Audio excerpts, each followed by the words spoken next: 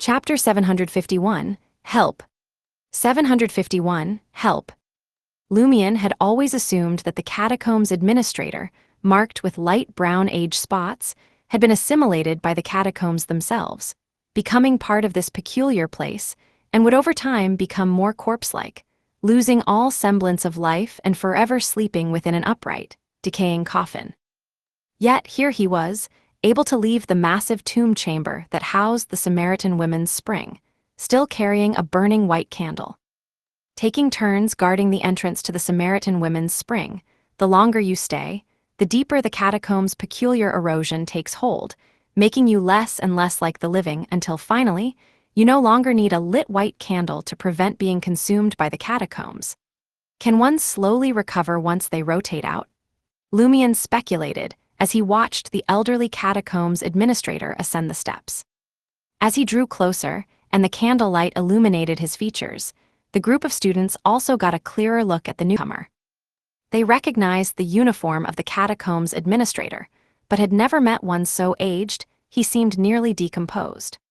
His face, speckled with light brown age spots and his eyes black and icy, coupled with his faint, almost non-existent breath, instilled an involuntary fear in them, prompting them to huddle together for warmth and courage. With each soft step echoing, the elderly caretaker stopped at the entrance to the old ossuary. He then turned, casting his chilling gaze upon Lumion. "I need to speak with you," the catacombs administrator said in a hoarse, matter-of-fact tone. "Me, do we know each other? Plus, I came here on a whim, driven by impulse and didn't inform anyone of my plans. Why would you need to see me?" Lumion was taken aback, as were the university students. They hadn't expected this intriguing, skilled prankster to be acquainted with such a frightening catacombs administrator. Had he really explored the catacombs so often that he had befriended the administrators? Perplexed, Lumion stood up and followed the elderly administrator to the side of the entrance to the old ossuary.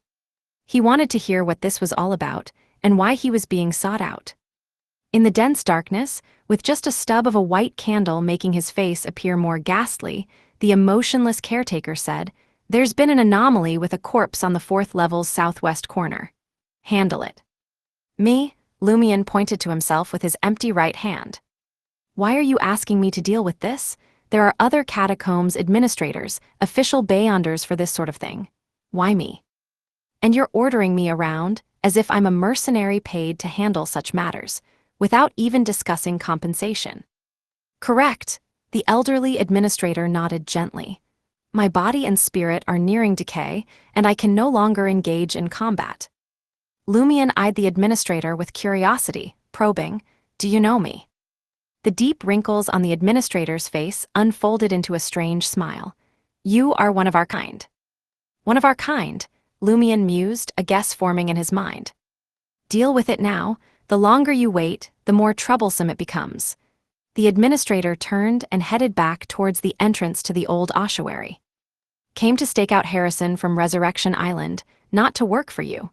Lumion muttered silently, his curiosity piqued as he followed the more corpse-like than living administrator down the stone steps. During this, he flashed a smile and waved at the students, frightening them into silence. None dared to respond. Once Lumion and the elderly administrator's figures had disappeared deep into the stone stairway, with only a flicker of candlelight remaining, the students finally relaxed and exhaled in relief. That guy really knew the catacombs administrator well. He must be extremely familiar with this place. Were the rumors he shared actually true? Recalling Lumion's description of the dorm anomalies and the consequences of extinguishing a candle, the students shivered in unison, pulling their candles closer to their bodies. Descending layer by layer, past Francois' tomb and the Blood Order Hall, Lumion followed the old administrator, quickly reaching the southwest corner of the catacomb's 4th level. Using the remaining third of his white candle, Lumion saw a giant skeleton, about 3 to 4 meters tall, composed of bones from different corpses and shaped like a human with 7 or 8 heads, all eye sockets dark, void of any colored flame. At that moment, the giant skeleton was opening tomb doors, extracting sharp bones, and adding them to its massive bone sword. The candlelight spread only slightly, illuminating the area minimally as darkness flowed like water, bringing an indescribable chill and horror. Even without getting close, Lumion involuntarily felt fear and resistance, as if he were walking towards death. His blue eyes darkened to iron black, reflecting the ghastly pallor of the aberrant skeleton. Deep within its chest, it felt as if he had to cleave through layers of white bones to reach it. "You see it, take care of it," the old caretaker commanded again, as if ordering a subordinate. "What abilities does it have?" Lumion wasn't averse to lending a hand. He had just acquired a powerful item and was eager to use it, but he couldn't just rush into battle without understanding the monster's capabilities and planning his strategy. The candle in the administrator's hand was now just a stub, its dim flame stubbornly clinging on. He shook his head and said, "I'm not sure, but it's being suppressed by the catacombs, unable to show much of its potential. Once it gets dark outside, we might not have that advantage. We must clear it out now." "The catacombs are suppressing it," Lumion mused aloud. "How often have these anomalies occurred recently? Is it frequent?" "It's normal, once or twice a month," the elderly catacombs administrator replied in a raspy voice. "Even if it's broadly sealed, some abnormalities still occur. That's similar to other areas of the underground Trier." As Lumion was about to ask more questions, the giant, mud and mold-covered skeletal aberration seemed to notice them, suddenly turning around and raising its massive bone sword. The surface of the giant sword burst into pale white flames. Thud, thud, thud. The skeleton with several heads moved stiffly, but quickly charged toward Lumion and the catacombs administrator. The surrounding darkness surged over, bringing with it a bone-chilling cold and a terror that seemed to reach into their souls. Without hesitation, Lumion reached into the traveler's bag and grasped the sword of courage. A warm rush quickly spread through his body. "What's there to fear? Fight, fight, fight." Lumion drew the iron-black greatsword and charged toward the giant skeleton and its terrifying bone sword. Then he swung the sword of courage upwards. A bright white flame, with a hint of blue, burst forth from the blade. Bang! The iron-black greatsword collided with the bone sword, made of numerous sharp bones, in midair. Lumion's knees bent as his feet sank into the mud. The skeleton's force was immense, and the bright white-blue flames tangled with the pale white flames, mutually extinguishing each other. Lumion was not afraid. His eyes excited, he tightened his thighs, straightened his knees, and advanced rather than retreated, slashing with his iron-black greatsword toward the colossal creature. The bone sword responded with the force of a falling boulder. Boom! The collision triggered a violent explosion, and the fierce shockwave, carrying the bright white-blue flames, struck the giant skeleton's surface, pushing it back 2 steps. Lumion pursued, slashing again with the sword of courage. Rumble, rumble, rumble. With each clash of the huge swords, and in every massive explosion, a large number of bones fell from the skeleton, charred, and even the bone sword itself thinned significantly. Finally, Lumion broke through its defense, cleaving into its chest with one strike. Boom! The bright white-blue fireball expanded there, penetrating its entire body. The giant skeleton froze instantly. Crash collapsed entirely, like a stacked block castle knocked over. Lumion withdrew his iron-black greatsword, turned halfway to the elderly catacombs administrator, and smiled, saying, "Neutralized." As he spoke, he returned the sword of courage to the traveler's bag. Just after this action, Lumion suddenly sobered up. Was that it?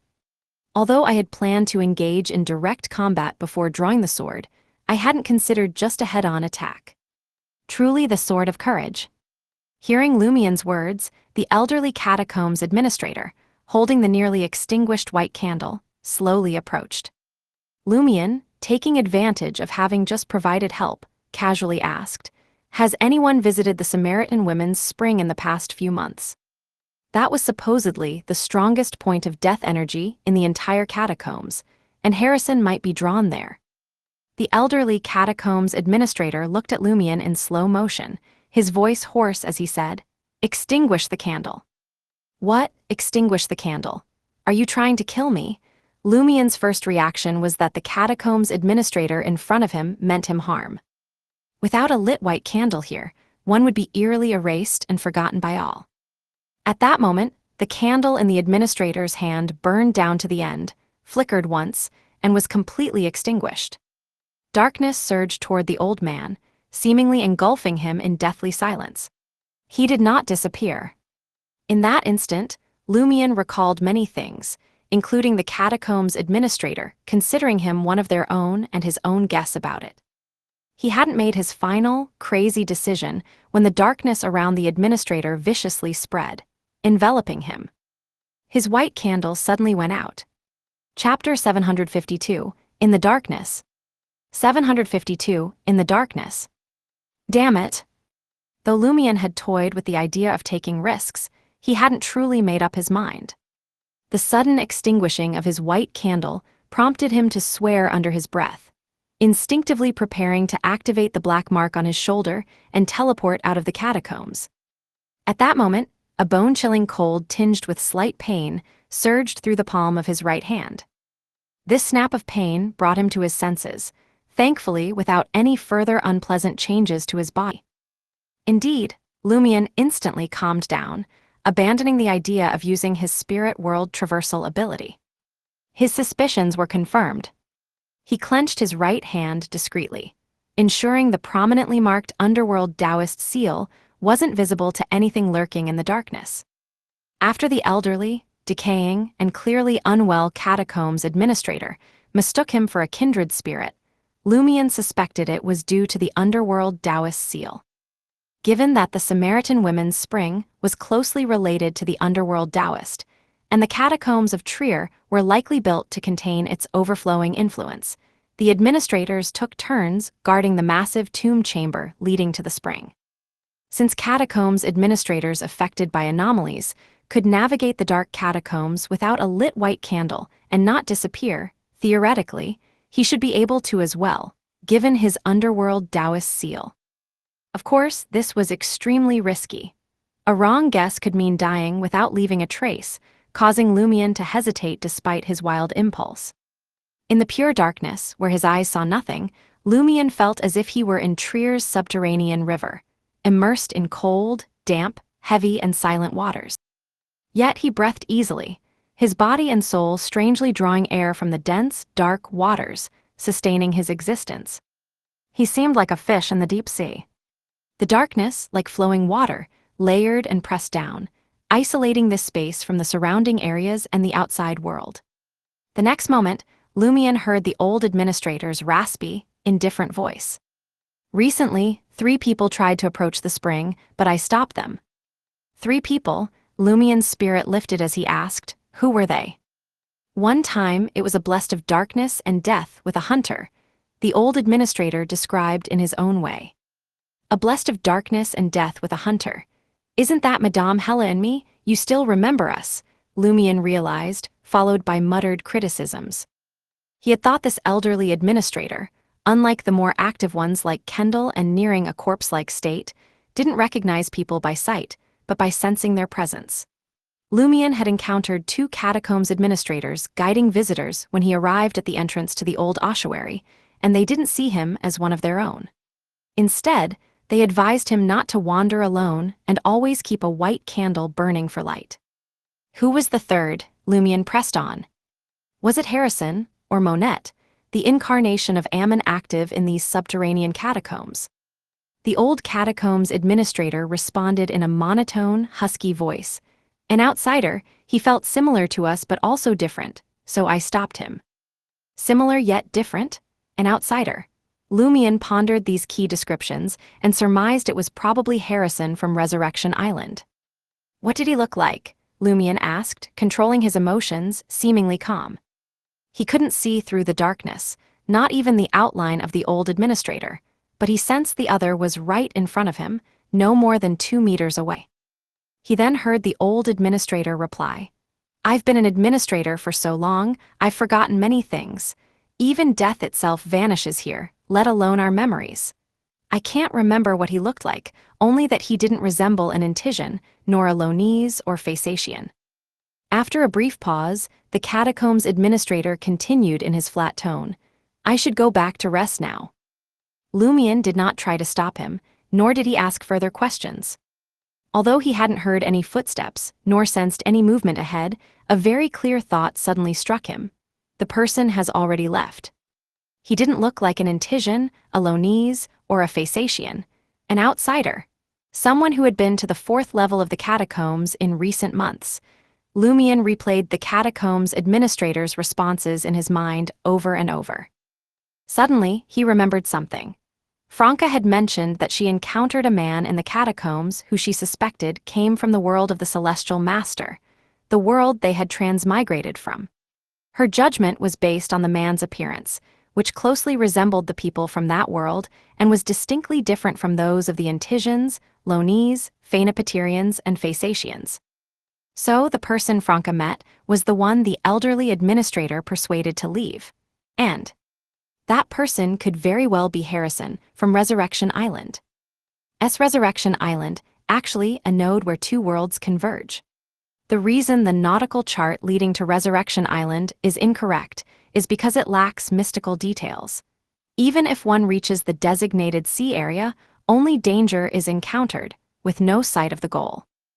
This would nicely explain Franca's divination result that the chart is genuine, and why adventurers have failed to locate Resurrection Island. The charts are indeed accurate, but they don't record the method to open the island's door. If this is the case, there should be a deeper explanation for why Franca and the others were transmigrated, and for the purpose of the Resurrection Islanders appearing on the North and South continents. The good thing now is, Franca has seen someone who might be Harrison and has drawn a corresponding portrait through a ritual, which will help us in our future search. Franca and Jenna's exploration yielded quite a lot of crucial information about many important matters, filled with a sense of being arranged. This might not have been that entity's doing, but it's highly likely related to Monette, who often haunts this place. Lumion was particularly puzzled about why the true creator, or Ammon, valued this matter so much. Their previous help was mainly about combating the evil gods beyond the barrier and didn't involve issues from another world. Would that celestial worthy be counted as one of the evil gods beyond the barrier? Does he come from the Celestial Master's world? Is this also considered a part of the evil god's invasion? Lumion speculated briefly before pondering another question: whether to inform Franca, 7, Madame Hella, and other members of the curly-haired baboons' research society about this. Lumion could already picture what would happen. Including Franca, some members of the curly-haired baboons' research society would desperately set out to sea, searching for Resurrection Island marked on the sea chart, failing to find the island, but finding it being even more dangerous. But Lumion preferred to see Franca remain as she was, conflicted about her gender, but generally happy. After a moment of silence, Lumion laughed a bit out of character, whispering self-mockingly in the environment like the dark depths of the sea. Would you avoid seeking a way to resurrect Auror because of danger and others' expectations? Would you give up resisting because of danger and others' expectations? Would you refuse to merge with the bloodline of Umbella because of danger and others' expectations? No. Lumion made up his mind and began to focus on his surroundings. He couldn't see anything but faintly sensed figures wandering in the darkness, felt hands reaching out to him, grabbing his arms, ankles, neck, and body, yet not having any tangible effect. No, there was one thing: Lumion felt distinctly colder, to the point where, with the physical traits of a reaper, he almost couldn't help but constrict his pores and shiver lightly. He also heard faint, painful, despairing cries, but couldn't discern their specific directions. Are these the people who vanished in the catacombs before? Lumion tried to listen closely, to find one or two of the missing, to understand their current state, but it was to no avail. Suddenly, he shivered. The cold and the dead silence seeped into his mind. His thoughts became slightly sluggish, and his memories of certain things grew a bit fuzzy. The Underworld Taoist seal just prevents me from disappearing on the spot, from even dying without a trace, but it can't stop me from being slowly eroded by the abnormalities here, like those catacombs administrators. And my erosion is clearly faster than theirs. Lumion snapped a flame into existence, lighting the white candle in his hand. The darkness, cold, weight, silence, and dampness retreated as the light spread. Lumion glanced at the candle in his hand, nodding and muttering to himself. I just interpreted the Underworld Taoist's seal as a kind of alternative white candlelight, but now it seems they're not the same, fundamentally different. One stems from an anomaly being sealed, the other leverages the power sealing this place. As thoughts swirled, Lumion, holding the burning white candle, made his way back along the original route. Upon returning to the entrance of the old ossuary, he saw that the few university students who had been there were gone. Scared off just like that, Lumion scoffed softly, leisurely leaving the catacombs and returning to Place du Purgatoire. In the Quartier de la Cathédrale commémorative, apartment 702 on 9 Rue Orsay. Franca, who was about to go out to gather information on the mirror people, saw Lumion again. You're here again, it's the third time today, the Demoness of Pleasure asked, her lips twitching slightly. Chapter 753, Rational Franca. 753, Rational Franca. Facing Franca's probing, Lumion raised an eyebrow and said, I've again come across something important that I need to tell you. Franca eyed Lumion suspiciously, unsure whether he was playing a prank or had actually discovered something new. Given the frequency of his discoveries, it seemed a bit much, didn't it?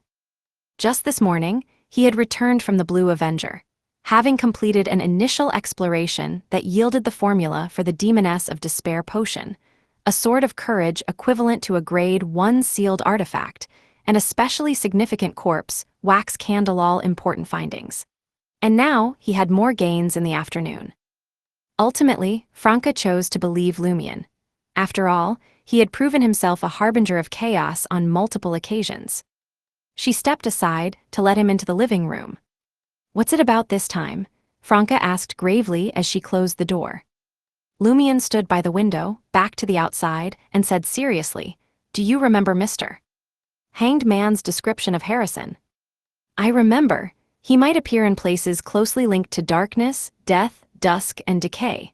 Franca replied, the oppressive atmosphere stifling her usual retort of not having forgotten what was discussed just that morning.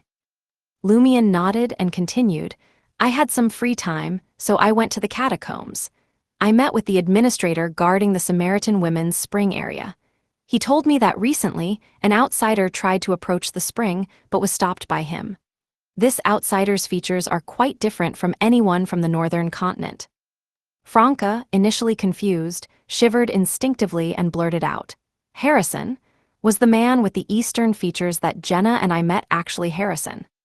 She immediately recalled her and Jenna's adventure at the Crismona Night Pillar. In her urgency, she replaced the more complex description of non-North Continent-bearing features with Eastern features. It's very likely, Lumion nodded slowly. Franca was taken aback. Resurrection Island, Resurrection Island. Her lake blue eyes sparkled with excitement and anticipation. She asked for confirmation. Could Resurrection Island be a node where the two worlds converge? Even if it's not, it's probably closely related to your world, Lumion said, not wanting to dampen her spirits. Franca paced back and forth excitedly, then wailed, Why didn't I recognize him then? Why didn't I capture him? Now he's gone and we don't even have a starting point. The Eternal Blazing Sun Church is too slow, not a single piece of feedback. After Franca vented her frustration, Lumion calmly said, You can't blame Seven and the others for being slow. Harrison might no longer be in Trier. Franca pondered aloud. I'll announce this at the Research Society, meeting so members in different areas can watch out for anyone resembling Harrison. Before Lumion could caution her, Franca muttered to herself, I'll tell them not to seek the island until we find Harrison and obtain detailed information about Resurrection Island. It's too dangerous. If they spot Harrison, they shouldn't rush to recognize him or approach him. Pretend they haven't seen him and notify President Gandalf, the chairman, Madame Hella, and us. Lumion listened intently and then playfully complimented her. I thought you'd be too excited to think straight. But surprisingly, you, who usually seem carefree and not too thoughtful, have considered everything quite thoroughly. Franca wasn't provoked. She replied with a smug grin, What do you call that? La a quarter doin is never muddled in major matters. If I have to think hard all the time, wouldn't that negate the point of relaxing? That made some sense. Lumion asked, puzzled. Who's La a quarter doin? No need to know, Franca answered decisively. Lumion guessed the reason and didn't press further, simply nodding. We'll share this at the gathering in 2 days. Franca hummed in agreement, then her excitement and joy vanished, her body trembling slightly. What's wrong? Lumion asked with concern. Franca pressed her lips together, speaking softly. I'm excited about the truth and what the future might hold, but I'm also afraid it won't meet my expectations. I'm scared of facing an answer I can't handle. After speaking, Franca leaned on the windowsill as if drained of strength. Lumion offered no comfort, his look one and the same as that Madam Magician had when she looked at him: pity. He too feared that the hope for resurrection he so desperately pursued might just be an unattainable illusion. After a moment, Lumion asked, Want to have a drink? Sure, Franca responded with a complex smile. Getting drunk might help me forget these worries. Ah, typical brotherly comfort, offering a drink. 2 days later, Franca met with Demoness of Black Claris at a hunting ground on the edge of the East Logness Forest, as agreed.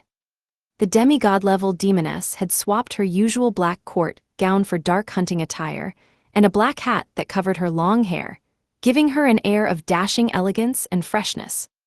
Compared to her previously melancholic beauty, Madame Claris now radiated a different kind of allure, equally captivating and splendid. Franca eyed the Demoness of Black with appreciation, suppressing the desires that instinctively arose, and relayed the intelligence on the mirror people that Seven had provided in detail. Claris nodded gently, her smile bright as she took a wooden, burgundy-colored briefcase from her horse. This is your reward, said the Demoness of Black as she handed the case to Franca. Franca did not hesitate, thanking her as she unlatched the metal fasteners and opened the modest-sized wooden briefcase. Inside, the case was divided by pristine ice blocks showing no signs of melting, each compartment containing a bat's head with colorful markings, a gallbladder oozing blood and green bile, a bifurcated tail covered with sleek, sinister scales, and 2 types of dark red blood in glass vials. Affliction's main ingredient and most of the supplementary ingredients are here. If you're not ready to advance, don't try to break the ice I've crafted. That would only infect the bearer with various diseases and lead to a slow death, warned the Demoness of Black. Thank you, Madame. Franca quickly counted what supplementary ingredients were still needed. All that was missing was the fairly common Enfinitas eucalyptus. Demoness of Black Claris commented, You're very efficient and effective in your tasks. Perhaps in another year or 2, you'll be ready to attempt opening the gate to godhood. But then, we won't reward you with the formula and ingredients for despair. Instead, we'll inform you of the advancement ritual in advance. Once you're nearly ready, we'll simply give you the despair potion. Is this to prevent high-sequence potion formulas from being leaked?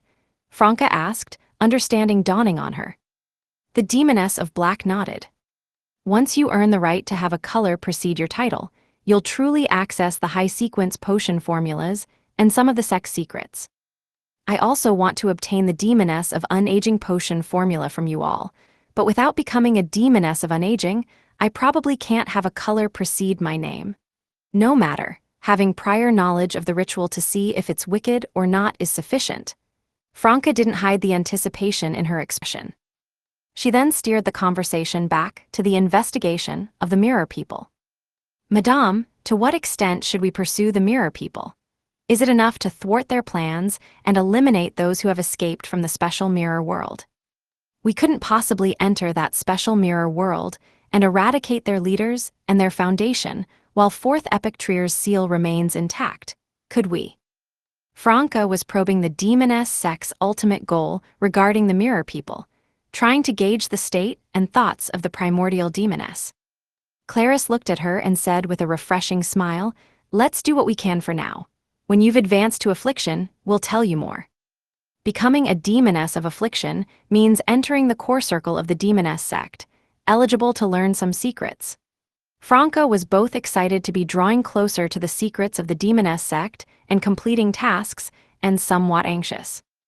Late at night, in a quarry cave in underground Trier.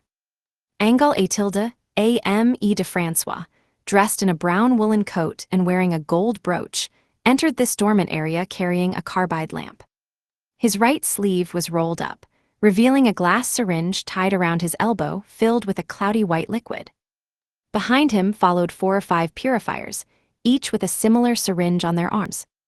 Surrounded by the purifiers were 4 tall iron-gray steam robots, responsible for carrying an item over 2 meters long and about 6 feet wide.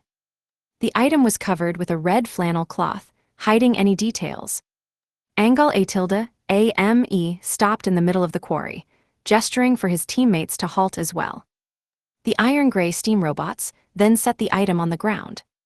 As the flannel cover was lifted, a beautifully crafted, classical-looking bed was revealed, making Angel Atilde, A.M.E.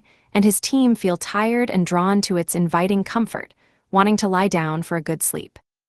Angel Atilde, A.M.E. quickly looked away, and, using the hand holding the carbide lamp, pushed the plunger of the syringe, injecting more of the liquid into his body. Following similar actions from the other purifiers, a figure in a black nun's outfit suddenly emerged from the other side of the quarry. Chapter 754, 2 Spirits. 754, 2 Spirits. When the feminine silhouette emerged from the darkness, Angel Atilde, A.M.E. and his companions instantly tensed up. They were still unsure how to make the humanoid sealed artifact move towards the bed on its own. They could only hope that the bed, also a Grade 1 sealed artifact, would exert its allure to entice beings to lie upon it. Of course, the Eternal Blazing Sun Church wouldn't send merely a team of highest-ranking purifiers for a transaction involving a Grade 1 sealed artifact. Undoubtedly, a demigod was overseeing from the shadows, but in the event of an incident, how many could be saved from the clash of 2 Grade 1 sealed artifacts was an uncertainty. As soon as the somber yet serene-looking woman appeared, she moved toward the elegant, classical bed as if summoned or commanded. Angel Atilde, A.M.E. and the others remained perfectly still, almost like statues, fearing any sudden movement might startle their target and hinder the positive development of the situation. Finally, the figure in the black nun's attire lay down on the bed. She yawned slightly, then closed her eyes, her whole being radiating profound exhaustion, as if she had spent her life's energy. She fell asleep. Several purifiers stepped forward, placing their differently colored leather cases on the ground. They then pulled up the red flannel cloth to cover both the humanoid sealed artifact and the classical bed together. The iron-gray steam robots also set down another leather case they were carrying. They lifted the bed and, along with the purifiers, left the quarry at a measured pace. Soon, only Angel Atilde, A.M.E., and the 9 cases on the ground behind him remained.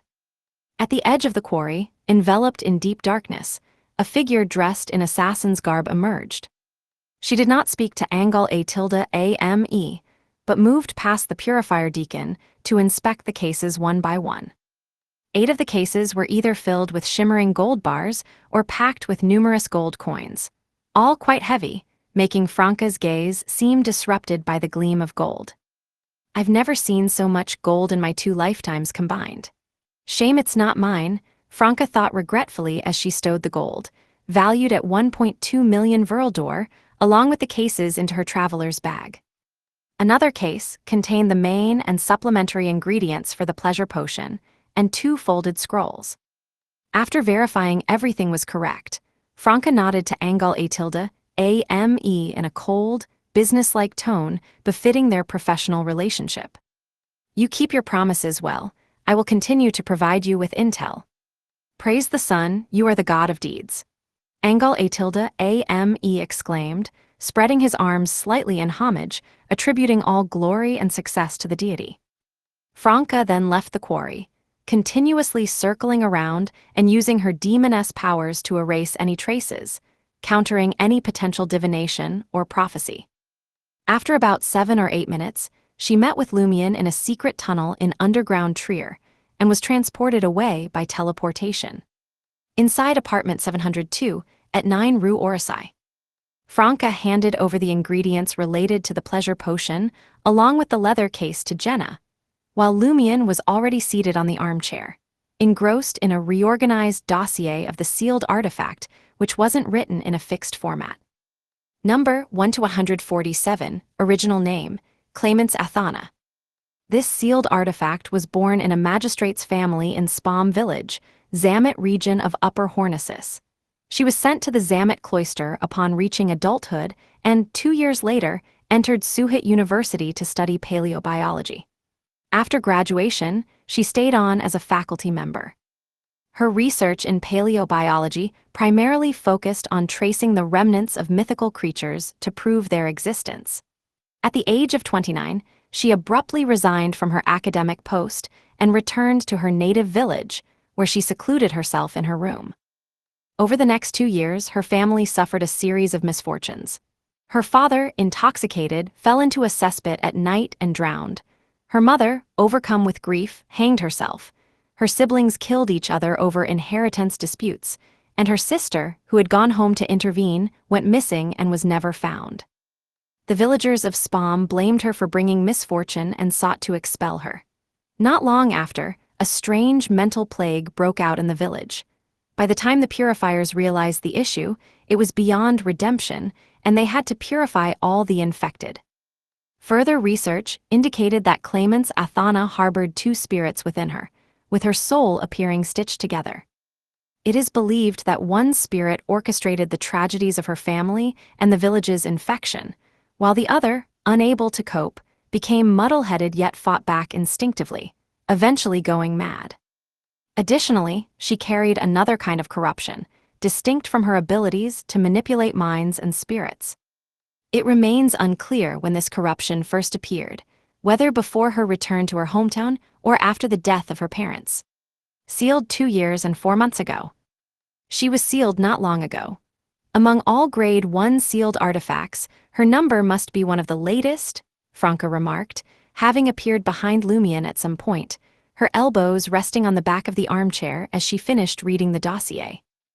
Lumion chuckled softly after a pause. Perhaps one day, this will be my fate. He could faintly sense Claimant's Athana's struggle and resistance, but she ultimately failed and became a monster. Franca opened her mouth, unsure of what to say. After a few seconds, she patted Lumion on the shoulder and said, "Look on the bright side, in the grand scheme of things, we're all going to die. What matters is what we do on the path to death." Lumion folded up the dossier, nodded solemnly and responded, "Until death." At 10 p.m., in the ancient and dilapidated palace of the nation of the Evernight, members of the Curly-Haired Baboons Research Society materialized in various locations. Franca immediately spotted Seven, who was wearing the lion headgear.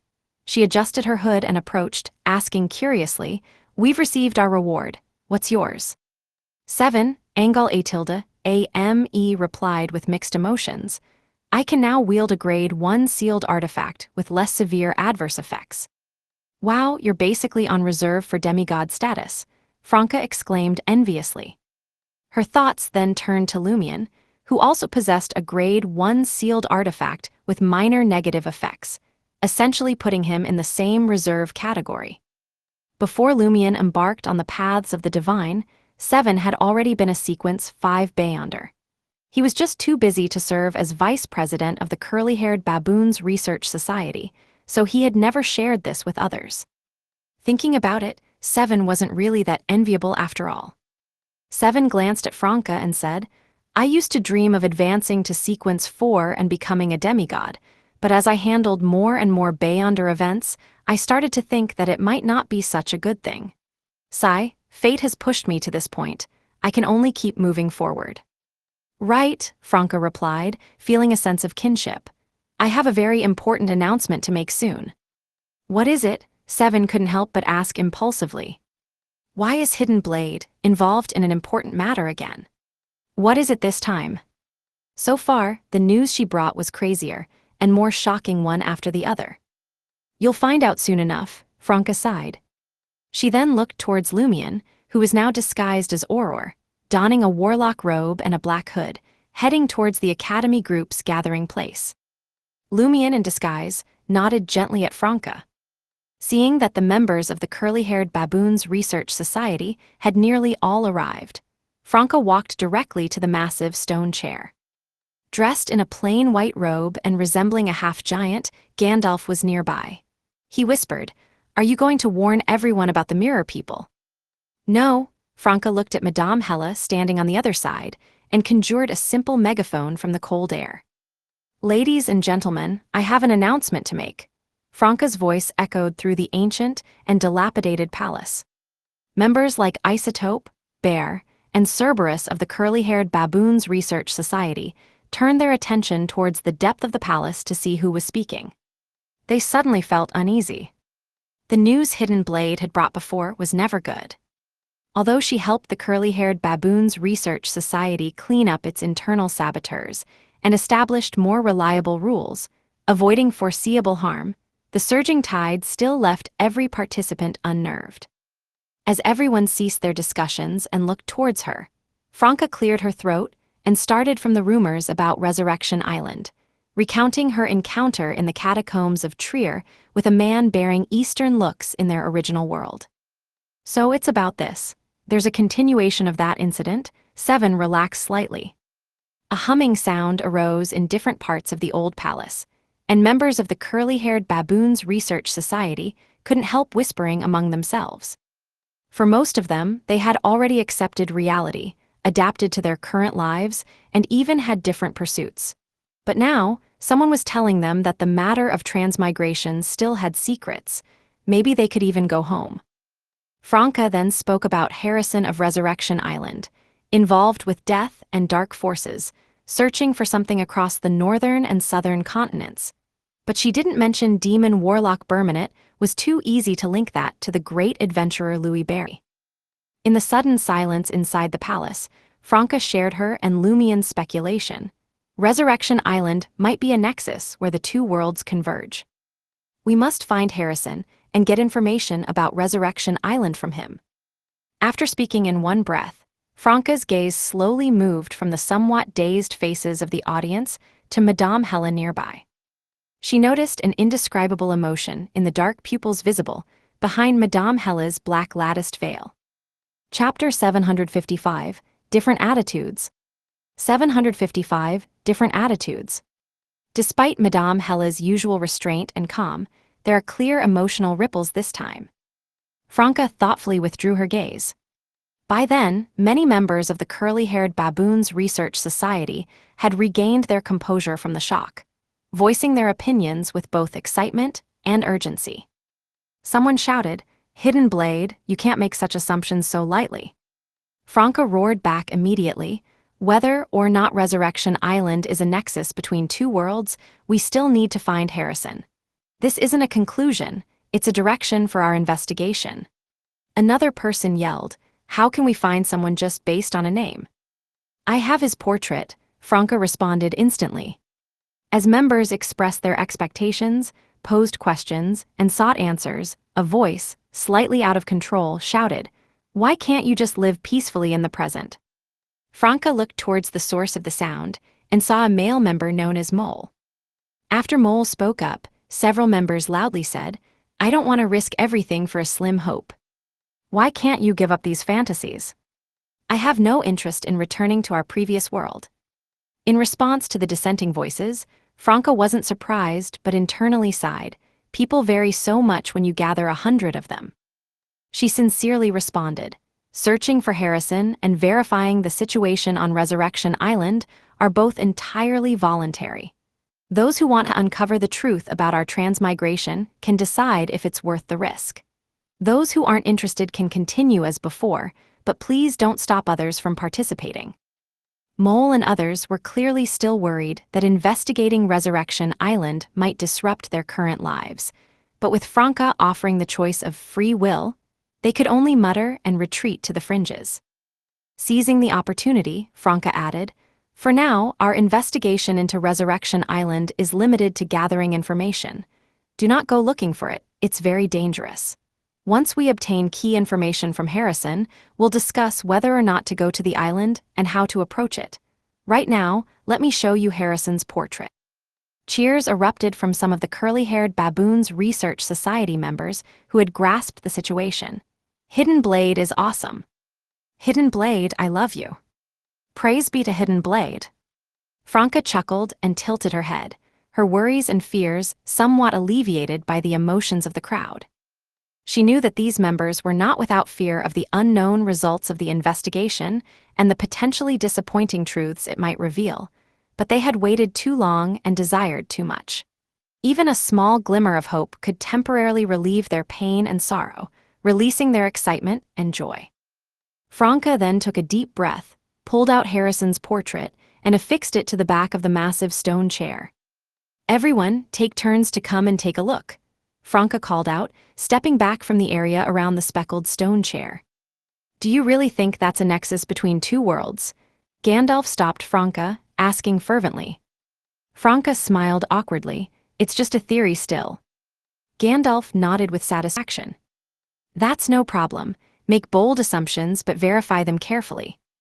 What, in your opinion, is the relationship between Resurrection Island and our world?" Franca asked Gandalf, both hopeful and nervous. Gandalf chuckled. "I don't have any predetermined conclusions yet. I need more information to study." Franca glanced around and lowered her voice. She shared the existence of the Samaritan women's spring, underworld Taoist, and celestial master with President Gandalf, whom she and Lumion had decided to inform before attending this meeting previously. They had only shared this with Hela. After all, they had worked together in the real world before. Gandalf listened attentively and made a judgment. The relationship between the two worlds might be closer than we anticipated. The phenomenon of transmigration may have started even earlier. Before Hidden Blade Franca could respond, the president of the curly-haired Baboons Research Society mused to himself. "With so many signs and traces, it's incredible we haven't encountered them, while you frequently do. This probably requires your praise for the true creator." Franca barely held back a sarcastic remark. After parting from the half-giant Gandalf, she was cornered by the tall Seven. "We've yet to find the person who might be Harrison," Seven simply reported on the previous person-finding efforts. "Maybe he's no longer in Trier." Franca refrained from complaining about the purifier's inefficiency. She glanced at Seven in lion headgear and cautiously asked, "Would you want to return to our original world?" Seven paused for a few seconds before replying, "Of course, but I'm afraid everything has changed. Although the era from which Emperor Roselle transmigrated isn't far from ours, if we return now, we'd only miss a few days of life. No one has gone back yet, so we can't be certain. Maybe the rules for coming and going are fundamentally different." Franca fell silent. Seven glanced at Gandalf sitting on the steps, scribbling in a notebook, and asked Franca, "What did you discuss with the president?" He seemed quite stirred. Franca, managing her emotions, took the opportunity to share with Seven what she had told Gandalf.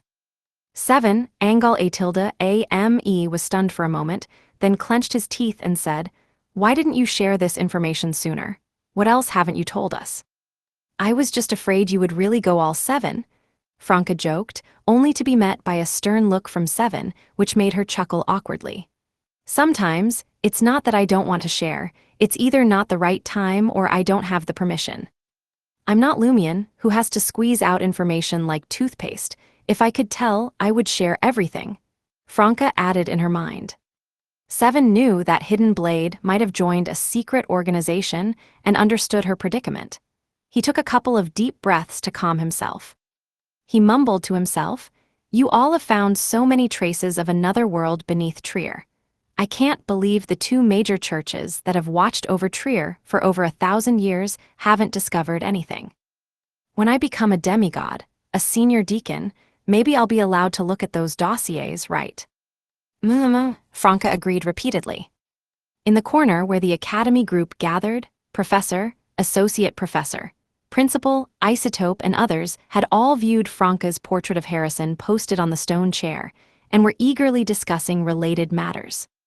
A woman with the periodic table painted on her face in washable paints asked those around her, "If we really find a way and a path back to our world, would you want to return?" Professor and associate professor looked at each other and said, If we can bring our children without having to leave anyone behind, we definitely hope to go back. Principal, suspected of being a sanguine, laughed. If I could keep my Beyonder abilities, then I'd be willing to go back. Isotope, with fake heads on each shoulder and wearing a mannequin headgear, chuckled. I have no attachments or affairs that a mere modern life could replace with the sense of accomplishment I've gained in this world. I don't want to go back. What about you, Muggle? Asked Periodic Table, turning to the quietly listening Lumion. Lumion paused for a moment and said in the voice of Auror, That's the place I long for day and night. But I'd also like to take some people who are close to me with me. After much discussion, the topics of going home and Resurrection Island finally cooled down, and as everyone naturally fell silent, Lumion lifted his beautifully curved chin and looked around, asking, Does anyone know someone from the Moses Ascetic Order?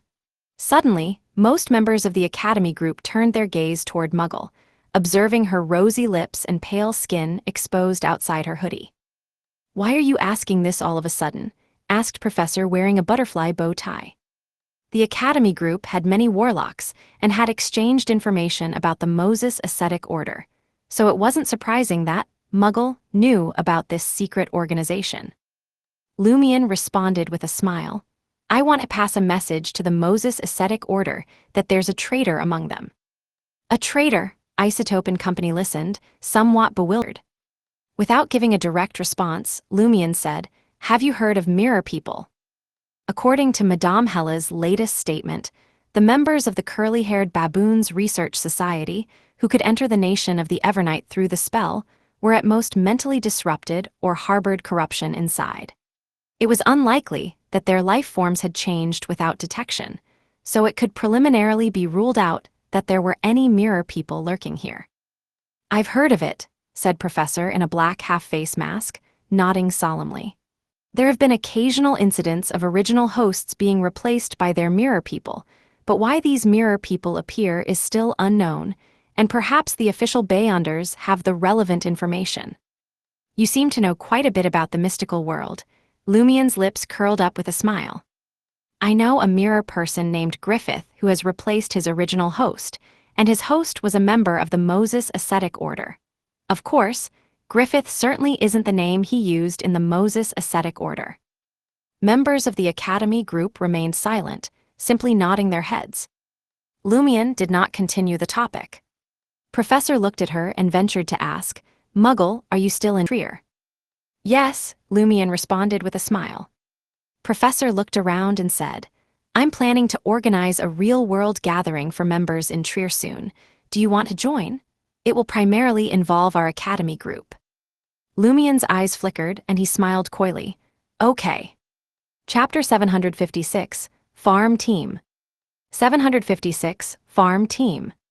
After finalizing the details of the real-world gathering through Madame Hella's messenger, including the time, place, password, and method of the meeting, Lumion quietly listened to the members of the Academy group exchanging ideas, occasionally joining in the discussion. With his current mastery of mysticism, he no longer needed to hide his ignorance. After a while, Lumion asked if anyone had the potion formula and related ingredients for the Harvest Priest, but the answer was no. He then walked over to another group near the ancient palace's gate. Called the Farm, it was a group of curly-haired Baboons Research Society members who enjoyed planting and accumulating wealth. Lumion had once overheard their everyday conversations about how many hectares they had purchased, their plans to save for a ranch, their forest harvests, the effectiveness of their compost, the Church of Earth Mother's batch of modified wheat seeds suitable for arid regions, their growing savings, and how work brought them joy. After that, Lumion never eavesdropped again. As he approached the farm members, he smelled the earthy scents of soil, fertilizer, grass, grains, and livestock. A familiar and comforting aroma that transported him back to Cordu village, back to his sister's side. The experienced Lumion instantly became alert. This reminds me of life in Cordu for one thing, but on another level, the acts of farming, herding, and harvesting resonate with the Umbella bloodline within me. The goddess of harvest is indeed living up to her name, as expected of the Great Mother's child of God. Lumion quickly figured out the reason. Although consuming the remnants of Umbella's umbilical cord hadn't enhanced his powers or abilities, it had attracted the Great Mother's gaze, allowing creatures she had created or blessed to sense his bloodline, though it hadn't been without effect. Umbella's residual bloodline subtly altered his perceptions of certain things, indirectly affecting his psyche. As Lumion listened to the farm group members discussing, he keenly observed each person's reactions. Although only creatures lacking necessary intellect would mistake him for a child of the Great Mother, those who had received the Great Mother's boons or were directly created by her could sense the Umbella bloodline in him, though they wouldn't misidentify him. This would help Lumion determine, through any unusual reactions among the farm group members, whether they covertly worshipped the Great Mother. After a few minutes, Lumion tentatively confirmed that none of the curly-haired baboons' research society members in this area were problematic. He then mimicked Auror's voice when she pressed her voice down, looked around, and asked, "Does anyone have the Harvest Priest's potion formula or related ingredients? If you're unwilling to disclose the formula, you could sell me a ready-made Harvest Priest potion." "Muggle, I thought you were a warlock," a farm group member called Breeder Master asked, puzzled. He was tall with a rugged, wild demeanor, and wore a primitive tribal mask made from animal fur. "I know someone who needs it," Lumion laughed, "and I thought I might make a small profit while helping out." Breeder Master further inquired, "You should know that a ready-made potion needs to be consumed quickly before it is absorbed by the container and becomes a sealed artifact with strong negative effects. Moreover, trading through Madame Hella's messenger would delay things. You have to drink it immediately upon receipt. Will there be no issues?" Madame Hella's messenger sure is busy, Lumion teased inwardly. No problem. After questioning and observing, he was sure that the doctor potion from Lugano had been fully digested. This was a doctor who had treated an angel and fake angel. After Ludwig was brutally beaten by Loki, it was Lugano who had treated and healed his wounds. Lumion himself had received Lugano's treatments on multiple occasions. After contemplating for a moment, Breeder Master said, 20,000 gold risat for a ready-made Harvest Priest potion. It's pricier than just buying the ingredients separately, but we have to respect intellectual property rights. Normally, I'd charge between 30,000 and 35,000, but since we're all members of the society. About 40,000 Verldor, Lumion nodded slightly in agreement. No problem. He already had 19,000 gold, risat in bills and coins on him, so he made an upfront payment of 10,000, agreeing to pay the balance upon receipt of the potion. They brought in 7 from the sanctuary group to notarize the agreement. "Pleasure doing business," said Breeder Master with a smile to Muggle as he pocketed the deposit. He then turned to other members of the farm group and exclaimed, "Now I have the funds for more experiments. I've been studying those mushrooms created by the legendary druid Frank Lee. I find his philosophy intriguing and worth following. Given the myriad supernatural beings in this world, including Beyonders, why not merge the blood, flesh, milk of these beings with ordinary plants? Whether through hybridization or genetic modification, with the aid of mystical powers, it can be done relatively easily, and after several generations, the traits stabilize, resulting in plants with magical effects but no Beyonder characteristics." As Lumion listened, a strange unease began to form within him. He never felt this way, even when discussing death-related topics with the Purgatory group. The first time he heard the name Frank Lee was in the Cordu village dream, where an official Beyonder named Ryan mentioned a saying that circulated at sea. "I'd rather come face to face with pirate admirals or even kings than run into a bloke named Frank Lee." Later, when Lumion was at sea, he heard no rumors about Frank Lee, nor did he know if Ryan was exaggerating in the dream or if those who knew of Frank Lee's deeds dared not or chose not to mention him again. Sanctuary team. Franca looked towards a member nicknamed Someone and asked with a smile, "Weren't you looking for the Marauder Pathway Sequence 5 Dream Stealers Beyonder characteristic? Still need it. I just got one from a friend. If you don't want it, I'll go to an artisan to craft a mystical item with that Beyonder characteristic." Someone wearing an eye patch-style black half-face mask sized up Franca and replied, It seems your friend isn't you. I don't need it anymore, but wouldn't mind another. One flat rate, £5,000. That's about 120,000 Veraldor. Franca laughed and said, 200,000 Veraldor, not a coin less. Someone calculated for a moment and countered, 150,000 Veraldor at best, or forget it. Franca thought for a few seconds and said, you can pay in 2 installments, the first right now of 120,000 Veraldor, and the second of 60,000 within 3 months of receiving the Beyonder characteristic, secured by Seven's notarization to enforce the contract. Someone paused to think, then asked with a smile, aren't you worried I'll default after getting the Beyonder characteristic? A notary's notarization isn't foolproof, remember, I was once a renowned swindler. Franca smiled, who's better, you or Bard? Someone fell silent. Bard has already been dealt with by me and my comrades. Unless you're willing to give up a very useful trading platform over 60,000 Veraldor, I'm not worried about you defaulting. Your Beyonder characteristics are also quite valuable. Franca, who had mafia ties, made her intimidating remark as casually as discussing what's for dinner. It won't be long before I surpass him, replied someone after a few seconds. Deal. No rush, Franca said with a smile. The final payment must be in gold. In the following days, Lumion had no particular business and wandered around Trier, tracking several mirror people and looking for Harrison's whereabouts based on intelligence provided by Seven. He was supposed to collect a reward from Mr. K, but his heart resisted, and he kept delaying. Franca completed her transaction with someone from the Sanctuary group, receiving a down payment composed of bills and coins totaling £5,000. She also gave Jenna 15,000 Veraldor in bills, stipulating that the remaining payment of 60,000 Veraldor in gold belonged entirely to her.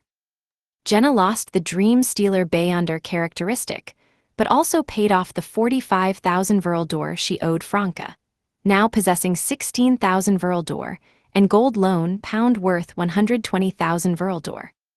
She had never been so wealthy before. She always knew that potion formulas and Beyonder characteristics were valuable and even knew their approximate price range, but she had never paid in full in one go nor truly sold any until now. Now, she was experiencing what it felt like to earn money like the pirate hunter J.M. and Sparrow. That evening, just as Lumion returned to his rented apartment, planning to change his clothes and muster the courage to see Mr. K, the wall lamp in his room suddenly tinged with eerie green and pale colors. They blended bizarrely together.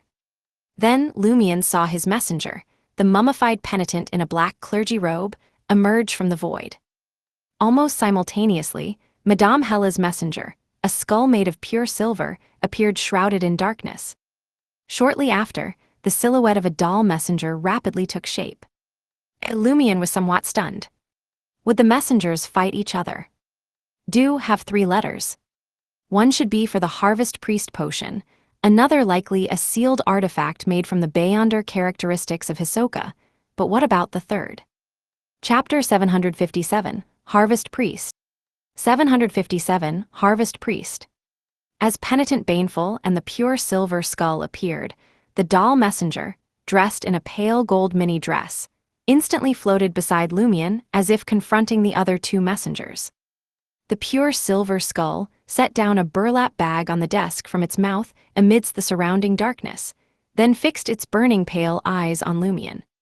Penitent Baneful dropped a folded letter and silently returned to the spirit world, vanishing from the room. Lumion wanted to take this opportunity to chat with his messenger about his past and ask about his relationship with the true creator. But given the circumstances, he had to suppress his curiosity and focus on the pure silver skull instead. Lumion picked up the burlap bag, which resembled a book bag, and pulled out an aluminum flask. Behind him, the doll messenger floated closer, curiously looking on. Lumion unscrewed the grayish-white flask to find a golden liquid inside, brimming with white foam. If it weren't for the lack of a malty scent, he would have thought it was beer. He took out a piece of paper from the burlap bag, written in ancient Fasak by Madame Hella. It is indeed the Harvest Priest potion.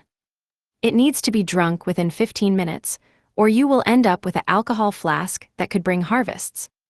Seeing that Madame Hella had helped with the identification, and there was a notarized contract in place, Lumion immediately took out the remaining 9,000 gold risat from his traveler's bag and the 1,000 gold risat notes he had exchanged in the last 2 days. This is the final payment. Lumion put the gold risat into the burlap bag and handed it to the skull made of pure silver. The pure silver skull bit down on the burlap bag, merged with the surrounding darkness, and disappeared in an instant. Lumion then turned his head and said with a smile to the doll messenger, "What's your take?" The doll messenger snorted. "I will surpass them eventually. I will become the first, no, the second most powerful messenger in this world." "Quite ambitious," Lumion replied, half seriously, half in jest. He wasn't surprised by the doll messenger's response. He already knew about the special nature of Penitent Baneful and the pure silver skull. The doll messenger then hurled a dark, translucent orb, resembling a crystal ball but more ethereal, towards Lumion, who easily caught it. Inside the bent, transparent barrier, a glossy black bone ring floated, its surface carved with the twisted, agonizing face of a demon, whose eyes contained 2 vague shadows. After letting the folded letter fall to the surface of the desk, the doll messenger also left Lumion's room. It is indeed a sealed artifact made from Hisoka's Beyonder characteristics. Lumion couldn't afford to check the artifact's effects and impacts right away, so he stored the dark transparent orb and the folded letter first, and then began to read the letter brought by his messenger. The letter was very brief. "7 of Wands, do you still remember your promise? We now need your help. If you don't have other important matters recently, please meet us at the following coordinates, where I will tell you the details." Knight of Swords. Knight of Swords needs help. Lumion came to a realization. In the incident of the Sea Prayer ritual, he had asked this minor arcana card holder, working under Ma'am Hermit, for help. At the time, he did not ask for a payment, but mentioned that he might need a bit of help if he went to the southern continent, to which he readily agreed. "Fortunately, I'm relatively free lately." Lumion put away the letter from the Knight of Swords, screwed the cap back on the grayish-white flask, and walked out of the room with it in hand. Lugano was cleaning up the plates and cutlery that Ludwig had left behind. "Your Harvest Priest potion has arrived," Lumion stated calmly. Lugano froze, a look of confusion washing over his face. After a few seconds, he pointed to the flask in his employer's hand and asked, "This?" "Yes, it looks more drinkable than the potions from the Hunter pathway," Lumion chuckled as he shook the flask. "You have 10 minutes to decide whether you want to drink it." 10 minutes, Lugano exclaimed, startled. Lumion nodded. "No, 8 minutes. If you haven't made up your mind in 8 minutes, I'll find a stray dog downstairs or catch a rat and feed it this potion. Don't I need to prepare mentally and physically?" Fear was written all over Lugano's face. "This seems too casual, doesn't it? This is a potion, after all." If his mental and physical state weren't right, he could either turn into a monster or die on the spot. "Only 7 minutes left now," Lumion reminded with a smile. "Your condition is fine, you just need to relax and remember that you are Ludwig's nanny and family doctor." "Is that really okay?" Lugano still couldn't believe it. 6 minutes, Lumion said coldly. Lugano was stunned.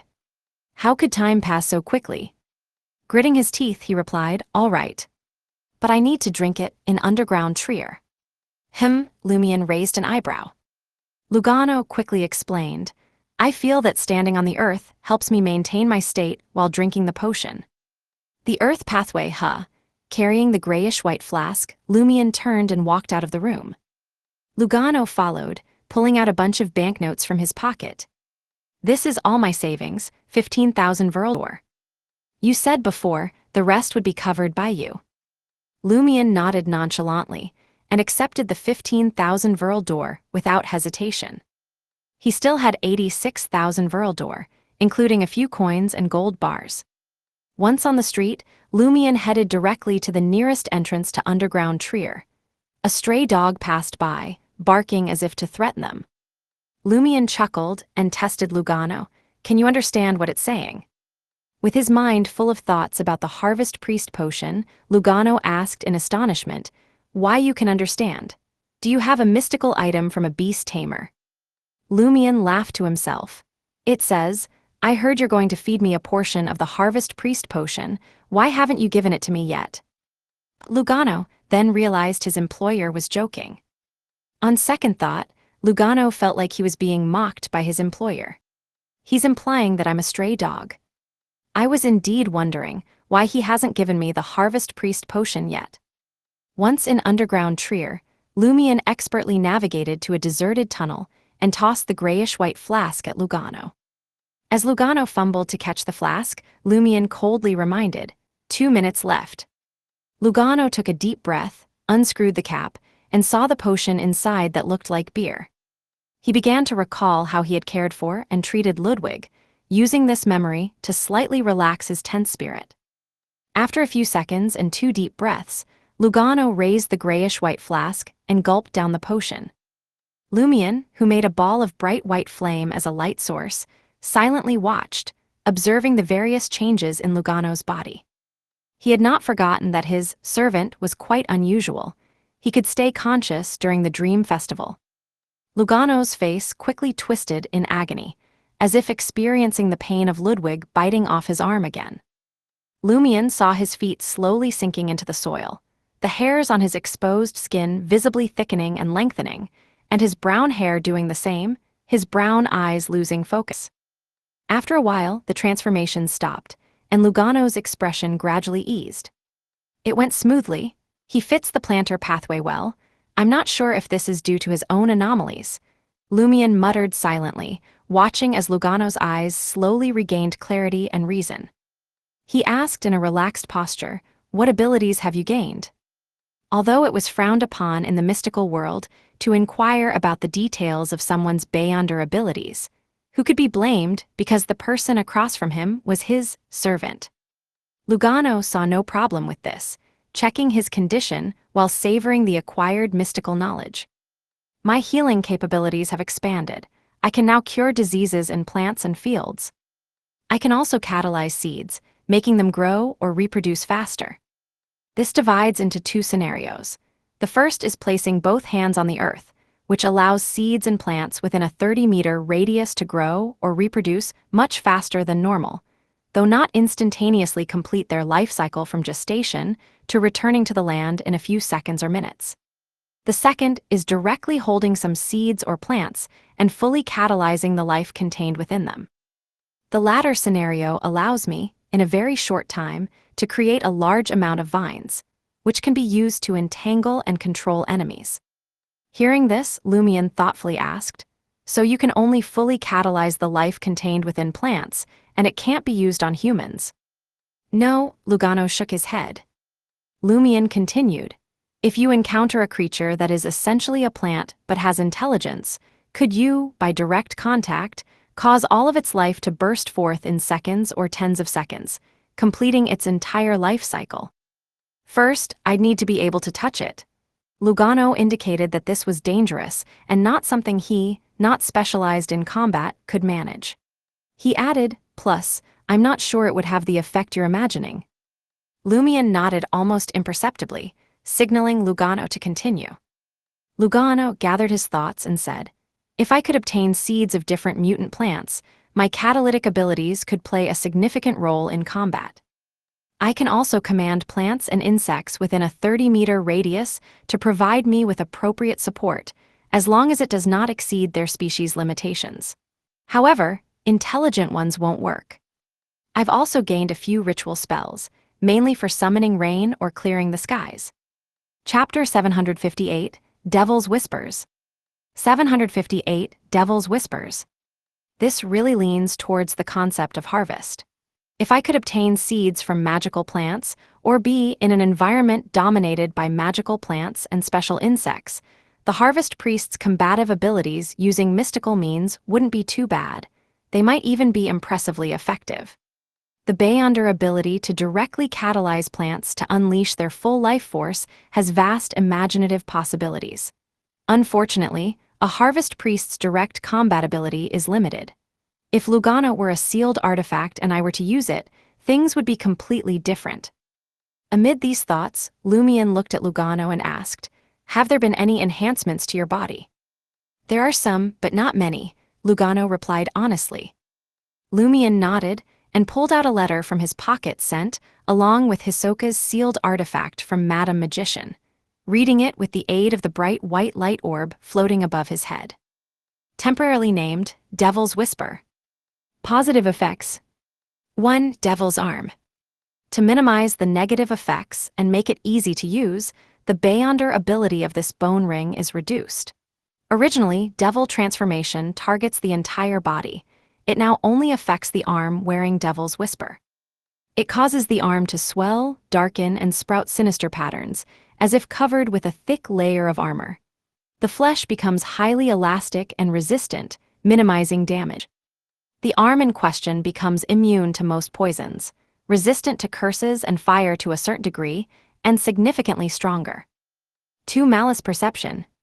For the same reason, malice perception granted by this ring only helps you sense whether people around you bear ill will towards you, not to detect looming dangers. Make do with it. 3. Desire Incarnation. This is a power I specifically requested the artisan to emphasize, sacrificing the chance to obtain other powerful effects. Moreover, to ensure its full manifestation, I agreed to slightly increase the ring's negative effects. It can transform your body into a shadowy black liquid composed of various emotions and desires, helping you avoid damage, conceal your movements, and affect your enemies. This sounds quite useful, but is it worth my special request to the artisan? You'll understand why once you use it. Upon reading this, Lumion muttered to himself. So, by suppressing the reduced negative impacts of the first 2 positive effects, some of the impact has returned in the Desire Incarnation ability. What makes it so special for Madam Magician to do this? Lumion didn't rush to experiment and continued reading. 4. Wraith Shriek. By rubbing the demon relief on the ring's face and emitting a loud sound, you can create an effect similar to Wraith Shriek that can rupture the eardrums of living beings and harm their spirits. The closer they are to you, the better the effect. Negative effects. After wearing it, your malice will become more pronounced. If you can't control yourself and indulge in malice, you'll gradually slip into the abyss and eventually be controlled by the malice of this ring. Meaning, if you indulge in malice while wearing it, you will become its puppet, and it will be the driver, you the driven. While it's not that a single indulgence in malice will result in being controlled, it's hard for humans who have tasted the sweet lure of malice not to continue. According to my estimates, the conspicuous malice combined with the existing negative effects of the contract ability will negate all your endurance from ascetic and your own willpower, making you unable to withstand further emotional and desire stimuli. Moreover, whether worn or not, just carrying it will cause your body to suffer burns from sulfur flames, both internally and externally. Placing it in the traveler's bag can effectively mitigate this effect. As a pyromaniac who has reached sequence 5, you can withstand these burns for a longer period, but be mindful of the sulfur's toxic effects and treat it promptly. Furthermore, including yourself, people within 100 meters radius will be subtly influenced by the Devil's Whisper, more prone to ill thoughts and impulsive actions. This can also be mitigated by placing it in the traveler's bag. The rest is okay, but after wearing Devil's Whisper, my emotions and desires will become my greatest weaknesses. Lumion assessed this sealed artifact from Hisoka. Its sealing is relatively simple, requiring only spatial isolation. Combined with Lumion's strong endurance, he could totally use it as a mystical item. Lumion then pulled out the pitch-black bone ring, wrapped in a dark transparent barrier, from another pocket. He pressed his hand against the sphere and slowly reached inside. His right hand felt like it was moving through a dense swamp, struggling to touch the ring. At the same time, the dark sphere silently crumbled, unfolded on its own, and merged with the surrounding void. Lumion then slipped Devil's Whisper onto his left index finger. His body suddenly liquefied and became ethereal. He turned into a pool of thick black liquid. Lugano, who only glanced at him, shivered uncontrollably, chilled to the bone as if he had seen the most sinister and hidden desires and emotions deep within the human heart. The newly advanced harvest priest impulsively asked Lumion, who had just returned to human form from a black liquid state, "When can we return to the surface?" Lumion gave him an icy glance, his blue eyes seemingly harboring a darkness that no light could penetrate. Lugano shuddered violently, a familiar fear creeping back as he stuttered, "Jay just asking." Lumion cracked a slightly mad smile and slowly removed the devil's whisper, placing it back into the traveler's bag. He now understood why Madame Magician had specifically requested this ability. His desires and emotions were not entirely his own. A smaller part of his emotions and desires stemmed from his fate linked to Termiboros, from the residual aura of the Blood Emperor, and from the bloodline of Umbella. Normally, these would only affect him, but using Desire Incarnation, these emotions and desires could be materialized and thus exert some influence on the outside world and his enemies. If I were to envelop a sequence for Saint in the Desire Incarnation form, that demigod would likely suffer from the corresponding emotional and desire corruption. But this method of attack means I'm foregoing evasion to face the backlash head-on, Lumion mused briefly, fairly satisfied with this sealed artifact. Facing a demigod, evasion was sometimes futile, better to fight it out. And both the Sword of Courage and Devil's Whisper gave him that chance. When night fully descended, Lumion arrived at the headquarters of the Psychic Magazine, located at 19 Rue Shear in Avenue du Boulevard, and met Mr. K in the basement. Mr. K, wearing a wide hood, warmly said, "Let us pray to the Lord first." Lumion nodded slightly and closed his eyes. His thoughts tightly wrapped, not drifting outward. After a while, he and Mr. K opened their eyes simultaneously. Mr. K, with a hoarse but fervent voice, said, "Congratulations, you are now a candidate oracle. This is the greatest reward. Being closer to the Lord is the greatest reward for us. Afterwards, wherever you go, you can contact the local oracles or members of the Aurora Order, followers of the Lord, to request their help. If there are no saints or oracles locally, you have the authority to call upon all resources there, including personnel, money, intelligence, and materials. Is this the Aurora Order's reward, elevating my authority and status?" Lumion made the sign of the cross over his chest and said in a hoarse voice, "Praise you for creating all. Praise you for bearing the world's sins." Mr. K nodded in satisfaction. "There are no other rewards for now. Let's continue to investigate the matter of the vortex." "Okay," Lumion quietly breathed a sigh of relief. If Mr. K had offered material rewards, he would have hesitated to accept them. It's not that he was worried about the items themselves being marked by that entity. After all, he was already under surveillance, so a little more wouldn't make a difference. His reluctance was more psychological. Lumion pondered for a moment and then informed Mr. K, "I might be heading to the southern continent again soon to wrap up some previous matters. Not sure how long I'll need." "All right," Mr. K nodded gently. "Which area specifically?" "Not sure yet," Lumion answered truthfully. He really didn't know. Mr. K didn't inquire further. "We have saints and oracles on the southern continent, and many followers of the Lord operating secretly there. Once you determine the specific location, I can help you contact the person responsible for that area." "Thank you, Mr. K," Lumion said, expressing his gratitude. Mr. K corrected him, "No need for thanks. We are all oracles now. Not being equals is disrespectful to the Lord." Lumion was momentarily speechless. He casually asked, "Mr. K, that cathedral you took me to last time, does it have any significant meaning within our Aurora Order?" Mr. K replied fervently, "That was the first cathedral established by our Aurora Order." "Is it related to Baneful?" Lumion asked a few more indirect questions from different angles, then took his leave. Returning to Quartier de la Cathédrale commemorative, he informed Franca and Jenna about the Knight of Swords' request, and then activated the black mark on his right shoulder, beginning the teleportation. He moved between layers of pure color blocks and indescribable bizarre creatures, not knowing how long it took, but he finally arrived at the location indicated in the Knight of Swords' letter. The first thing that caught Lumion's eyes were several pale-faced men and women, like bodyguards, surrounding the Knight of Swords with somewhat disheveled brown hair. a suppressed look in his eyes, dressed in a white shirt and black vest. Chapter 759, Spiritual Intuition. 759, Spiritual Intuition.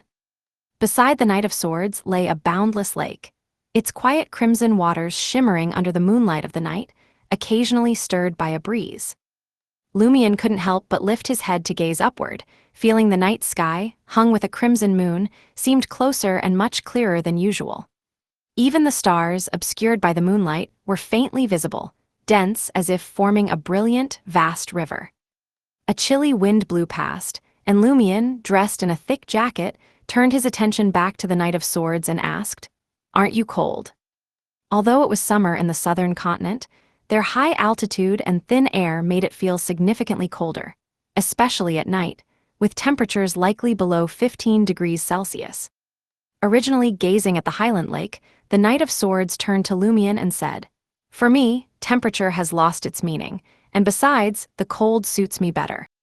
"Is that so? Then, extreme temperatures over 100 degrees Celsius or close to absolute zero don't affect you," Lumion replied, his tone relaxed. The Knight of Swords fell silent, his gaze dark, seemingly suppressing something, before Lumion steered the conversation back on track. "What exactly is the matter?" Without asking the pale-faced, simply dressed men and women around him to leave, the Knight of Swords spoke in a low voice. "This is the Raklev area of the former Highlands Kingdom. I would like you to help find someone here." The Highlands Kingdom, known for its mummies across the northern and southern continents. Lumion did not hide his confusion. "What can you not find that I can?" Having worked together before, Lumion knew that the Knight of Swords, a holder of a minor arcana card, and a sequence 5 Wraith of the Prisoner pathway mainly controlled by the Rose School of Thought with its splinter group, the Temperance faction, joining the Church of the Fool, must have his reasons. Combining this information, Lumion guessed that the Knight of Swords was a member of the Temperance faction, representing his faction within the Tarot Club, also serving Mr. Fool. Moreover, having seen a Temperance faction Angel suspected of being a messenger of Mr. Fool, Lumion knew this organization was not weak, but rather strong, especially in divination, endowed with potent spiritual intuition. Considering these, if the Knight of Swords truly needed to find a person, it would be simpler to request assistance directly from the Temperance faction. Is he thinking that it's a waste of my promise if it's not used? Or, like me, do you prefer to rely on your own abilities and the goodwill you've accumulated to complete tasks, as a way to hone yourself? It's more likely you're relying on my mystical ability to attract evil god, bestowed to locate the target. While Lumion made these guesses, the Knight of Swords, his voice suppressing his emotions and desires, said, "Someone's spiritual intuition tells her that you can solve our current problem and provide the most effective help." A wraith becomes a charlatan after becoming skilled at divination? Lumion thought sarcastically, but didn't inquire further. "What do you need me to do?" The Knight of Swords took a few steps forward. "Please allow me to introduce myself. My name is Merrick, the Knight of Swords of the Tarot Club's Minor Arcana, and also a member of the Temperance faction of the Church of the Fool." "You're aware of the origin of the Temperance faction, aren't you?" Lumion nodded and pointed at himself. "Lumion Lee." The Knight of Swords continued, "We are looking for an important member of the Primordial Moon faction within the Indulgence faction." Lumion's first reaction was to look around for any companions the Knight of Swords, Merrick, might have. But he found no one. As for the pale-faced men and women, he didn't use his Eye of Calamity, simply observing their weaknesses and confirming they were all zombies. Lumion retracted his gaze and frowned. The Primordial Moon faction. Wasn't the Rose School of Thought only known for the split between the Indulgence and Temperance factions? Where did the Primordial Moon faction come from? From the series of events involving Hisoka and the Dream Festival. Perhaps there was also a Devil faction within the Rose School of Thought. Is this something learned from the Tamara family, infinitely divisible?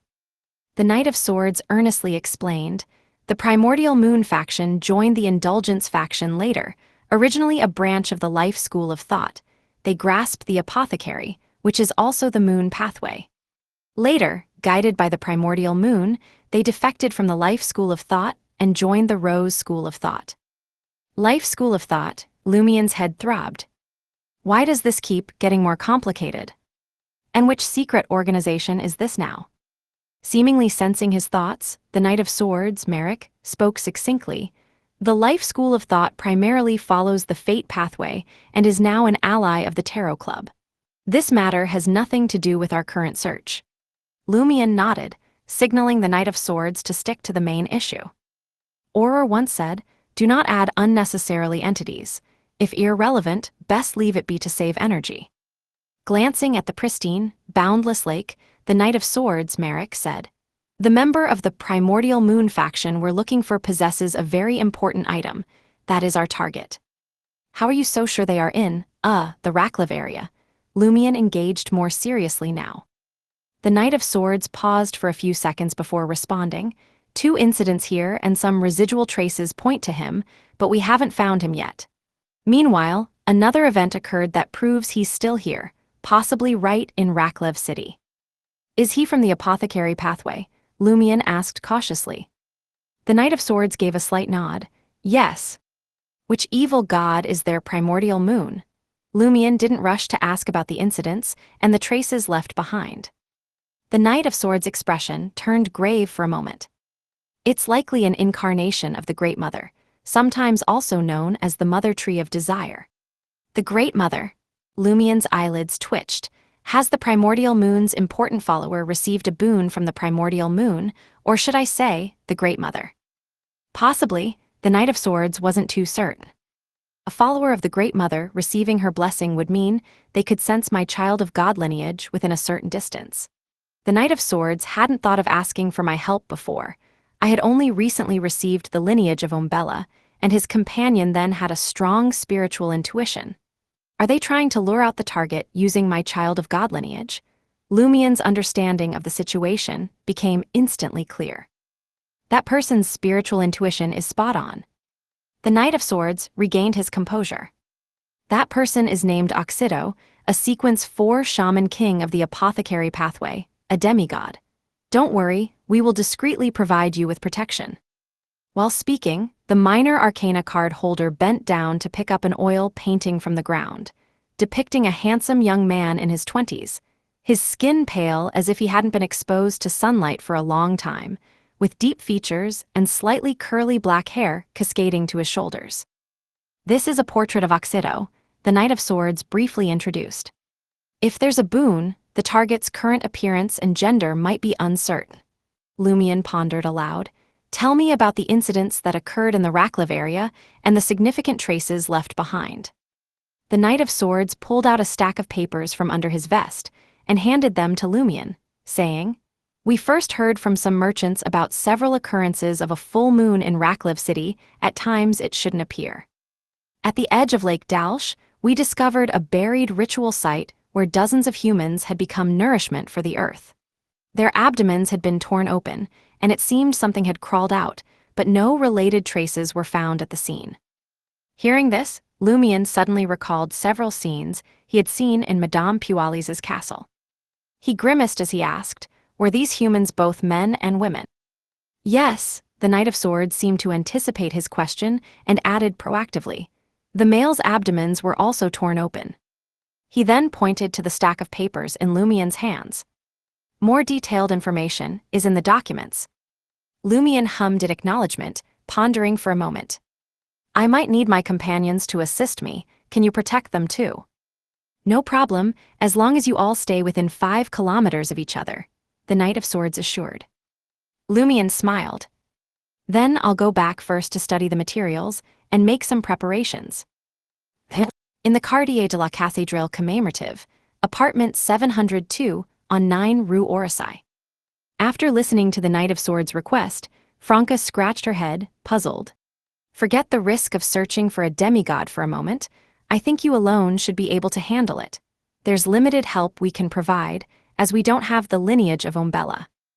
Anthony, who had been called over, thought for a moment and said, "I could help cover up traces of the investigation, making those questioned forget they were ever asked." Jenna glanced at Lumien and said, "I think your real purpose isn't to get our help." Hearing this, Franca realized. You want to use this opportunity to train the team. You want to prepare this early. Not too shabby, Lumion chuckled. The earlier you prepare for these things, the better, in case I'm forced to advance earlier than planned. Franca thoughtfully said, then I'll pass Jenna's messenger summoning method to 7. When there are mirror people clues, we'll go back to Trier to follow up. And don't forget the most important team member. How could I forget? Lumion laughed. Ludwig, who was enjoying a late-night snack, saw his godfather enter the room and sit down across the dining table, flashing a smile at him. Suddenly, the bread in his hands didn't taste as good anymore. Chapter 760, Second Day. 762nd Day. In the southern continent, Raklev region, the day revealed Lake Dalsh in all its clarity, the serene waters reflecting the azure sky and distant snow-capped mountains in a scene almost dreamlike in its beauty. Lumion, devoid of any mood to appreciate the scenery, was strolling around a pit at the forest's edge with Ludwig, who was smartly dressed in a tweed blazer, and Lugano, who wore a light cotton coat. The pit contained highly decayed bodies, half melted into the surrounding soil as if merging with it, decomposing in a unique way that returned nutrients to the earth. Seeing this, Lumion understood why Oxido, a shaman king, didn't destroy the bodies after his rituals, leaving behind evidence and traces. Burying the bodies and allowing them to return to the land was likely part of the ritual. Last night, after reviewing the documents provided by the Knight of Swords, Lumion had a clearer idea of how to find Oxido, a fervent disciple of the primordial moon. Clearly, conventional methods like magic mirror divination wouldn't work. Otherwise, the Knight of Swords' companion, a member of the Temperance faction with sharp spiritual intuition, would have already located Oxido. Lumion had 3 plans. First, since Oxido was a member of the Rose School of Thought and often mingled with the Indulgence faction, he started by sending Franca and Jenna, both demonesses, to casually stroll through Raklev City in full regalia, hoping to encounter Oxido. This shaman king, who never resisted his desires, might approach them, all under the watchful protection of the Temperance faction. Additionally, Anthony would use psychological invisibility or disguise himself as a commoner to follow them, and observe the reactions of those around the demonesses to discern any malice before Oxido made a move. Whether or not Oxido had received the Great Mother's boons and transformed into a woman was a detail that didn't affect the demoness's ability to seduce him. Lumion deduced from Madame Pualis's and Franca's experiences that Oxido would still be attracted to women and might as well have an interest in men. Second, using his own lineage from Umbella and the unique ability of the Great Mothers blessed to sense others within a certain distance, he planned to roam the Raklev area in hopes of drawing out Oxido. Similarly, Lugano, who also bore an anomaly possibly linked to the Great Mother, would serve as excellent bait.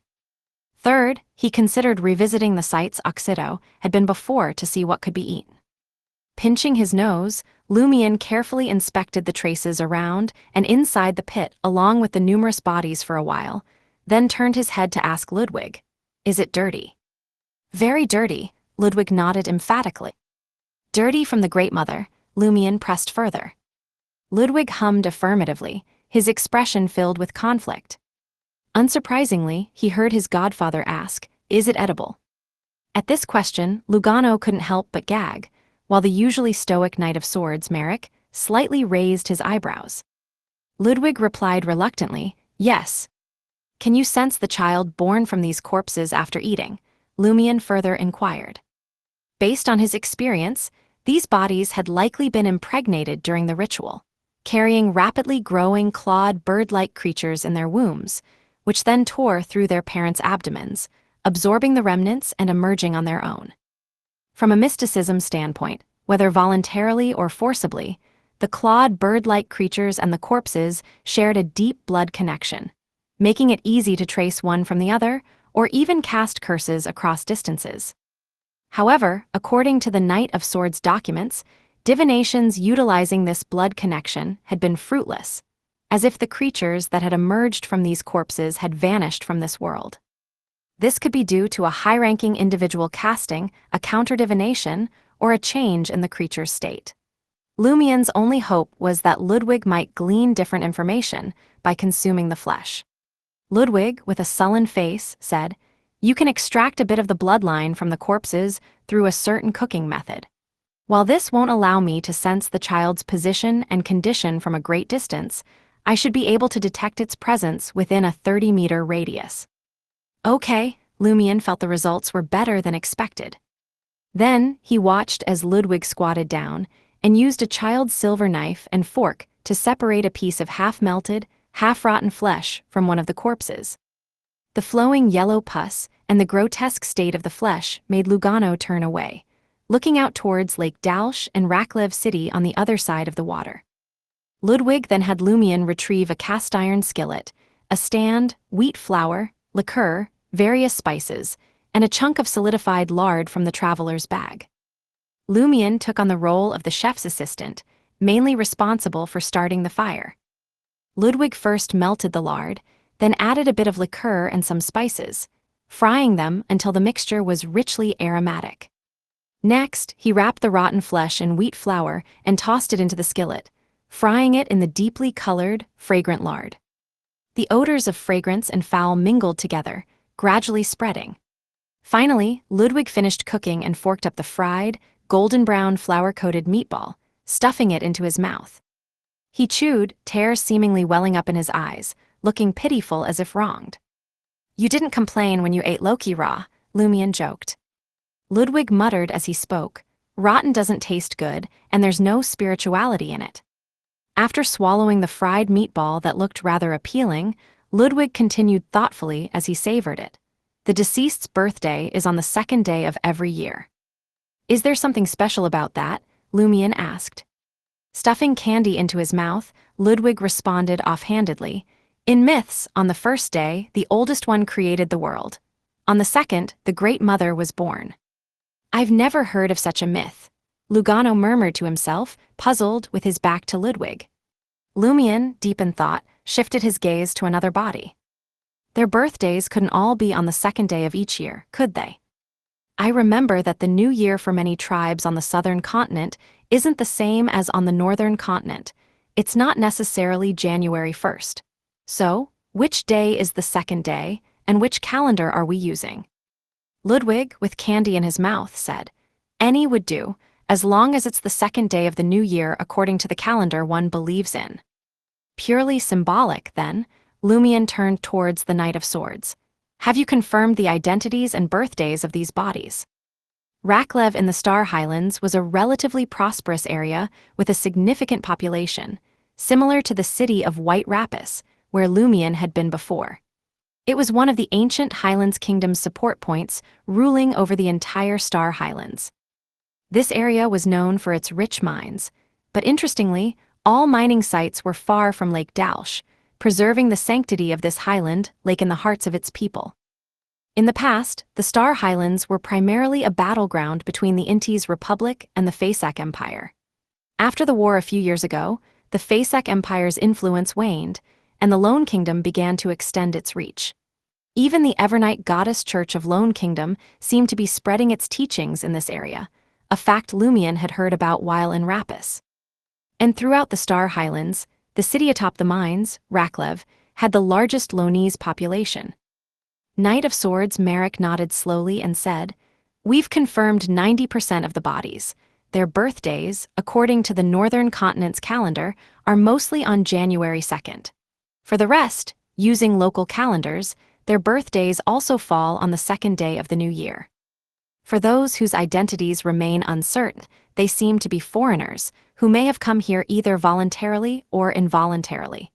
Give us a bit more time, and we'll surely determine who they are." With a sufficiently large sample, the findings mostly align with Ludwig's explanation that the ritual required a strong symbol of the Great Mother. Lumien didn't stop the more temperance faction members from wasting energy verifying the remaining deceased's identities. What if there was something else peculiar?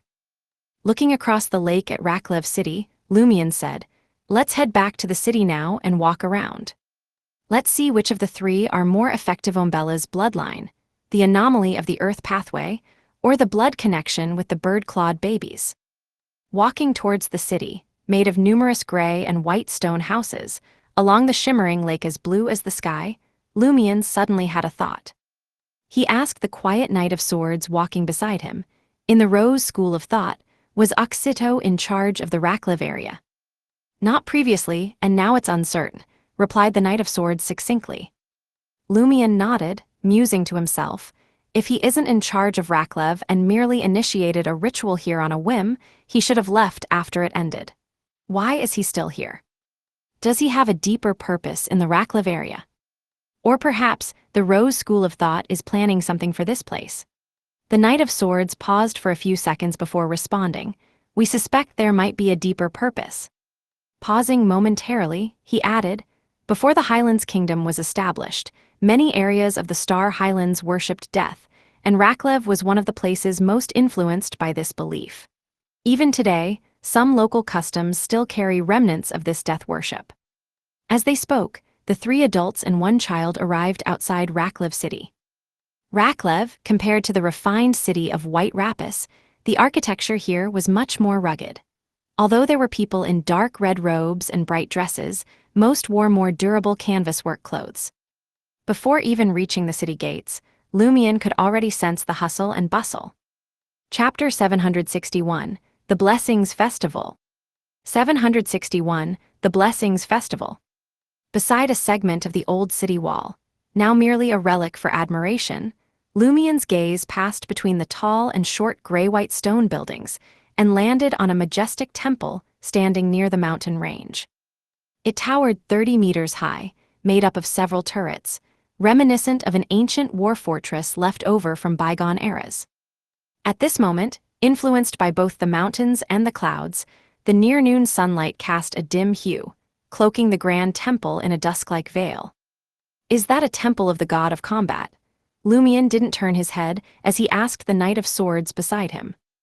The god of combat church was the only state religion of the Fasak Empire, but following their defeat in the war a few years ago, the Evernight Goddess Church had gained a certain right to preach within the empire, although they seemed unenthusiastic about this role. The Knight of Swords replied succinctly, "It's a cathedral. Not a temple, but a cathedral?" True to the Fasatians, who suffer from a fascination with enormity, and their taste is not bad. For some reason, Lumion suddenly recalled a phrase he had heard at the curly-haired baboons' research society. More is beautiful, bigger is better. He then asked, is this a Fasak colony? Yes, the Knight of Swords replied in a deep voice, but now, the Lonese have the right to trade here. Lumion nodded slightly, saying nothing further as he followed the road into Raklev City. Along the way, it was easy for him to distinguish people from different countries among the crowd. The Fasatians, tall in stature men typically over 6 feet 3 inches, women nearly 6 feet matched Lumion's stereotype of them, descendants of giants, even including many half-giants. Their dressing tended to be casual, with either unbuttoned jackets or no jackets at all. The Lonese, predominantly with black hair, cared much about their appearance, always impeccably dressed. The ladies favored round-brimmed bonnets and carried sun-blocking parasols, while the gentlemen were decked out in top hats and carried canes. The locals of Raklev were darker-skinned and wiry. The men often wore durable canvas work clothes, and the women dressed for labor, with only a few in brightly colored dresses, herding cattle, sheep, and horses. Lumion watched a dwarf horse and several long-haired cattle pass by, spotting a local man in a dark red robe with a stark white skull topped with a wool-knit gray and white hat on his head. Is this the remnant of death worship you mentioned in the local customs? Lumion didn't choose his path deliberately, but followed his instincts. The Knight of Swords nodded slightly and said, yes, the people of Raklev keep the skulls of their deceased relatives at home, believing they protect them, bring good luck, and help fend off dangers lurking in the night. The more skulls a family has, the more prosperous and developed it is considered. This is similar to the practice in Cordu where relatives' hair and nails are kept. But here, the death worship is much stronger, hence the choice of skulls, making it more extreme. Lumion suddenly felt a pang of melancholy. The Knight of Swords continued, some even make amulets from the skulls of their deceased kin to carry with them at all times. What you saw earlier was just such a case. During the annual Blessing Festival, all the locals in Raklev take the skulls from their homes into the streets, dress them solemnly, and join in the revelry and prayers together. Blessing Festival, Lumion perked up, asking with gravity. Having experienced Lent, Sea Prayer Festival, and Dream Festival, he felt like he had developed a sort of festival-induced PTSD, with a headache starting whenever he heard of another special day. Oxido, a shaman king of the Rose School of Thought and a key follower of the primordial moon, couldn't be staying in Raklev just for the Blessing Festival, could he? The Knight of Swords responded somberly. The Blessing Festival has long since passed. It was in November last year, more than a month before the Dream Festival. You know about the Dream Festival? Lumion first breathed a sigh of relief, then asked anxiously, did Oxido first appear in the Raklev area before or after the Blessing Festival? The Knight of Swords thought for a moment before replying, before. So during the Blessing Festival, he was likely still in the Raklev area. Lumion furrowed his brow slightly. That seems to be the case, the Knight of Swords answered, very cautiously. Franca's gaze drifted away from a local woman with colorful skulls sewn onto her shoulder, and she turned to a tall, blonde, blue-eyed woman from Faceac with a smile. Sorry, I already have a lady companion. Isn't this Faceation a bit too forthright? Flirting with me and Jenna. And to think, aside from men, there were also beautiful women inviting us over. The Faceation chuckled. I don't mind if you both come over to my place. I mind, Jenna spoke up for Franca.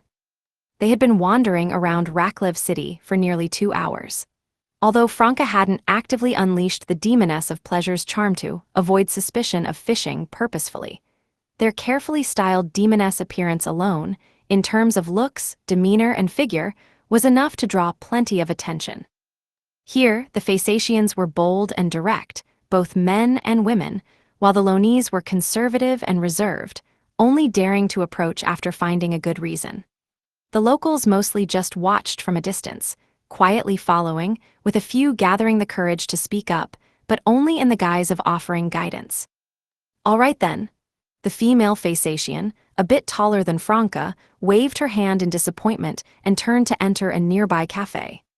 Franca and Jenna were now in the heart of Raklev City, on a street that boasted the grand and elegant architectural style typical of Faceac. It's almost noon, how about trying some Faceac cuisine? Franca looked up at the sun, bright but not warm. She was referring to the St. Millum restaurant diagonally across from them.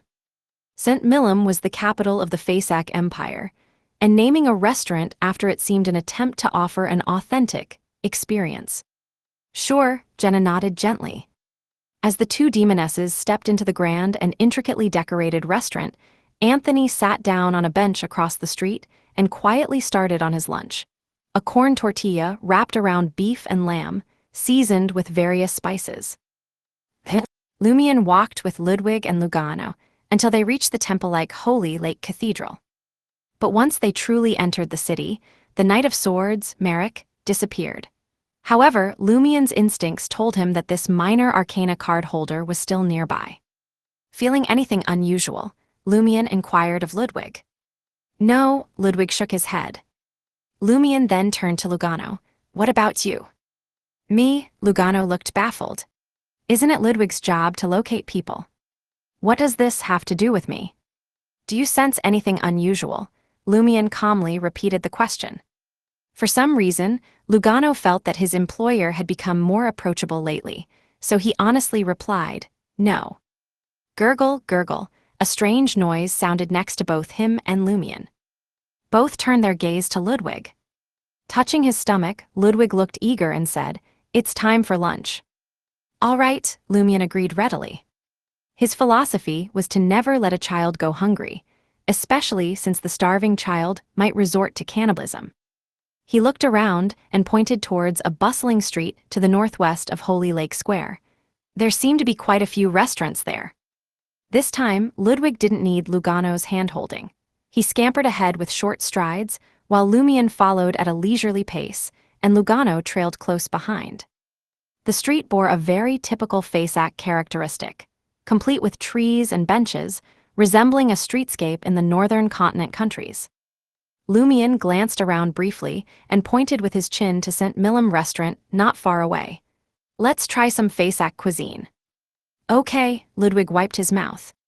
Suddenly, his eager expression turned to confusion, and his head moved left and right as if searching for something. Lumian noticed this unusual behavior. Why, want an ice cream too? He teased Ludwig. Imitating Lugano's usual demeanor, Ludwig pressed his voice down and said, I think I sense that child from the body, but it's vague. Sense the bird-clawed baby? Lumian looked around. There were no other children in sight, just Fasacians and locals, with a few from Loans scattered among them. There weren't even any pregnant women around. Then Ludwig added, I can't sense it anymore. Had it moved beyond a 30-meter range, Lumian thoughtfully withdrew his gaze. If what we had just encountered was related to the bird-clawed baby, then my own Umbella bloodline might have been sensed by the other. Lumian nodded and smiled at Ludwig. Let's eat first, nothing's more important than filling our bellies. Right, for the first time, Ludwig felt that the Godfather's words resonated deeply with him. Upon entering St. Millum restaurant, Lumian immediately noticed Franca and Jenna sitting in a conspicuous spot. The carefully dressed demonesses caught Lumian's attention for an extra second. Meanwhile, he wondered to himself, is this the law of Beyonder characteristics convergence? How coincidental for us to choose the same restaurant. Reader note, a reasonable development. Franca and Jenna, noticing his gaze, looked back at him, one with a mouth agape in surprise, the other stifling a laugh. They quickly composed themselves and turned their attention back to the beet soup in front of them. With the waiter's guidance, Lumian, Ludwig, and Lugano took a seat in the corner. Sir, what would you like to order? The waiter offered a menu designed like a book. Lumian glanced at it, chose not to browse through, and simply said, one set of everything but the drinks. Chapter 762, The Flirting Showcase. 762, The Flirting Showcase. Although limited by the variety of local ingredients, St. Millum restaurant's menu appeared thick, yet it didn't offer an extensive variety of dishes. However, relatively speaking, a whole book's worth of menu items couldn't possibly be too few. It was enough to make a dozen adults feel stuffed. The restaurant's waiter was a local, but he spoke fluent Fasacian, Lonese, and Intijan, completely understanding Lumian's order without any confusion. He was about to double-check when he saw the customer from Intis bring out a thick stack of gold horn. This was the currency of the Fasak Empire, commonly used in the Raklev area. Before teleporting to the southern continent that morning, Lumian had specifically gone to a nearby bank to exchange some cash at a higher rate of 4.4 Verldor for one gold horn, but the cash he now produced wasn't his own. It was activity funds provided by the Knight of Swords, Merrick. All of it, the waiter, diligent and thorough, made one last inquiry. All of it, Lumian confirmed, earning Ludwig's approval. After a while, dishes like beet soup, red wine beef stew, cream-fried cod, caviar, grilled meat skewers, appetizer salad, thick-cut steaks, and Fasak pies were served one by one. Ludwig was utterly immersed in a sea of flavors, and Lumian, too, let himself indulge. As a Sequence 5 Reaper, his appetite was already not small, and similarly, Harvest Priest Lugano, starting as a planter, was eating more and more. After nearly filling their stomachs, as Lumian savored the salty, fishy burst of the caviar in his mouth and awaited the arrival of dessert, he pondered over the recent events. Why did Ludwig just vaguely sense the presence of the bird-clawed baby, and then in the blink of an eye, it vanished? Could it be that we were exactly 30 meters apart, and just one step further would break the range of perception? This is too coincidental. If it were arranged, they would have let Ludwig keep sensing it. If Ludwig could sense the bird-clawed baby, could the baby also sense its mother approaching? Did it detect the deceased mother appearing in an unnatural way and immediately leave the area or hide, severing the connection between them? This explanation is more reasonable, not reliant on coincidence. Now the question arises, if it wasn't a coincidence, why did the bird-clawed baby appear on this street? It couldn't possibly just be passing by and happen to bump into us, right? If it truly is the law of convergence, it's still unclear whether it's due to a bloodline connection or a law of repulsion. Lumion picked up the napkin that was on his lap, folded it neatly, and stood up, pushing the stack of gold horn to Lugano. I'll take a walk nearby to see if there's anything worth buying. You take care of Ludwig and remember to pay for the meal. Sure, Lugano was happy to remain seated without moving. Lumion left St. Millem restaurant with a leisurely gait, taking in all the shops and pedestrians along the street. There were banks, candy stores, cafes, and shops selling Faysatian imported goods, with no suspicious individuals in sight. The passers-by were mostly Faysatians and Raklev locals, the latter often carrying talismans made from their relatives' skulls. Some wore them as hats, others strung them into necklaces, and some sewed them onto their clothing at the shoulder. It is not apparent who might attract the bird-clawed baby and its associates here, nor which building might harbor something unusual. Lumion pondered as he walked along the street, hoping for a chance encounter. Unfortunately, this did not happen. Finally, he finished his stroll along the street and returned to St. Millem restaurant. The two demonesses leisurely enjoyed a lavish Faysatian meal, their prominent position and striking looks drawing the gaze of everyone who came and went. Some even made a point of passing by their table repeatedly. Lumion took the opportunity to admire the demoness's beauty. Suddenly, a thought struck him. Ludwig only sensed the bird-clawed baby near St. Millem restaurant. Franca and Jenna were right here in the restaurant. Could it be that they truly attracted the attention of Oxido, the shaman king, who personally brought or sent the bird-clawed baby to track them, looking for an opportunity to strike? Upon discovering the scent of a deceased mother on Ludwig and sensing my child of God bloodline, did Oxido abandon his original plan, temporarily leaving this area or completely hiding? This logic flows smoothly. There's no issue, but how could the guardian demigod of the Temperance faction completely miss Oxido's presence? A shaman king is adept at concocting various magical agents and conducting rituals, perhaps using one to evade normal premonitions and intuitions. Or could it be some other method? Lumion quickly reviewed the intelligence provided by the Temperance faction about the shaman king. His steps slowed, seemingly captivated by the beauty and charm of the two demonesses, reluctant to look away. After analyzing the information on the apothecary pathway up to sequence 4 Shaman King, Lumion considered that Oxido might have also received a boon, transitioning to female, and he recalled the information he knew about the heretic spellmaster pathway. In a flash of thought, a term came to mind: Paramita. Reader's note: Sequence 4 of the villain pathway, boon, allows you to establish a new small world called Paramita. In this world, when humans die, their souls return to the earth and roam the wilderness. On special occasions, they can return home, be reborn, and emerge from the mother's womb as human fetuses. Also, this sequence turns you into a woman. Paramita exists in its own right, dependent on the land, and its activities cannot be detected from the outside. Did Oxido use some application of Paramita to evade the gaze of the Temperance faction's demigod and follow Franca and Jenna undetected? Were those bird-clawed babies taken into Paramita after they crawled out of their mothers? With Paramita clearly involving the domain of death, were these mothers dead before the bird-clawed babies tore out? In that case, from birth, they bear a strong taint of death, seamlessly blending into Paramita. Just now, Paramita was unfolding, watching Franca and Jenna, waiting to make a move, and upon sensing the presence of the deceased mother and the bloodline of a child of God, Paramita immediately retracted, cutting off this close connection. No wonder Ludwig's sensing of the bird-clawed baby was so vague. It was because it was inside Paramita. Moreover, the local skull blessing festival clearly reveres death, which can be linked to Paramita. Could Oxido's deep-seated purpose for coming to the Raklev region be hidden in this?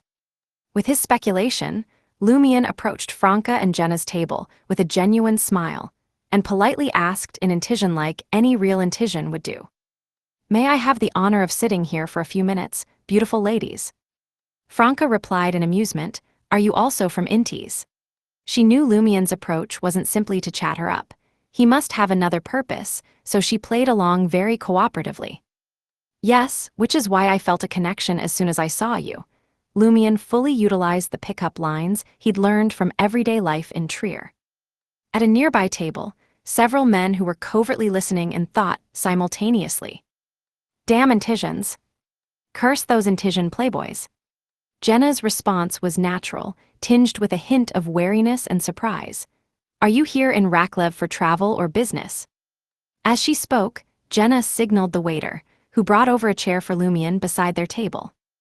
Lumian sat down and said to the two demonesses, "Your beauty is like something out of a dream. No, even in my dreams, I haven't seen anyone as beautiful as you. You must have caught many an eye along the way. Damn it, these sweet nothings are giving me goosebumps." At this moment, Franca would have preferred if Lumian mocked her. Of course, she was still secretly pleased.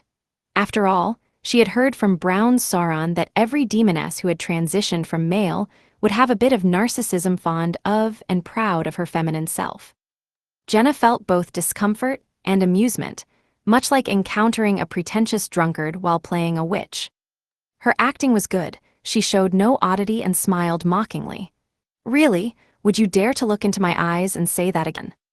Seeing the handsome young man genuinely sit beside the beautiful ladies and engage in pleasant conversation, seemingly stirring emotions, the surrounding men lamented, how can they be so superficial, only considering looks? That's how you get deceived. Lumian laughed, looking into Jenna's eyes, and said, "The moment I saw you, I knew what true beauty was." How can this guy say such things without feeling nauseous? Jenna avoided Lumian's gaze, answering his earlier question.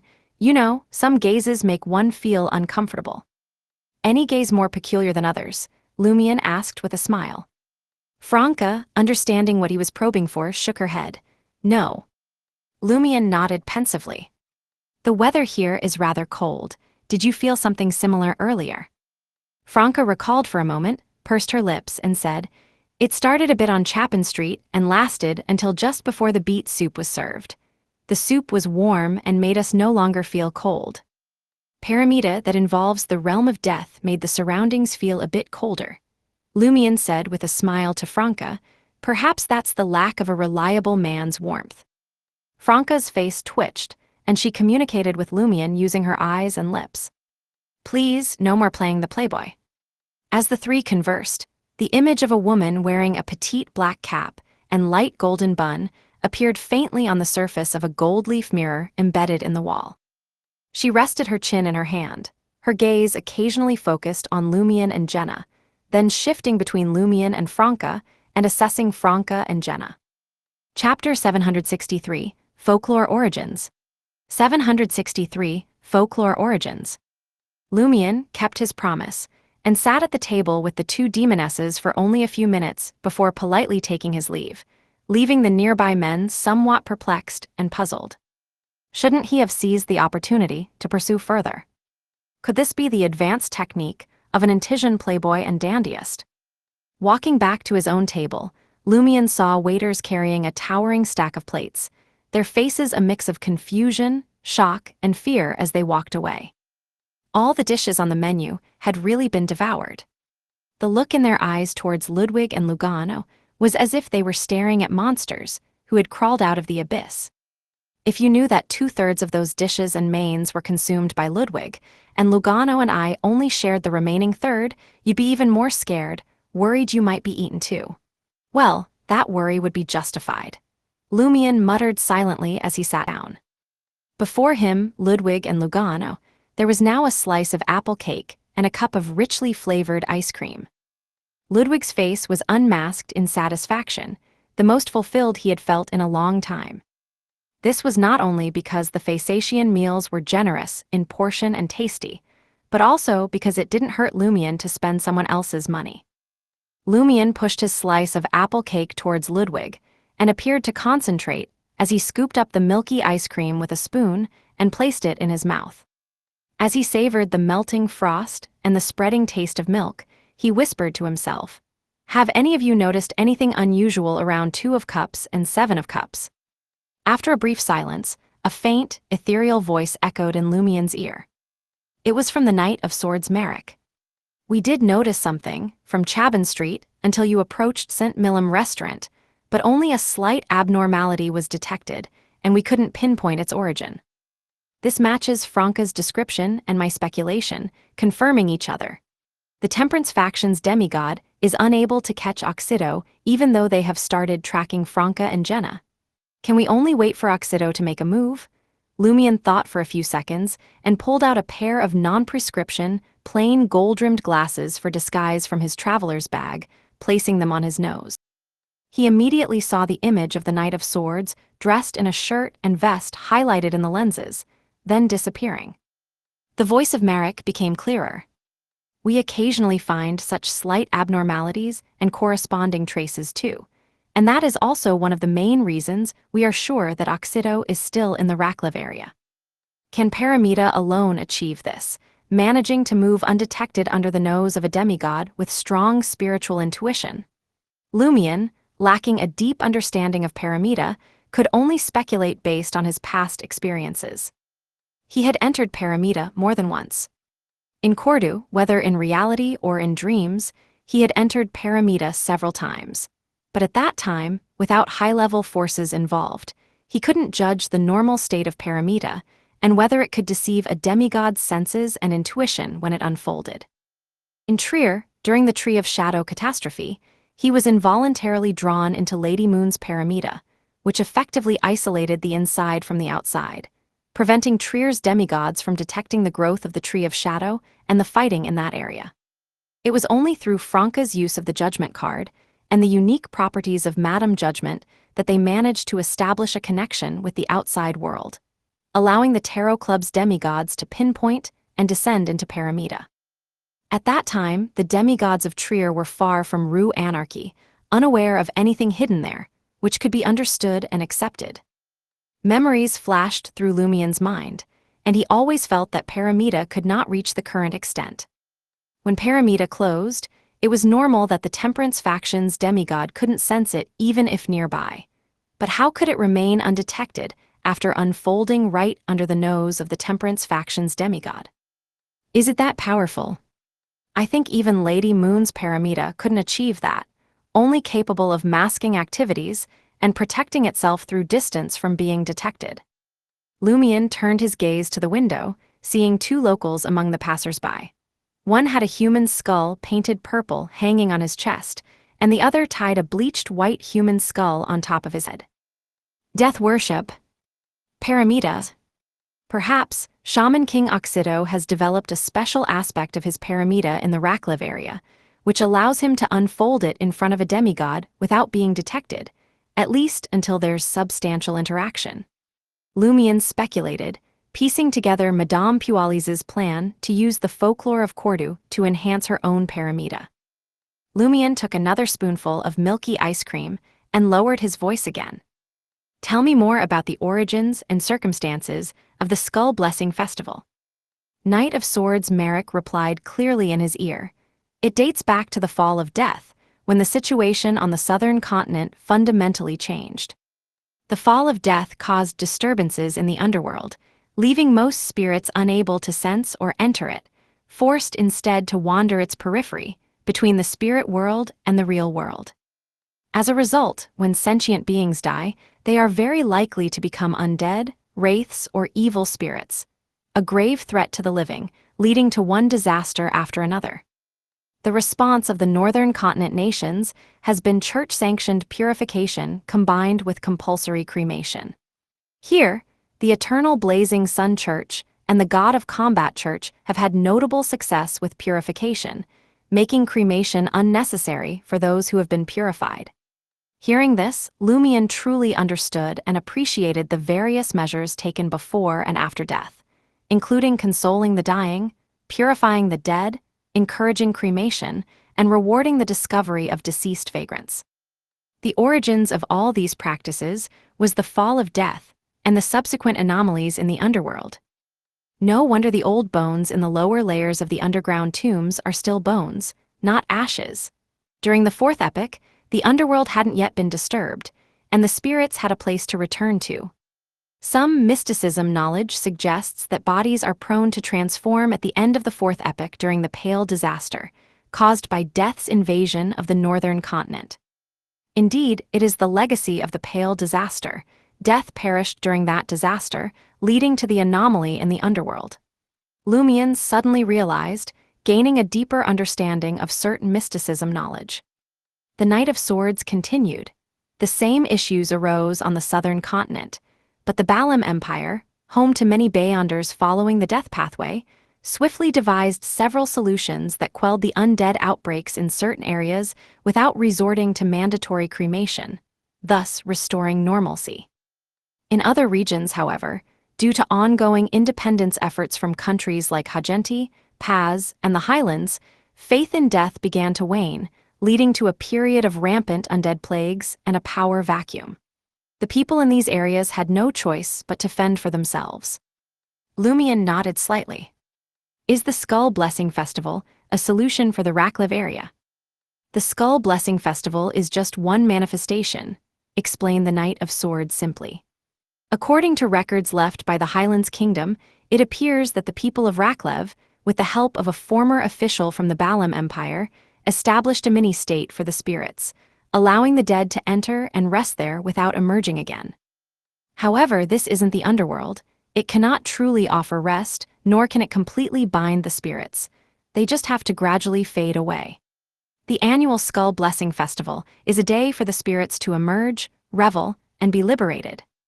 Keeping the skulls of loved ones at home helps to protect the family from any spirits that might stray from this mini-state, preventing them from causing harm.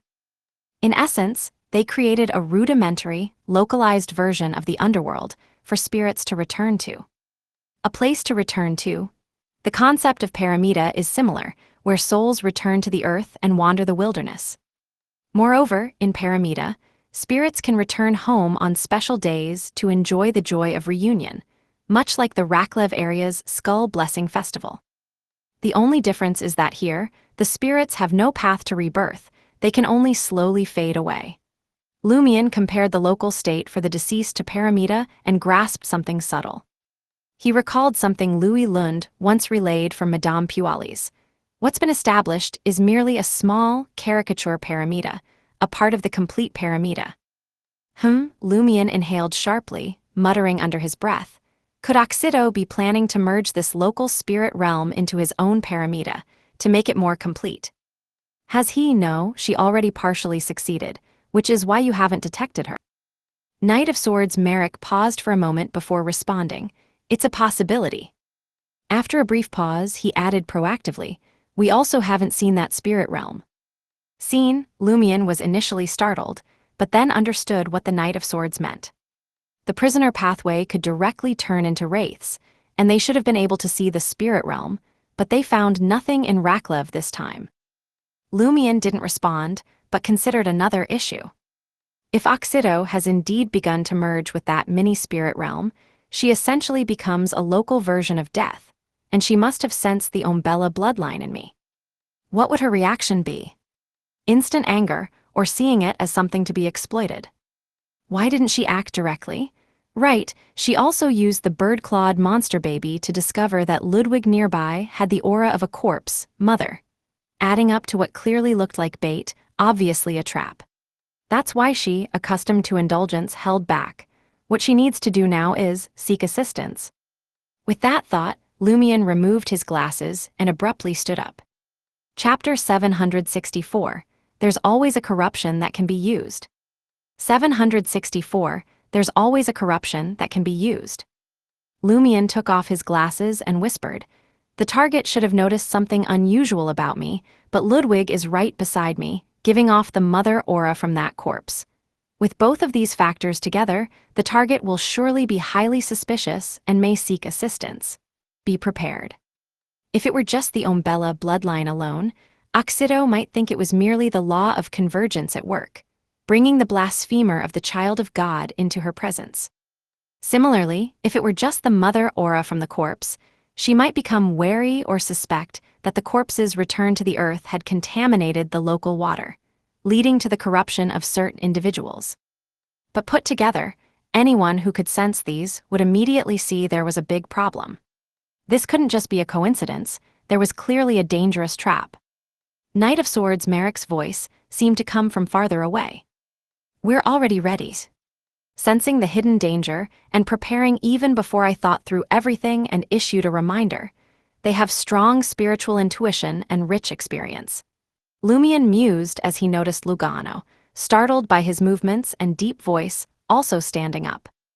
Ludwig wasted no time in pulling the ice cream they had abandoned closer to him and happily ate away, completely unconcerned about what might happen next. Lumion's gaze swept over Lugano and Ludwig before moving to Franca and Jenna, who were enjoying their dessert. He was now considering a critical question. Should they act together or separate like they did in the morning? If the earlier speculations were broadly accurate, then the bait phase to lure out Oxido should already be over. What lay ahead would likely be probing attacks from the Shaman King and her companions. In that case, moving together would allow them to better receive protection from the Temperance faction, without worrying that Oxido might strike at a less guarded spot and capture one or two as hostages. But if the attack was fierce enough to force the Temperance faction's hidden forces into a defensive position, staying together could lead to total annihilation. Which choice was safer and more reasonable in this environment was a decision the team leader needed to make. Lumion walked slowly toward the restaurant's entrance, mentally filtering through the questions and speculations he'd considered earlier. He thought of his own description of the spirit realm in Raklev. A rudimentary, localized underworld. Underworld? Lumion's eyelids twitched, and he quietly asked again, "Can any of you see or sense the underworld?" He was asking whether zombies and wraiths could detect the underworld. Knight of Swords Merrick quickly answered, "No, unless someone directly opens the door to the underworld or is already from there. Otherwise, it can only be sensed through certain traces." Before the underworld anomaly, it was possible. It was possible before the underworld anomaly. Is this inferred from ancient records? Lumion wasn't particularly concerned about this. Instead, he was more interested in something else. If Oxido has indeed begun integrating the local spirit realm into her paramita, does that mean her paramita qualifies as a small-scale underworld? Moreover, it had to be a small-scale underworld that was still bound to this region. Otherwise, based on Lumion's understanding of paramita, Oxido could have easily taken her paramita away and left the area. Of course, it's also possible that she hadn't achieved another goal yet. A small-scale underworld. Lumion muttered to himself and then walked toward Franca and Jenna, smiling as he said, "I heard Chabon Street is unique to this area. Would you two lovely ladies like to be my guides?" Chabon Street was where Franca and Jenna had first noticed the temperature drop slightly, indicating that they might have encountered Oxido there. In the eyes of the nearby customers, Lumion's invitation was a blatant attempt to arrange a date. However, Franca and Jenna exchanged a glance and understood that Lumion was suggesting they should act together, with Chabon Street as their destination. Sure, Franca and Jenna smiled in unison and stood up. This left those around them somewhat stunned. Are they that easy to invite? If I'd known, I would have plucked up the courage to ask. Together, Lumion, Franca, Jenna, and the others strolled toward Chabon Street, exchanging relaxed remarks about their impressions of the city. About 15 minutes later, they reached the street predominantly occupied by locals. Gray-white stone houses stood in rows, appearing rugged yet solid. Outside each house, strips of wool hung, adding a vibrant, exotic touch that distinguished it from the Star Highlands. Compared to other streets in Raklev City, the locals here were more likely to wear traditional clothing. Dark red woolen robes for men and brightly colored skirts for women. Similarly, many of them carried skull amulets of various designs, some mottled and brown with wool wigs, some painted purple, green, and red, and some holding caramel-colored tobacco from East Balam between their teeth. Others appeared as white as jade, with dark eye sockets and insects crawling in and out. Standing at the entrance to Chabon Street, Lumion paused instead of moving forward, signaling Franca and Jenna to stay slightly behind him. He then took something out of his traveler's bag. It was a golden mask, with the area around the eyes and the face painted in either black or white. It was an Eggers family mask, crafted by Death himself. Since this pure gold mask was initially designed to help the living sense and enter the underworld, and was directly created by the deity who ruled over death and the underworld. Wearing it might reveal something related to the underworld within a certain range. In the Raklev region, the local spirit realm was akin to a small, rudimentary underworld. If the local spirit realm had really been integrated into Oxido's paramita, seeing it would be equivalent to seeing that paramita, revealing Shaman King Oxido. Without hesitation, Lumion donned the golden Eggers family mask. His breath rapidly cooled, becoming increasingly still. His body went cold in an instant, losing the sensation of life, and his blood ceased to flow. Through the golden mask, Lumion noticed the surroundings dimming slightly, with the colors fading and the temperature dropping a little. Apart from that, everything appeared normal. So, this is the world through the eyes of the undead? I can't see any trace of that spirit realm. Is it hidden deeper due to being integrated into paramita? I can sense the spirit world directly, but can't detect the underworld.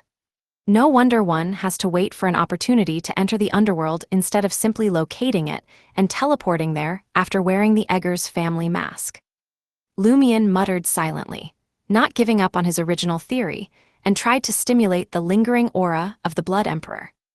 The purpose of activating Alistair Tudor's lingering aura was to highlight the seal left by the Underworld Taoist. This powerful being from Franca's world was clearly related to the pathways of death, darkness, and warrior. According to Madame Magician, he might have also had contact with the deranged death and made some agreements. His seals could potentially enhance the Eggers family's masks. As a slight pain pricked his right palm, and the cold, rotten sensation spread, Lumion's vision abruptly changed. Along the entire Chaban Street, the fabric strips hanging from the walls lost their color and turned gray, while the people walking there became inexplicably blurry, as if shrouded in thick fog. However, the skull amulets they wore remained unusually clear, their colors even more vivid by contrast. Lumion also saw pale or dark red flames ignite in the hollow sockets of those human skulls, flickering and exuding an eerie chill of death. In that instant, Lumion realized he was seeing the spirit realm of Raklev. It overlapped with the entire Raklev area, where spirits wandered in the shadows while humans lived openly. Standing on the edge of the spirit realm, Lumion didn't attempt to step inside, but instead searched from a distance for any signs of Paramita's presence. He saw a vast black cloud hanging over the sky in the direction of Lake Dalsh, saw some skulls floating midair on the streets with ghostly childlike figures flickering within their burning sockets, and saw how the wilderness below the mountains seemed to have encroached directly, blending into the city seamlessly. As expected, Lumion immediately had a clear realization. Oxido is inside this paramita, which has merged with the spirit realm. With this understanding, the first thought that flashed through Lumion's mind was, my mission ends here. Next, I'll lend the Eggers family's golden mask to the Knight of Swords and the Temperance faction, leaving them to organize their forces to enter Paramita and fight Oxido, while we return to Trier to avoid the potential danger. But on second thought, Lumion realized that wouldn't work. Because if they only had the Eggers family's golden mask and not the Underworld Taoist seal, even a wraith wearing it wouldn't be able to directly see Oxido's mutated paramita. A possibility vaguely came to Lumion's mind. He said in a low voice to the hidden Knight of Swords Merrick, I've found Oxido's paramita. First, take the Two of Cups and the others to safety. Then, as wraiths, attach yourselves to me, and I'll lead all of you into paramita. All right, the Knight of Swords' somewhat ethereal voice couldn't conceal his joy and malice. It was directed at Oxido. Chapter 765, Howl. 765 Howl. Lumion thought for a moment, and then specifically reminded, don't forget the Four of Swords. To be honest, he almost overlooked Anthony's presence, but because he was constantly thinking about what his teammates were doing and how to coordinate with them, he didn't forget entirely. When he invited the two demonesses to Chaban Street at St. Millum restaurant, Lumion didn't think of Anthony right away. It was only when he reached the street that he remembered their teammate. But he couldn't find the hypnotist, who had used psychological invisibility. He could only trust that Anthony, with his rich experience, would realize that once the rest of the team had gathered together, it was clear the next actions weren't suited to splitting up, and he would follow. Anthony's habits as an information broker combined well with psychological invisibility. After a 2-second pause following Lumien's reminder, the Knight of Swords said, "We won't forget. It seems like you already did. But the Temperance faction's demigod shouldn't be affected much by Anthony's psychological invisibility, so in sending Franca and Jenna away, they shouldn't really forget about Anthony. If that's the case, one major cause of death for a hypnotist would definitely be that psychological invisibility works too well, causing teammates to forget or overlook them." As Lumien mused to himself, the special paramita before him suddenly changed. A deafening crash sounded from Lake Dalsh as gray-white water surged upward like a tsunami, reaching into the air. The wilderness, already intertwined with the city of Raklev, began to dominate. In an instant, it crossed squares and streets, swallowing Lumien, who had not yet reached Chabin Street, while avoiding Franca and the others. Oxido, blessed by the Great Mother, seemed to realize she had been exposed. Her choice was to use the nature of paramita to temporarily separate the blasphemer of the Child of God from the Temperance faction's demigods, then exploit the brief time difference to achieve her desired goal regarding Lumien.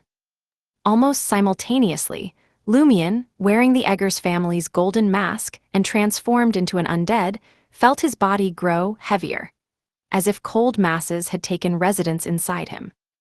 In the next second, he saw the indistinct human figures on Chabin Street vanish, along with Franca, Jenna, Ludwig, Lugano, and possibly Anthony behind him.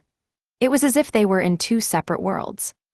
The human skulls in various states became increasingly distinct, their eye sockets burning with pale or dark red flames as they all turned to face Lumien. At the end of Chabin Street, at the city's edge, where it blended more deeply with the wilderness, swaying figures crawled out from unknown places and began walking toward Lumien. There were rotting long-haired oxen with only a few pieces of pus-oozing flesh left, giant birds with exposed bones flying low, pythons dragging half-melted threads of flesh between their decaying tissues, and monstrous hills made of multiple headless skeletons. Human skulls from all corners of the city were also swiftly converging on Chabin Street, floating in the air and covering the sky, blocking out the pale, dim, and heatless sunlight.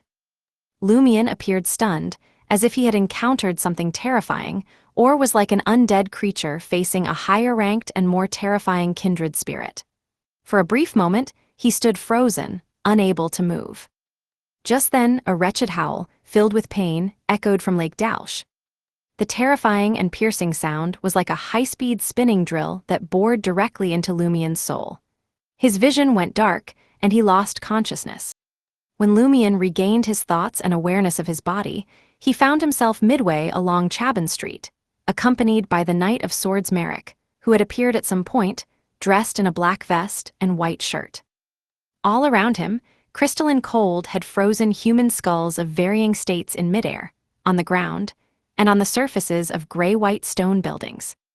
The surreal frozen scene stretched all the way to the wilderness on the outskirts of the city. In the staggering army of undead creatures, the rotting monsters shed flesh onto the ground, leaving only bones yellowed, brown, or bleached white. The skeletal remains sank into the soil, and droplets of crimson blood, not their own, oozed from the surface. Meanwhile, the wraiths and evil spirits swelled like balloons and burst silently, turning into strange dust. Although Lumien didn't fully understand what was happening, two thoughts sprang to mind. Have they all been cursed? Even the fleshless bones were cursed to bleed.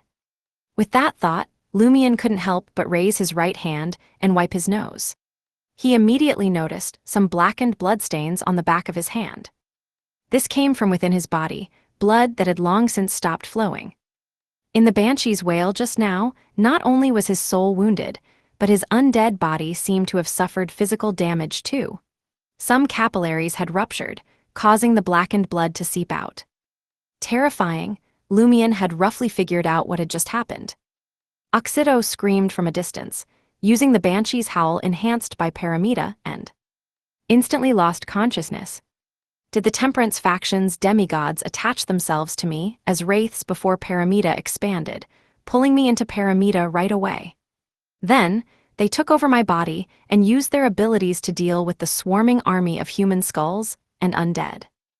The Knight of Swords also attached himself to me, which is why he's now in Paramita. After grasping the recent encounter, Lumion had a clearer and more accurate understanding of the terror of demigods. Oxido isn't even a full angel, but just a banshee's howl knocked me unconscious, robbing me of my ability to fight. It took me over 10 seconds to wake up. Without the presence of Temperance faction demigods, those 10 seconds would have been more than enough for Oxido to kill me 10 times over. This isn't something a drawn demigod can compare to. Facing a real demigod, if I don't seize the initiative, I won't even have the chance to draw the Sword of Courage or use Desire Incarnation. There's no time for the animated shadow to take the damage for me unless I anticipate it in advance. With these thoughts swirling, Lumion regained control of his body. Then he heard the Knight of Swords, Merrick, mutter softly, "Oxido has retreated. She should be near Lake Dalsh. We still don't know what kind of help she's seeking." "Lake Dalsh?" Lumion asked in mild surprise. "That serene, beautiful, sacred lake. On second thought, it makes sense. All mining operations in the Raklev region have avoided Lake Dalsh, leaving it entirely unpolluted." The Knight of Swords surveyed the surroundings, but didn't immediately dash off into the wilderness toward Lake Dalsh. He nodded slightly and said, "Lake Dalsh itself is special, connected to the fallen death. The establishment of this small spirit realm in the Raklev region was made possible due to Lake Dalsh. That former Balam Empire official even used an undying skull from the Church of Death, and, using his gatekeeper powers, opened a door to the Underworld and fixed it onto the undying skull. This prevented it from completely closing too quickly, allowing a bit of the Underworld's aura to leak out." "The skull of an undying can die too?" Lumion instinctively asked. The Knight of Swords started walking towards the edge of the frozen world. He glanced at Lumion and said, "An undying is only sequence 4 in the death pathway. They can still die if killed." "I see," Lumion nodded almost imperceptibly. The Knight of Swords continued. "The aura leaking from the Underworld, the unique traits of the Undying's skull, and the special nature of Lake Dalsh all work together to sustain this spirit realm, drawing the souls of dead creatures in the region and letting them gradually wither away." After listening, Lumion froze for a moment. "You seem to know a lot about the local spirit realm." The Knight of Swords replied, "The Rose School of Thought ruled here for over 1,000 years. Apart from the uniqueness of Lake Dalsh, everything else was long understood." "Then why didn't you say so earlier?" Lumion blurted out. "If you'd told me sooner, I might have guessed Oxido's intentions earlier.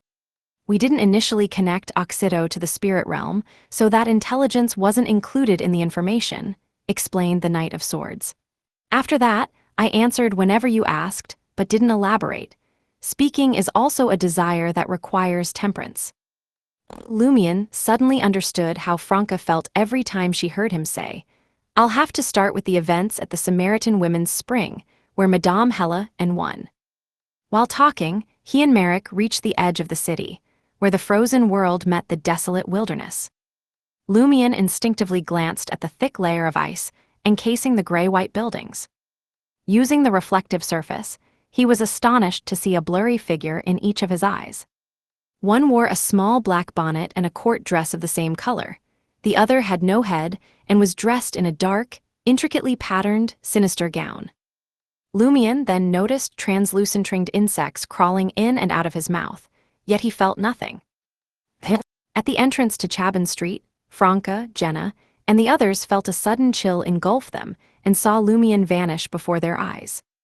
Before they could communicate or react, a voice, slightly magnetic and ethereal like a dream, echoed in their ears. "I'll send you back to Trier first." Franca, Jenna, and Lugano instinctively turned their bodies and discovered that a young-looking man had appeared next to them at some point. He wore a white shirt, draped in a thin black trench coat.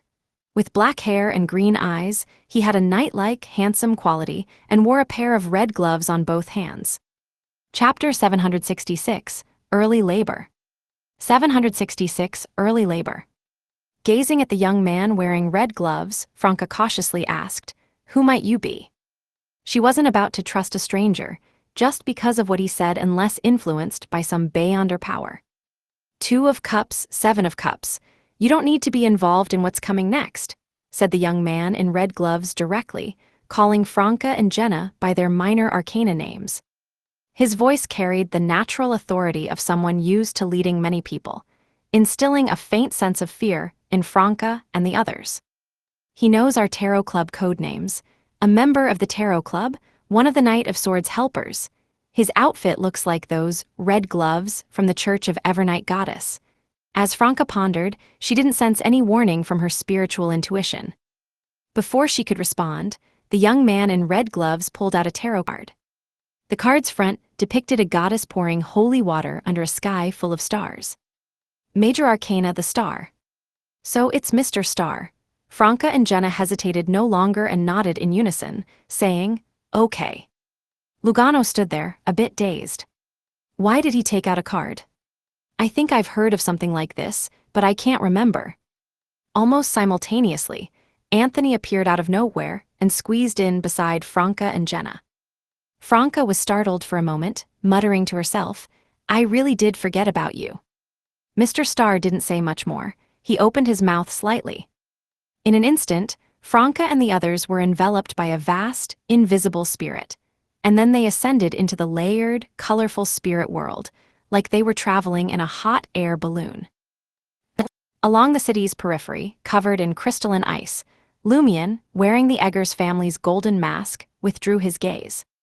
He could roughly guess that the blurry figures in his eyes were the Temperance faction's demigods responsible for this operation. One of them, headless, seemed to resemble the Temperance faction's angel he had seen before. The translucent insects crawling in and out of his mouth were likely helpers invited by the Temperance faction. "How many people have taken residence in my body just now?" Lumion grumbled internally as he followed the Knight of Swords, Merrick, in a mad dash. They entered the wilderness outside Raklev under the pale, cold sunlight, heading swiftly toward Lake Dalsh. Due to the unique influence of Paramita, Lumion couldn't teleport anywhere beyond his line of sight. He had to use a visual lock to establish a position, which made it challenging to appear instantly at the edge of Lake Dalsh. After running some distance, he reached out and grabbed the Knight of Swords' shoulder. Almost simultaneously, blazing white flames surged from within him, instantly covering his entire body. The Knight of Swords understood his intent without asking and promptly dematerialized into a wraith, attaching himself to Lumion. Lumion transformed into a white-hot spear and shot off into the distance in a brilliant display. The flaming spear streaked through the sky, crossing vast distances to arrive at the edge of Lake Dalsh in no time. As Lumion detached from the blazing white spear, he noticed that even in Paramita, intertwined with the spirit realm, this lake remained tranquil, clear, sacred, and beautiful.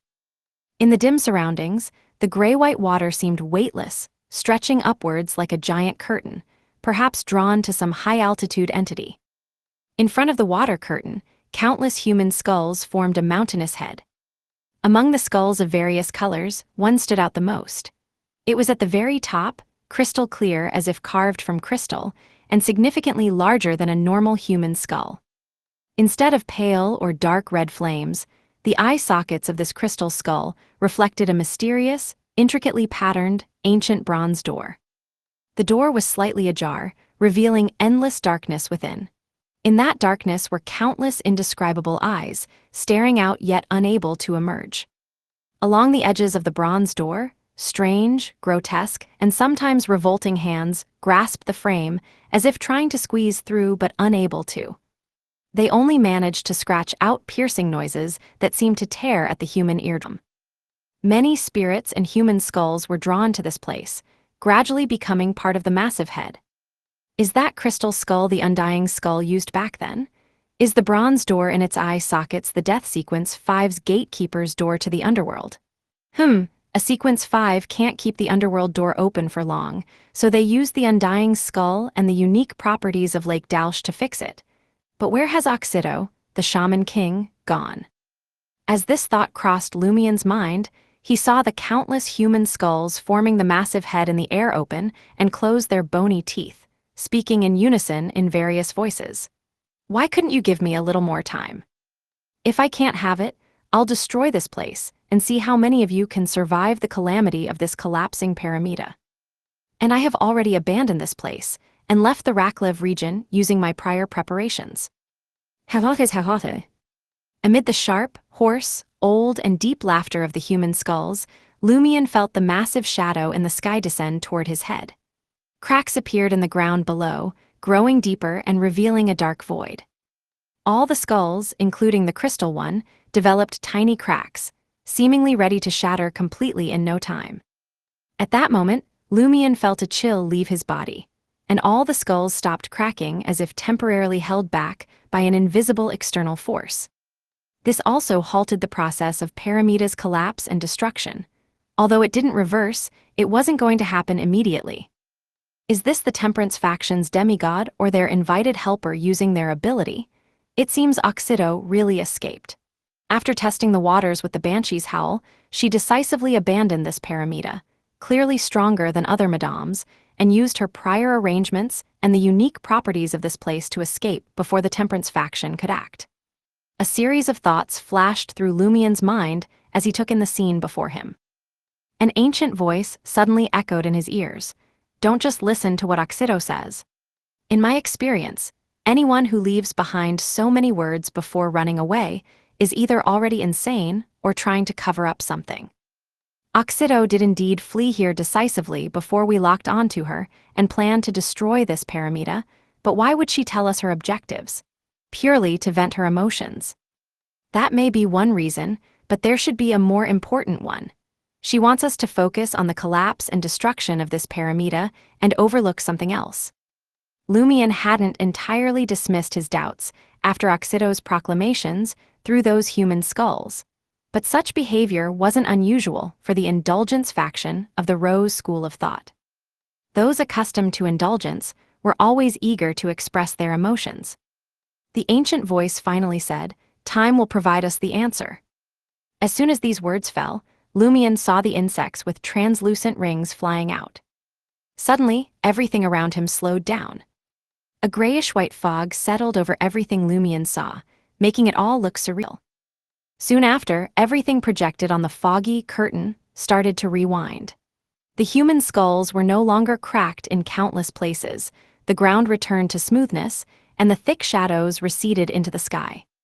Time wasn't moving backward. Rather, recent history and events were being displayed. Lumion then saw a pair of brown wings that could blot out the sky, leaving the current shadow behind. Between the wings, each feather as large as a human head, stood a female figure with an exposed abdomen. The woman was as beautiful as the moon at night, her face radiating maternal brilliance, but her hands and feet were arched, with sharp nails that gleamed coldly. This was the Shaman King, Oxido.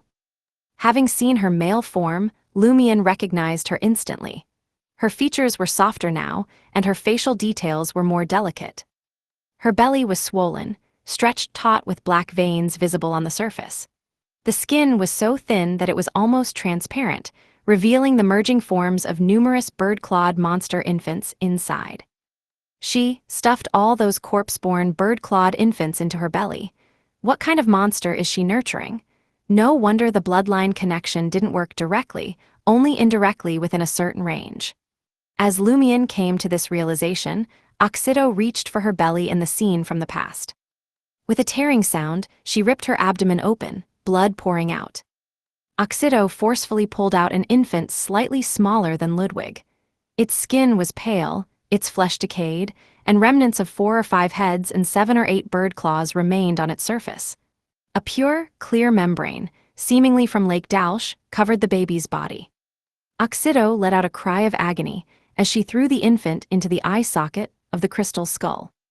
The rotten, multi-headed infant was clearly much larger than the eye socket and the bronze door within it, yet it mysteriously shrank smaller and smaller until it squeezed through a gap barely wide enough for a hand, disappearing into the boundless darkness behind the door. Is Oxido's ultimate goal to send that monster infant into the underworld, making some terrifying thing a reality? And now she's been forced into early labor. As Lumion had this thought, he realized the coldness inside him had vanished. The figure in the small black bonnet, and the Knight of Swords in the vest and shirt, simultaneously appeared in front of the crystal skull. But they seemed unable to pass through the crack in the bronze door and were trying to open it a little more. The Underworld, wearing the Eggers family's golden mask, Lumion felt a stirring inside. Seizing the opportunity provided by the Temperance faction demigods stalling Paramita's collapse, he activated the black mark on his right shoulder, teleporting to the front of the crystal skull. In his eyes, the bronze door loomed abnormally large. He stretched out both hands and pressed them on either side of the bronze door. A hollow, muffled buzzing filled the air as the bronze door opened a little wider. Lumion immediately felt a terrifying suction, and with a swish, he was pulled through the crack, flung deep into the darkness. Inside him, two more cold masses joined him. Chapter 767, Underworld. 767, Underworld. With Lumion vanishing before the crystal skull, the human skulls, already covered in countless cracks, lost their support. They shattered with a thunderous crash, bringing down the shadows from above and splitting the grassy wilderness into fragments. Oxido's Paramita crumbled toward the cracked crystal skull, and everything there silently turned to dust. The spirits dissipated, the light vanished, and the void of darkness swallowed everything. No one knew how much time had passed before a gentle light began to glow in the absolute blackness, revealing a barren, dim, pale, and almost frozen wilderness. In the center of the wasteland lay the tranquil and sacred Lake Dausch.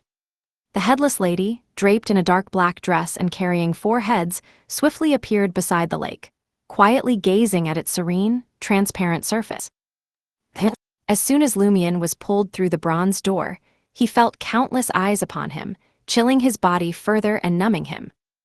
Meanwhile, arms of unknown origin reached out, grabbing at his head, neck, torso, and legs. Some had dull skin with white, bony teeth. Others were so decayed that their flesh was falling off, slowly wriggling with equally decayed worms. Some lacked skin altogether. Others were merely illusory spirit bodies. What they all shared was a bone-chilling cold that could freeze the soul. On Lumion's face, the golden mask painted with black and white oil sparkled with a faint yet pure light. The reaching arms halted momentarily before retracting. The eyes watching him from the darkness also withdrew their gaze. Lumion regained his thoughts and his sense of his body. Below him, he discovered a deep pit with no visible bottom or boundaries. The edge of the pit was made up of layers of blurry worlds, spiraling downward to the limits of his vision. These jumbled worlds layered atop each other, and Lumion couldn't make out what lay within them, only knowing that each was vaster than the Star Highlands, with all previous watching eyes stemming from the pit's bottomless dark. Lumion plummeted suddenly, falling into one of these blurry worlds in the blink of an eye. Miraculously, he stood on a barren wilderness exposed with gray-white rocks, surrounded by heaps of bleached bones, densely packed and stretching toward various distant places. At this moment, these bones lay still, as if slumbering through time.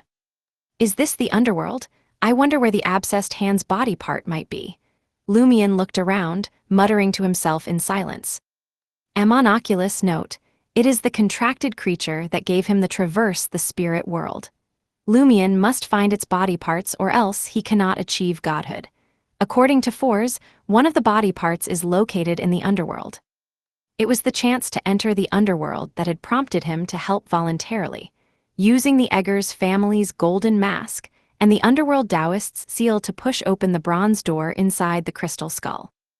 Now, the problem was that the Underworld was much more vast than he had anticipated, and he had no idea where to start looking. Similarly, the whereabouts and intentions of the decaying infant that Oxido had sent were unknown. Perhaps I could rely on the contract I had signed with the abscessed hand. Essentially being part of the same body, they are mystically connected. The contract I had signed is, to some extent, also with the rest of its body. Lumion quickly formulated a plan and spoke in a cold, hoarse voice. Knight of Swords, have all of you entered as well? Yes, came the faint voice of the Knight of Swords, Merrick. Pausing momentarily, he added, a companion of mine has also entered. Lumion nodded. Why aren't both of you coming out? You are now in a wraith state, so there's no need to worry about dying instantly in the Underworld.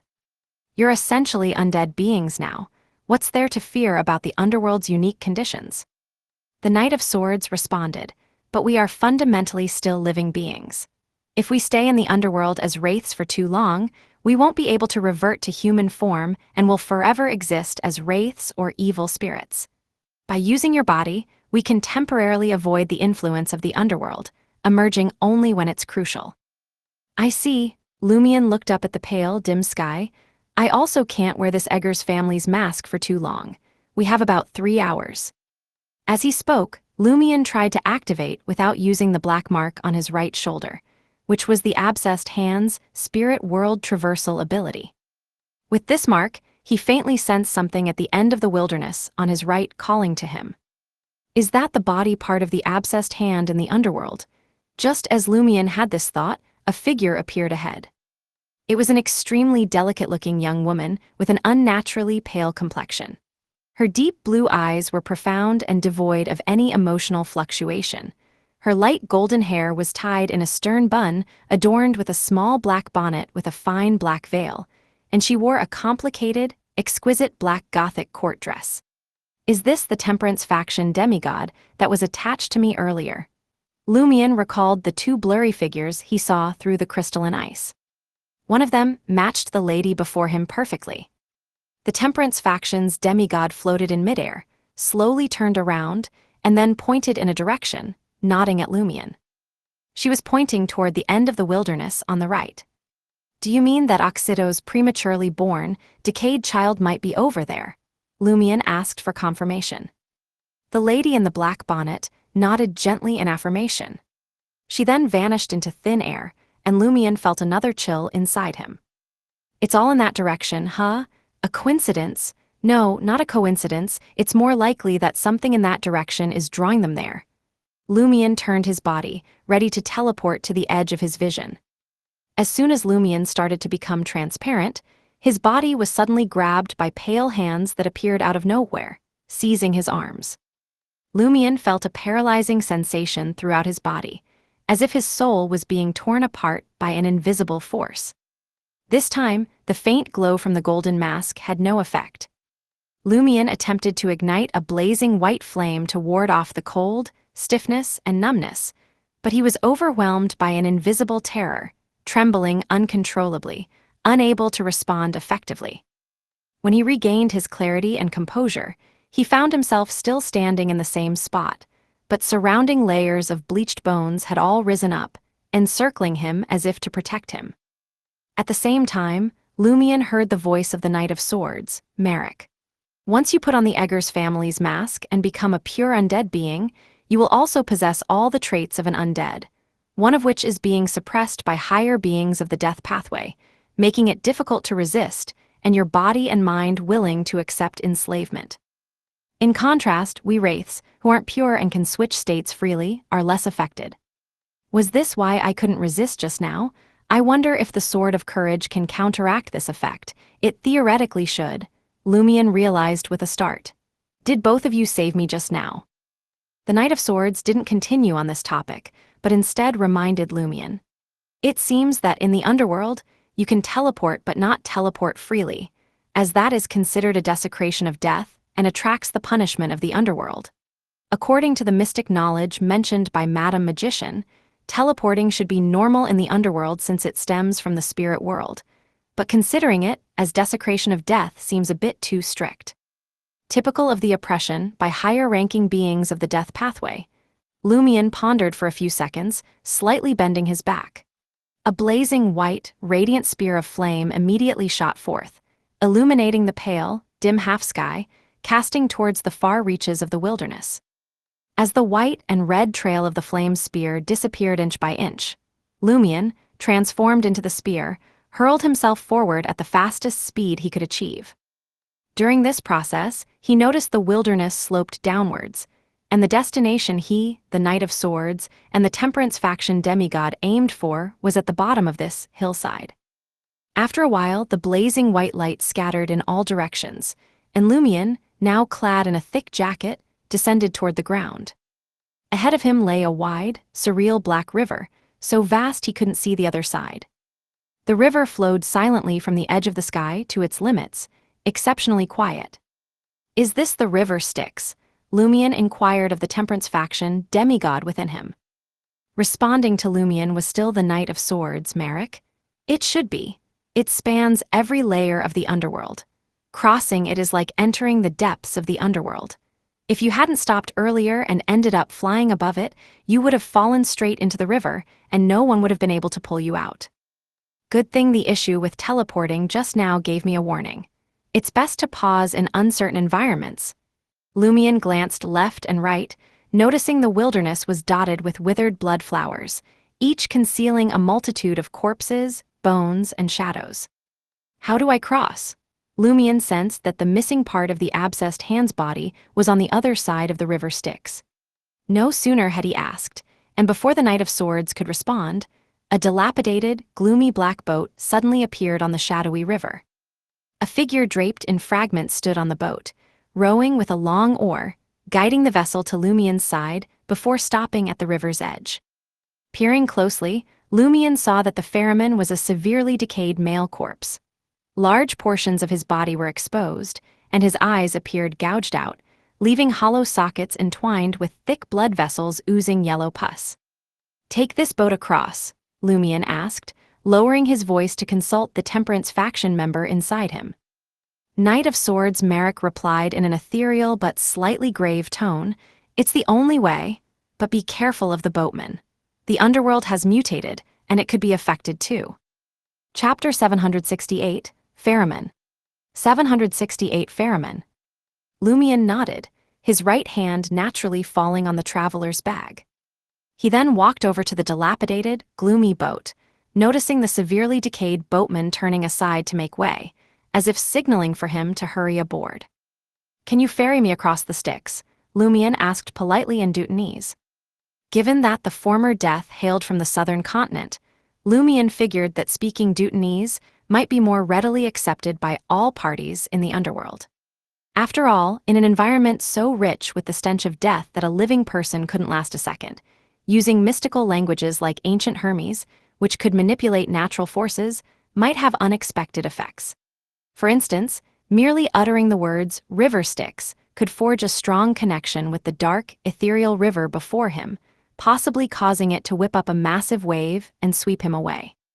The boatman, its eye sockets filled with thick blood vessels and oozing yellow pus, faced the river, wide enough that the opposite bank was out of sight, and remained motionless. It seemed it was answering Lumion with his actions. "Why would you try to communicate with a corpse? I can't hear you, nor can I make a sound. It seems ordinary language won't do. I've heard that the death pathway includes a language of the dead, but unfortunately, I don't speak it." Lumion muttered to himself quietly as he let his eyes take on a silver-black hue and slowly stepped onto the rickety, gloomy boat. In his eye of calamity, the boatman's destiny was pure black, dead and void, showing no signs of change. Does this mean no matter how much the boatman struggles, it can't change its status as a corpse, and its only fate is to wither away with time until even its existence vanishes? But that doesn't mean the boatman can't do anything during this time before its demise. Its actions can still affect the fates of others, including mine and other undead beings. From this perspective, the boatman, or rather the summoned undead, should still have a destiny, only that the outcome cannot be changed. Indeed, they have destinies, but my current rank isn't high enough to see them, is it? After all, objects have destinies too, but I can't see them now. It might also be that the destinies of the dead need to interact with others to manifest in the destinies of those others. Perhaps because he had temporarily become an undead himself, Lumion couldn't help but ponder the destinies of these residents of the underworld. With the mystical knowledge he currently possessed, he couldn't define destiny precisely, nor did he know how much the Mercury River of Fate encompassed, or whether there were unseen aspects or hidden parts he wasn't aware of yet. He felt there must be, which stemmed from a few simple questions. Could it be that by donning the Eggers family's golden mask and becoming an undead, the river of fate that still existed for me simply disappears, turning utterly black and void? And when I take off the mask, does the river of fate instantly turn? What then is the river of fate, a plaything at our disposal? Although the golden mask of the Eggers family was made by death, it didn't contain Beyonder characteristics and was only of a higher rank. It surely wasn't simple enough to manipulate the River of Fate so easily. Later on, if there's a chance, I should have a monster pathway Beyonder observe my fate to see the changes before and after donning the golden mask. Never mind, unless I find a demigod-level monster pathway Beyonder, otherwise it would only harm them.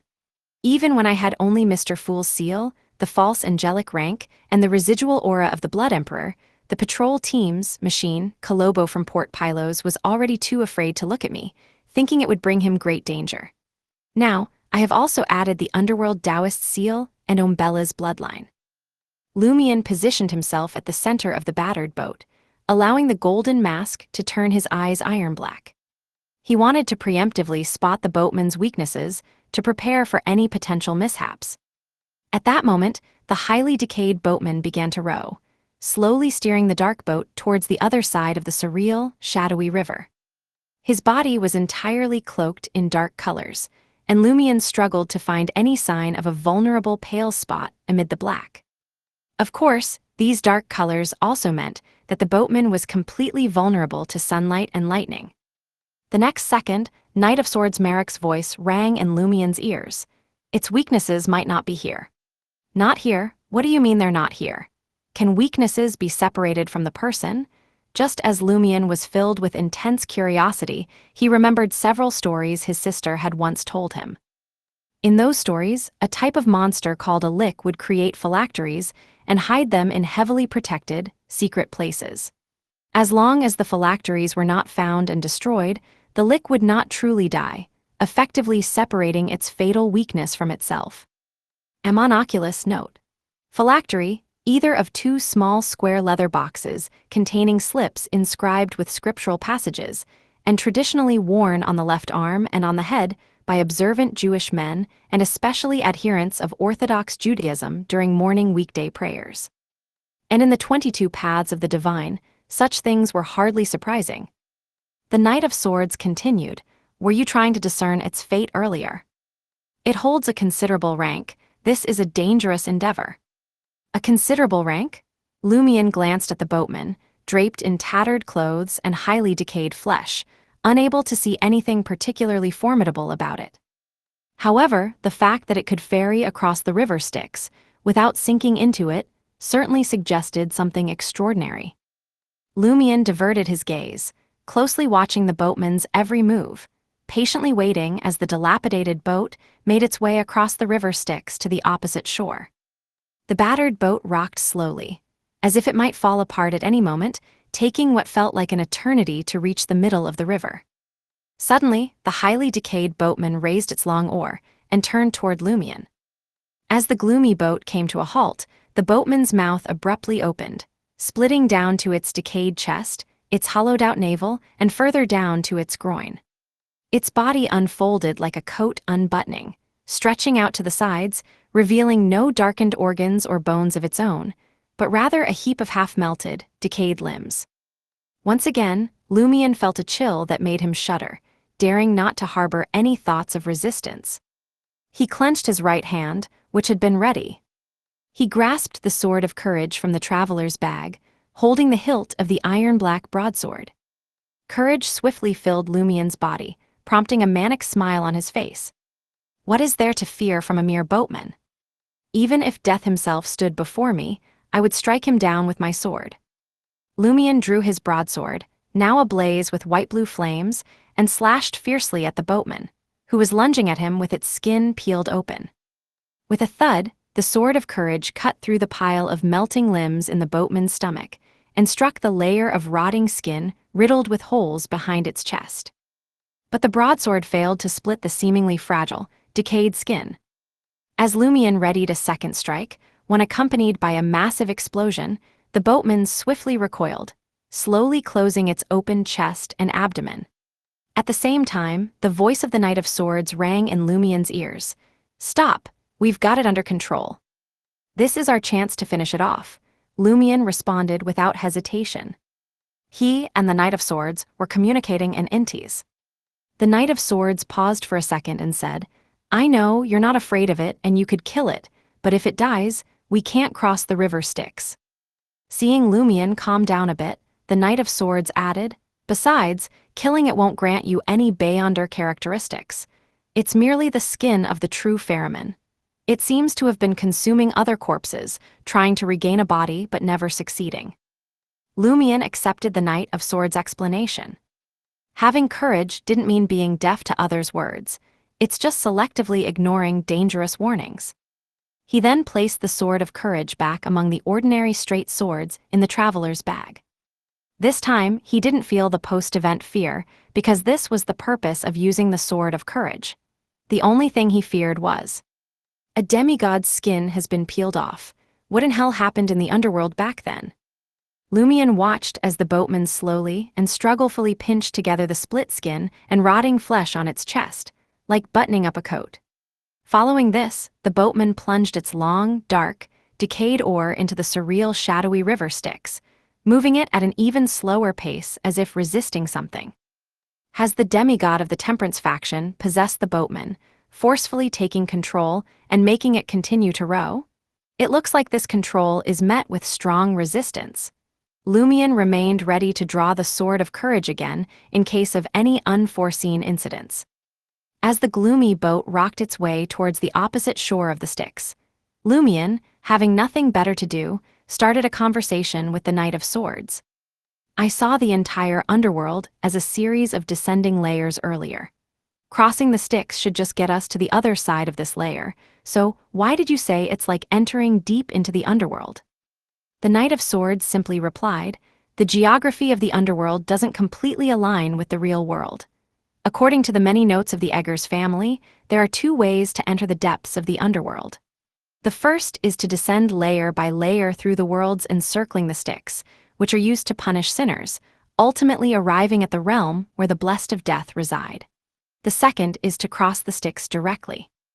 "Is that so?" Lumion mused aloud. "So, our destination is the realm once inhabited by the blessed of death." The Knight of Swords paused for a second and said, "Death's palace should be there as well." The palace of the former death. Lumion's eyelids twitched at the thought.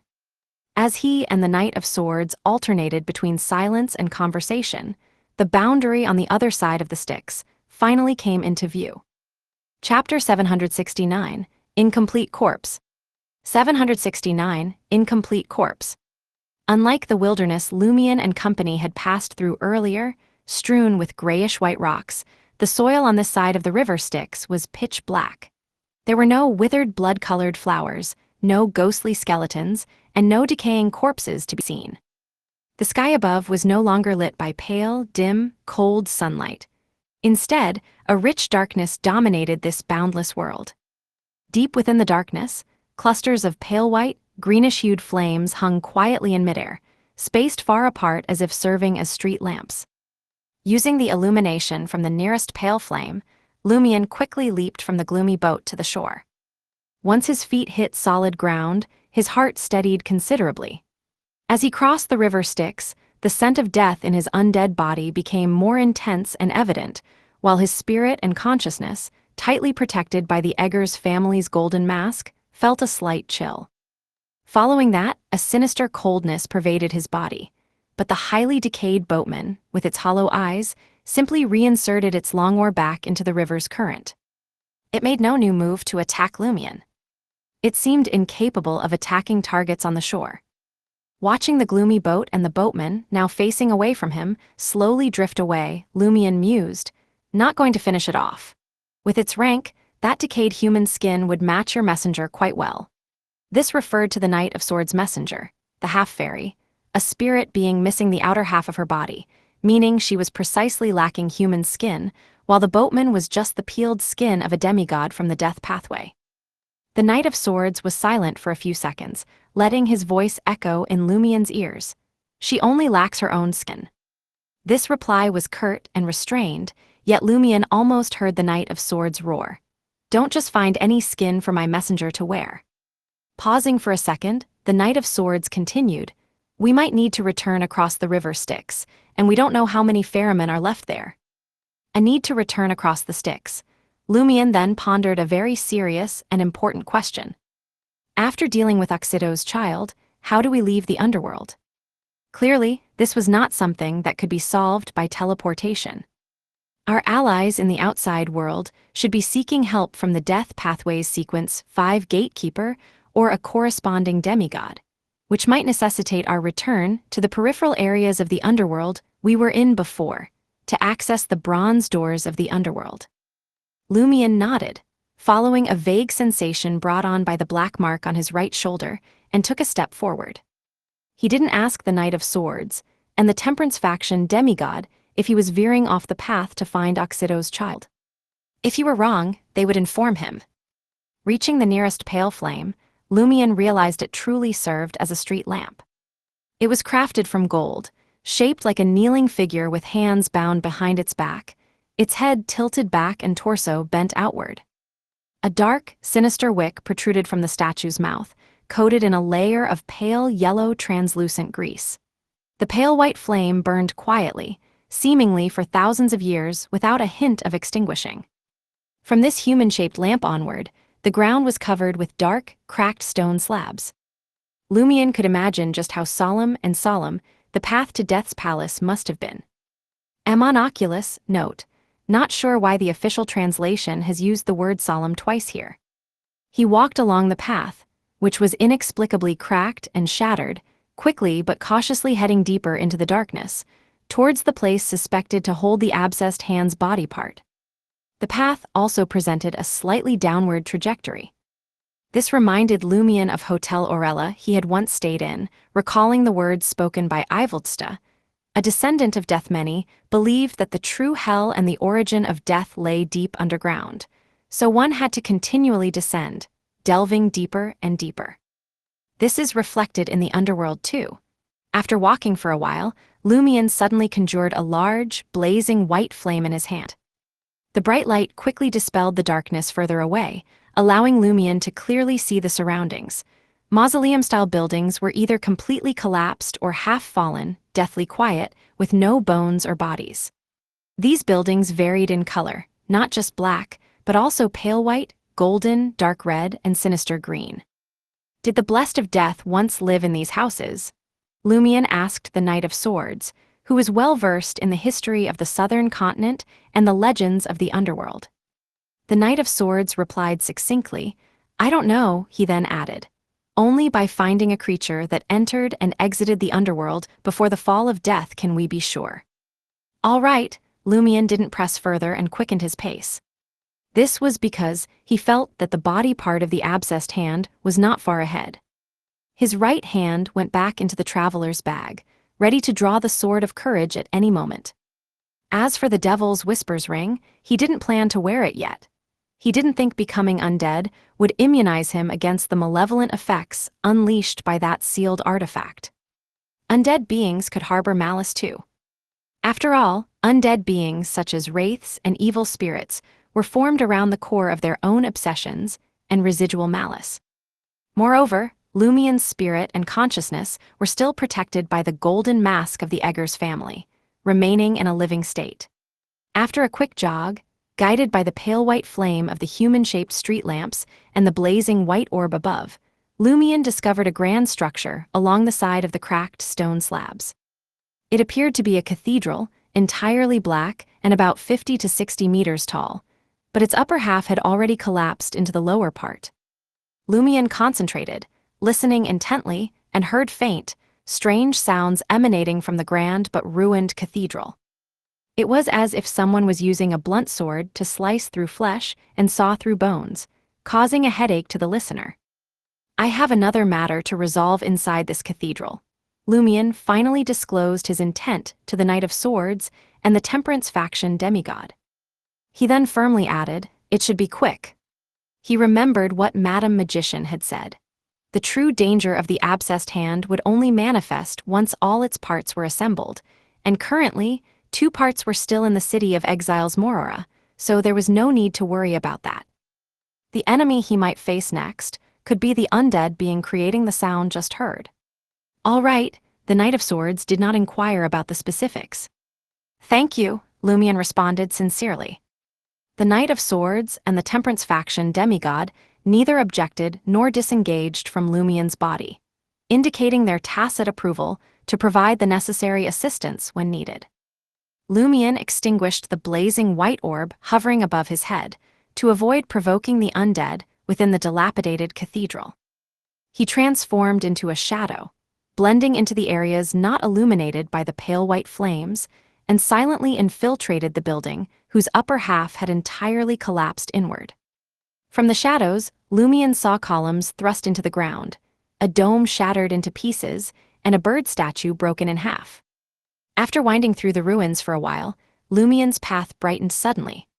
10 meters ahead on a crumbling wall, several bone torches burning with pale green flames were inserted, the dense darkness above streaming through a large hole created by the collapsed dome, blocked outside by this dim light. Beneath the bone torches, a long table made of grayish-white stone was set up, upon which lay a half-corpse, head severed and vertically split open.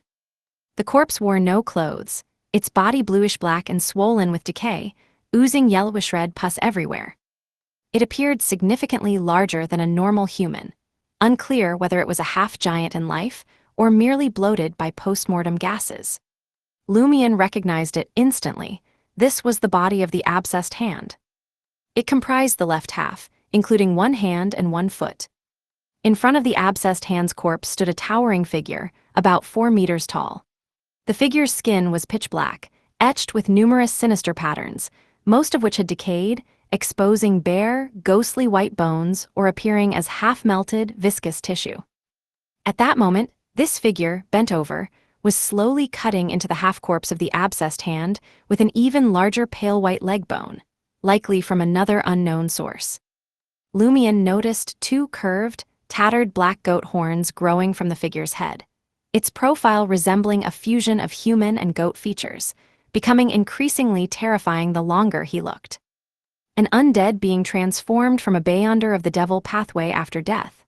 Just as Lumien had this thought, he saw the goat-faced giant slice off a chunk of bluish-black decaying flesh and stuff it into its mouth, chewing vigorously, causing pale yellow pus to splatter. On the half-corpse of the abscessed hand, the decaying flesh writhed and grew, filling in the cuts made. A cycle of one eating, the other growing. Lumien was pondering a plan to take the abscessed hand's corpse when the devil-like undead suddenly turned around, looked towards the shadows where he was hiding, and spoke in an unintelligible language using a hollow, decayed voice. Though he couldn't understand the words, Lumien felt a strange pulsation in his flesh, compelling him to leave his shadow form and revert to his undead appearance with the golden mask. However, the decaying, goat-faced devil did not take the opportunity to attack. After 2 seconds, the voice of the Knight of Swords reached Lumien's ears. It's asking, "Do you need flesh?" "Do you need flesh?" Lumien was first stunned, then relieved that he had a translator. Looking at the hunched-over, devil-like giant undead, Lumien suddenly had a strange thought. Is this considered making a deal with a demon? Has the aftereffects from using the authority holder's under-the-table transaction finally caught up with me? Chapter 770, Egg. 710, Egg. For a moment, Lumien was unsure whether the authority holder's under-the-table transaction, a beyonder item from the broker pathway, actually had negative effects. On the one hand, encountering a deal with demons and other evil beings surprisingly prevented a potential battle. Without this negative effect, Lumien suspected he would have been attacked the instant he was spotted by the goat-faced demon, instead of being asked if he needed flesh. This seemed like a manifestation of how a shadow merchant could reduce the malice from dangerous creatures and mysterious entities. However, it was definitely wrong if this wasn't considered a negative effect. Dealing with a demon wouldn't be simple or easy. It might even be very dangerous, even if the demon was already dead. After a few seconds of deliberation, Lumien, pointing to the half-body of the abscessed hand on the grayish-white stone table, asked, "I want it all. What must I give in return?" He planned to gauge the difficulty of the transaction first. If it proved too challenging, he would ask for help from the Temperance faction demigod to confront and collectively eliminate this decaying goat-faced demon. Having a deal offered by a demon didn't mean you had to accept it. As soon as Lumien spoke, he felt his body stiffen and a coldness spread within him. He understood what was happening and didn't resist or struggle, then found himself involuntarily speaking in a gravelly, metallic voice, as if using dead vocal cords. His words were repeated in an unknown language by the goat-faced giant, and every word struck a chill into Lumien's spirit, feeling as though they were piercing his spirit body. Bent over and goat-faced, the black-skinned decaying demon responded in the same hollow language, its voice echoing ominously. One of the words seemed to grasp Lumien's spirit body, as if by a giant hand. If it weren't for his dead state and the protection of the Eggers family's golden mask, just this interaction alone could have severely harmed him. Soon, the ethereal voice of the Knight of Swords resonated in his mind. I want Farbody dead. Farbody, the Devil Monarch Farbody, the true form of Nabwardisli. The terms of the deal require me to kill an ancient god? Lumien narrowed his eyes at the towering goat-faced devil, regaining control of his voice to say, That's an ancient god. I can't do it. Change the terms. If the goat-faced devil refused to change the terms, then there was no need for negotiation. Facing an ancient god might be beyond me, but taking you down certainly wasn't. It was just a matter of owing a favor to a demigod. That debt could be repaid slowly over time. It was unclear whether it was the Knight of Swords or the Temperance faction demigod who then took control of Lumien's body, translating his words into a language the goat-faced demon could understand. This also brought Lumien a strange sensation. The goat-faced demon, capable of standing 4 to 5 meters tall, but appearing only a bit over 3 meters due to its bent back, fell silent for a moment before speaking in a deep, hollow tone. I want that egg. Egg, Lumien muttered to himself in confusion. He understood directly, because the Knight of Swords had already translated it synchronously. Where is this egg? Lumien inquired. As a member of the Temperance faction took control of his mouth to relay the question, the decaying goat-faced demon let the massive thigh bone in its hand drop to the ground with a loud thud. In the palace, the goat-faced demon answered simply, making the Knight of Swords' job of translating much easier. This also made the Knight of Swords' translation job much easier. Lumien asked, seeking confirmation, the Palace of Death. Could a former divine residence be extremely dangerous? The goat-faced demon's eyes, oozing blood and pus, shifted slightly. Yes. An egg within Death's palace. Lumien hesitated between agreeing to the deal or just seizing it. As he surveyed his surroundings, he further inquired, what does this egg look like? While waiting for the member of the Temperance faction to translate, Lumien noticed a broken statue by a half-buried stone pillar, with only parts of its body remaining. It was vaguely recognizable as an avian statue, its feathers seemingly woven from mystical patterns, pale white and dim. An avian statue, Lumien thought, connecting this with the egg the goat-faced demon wanted. Once the translation was finished and control of his mouth returned, he added, a bird's egg. After about 10 seconds, the goat-faced demon dragged its pale thigh bone forward a few steps, which scraped against the ground, producing a grating sound. The goat-faced demon spoke slowly and intermittently, yes, it's large, black within flames. It really is a bird's egg, and obviously from an abnormal mother. Birds, Lumien suddenly remembered the prematurely born child they were tracking, associated with the banshees in their full might. They resembled birds with claws and wings. Although there are clear differences from this bird statue, they are at least all birds. Moreover, since there is an abnormal bird's egg inside Death's palace, it implies the existence of a mother in the mystical sense. Lumien vaguely grasped the reason Oxido had conceived such a stillborn and cast it into the Underworld. Was her goal also this egg, to use it to do something to the Underworld? Whether integrating the realm of the dead in the Raklev region into her own paramita, or conducting a ritual to impregnate corpses and bear children, was it all for this purpose? Sheesh, does she intend to merge the Underworld with her own paramita? That's quite ambitious, isn't it? This is a legacy of a true god, a former divine kingdom. But if Oxido really succeeds, wouldn't the Great Mother be able to descend directly? Even if she can't fully merge the Underworld just yet, just planting a seed is still a very dangerous thing for our world. Lumion immediately asked the goat-faced demon, "Have you seen a giant baby with bird claws?" The decaying goat-faced demon looked at Lumion, but did not respond. It was unclear whether it hadn't seen such a thing, or if the influence of the broker pathway was limited to the transaction itself. Lumion fell silent for a few seconds before stating, "Deal." The goat-faced demon's head moved almost imperceptibly. It turned and began dragging its pale thigh bone, step by step, back to the grayish-white stone table where the half-body of the abscessed hand lay. Lumion, lowering his voice, shared his recent thoughts with the Knight of Swords and the Temperance faction demigod. Knight of Swords Merrick quickly responded, "Let's head to Death's Palace right now." Seemingly to reassure Lumion, the Knight of Swords added, "You're wearing the Eggers family's mask. Many dangers in the underworld will naturally avoid you. We only need to worry about anomalies like the boatman. And if Oxido's monstrous child can get close to Death's Palace, close to that bird's egg, then we should be able to as well. Even with the premature birth and the powers inherited from Oxido, it's at most equivalent to a sequence 4. Upon hearing the Knight of Swords say so much in one breath, Lumion pondered and said, "Its state of existence and birth ritual are quite unique. It might be able to harness some of the Underworld's power. Even if it hasn't reached the angelic level due to being premature, we must treat it as a sequence 3 demigod in the corresponding environment. After all, this was a baby born through the integration of Paramita and the spirit realm, facilitated by Lake Dalsh.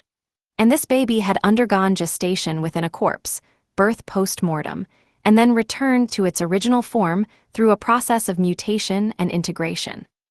It absolutely couldn't be considered a living creature, for living beings would instantly die in the underworld." "Yes," the Knight of Swords answered succinctly. Under the pale glow of a few bone torches mounted on the broken wall, Lumion asked the 2 members of the Temperance faction within him, "If we continue along the path we were on, into the depths of the darkness, will we reach Death's Palace?" Lumion remembered that the Knight of Swords had mentioned reading many notes from the descendants of Death. Before the Knight of Swords could reply, the goat-faced demon standing at the gray stone table suddenly lifted the large pale thigh bone. It used the bone to point toward a dark, deep hole that had been smashed open by a dome-shaped stone block near the broken statue. That seemed to lead to the dark cathedral's basement. Lumion paused, then blurted out, "You mean this leads directly to Death's Palace?" Based on the Knight of Swords' explanations and what he had seen earlier, Lumion believed Death's Palace was situated at the bottom of the dark underworld. One would have to keep heading downward, deep into the ground, to reach it. But since it was a descent, jumping directly into the seemingly bottomless basement might also be feasible. Emperor Roselle once said, "All roads lead to Trier." The decaying goat-faced demon nodded slowly. It was only then that Lumion realized, "This fellow understands my Inti's language. Why did I even bother getting a translator? Is a demon still a demon even after death?" Lumion didn't waste any time confronting the decaying goat-faced demon. He ran a few steps to the edge of the dark, vast hole. He formed a clump of blazing white flame and placed it at the edge of the hole, illuminating some of the interior. Massive stone pillars, blackened wood racks, collapsed stone slabs, and a winding staircase extending downward, disappearing into the darkness. "No problem," the Knight of Swords conveyed the judgment on behalf of the Temperance faction demigod. "It leads to Death's Palace." Without hesitation, Lumion jumped onto the partially collapsed staircase. Instead of running down the stairs in the usual way, he jumped back and forth between stone pillars, wood racks, staircases, and walls in a linear freefall. During this process, Lumion occasionally transformed into a blazing white flame spear to leap over completely collapsed parts without footholds, and at other times turned into a shadow creature to navigate around special areas. The surrounding darkness seemed to hide something even the blazing white light couldn't illuminate, but Lumion ignored it, pretending not to notice. After descending for an indeterminate amount of time, Lumion's feet finally touched the ground. In the light of the blazing white flame, he saw that the area was littered with broken bones, some white, some yellow-brown, and some dark brown. Not too far from Lumion, a deep black stone wall stood, set with a heavy wooden door large enough for a giant to pass through. Lumion walked up to the door, bent over, and extended his palms, beginning to push outward with all his strength. His instincts told him that beyond this door lay Death's Palace. Chapter 771, Pale White Nation. 771, Pale White Nation. Amidst the heavy tearing sound of a long unmoved wooden board, the chestnut-brown door slowly opened outward. The first thing Lumion noticed was the dim light, unlike the darkness typical of the deeper parts of the underworld, emanating not from golden humanoid street lamps but from all objects ahead. He then got a clear view of the exterior. There lay a cluster of palaces half sunken into the void, with a majestic main hall, several high towers, and aerial corridors connecting them. Deeper into the palace complex, the structures seemed to sink further into the void, while those on the periphery stood solidly on a barren wilderness. Even so, the main hall in the core area towered much higher than the rest of the buildings. Now, most of the structures were completely collapsed, leaving only ruins and broken walls. The relatively intact palaces and towers were concentrated on the periphery, with the only visibly towering structure in the core area being the main hall and its 4 attached spires. At this moment, whether it was the broken palace complex or the surrounding wilderness and the sky above, all had faded to a dim, pale white, enveloping and infusing the entire world with pallor. They brought light.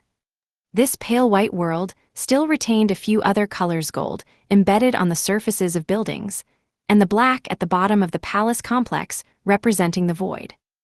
The latter had 2 other sources. One was the silently falling, illusory dark river Styx from above, cascading behind the main hall, and the other was a creature long enough to be described in hundreds of meters, nestled among the 4 spires atop the grand main hall. It was an exaggeratedly large bird, its wings woven from pale white flames and mystical patterns, quietly sprawling on the roof of the main hall. Many of its pale white fiery feathers had shed, revealing the black, decaying skin underneath. Despite the considerable distance, and even with just a few fleeting glances, Lumion couldn't help but feel his death accelerating. He lowered his head to look at his hands, and found his already pale, dull, and withered undead skin now marked with spreading patches of blue-black decay. These marks moved slowly, deepening continuously. Moreover, his clothes were also beginning to be infected by the pallor of this world, all colors turning dim. What kind of monster is that? Lumion dared not gaze at the distant giant bird anymore, and could only look directly at the palace complex itself. After a few seconds, the increasingly ethereal voice of the Knight of Swords, Merrick, rang out. It might be the corpse of Gregrace. Gregrace, the Phoenix ancestor, the ancient death among the 8 ancient gods of the second epoch. Lumion blurted out in astonishment, why would her body be here? After posing the question, Lumion felt it was somewhat meaningless. This was the Underworld, and it was not strange for any deceased's body to appear here. The Phoenix ancestor ancient death had perished before the Underworld anomaly. On the other hand, the absence of the Eggers family's death's corpse, hidden somewhere, was an anomaly. Lumion didn't expect the Knight of Swords to actually answer his question. It might be that the ancestor of the Eggers family, the former death, placed it here. Does that mean the Eggers family's death not only acquired the Beyonder characteristics of the Phoenix ancestor Gregrace, but also brought her body back to the Underworld, hiding it somewhere in the palace complex? How did she know it end up on top of the palace? Is it just a corpse? Was it placed there initially? Or did the anomaly in the Underworld come from this ancient god's corpse? With the reigning death dead, has the ancient god's corpse reanimated? Lumion suddenly had some thoughts. At that moment, he heard the Knight of Swords add, Sharon just saw the egg. The egg, the one the goat-faced demon wants. Is Sharon referring to the Temperance faction demigod within me? Lumion's heart leaped with joy before he quickly asked, where is the egg? Below the belly of what seems to be the corpse of the Phoenix ancestor. It has a pitch-black shell and is engulfed in pale white flames, about a meter in diameter. The Knight of Swords briefly described the egg. Protected by the corpse of the ancient death, Lumion's scalp tingled at the thought. How am I supposed to retrieve it? This might as well be no different from slaying the devil monarch, Farbody. Of course, for those of high stature, A living ancient god and a beyonder characteristic lacking one reduced to a decaying corpse were not on the same level. The difficulty of these tasks was as different as heaven and the abyss. But for Lumion, they were equally insurmountable, both falling under the category of impossible even with self-sacrifice. Son of a sow, that goat-faced fellow really is a demon turned undead. Fine, if it can't be completed, then so be it. Just finish off the contractor as if there was no task at all. As malicious thoughts spread throughout his body, the Knight of Swords added, "It's not entirely impossible to retrieve the egg. The state of the Phoenix ancestor's corpse is somewhat strange." Strange state of the corpse. Aren't there only two states for a corpse, eternal rest and reanimation? Lumion dared not use his own eyes to inspect the decaying corpse of the ancient death, Greggrace, and could only inquire of Sharon, the only one present who could withstand looking at the body of an ancient god to some extent. What's strange about it? The one responding was still the Knight of Swords. It's asleep, the kind of deep sleep that's hard to awaken from. This doesn't align with the current state of this pale white nation. Asleep, dead and transformed, yet still needing sleep. Lumion frowned slightly and asked, "Why does that not align with the current state here?" The Knight of Swords paused a few seconds before explaining, "From what we've seen, one of the reasons for the original anomaly in the Underworld was the reanimation of the Phoenix ancestor. It destroyed Death's palace, killed all of Death's blessed present, and turned this place into a pale white nation. We've encountered a few demigods from the Death domain. Since the Underworld anomaly, they could still manage some affairs in the Underworld, even enter directly, but none dared to venture deep into the Underworld to search for the treasures within Death's palace. Their instincts told them it was too dangerous, absolutely not to be approached. But Sharon didn't have such a premonition for danger, so she agreed to come here. That means, for a long time after the Underworld anomaly, the body of the Phoenix ancestor still roamed this pale white nation, keeping the high-ranked beings of the Death domain at bay, but now it lies asleep." Lumion found the oddity from Merrick's description. When was the last time a high-ranking beyonder of the Death pathway felt danger approaching deep into the Underworld? Lumion tried to determine the approximate timeframe. "I don't know," the Knight of Swords answered promptly. "Don't know? It seems then that the Phoenix ancestor's body has only fallen asleep in recent years. Otherwise, the high-ranked beyonders of the Death pathway entering the Underworld would have discovered that it's not so dangerous here anymore and might have attempted exploration, not leaving without a trace nor without any news spreading. What happened in recent years? Lumion thought, unable to suppress his complaint. Why did the Eggers family's death bring back the Phoenix ancestor's corpse, leaving such a huge risk? As a true god, he could have directly destroyed this corpse. The Knight of Swords responded to Lumion's complaint. The Underworld was established by the ancient Death in the spirit world, and as an ancient god, she wasn't limited to the powers of the Death pathway when she created the Underworld. It might not have been easy for the Eggers family's death to initially take control of the Underworld. He might have needed to use the corpse of the Phoenix ancestor. By the time he truly took control, his state might have changed, no longer concerned with such trivial matters. Does this mean the Eggers family's death went mad later?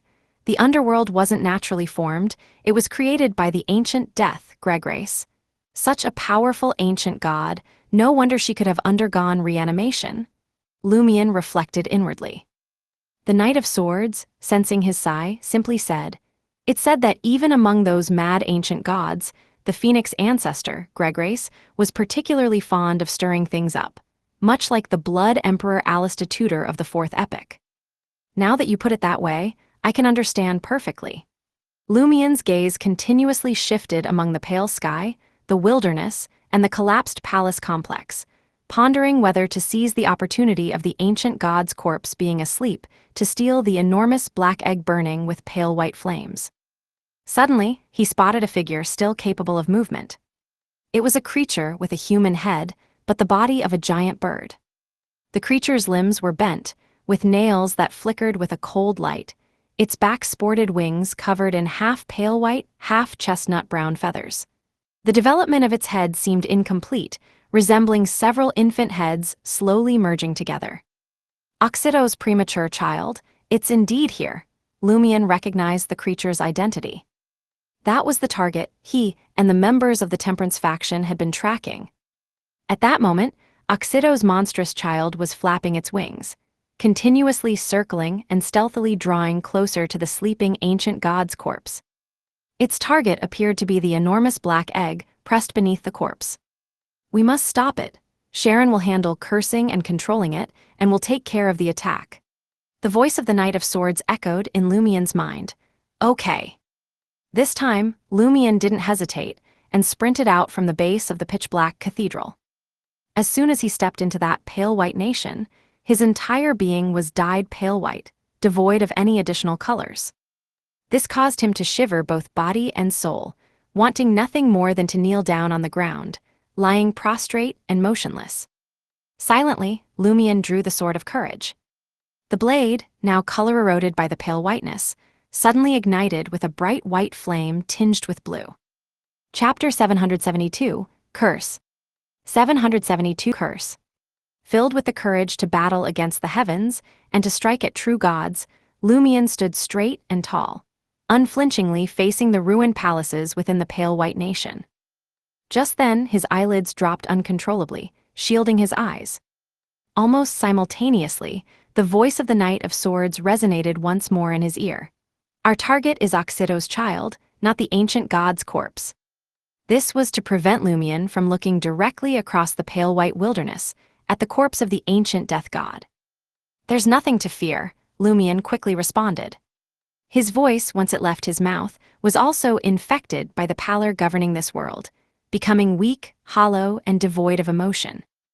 The Knight of Swords earnestly advised, "But this will affect our battle with Oxido's child. We must resolve it quickly. Once that's done, you can do whatever you want." Lumion fell momentarily quiet before responding, "Okay." Honestly, wearing the Eggers family's golden mask, and in his undead state, Lumion felt a bloodline-based fear and an awe towards the Phoenix ancestors' corpse atop Death's palace, which the courage did not dispel and even somewhat weakened, creating a balance. Otherwise, Lumion, wielding the Sword of Courage, would not have been so agreeable. Immediately, Lumion ignited into a bright white flame, transforming into a long spear of light, hurling towards the still intact buildings at the edge of the palace complex. As the fiery spear cut through the sky, it too was eroded by the pallor, dissipating and dimming even faster, which meant Lumion only managed half the intended distance. Finally, as the pale white light extinguished, Lumion appeared midair, plummeting straight towards the ground. He landed softly on the wilderness, making only a slight sound, and all around was deadly silence. The bright, blazing spear of flame took to the air once again.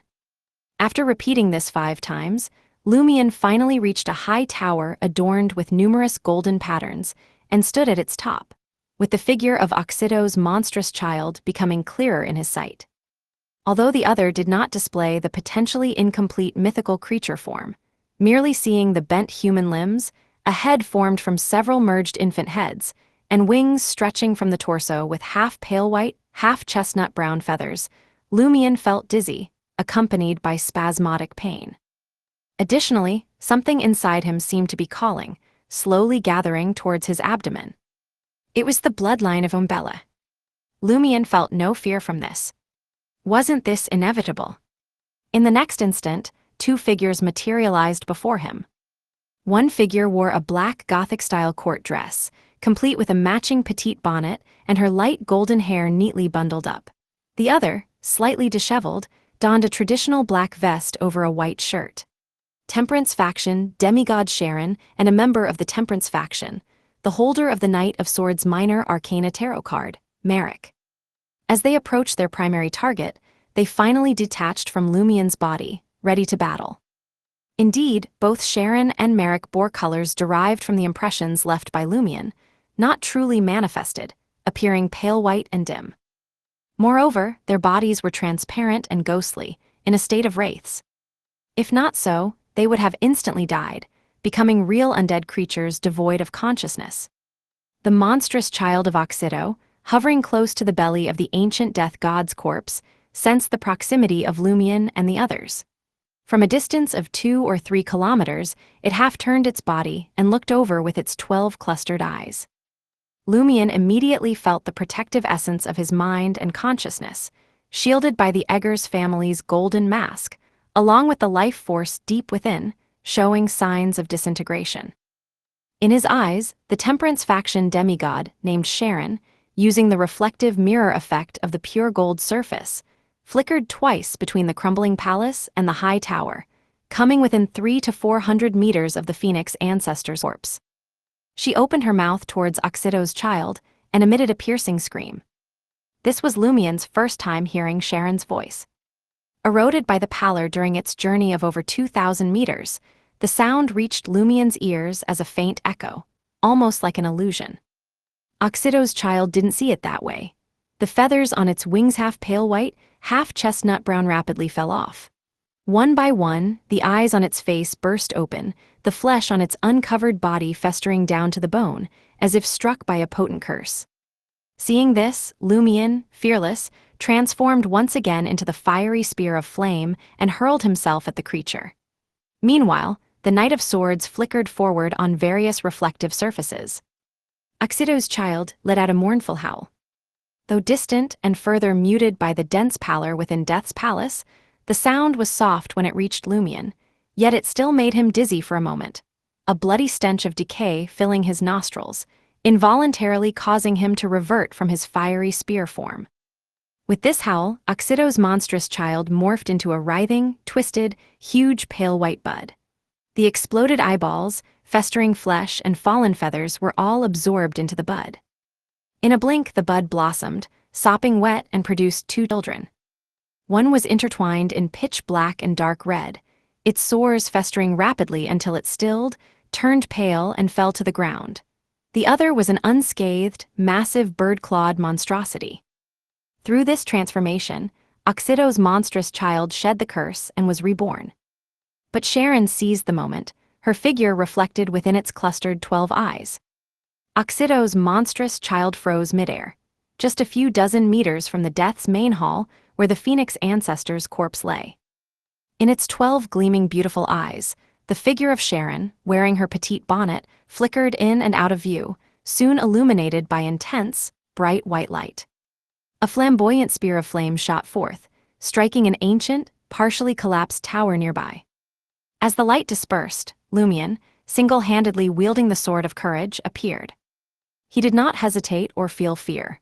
Despite the dizziness and pain in his head, his eyes turned an iron black.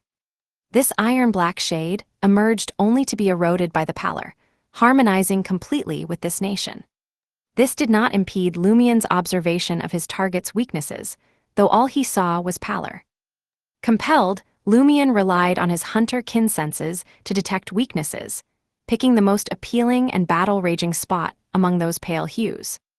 Once again, he became the increasingly pale and dimming fiery spear of flame, positioning himself above Oxido's monstrous child. His figure outlined. He grasped the Sword of Courage, blazing with bright white and blue flames, and plummeted like a boulder towards the body of Oxido's monstrous child. As they drew close, Lumion struck at the monstrous bird-clawed infant's abdomen with his broadsword, now tainted with pallor. He was using his cull. Before this, the Knight of Swords, Merrick, appeared atop the half-collapsed tower, slipping on a ring carved in the shape of the sun god's bird. In his hands, he quickly formed a lance as clear as pure sunlight. This caused the nearby pallor to fade slightly, erasing shadows and causing the wraith-like state of the Knight of Swords to melt inch by inch. Droplets of dim liquid fell like wax in a fire. The droplets evaporated quickly, leaving behind a bit of dust that slowly dispersed.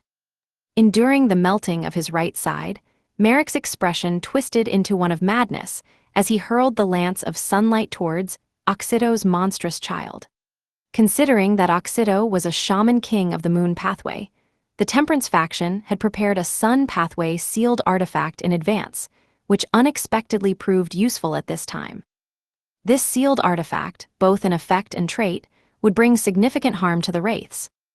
The clean and bright spear of flame became an anomaly in this pale world. It too was being eroded, but it was also dispersing the pallor, appearing to be able to strike the body of the monster child before Lumien's sword of courage could. Although the monstrous child of Oxido was possessed by the demigod Sharon and forcibly controlled, it wasn't completely turned into a statue to be slaughtered at will. It struggled against the influence of the wraith, as its reborn body slowly contracted, seemingly returning to an embryonic state, seeking the comfort of its mother's embrace while unleashing its own paramita. The pale white wilderness quickly engulfed the surrounding ruined palaces and the half-collapsed tower, also drawing the bodies of a few blessed of death who had died in this area into its scope. In the deathly silence, a horrific giant snake, bearing only bones and some rotting flesh with exaggerated wings, sprung from the collapsed palace into the air, blocking the path of the Knight of Swords' spear of sunlight. The blinding sunlight burst forth, filling Lumien's eyes. His strike with the sword of courage did not slow down, he firmly slashed downwards. The sunlight blackened his pale, dim skin, sparking a burning smoke. A soft clang sounded as Lumien's sword of courage struck the head of the winged giant snake, splitting the target, which had become exceptionally fragile after absorbing most of the sunlight damage. In a barely audible silence, the snake's bones either evaporated or shattered, completely losing their support and falling like rain to the ground. With the help of the giant bone snake blocking a strike for him, Oxido's monstrous child, controlled by Sharon, contracted even more fiercely. Its half-pale white, half-chestnut brown wings and bent limbs had merged with its body, forming a sphere with only its head, formed from several merged infant heads, still visible.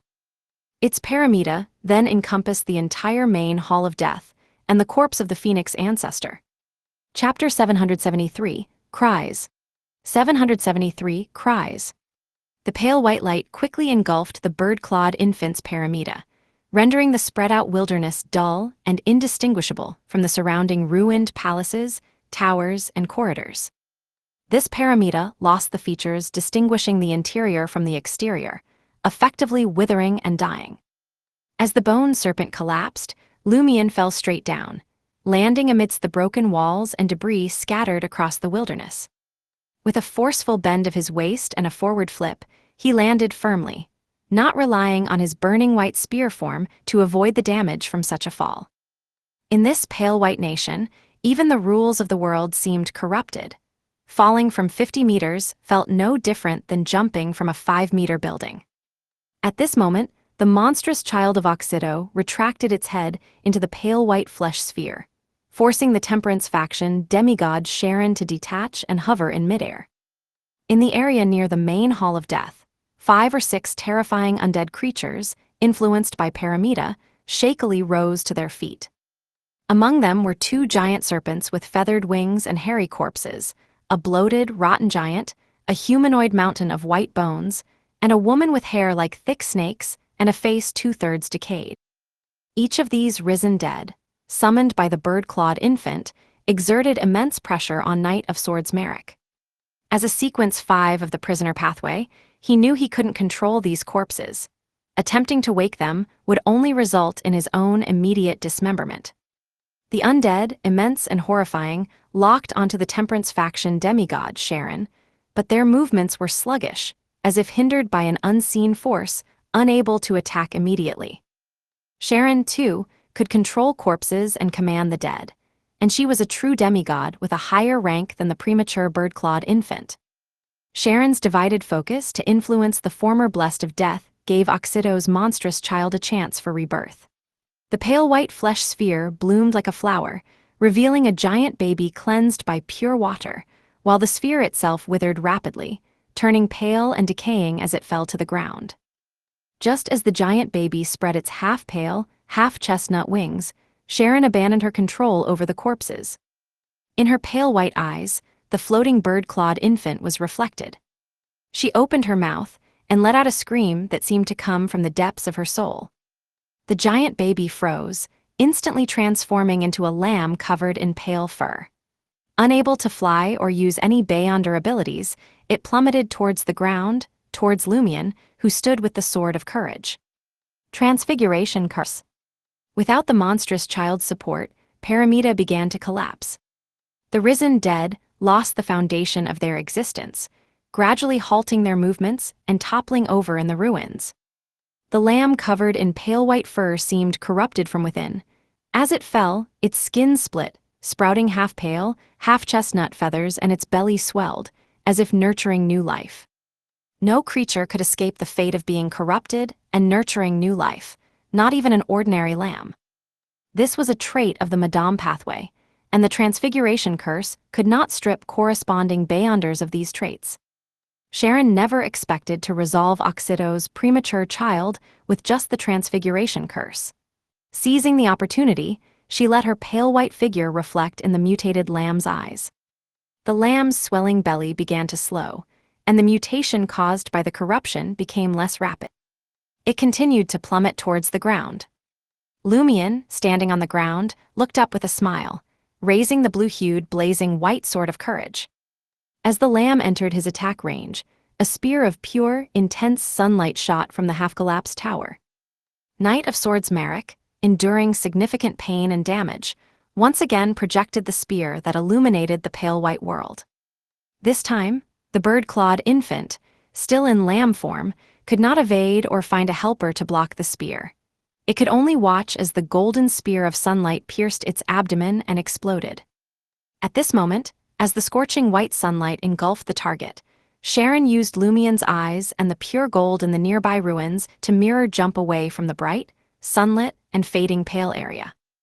Although the lamb's body shielded her from the direct harm of the sunlight explosion, she, as a spirit-like Beyonder, still suffered significant impact. When she reappeared in a golden pattern embedded in a wall hundreds of meters away, her figure had thinned noticeably, dripping waxy liquid like sweat. Lumion stood close to the pale white lamb, filled with courage, not dodging, but standing firmly, welcoming the spreading sunlight. Wearing the Eggers family's golden mask, his entire body ignited, blackening and melting like a candle, bringing extreme pain. Fortunately, he was not at the explosion's core, most of the damage falling on the bird-clawed infant, with Sharon taking some as well. Otherwise, the sunlight spear might have purified him in one blow. The Sword of Courage also absorbed half the damage, making his injuries not as severe as they appeared. Clenching his teeth, Lumion advanced instead of retreating, running towards the falling bird-clawed infant with the eroded white broadsword in hand. With a faint thud, the half-melted, ghastly pale lamb crashed onto the shattered stones. Lumion arrived a second later, his eyes turning from iron-black to pale white. He swung the Sword of Courage with both hands. Bright white and blue flames flared, the sharp sword striking the lamb's chest and abdomen. The explosion was not loud, but the flames and the violent shockwave lifted the surrounding rubble, tearing a jagged hole in the lamb's chest and abdomen. Boom, boom. Lumion swung the sword twice more, splitting the bird-clawed infant's lamb form into charred fragments. The charred pieces were immediately eroded by the pale white color, bringing a sense of dark, dead silence. Just as Lumion was about to strike again, the pale lamb's abdomen exploded, scattering rotten flesh and liquid with a strange aura. Instinctively, Lumion slashed the void ahead with the Sword of Courage, cutting through everything there.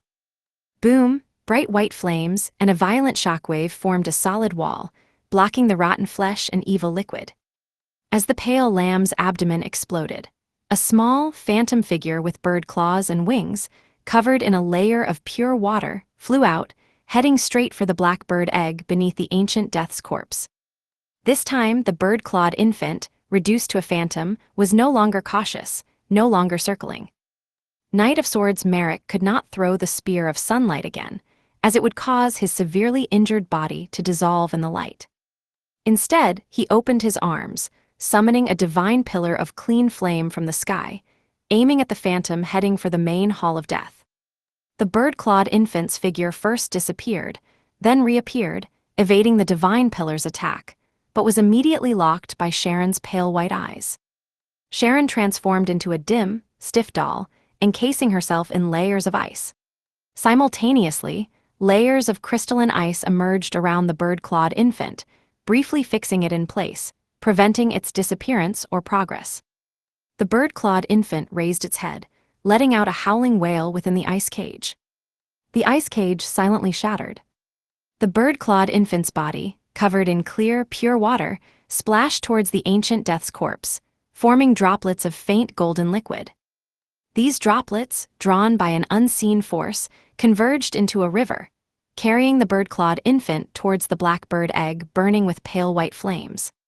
Seeing this, Lumion instinctively wanted to avoid the phoenix ancestor's corpse. He leaned back, raised his arm, and hurled the sword of courage. The broadsword, eroded to pale but blazing with white and blue flames, flew like a conscious missile, covering hundreds of meters, leaving a trail of flames in the air, and striking the bird-clawed infant. Locked on. Rumble. The sky near the black bird egg erupted with expanding white flames, forming a mushroom cloud. Silently, charred shadowy fragments fell from the expanding flames and cloud, like a rain of dust. The dust turned pale before touching the ground, some blown by the wind onto the black bird egg. At that moment, Lumion heard an illusory shattering sound and felt his Reaper potion fully digest. He had no time to rejoice as his mind and consciousness, protected by the egger's Familv golden mask, were overwhelmed BV fear and dread. He lowered his head, knelt to the ground, and hugged himself, trembling. He only wanted to obey the orders of the Phoenix ancestor's corpse. As an undead, he lost his courage, his vision darkening. Thump splash. In extreme fear, Lumion heard the sound of a heartbeat and flowing blood. It came from nearby, within this pale white nation. It resonated strangely with Lumion.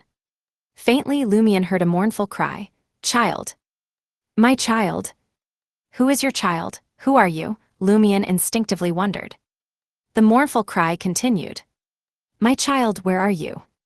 The voice paused and then rose slightly. "Umbella, where are you?" Chapter 774, Resonance. 774, Resonance. The mournful cry seemed to draw closer. "My child, Umbella, where are you?" Hearing the name Umbella, Lumion shuddered violently, snapping out of his fear-induced daze. Who is looking for Umbella? Why are they looking for Umbella? As he wondered, Lumion noticed the surrounding area growing darker, with a sense of confinement and imprisonment. He reached out, his hands brushing against a cold, hard wall. He pressed himself against it, trying to peer through its cracks. The wall was pitch black but semi-transparent, and Lumion could faintly see the pale white sky, the collapsed towers, and the shattered palaces. He also saw Sharon, the Temperance faction demigod dressed in a small bonnet and a gothic dress, floating nearby. She extended her hand, summoning the sword of courage, now pale from erosion. Beyond Sharon, he looked down at the rubble-strewn ruins. A pale figure in tattered clothes was kneeling, bent over as if to crawl. The figure was trembling all over, struggling to raise its head and straighten up. It was a face wearing a golden mask, his own face. "May. If I'm outside, then who is here?" Already half-conscious, Lumion felt even more bewildered. Almost simultaneously, he saw his outside self, with charred skin peeling off, sprouting half-pale, half-chestnut feathers. His belly writhed visibly, while wheat, mushrooms, and flowers grew from the sunlit wounds. Silently, Sharon leaped onto the golden mask and appeared before Lumion, placing the sword of courage into his hands. The surge of courage instantly dispelled the fear, suppressing his mind and consciousness, making his vision pale white and no longer pitch black. The sense of confinement and entrapment around him also dissipated. He raised his head higher, no longer seeing himself or using a top-down perspective. His gaze fell on the black egg under the ancient death's corpse at the top of the main hall. He instinctively believed he had just been inside the egg, observing the outside through its shell. No, it wasn't me inside the black egg, but the part of me that lost courage and was subdued by the ancient god's aura resonating with the creature inside the egg, sharing its senses. So I saw the scene outside the shell, heard the mournful cry for Umbella, and showed signs of corruption. Thinking this, Lumion quickly looked down at his body, seeing the feathers falling off, mixed with wheat, mushrooms, and flowers. They had all lost their color, turning pale and dim. Lumion also saw his belly flattening, feeling his blood, meant to be solid as a deceased, flowing throughout his body. Suddenly, he understood why Oxido risked so much to nurture a fetus with undead traits and an aura of the underworld. Even with just a bit of Umbella's bloodline, suppressed by the ancient god's corpse, he could resonate and interact with the creature inside the black egg. How much more could the bird-clawed infant, with more of the Great Mother's gifts, fused with Paramita and the Underworld, and perhaps also with Umbella's bloodline? If we hadn't taken out Oxido's premature child in time, it might have used the resonance and interaction to merge with the creature inside the black egg, controlling it from the source or completing its catalysis. The premature birth meant the bird-clawed infant lacked the rank and traits, requiring extreme caution. Even if it reached the final step, there was a high chance of failure. Now the question is, why could the creature inside the black egg hear the mother's call for Umbella? Who exactly is Umbella's mother? It can't really be the Great Mother, can it? Isn't she always outside the barrier? What is the relationship between the creature inside the black egg and Umbella? As these thoughts raced through his mind, Lumion suddenly heard a faint cracking sound. He looked up in astonishment, seeing the pale white flames burning on the black egg dim significantly and peel away. The black egg itself developed a noticeable fissure. It seemed to be disintegrating to some extent. The next second, the entire pale white nation began to tremble. A deathly aura from the black egg, where the ancient death's corpse lay, started to emerge. Even with the sword of courage in hand, Lumion couldn't help but freeze, trembling. The surrounding palaces and towers, whether in ruins or half-collapsed, began to shake violently as if struck by an earthquake. A thought flashed through Lumion's mind: the Phoenix ancestor Gregrace's corpse is awakening. Run, escape. He shouted this in his mind, but couldn't turn his body or take a single step. The Temperance faction demigod Sharon grabbed him, and in his eyes reflected the dim figure of the Knight of Swords, who looked much fainter than before. Cracks appeared in the pale white sky, extending towards the trembling ground. An overwhelming sense of dread was rapidly accumulating at the top of the main hall of death. Sharon, holding Lumion, initiated spirit world traversal. This could be used in the Underworld, but would trigger retribution. Countless indescribable limbs reached out from the void, grabbing at the swiftly moving Sharon. Sharon endured the damage from these limbs, continuing to head towards the pitch-black cathedral at the edge of the pale white nation. Her body ignited with pale white flames, directly burning her spirit, causing clumps of powder to fall continuously. Sharon could no longer sustain it any more than 3 seconds, interrupting the spirit world traversal and falling onto the pale white wilderness outside the Palace of Death, nearly a kilometer from the pitch-black cathedral. Holding the sword of courage, Lumion, now outside Death's palace complex, no longer felt as afraid. He immediately pointed at himself, indicating for Sharon to possess him. At the same time, he saw numerous jagged cracks rapidly spreading from behind, revealing a bottomless darkness, spheres wrapped in blood-red substance, and mountains filled with tombs. Feeling a chill within him, Lumion quickly ignited in blazing white flames, transforming into a magnificent spear, and launched towards the edge of the pale white nation. Above, below, and on all sides, countless cracks chased after him like shattered glass. Behind him, from the direction of the palace, a heavy sound emerged. Amid the pale erosion, the flaming spear disappeared and reappeared twice. Finally, Lumion escaped the pale white nation, landing in front of the towering pitch-black cathedral. Here, only the underground portion of the cathedral was visible, resembling a massive mountain. Lumion passed through the heavy wooden doors, once again transforming into a flaming spear and launched upwards. When the flames dispersed, he sheathed the sword of courage, climbing upwards using the collapsed stairs, peeling walls, and broken pillars, repeatedly jumping between them, sometimes leaping across supportless areas as a flaming spear. Before long, the pitch-black cathedral began to shake violently. The already precarious corridors, stairs, walls, and pillars started to crack and fall. Seeing himself about to be crushed and buried by the collapsing building, Lumion prepared to draw the sword of courage to carve out an escape route. At this moment, he was surprised to find the stones and pillars above him seemed to have a life of their own, avoiding him and continuing to fall past his sides. In such a dangerous situation, Lumion remained unharmed. He guessed Sharon provided some help, not wasting any time, and continued his ascent, repeating the process. After an unknown amount of time, the violent shaking abruptly stopped. Lumion didn't relax, maintaining his pace and rhythm until he saw a pale green light above. A blazing white spear shot out from the dark hole within the half-collapsed church. With the flames dispersing, Lumion's figure appeared, standing firmly on the cracked stone slab. Next to a broken wall embedded with several bone torches, a tall demon with a human-goat hybrid face slowly turned, dragging a white bone leg. At that moment, Lumion realized he hadn't retrieved the black egg, failing the demon's commission. Instantly, anger surged within him. Was this a task I could complete? You were sending me to my death, truly a demon's commission. Fine, since completing the task is no longer an option, I have only one choice: destroy the commissioner. Despite these thoughts, Lumion only reached into the traveler's bag, preparing to draw the sword of courage without intending to fight immediately.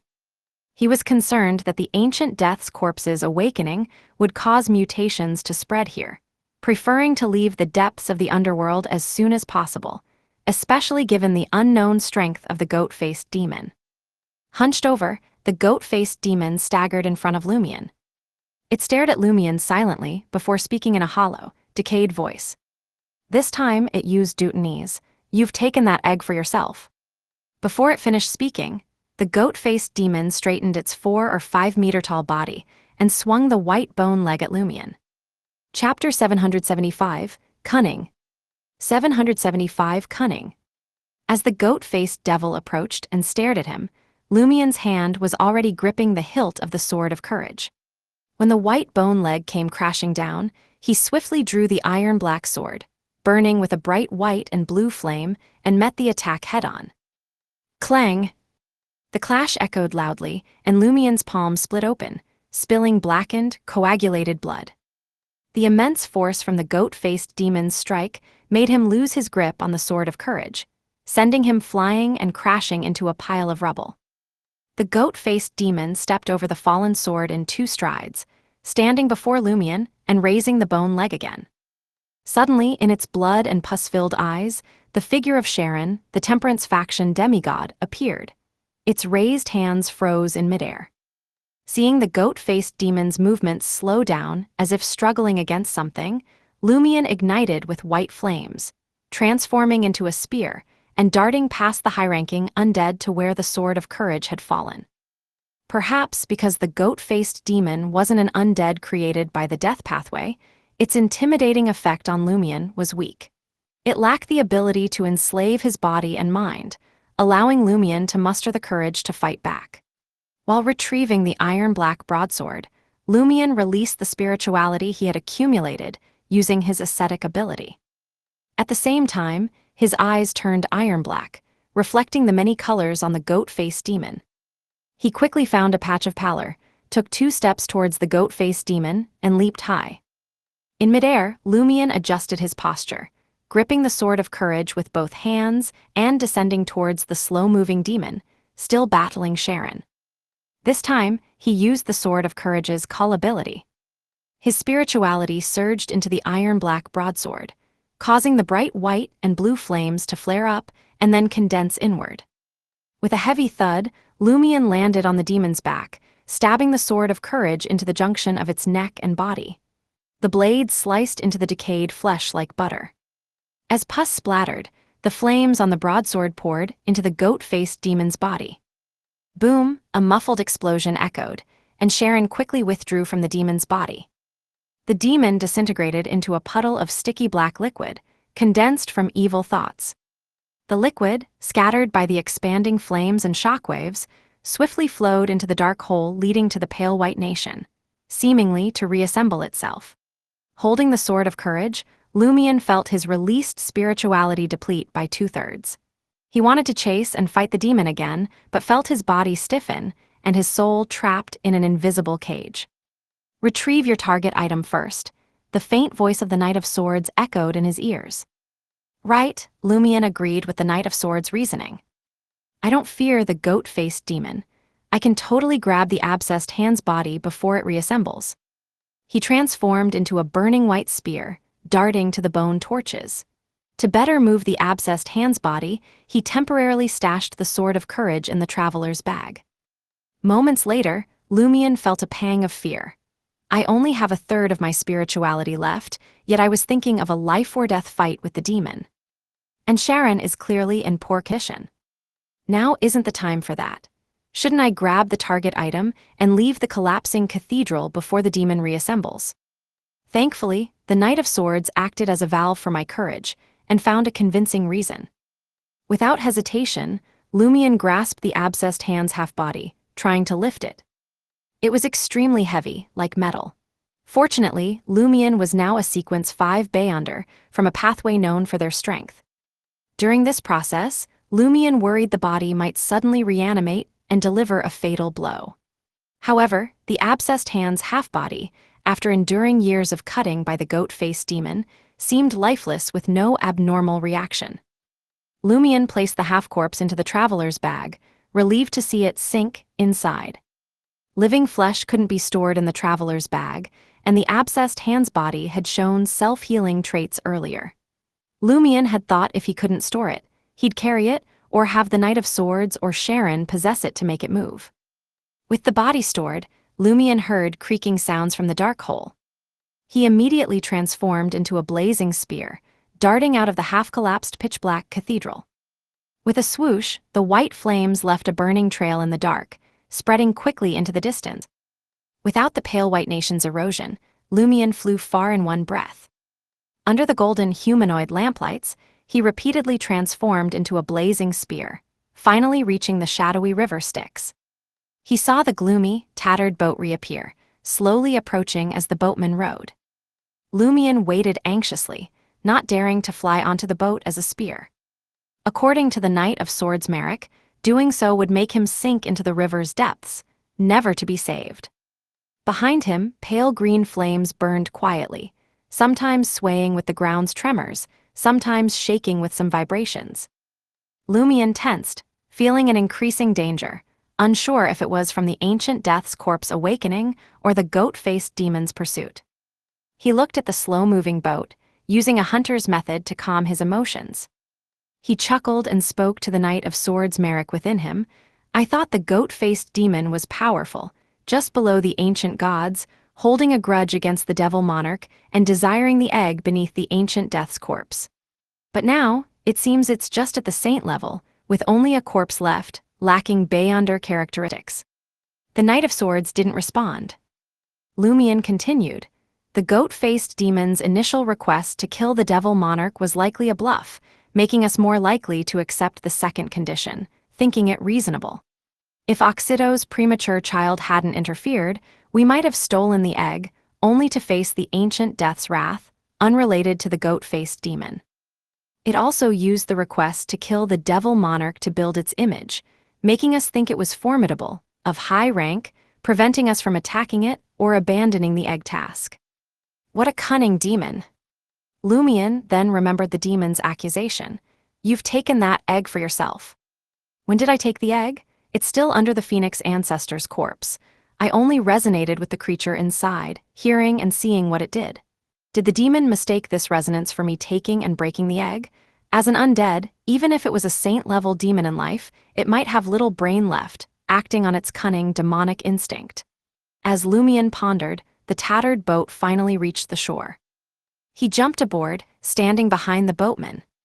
Though the boatman might attack later, compared to the goat-faced demon's pursuit and the ancient death's corpse's awakening, it was friendly. This was manageable. The rickety boat shook as it left the dark shore, slowly heading towards the middle of the shadowy river. Lumion looked back at the depths of the underworld, seeing the intense darkness calm down, no more tremors or heavy sounds. Everything was serene again. Lumion relaxed a bit, instinctively sighing. This underworld trip was indeed intense. Only now did he ponder the huge black egg issue. The creature inside seemed related to Umbella. From this, Lumion felt the Great Mother naming her child of God after the ancient god, Umbella, wasn't just for symbolic reasons to erode the Earth Mother's authority. The fallen goddess of harvest held significant secrets. But Umbella wasn't one of the 8 ancient gods ruling the sky and land, just the giant king's queen, akin to an angel. How can her secrets affect the current era? Many key pieces of information are obscured by history's fog. Only a few high-ranking beings from the second epoch know a bit. Lumion mused as he watched the dark land of the underworld recede, until only the shadowy river Styx water filled his view. He suddenly felt the matter had finally come to an end. Chapter 776, Secrets. 776 Secrets. This time, the boatman didn't attack Lumion. Instead, he rowed the gloomy boat to the opposite shore. Jumping onto the wasteland covered in withered blood flowers, Lumion, whose spirituality was nearly exhausted, ran towards the pile of bones and corpses on higher ground. After running for a few minutes, he saw faint starlight piercing through the dim sky. Next, the void tore open like transparent paper. The tear blended with the starlight, forming a door of shimmering light. Standing beyond the door was Madame Magician, dressed in a loose orange dress.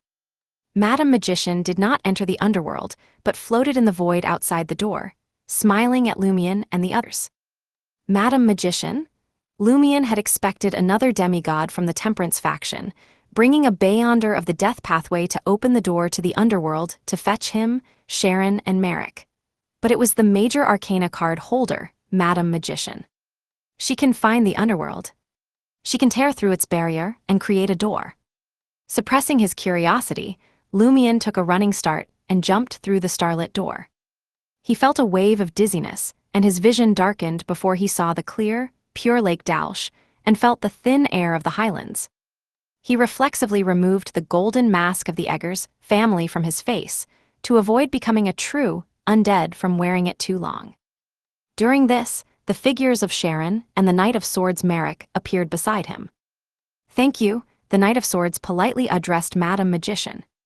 Wearing a small black and Gothic dress, Sharon nodded silently.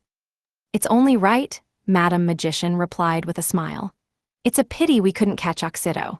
The Great Mothers bestowed are very vigilant and skilled at rebirth, making them extremely hard to catch." After a few pleasantries, the Knight of Swords said goodbye. Before leaving, he and Sharon both nodded to Lumion, showing their approval. Although the Knight of Swords' request was only to help find Oxido, Lumion had far exceeded that by chasing Oxido's premature child into the underworld and eliminating it. In return, Sharon, despite being injured, helped Lumion control the goat-faced demon, giving him a chance to defeat it and take the abscessed hand's half-body. Thus, neither owed the other, and no additional payment was necessary. Of course, establishing a friendship and deepening his connection with the Knight of Swords was an added bonus. After Sharon and the Knight of Swords left, Madame Magician looked at Lumion with a teasing smile. "Wondering how I found the underworld? For a high-ranking member of the apprentice pathway, the underworld is just there. There's no question of finding it. Even if hidden, we can easily locate it by observing the gatekeepers and master the ability to summon a door to the underworld. But I didn't summon it, I just opened a door." "Then why did you say I had to wait for an opportunity to enter the underworld?" Lumion asked reflexively. "As Mr. Fool's Angel of Stars, couldn't you just open a door to the underworld for me? What opportunity was there to wait for?" Madame Magician chuckled. "Could you have retrieved part of the abscessed hand's body if I had sent you to the underworld back then?"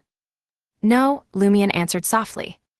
Not only would he fail, but he might also die instantly from illegal teleportation. This time, with guidance from the Temperance faction and the help of a demigod, he had a chance to take the abscessed hand's body from the goat-faced demon. Of course, the risks had also increased significantly. "I sensed an opportunity and advised you to wait," Madame Magician said sincerely. "Not all abilities can be repeated. Not using them, and using them to change one's state directly, is very difficult." Lumion didn't dwell on it, recounting his experiences in the underworld with Sharon and the Knight of Swords. Madame Magician listened attentively without interrupting, sometimes showing a thoughtful expression. "What secrets are hidden in the body of the second epoch's goddess of harvest?" Lumion asked at the end. Madame Magician replied, shaking her head, "I don't know." She paused for a moment before adding, "There are things I hadn't planned to tell you so early because it's not good for you. But since you've merged with Umbella's bloodline and experienced the underworld, I can share a bit. Do you remember the relic of Umbella I mentioned? Yes, Lumion said. One of his reasons for merging with Umbella's bloodline being the hope of briefly using the Grade 0 sealed artifact formed from the relic. Madam Magician continued, do you know where it is? Before Lumion could shake his head, she answered herself, it's in the New City of Silver. New City of Silver? The Church of the Fool's headquarters. Lumion thought of the giant-like beings that made him feel like a dwarf. Umbella's relic is a Grade 0 sealed artifact of the Church of the Fools in New City of Silver. Madam Magician pondered for a few seconds before saying, first, you need to understand a piece of mystical knowledge. Marauders, the angels of the error pathway, can steal others' identities and destinies. In other words, someone whose identity and destiny are stolen will no longer be recognized by their parents, spouse, or children, gradually becoming rejected by fate. Lumion recalled the substitution spell in the Inevitability domain, which also involved one's identity and fate. Though different from Madam Magician's description and on a much lower level, it helped Lumion understand her words. Seeing he had no questions, Madam Magician continued. According to what we know, I suspect the goddess of harvest Umbella had her identity and destiny stolen by a high-ranking member of the error pathway and was killed by her direct relatives. Up to this point, it sounds like nothing more than a horrific cons original, but think about it. Why would the body of the goddess of harvest, killed by her direct relatives and robbed of her identity and destiny, end up in the former City of Silver, not silently in a battlefield corner? And more strangely, the ancestors of the City of Silver knew it was Umbella's body and her true identity. At the time, the steal effect was still present. Lumion sensed something amiss and frowned. What's the City of Silver's records or speculations on this? Does Umbella's body contain Beyonder characteristics? None, Madam Magician answered firmly. The City of Silver's records are sparse due to the ancient sun god's rule in the third epoch, but their ancestors mentioned that the goddess of harvest walked to the City of Silver on her own.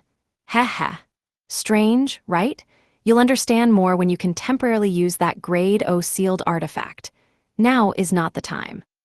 This confirms that Umbella held significant mysteries. Lumion asked cautiously, what did the goat-faced demon mean when it said I had taken the egg for myself? Madam Magician gazed at Lumion for a moment before saying, there's no change in your body, but I temporarily can't confirm whether it's the same for the egg. It'll need some observation. Lumion tersely acknowledged her words and pointed to the clear, serene Lake Dalsh. What's special about this lake? How is it related to the Underworld? Madam Magician laughed. The Temperance faction had a king of angels and angels ruling here for 1,000 years, but they couldn't uncover the lake's secrets.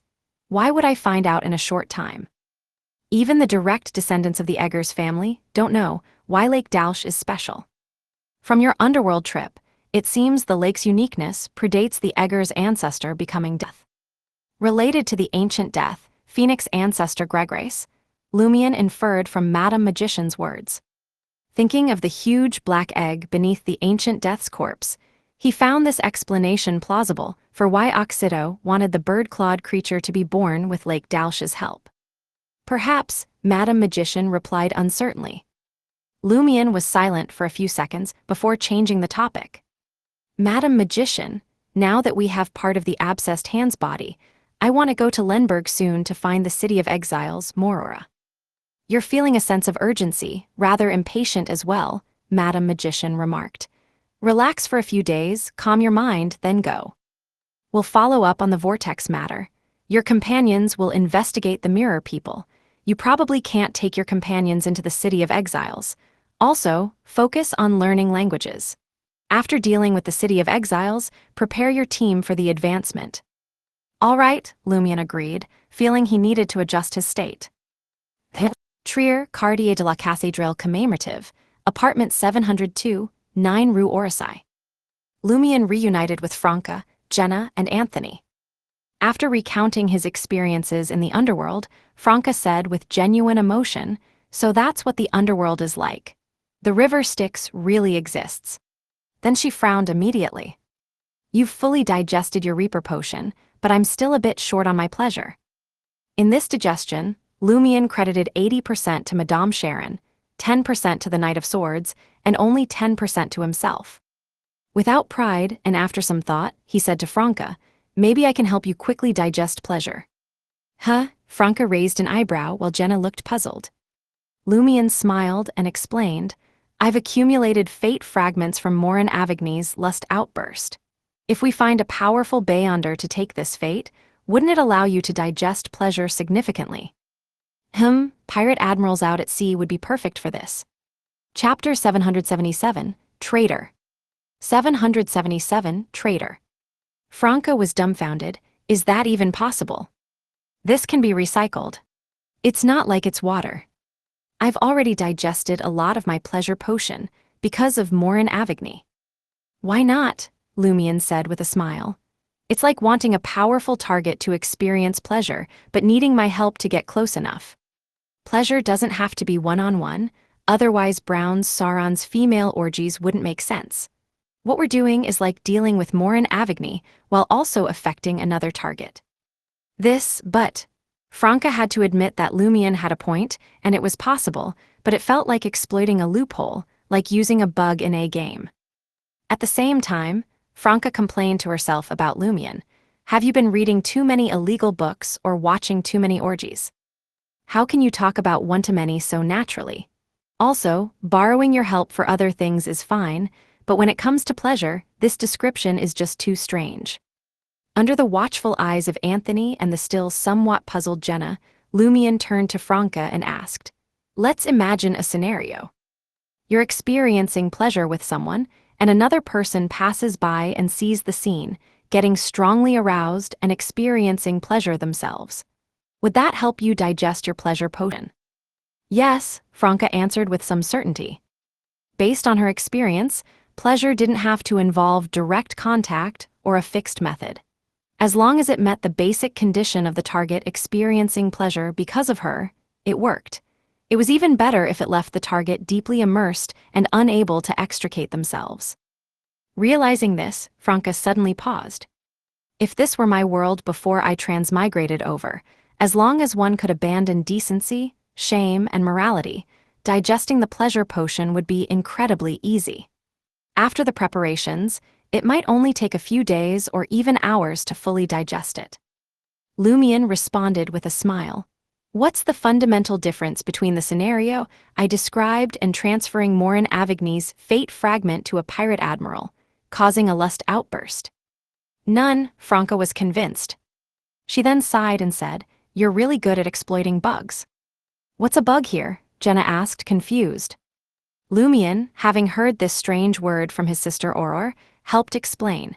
Exploiting a bug means taking advantage of a loophole. Franca clicked her tongue and nodded. "You know, sometimes I think you'd be better suited for the error pathway." "Then I'd probably become an Ammon by now," Lumion replied with self-awareness, laughing. Franca, being an individual of action, otherwise, she wouldn't have drunk the witch potion, immediately asked, "Which pirate admiral should we target?" "Isn't it too dangerous? Each pirate admiral has their own fleet with many Beyonders and backing from powerful forces. We're just giving him pleasure, not doing anything else. What's there to worry about?" Lumion replied casually. "Even if we can't hold back and kill him, so what? We've already offended plenty of powerful forces. These pirate admirals aren't exactly law-abiding citizens." Seeing Franca still wanting to say something, Lumion added, "This will also be a good test for our team. Trust me, the few of us together are as good as any pirate admiral's crew. Plus, we can find opportunities for Jenna to digest her witch potion and for Anthony to digest his hypnotist potion." "All right," Franca nodded. "Let's gather intelligence on the pirate admirals and see who we can locate." First, they needed to find someone. Having settled that, Franca once again commented on Lumion's Underworld trip. That ended so quickly. "I couldn't contact Seven last night to give him Jenna's messenger summoning method. I thought I'd return to Trier tonight to complete this task. Who knew the whole mission would end so soon? We don't need to go to the southern continent or give Seven the summoning method." She had expected the mission to last several days, maybe a week or two, but it was done in one morning. In St. Vive Cathedral, Angoulême, wearing a brown wool coat, stood at the door of the room, gazing up the stairs leading to the higher floor. Yesterday, he and several colleagues were ordered to stay on night duty without being given a reason. Angoulême could vaguely guess the reason, as he had provided the relevant information to the higher-ups. As time slowly passed, a middle-aged man in a white robe with golden threads came up the grand staircase. The man had black hair and brown eyes, an authoritative presence, and neatly trimmed mustache. Angoulême recognized him. They had interacted a few times while handling some occult cases in the Trier region. This was Peacock, senior deacon of the Purifiers and one of the heads of the Inquisition. He wasn't Angoulême's direct superior, as he was in charge of the surrounding areas of Trier, essentially the entire Trier district except for Trier itself. He was not a demigod of the Sun pathway, but a sequence 4 of the Lawyer pathway, a Earl of the Fallen. Seeing Peacock, Angoulême averted his gaze and retreated further into the room. He suspected that Peacock was a core member of April Fools outside the curly-haired Baboon Research Society, who had orchestrated the release of the humanoid sealed artifact 1-147 from church control. Angoulême's reasoning was simple. The April Fool's core member within the church had used a broker's under-the-table transaction to get other purifiers to release 1-147 for various purposes. The lawyer pathway was similar to the broker pathway, adept at twisting terms in deals and agreements to achieve their goals. This pathway's demigods had been involved in numerous shady transactions, making them most likely to come into contact with or be contacted by a broker. Before Overseer Pearl was discovered, Peacock wasn't on the Eternal Blazing Sun Church's investigation list because 1-147 wasn't in his jurisdiction, and he hadn't left his Inquisition during that time.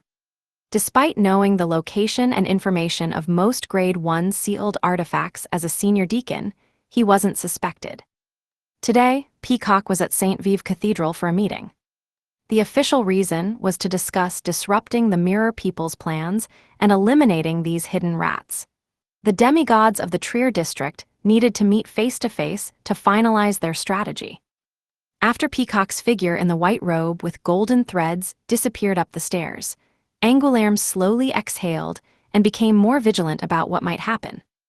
A minute or two later, Angoulême felt the whole cathedral gently tremble. This lasted only a few seconds before stopping. Few noticed, except those already on alert for such occurrences. In a sunlit room near the dome, Cardinal of the Eternal Blazing Sun Church and Archbishop of Trier, Plessy, with high cheekbones and blonde hair turning white, stood beside a woman in a white robe, beautiful yet sacred. She was St. Vive, Trier's guardian angel. Opposite them, near the door, Peacock's body twisted, mostly melted, revealing an interior seemingly filled with white wax. The senior deacon of the Purifiers laughed heartily. The overseer informed me immediately that she was compromised. I've been using this wax figure to act for days. His real body hid in the shadows, observing without interacting with anyone from the Eternal Blazing Sun Church. Just as expected, Trier Archbishop Plessy sighed. This had been anticipated. The overseer's escape made this development inevitable. Though the church had kept the overseer's escape secret, they hadn't held much hope. The wax figure of the Earl of the Fallen Peacock quickly melted. Looking at St. Vive's impassive face, his voice turned sharp as he laughed again. I made the only right choice. The Crimson will come. Only by submitting to the great existences can we survive the apocalypse. The Crimson will come. After shouting, Peacock's wax figure completely melted into a half-solidified, half-liquid mess. St. Vive, dressed in a white robe with golden threads and no other ornaments, watched silently before speaking a few seconds later. Who made this wax figure for him? Probably acquired through a broker, Trier Archbishop Plessy replied gravely. St. Vive, her tone unchanged, said, Few Beyonders can make such a wax figure. Yes, that's a lead to follow, Plessy nodded. A wax figure that could initially fool an angel's senses wasn't simple. Finding its maker might lead to uncovering the broker and the hidden overseer. St. Vive continued, Inform all bishops, padres, and purifiers about Peacock's fall, but don't issue a wanted notice. Yes, Plessy agreed that a wanted notice for a demigod would be useless and might damage the church's image among the public. A few days later, Franca, Anthony, and the others used different channels to gather the latest sightings and rumored whereabouts of the pirate admirals. Looking at the information, Franca patted the top sheet and said to Lumion, "How about this one?" Lumion glanced at the name and read it silently. Admiral Deep Sea, Howl Constantine. Chapter 778, Method of Arrival. 778, Method of Arrival. Lumion had already looked through the information Franca had gathered and could guess her reasoning for this choice. Howl Constantine, Admiral Deep Sea with rumored sea monster blood, often went to an island called Banamo west of the Fog Sea for supplies. A few days ago, someone spotted Howl Constantine's flagship, the Newans, surfacing on a route to Banamo, allowing the crew to breathe fresh air and enjoy their precious freedom. Based on the distance, speed, route conditions, and weather in the Fog Sea, it was estimated that the Newans would reach Banamo in about 2 to 3 days. Among all the pirate admirals, he was the only one with a predictable trajectory in the near future. "We can give it a try," Lumion responded nonchalantly to Franca's suggestion. Having participated in battles at the demigod level and played a significant role, he felt that which pirate admiral they targeted didn't matter much as long as they could locate him. Franca glanced at Lumion and mumbled, "I think there's something wrong with your attitude. You can't underestimate the best of the Sequence 5s. You're not a demigod yet, and your body is still fragile. Underestimating Admiral Deep Sea could cost you dearly. There's a saying from my homeland. Strategically, you can underestimate your enemy, but tactically, you must respect them." I know, Auror used to remind me of that, telling me not to underestimate the villagers' intelligence and think my pranks would always succeed without problems. After being chased by them a few times, I understood it well. Lumion said earnestly, "Your homeland also has another saying, weakness and ignorance aren't barriers to survival, but arrogance is." "Stop," Franca grumbled. "As long as you know it, don't turn this into an exchange of famous sayings." Seeing they had decided on the target, Jenna spoke up. "The problem now is, how do we get to Banamo Island?" Banamo, located in the northwest of the Fog Sea, was once a Faesac Empire colony. Later, as the Faesac Empire declined and the natives of Banamo resisted actively, the island gained independence. It helped that Banamo lacked valuable resources and was only a base for exploring the Fog Sea's end. Giving it up wasn't a big loss. After gaining independence, Banamo developed into a pirate haven, offering a place for pirates to trade and resupply. Jenna's point was clear. Even with clear routes and good weather, it would take 2 to 3 weeks to sail from Trier to Banamo. Any issues requiring detours or delays could stretch the journey to a month. By then, Admiral Deep Sea would likely have left Banamo, and finding a pirate admiral on the open sea would be almost impossible without a stroke of fate. Given the circumstances, only teleportation could ensure the team reached Banamo in time to wait for Admiral Deep Sea Howl Constantine. However, neither Lumion nor Franca had the spirit world coordinates for Banamo Island, making long-distance teleportation impossible without getting lost in the spirit world. Lumion thought for a moment and asked Franca, "Can we contact anyone on Banamo Island?" "We should be able to. There's a telegraph office on Banamo Island," Franca answered thoughtfully. "We can ask adventurers who have been to Banamo to send a telegram to their friends on the island." Lumion chuckled. "Good. If everything goes well, we can arrive at Banamo Island tonight." Banamo Island in the Fog Sea, shrouded in perennial fog and gloomy weather. In the island's only port, Mason, carrying a bundle of items, navigated through the bustling pirates and entered an abandoned warehouse. The warehouse had been destroyed in a pirate skirmish and never repaired, becoming a desolate spot. Mason was an adventurer who despised the brutal and ruthless pirates, but couldn't leave Banamo because the pirate haven was full of opportunities.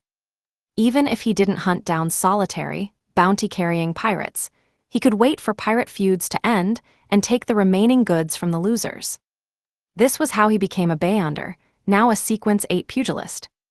A monoculous note from the Twilight Giant pathway. Today, Mason took on a task supposedly very simple, but with a reward of 1,000 Verl d'Or, seeking a secluded place to complete it. He quickly cleared the pile of broken wooden crates, stacking them to form an altar. Following the task description, he placed candles, incense, and essential oils on the altar. After the preparations, Mason took out the neatly folded task description and read the next steps.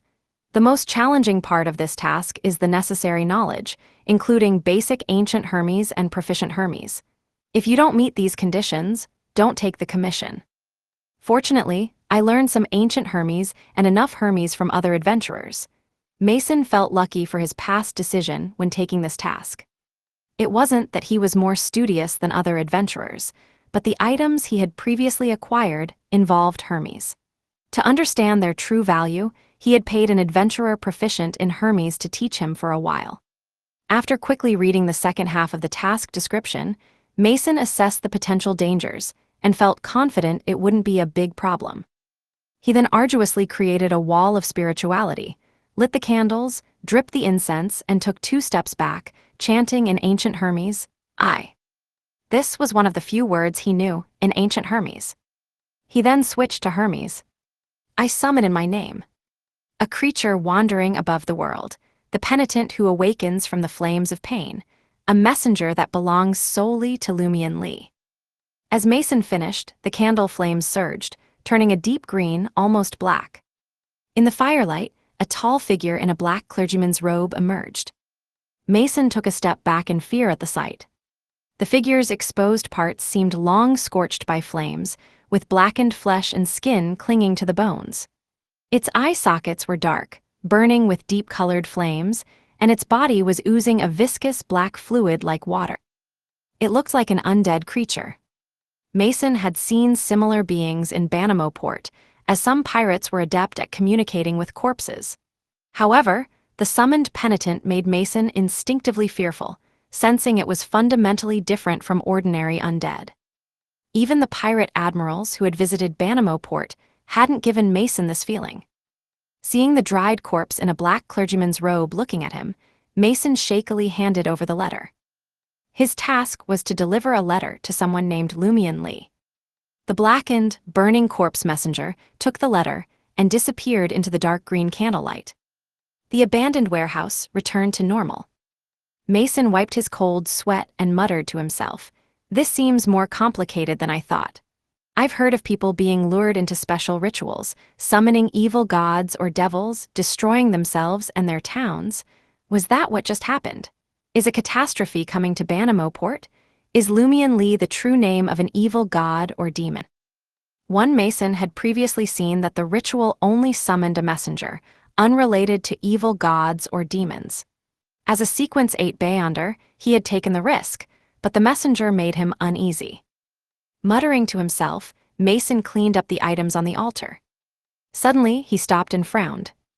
I think I've heard the name Lumian Lee somewhere before. He tried to recall, but couldn't remember.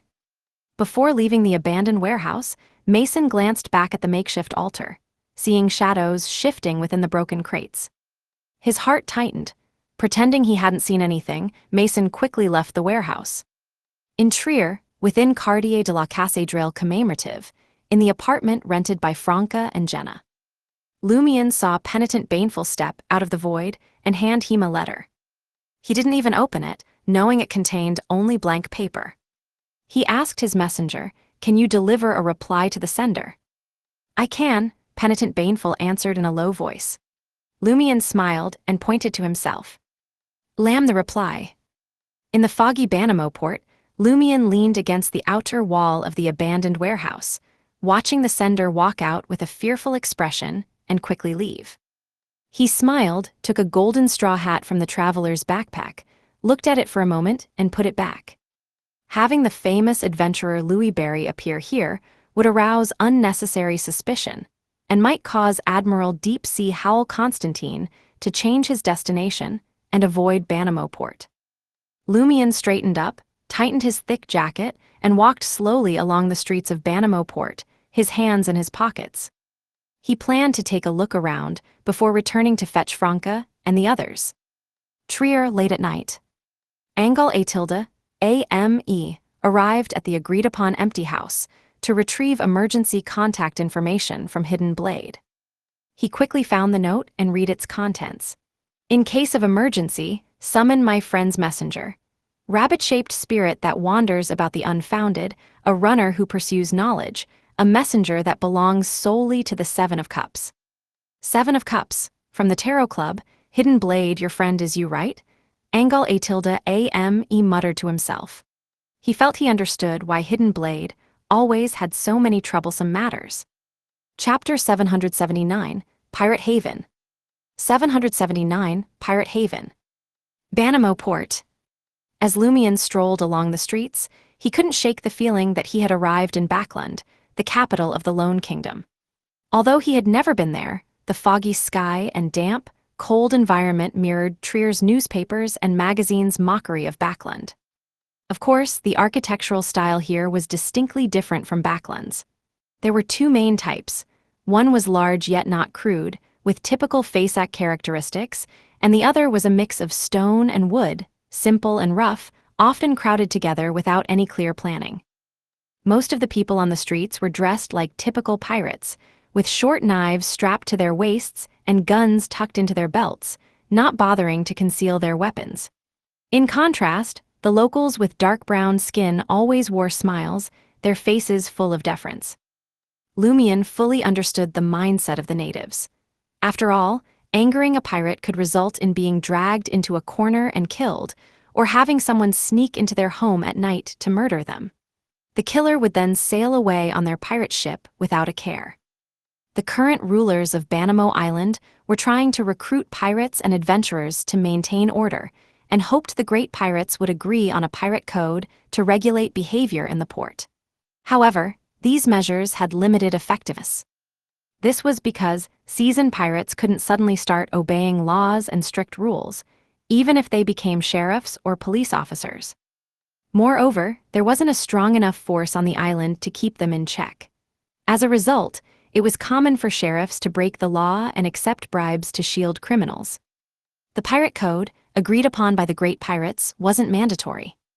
Even if someone broke it, they would only face minor punishment within their own crew. No one would hand over their own men to be dealt with by others. These measures' greatest effect was making Banamo Port appear somewhat orderly. As Lumion admired the bustling street scenes, he occasionally heard screams or gunshots from the alleys.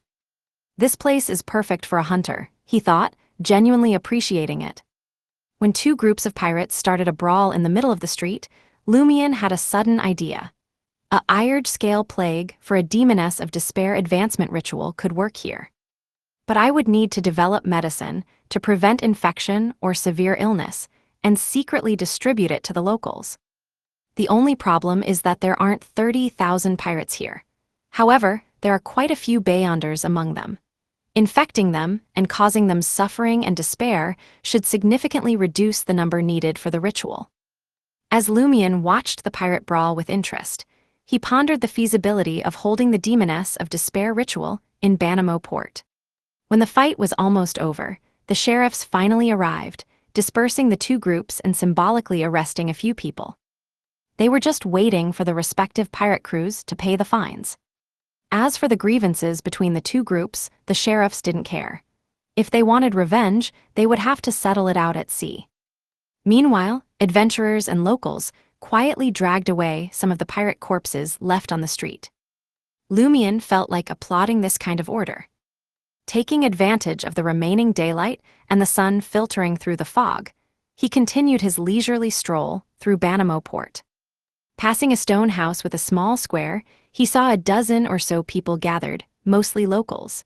A pirate wearing a bicorn hat and blue woolen clothes stood on a stone platform in front of them. The pirate was shouting in Faceac, "You're just a bunch of pups fresh from your mother's embrace. If you want to become proper pirates, you need training. Today, I'll give you your first lesson, who you can and can't mess with at sea." Faceac was the language, with the least difference from ancient Faceac. Lumion, skilled in ancient Faceac, barely understood what the pirate was saying. He realized that the pirate crew was recruiting newcomers and providing basic training. Why does this feel like a big company in Trier hiring new employees? Lumion grumbled to himself as he watched the pirate display wanted posters and portraits, introducing the 6 kings, 9 admirals, and notable adventurers. This was exactly the information Lumion needed. He stopped and listened from a distance. As expected, he saw a portrait and detailed introduction of Louis Barry. At the end, the pirate with the bicorn hat pointed to a portrait and said, "His bounty isn't high, but you must never underestimate him or even have any contact with him." No contact at Ally? Lumion focused on the portrait, seeing a burly man in his 30s with thick brown body hair, wearing suspenders and a white shirt. The pirate's tone became serious as he introduced the man to the new pirates. "His name is Frank Lai, the first mate of the Queen of Stars. He's a druid." What is a druid? I'll explain when we cover Beyonder Knowledge. For now, just know that a druid is sequence 5, on par with the pirate admirals. So, understand how terrifying Frank Lai is. But that's not the main reason adventurers and pirates fear him. I don't know the exact reason either. I only know that every pirate and adventurer who's encountered Frank Lai acts like they've gone mad. They jump out of their chairs and sometimes vomit when his name is mentioned. They always warn me to stay away from Frank Lai and not to leave any blood near him or eat anything found around him. So, the legendary druid Frank Lai is the first mate of the Pirate King. But why are so many pirates and adventurers so terrified of him? Even if he has the strength of a pirate admiral and is ruthless, it shouldn't cause this reaction.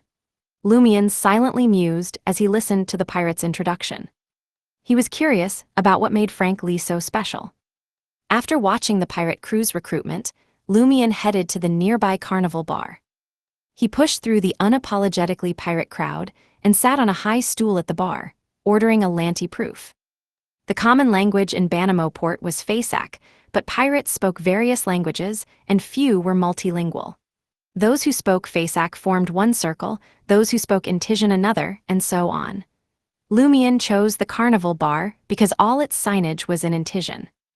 In the noisy, lively environment, Lumion took 2 sips of his drink, put down his glass, and asked the bartender loudly in Intijan, "Do you have detailed information on the 9 pirate admirals? Something beyond the wanted posters." Suddenly, the entire bar went silent.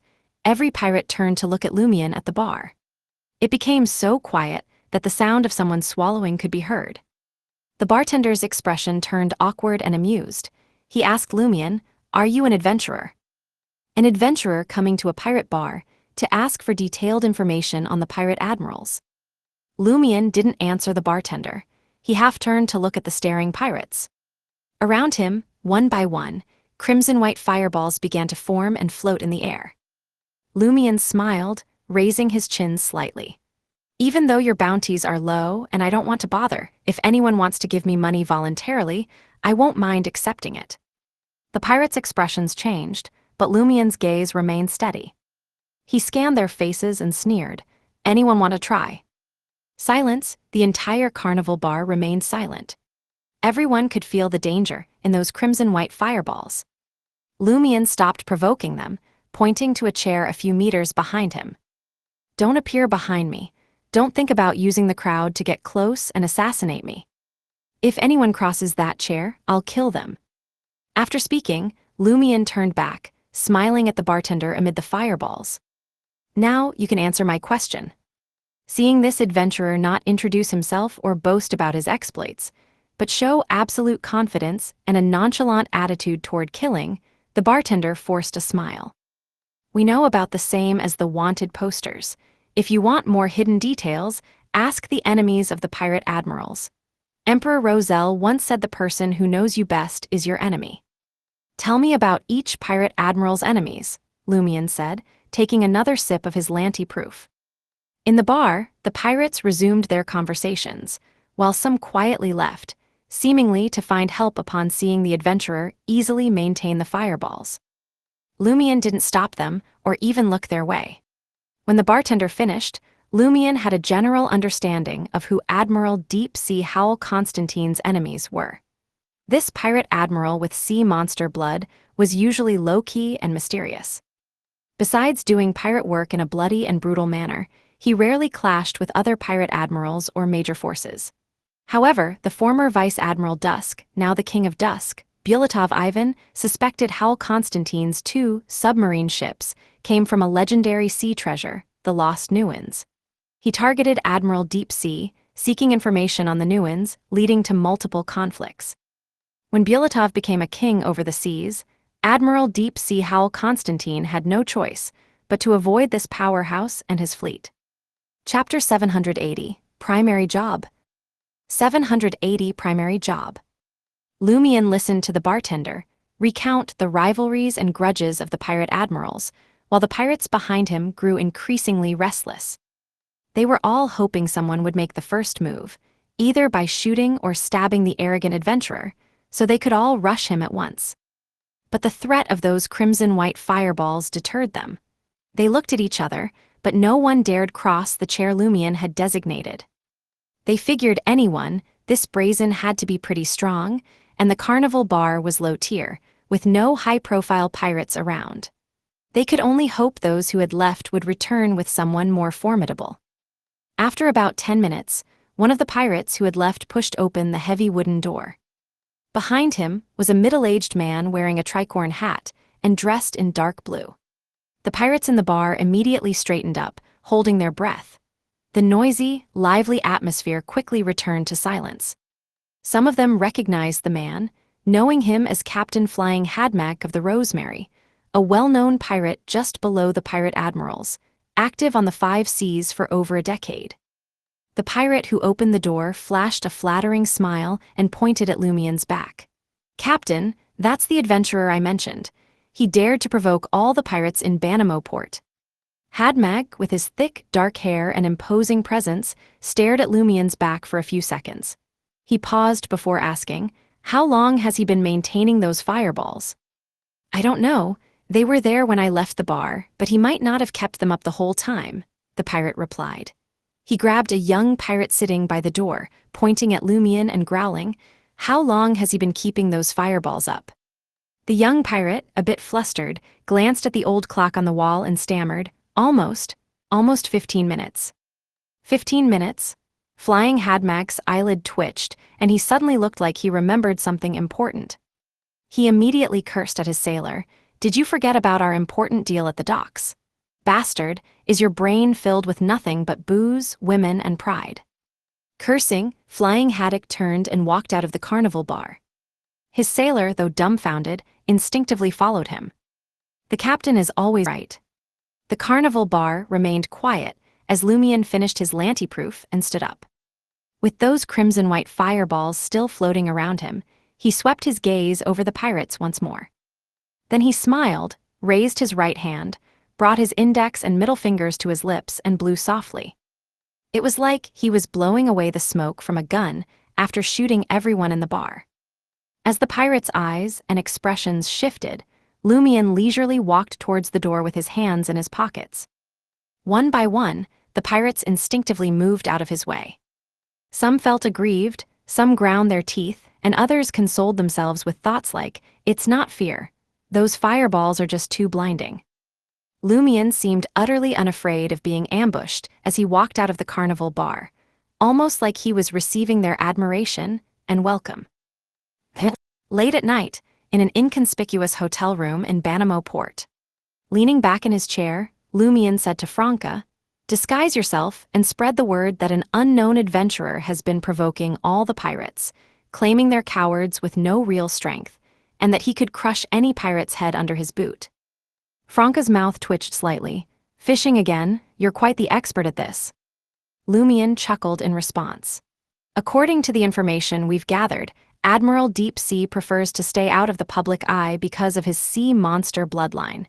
Even if he comes to Banamo port, he'll likely stay on his flagship, the Newans. If he wants women or food, someone will bring it to him. In this situation, we'll have to risk sneaking onto the Newans. It's an alchemical ship from some ancient ruins, and we have no idea what traps or mechanisms it might have. Plus, there are bound to be many Beyonder pirates on board.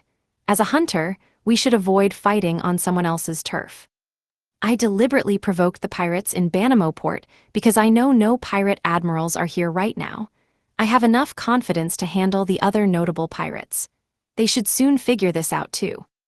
Expecting pirate crews to work together against me overestimates their trust in each other. Who would they rather rob? I don't expect the pirates to have collective pride, but they definitely want to show off their abilities and earn more fear and respect. The pirates in Banamo port are waiting for a pirate strong enough to deal with me. At that point, when the Nuins arrives and Admiral Deep Sea is here, what do you think will happen? Jenna suddenly understood. If Admiral Deep Sea leaves the Nuins and takes action himself, that would be the best outcome. We would be fighting on our terms. Even if he isn't interested, his top men won't miss the chance. With Admiral Deep Sea as their backup, they won't fear failure and will be more willing to challenge you. This will reduce the number of Beyonders on the Nuins, giving us our chance. Good psychological analysis, Lumion teased. Jenna shot him a look. A good actor needs to understand people's minds. And then perform for the spectators, Lumion joked. Anthony didn't react. Franca scoffed. What if a pirate king's fleet arrives before the Nuins? Lumion spread his hands and said, that's why the adventurer is unknown. The benefit is that he can disappear without a trace. Change his face and appearance, and we can execute another plan. A conspirer is really an outright schemer, Franca muttered. All right, let's do it. Lumion then discussed the possibility of using a large-scale plague in Banamo port, emphasizing the need to secretly distribute preventive medicine to the locals beforehand. Franca was stunned. After a few seconds, she said, you even thought of that. How about we start a plague company? Just kidding, there's some plausibility in this, but in this day and age, there are no vaccines, preventive medicine. Normally, we wouldn't have it, but we can turn to mysticism, Lumion replied. The apothecary path specializes in this. We just need to provide them with a number of infected individuals for observation, research, and experimentation. They should be able to create effective preventive or curative medicine. We won't have trouble finding an apothecary. The Fool Pharmaceutical Company has plenty of them. Lumion knew from Miss Magician that the Fool Pharmaceutical Company had many ties to the Terror Club. Jenna began to calculate. A medicine with mystical effects would cost at least 100 Veraldor per bottle.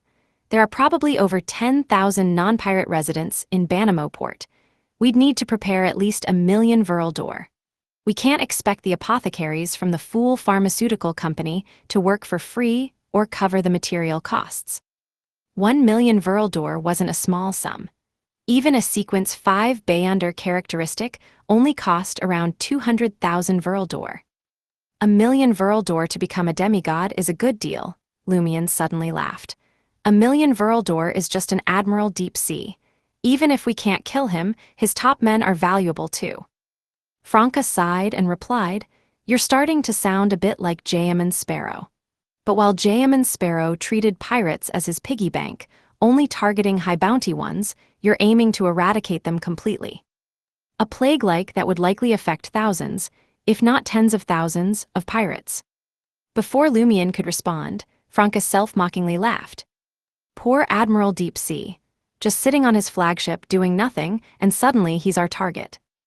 Lumion chuckled and said with some realization, nothing to pity. A hunter's job is to create chaos and strife, and your primary job as a demoness is to bring catastrophe and affliction. It's better to inflict these on pirates than innocent people. Franca and Jenna fell silent for a moment. It's you. Banamo port, Mason, sitting at the docks with a bottle of rye beer, suddenly sneezed.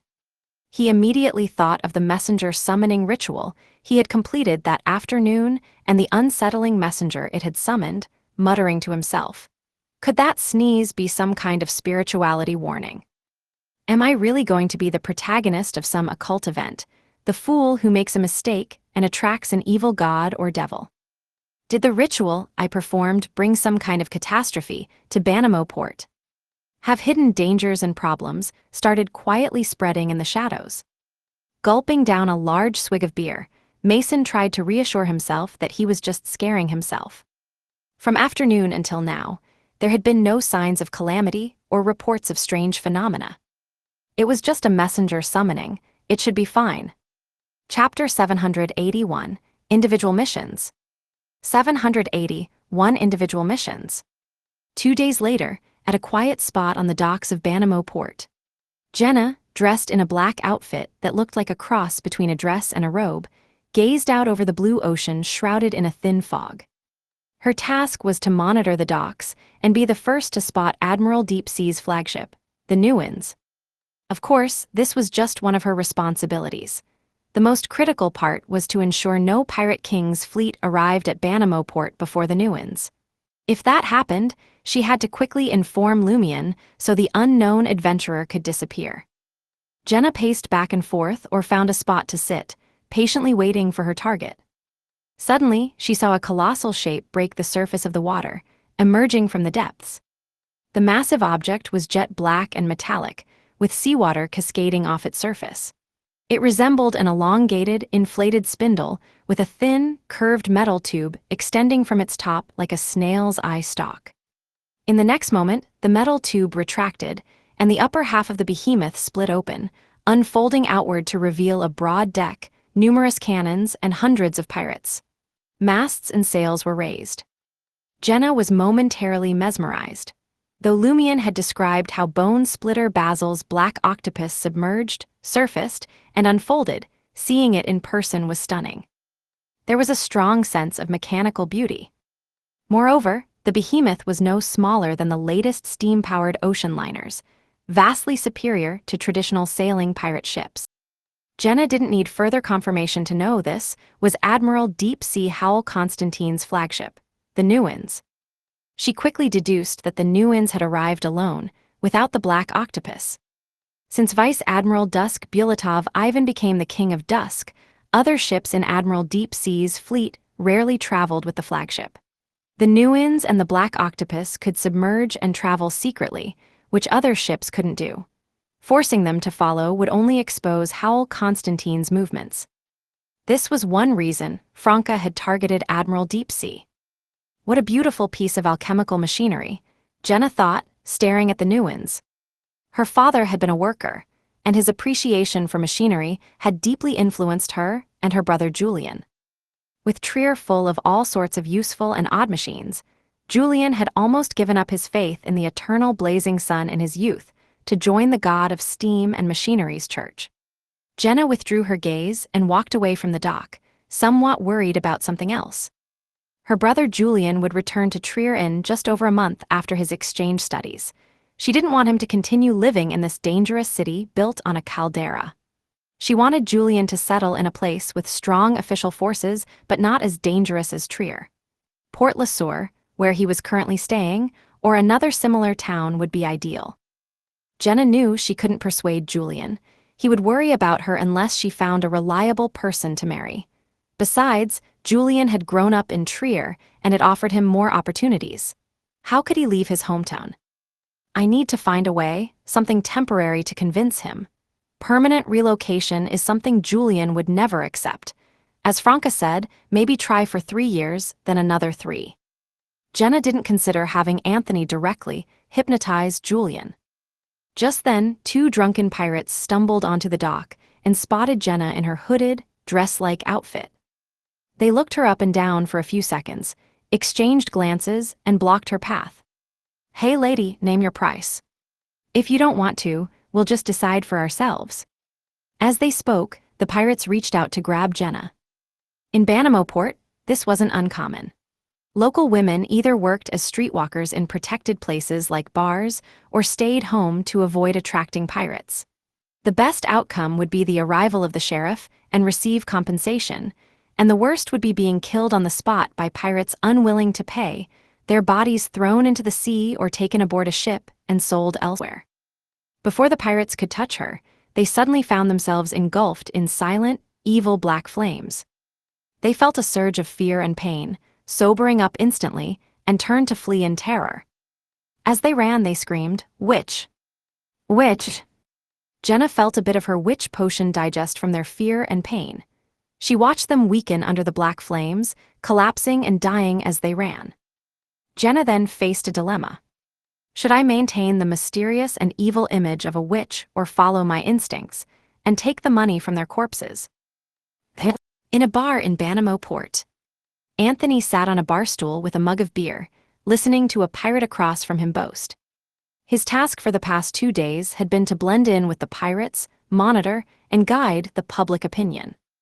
Although Lumion had analyzed a lot, he wasn't entirely sure how the pirate community would react.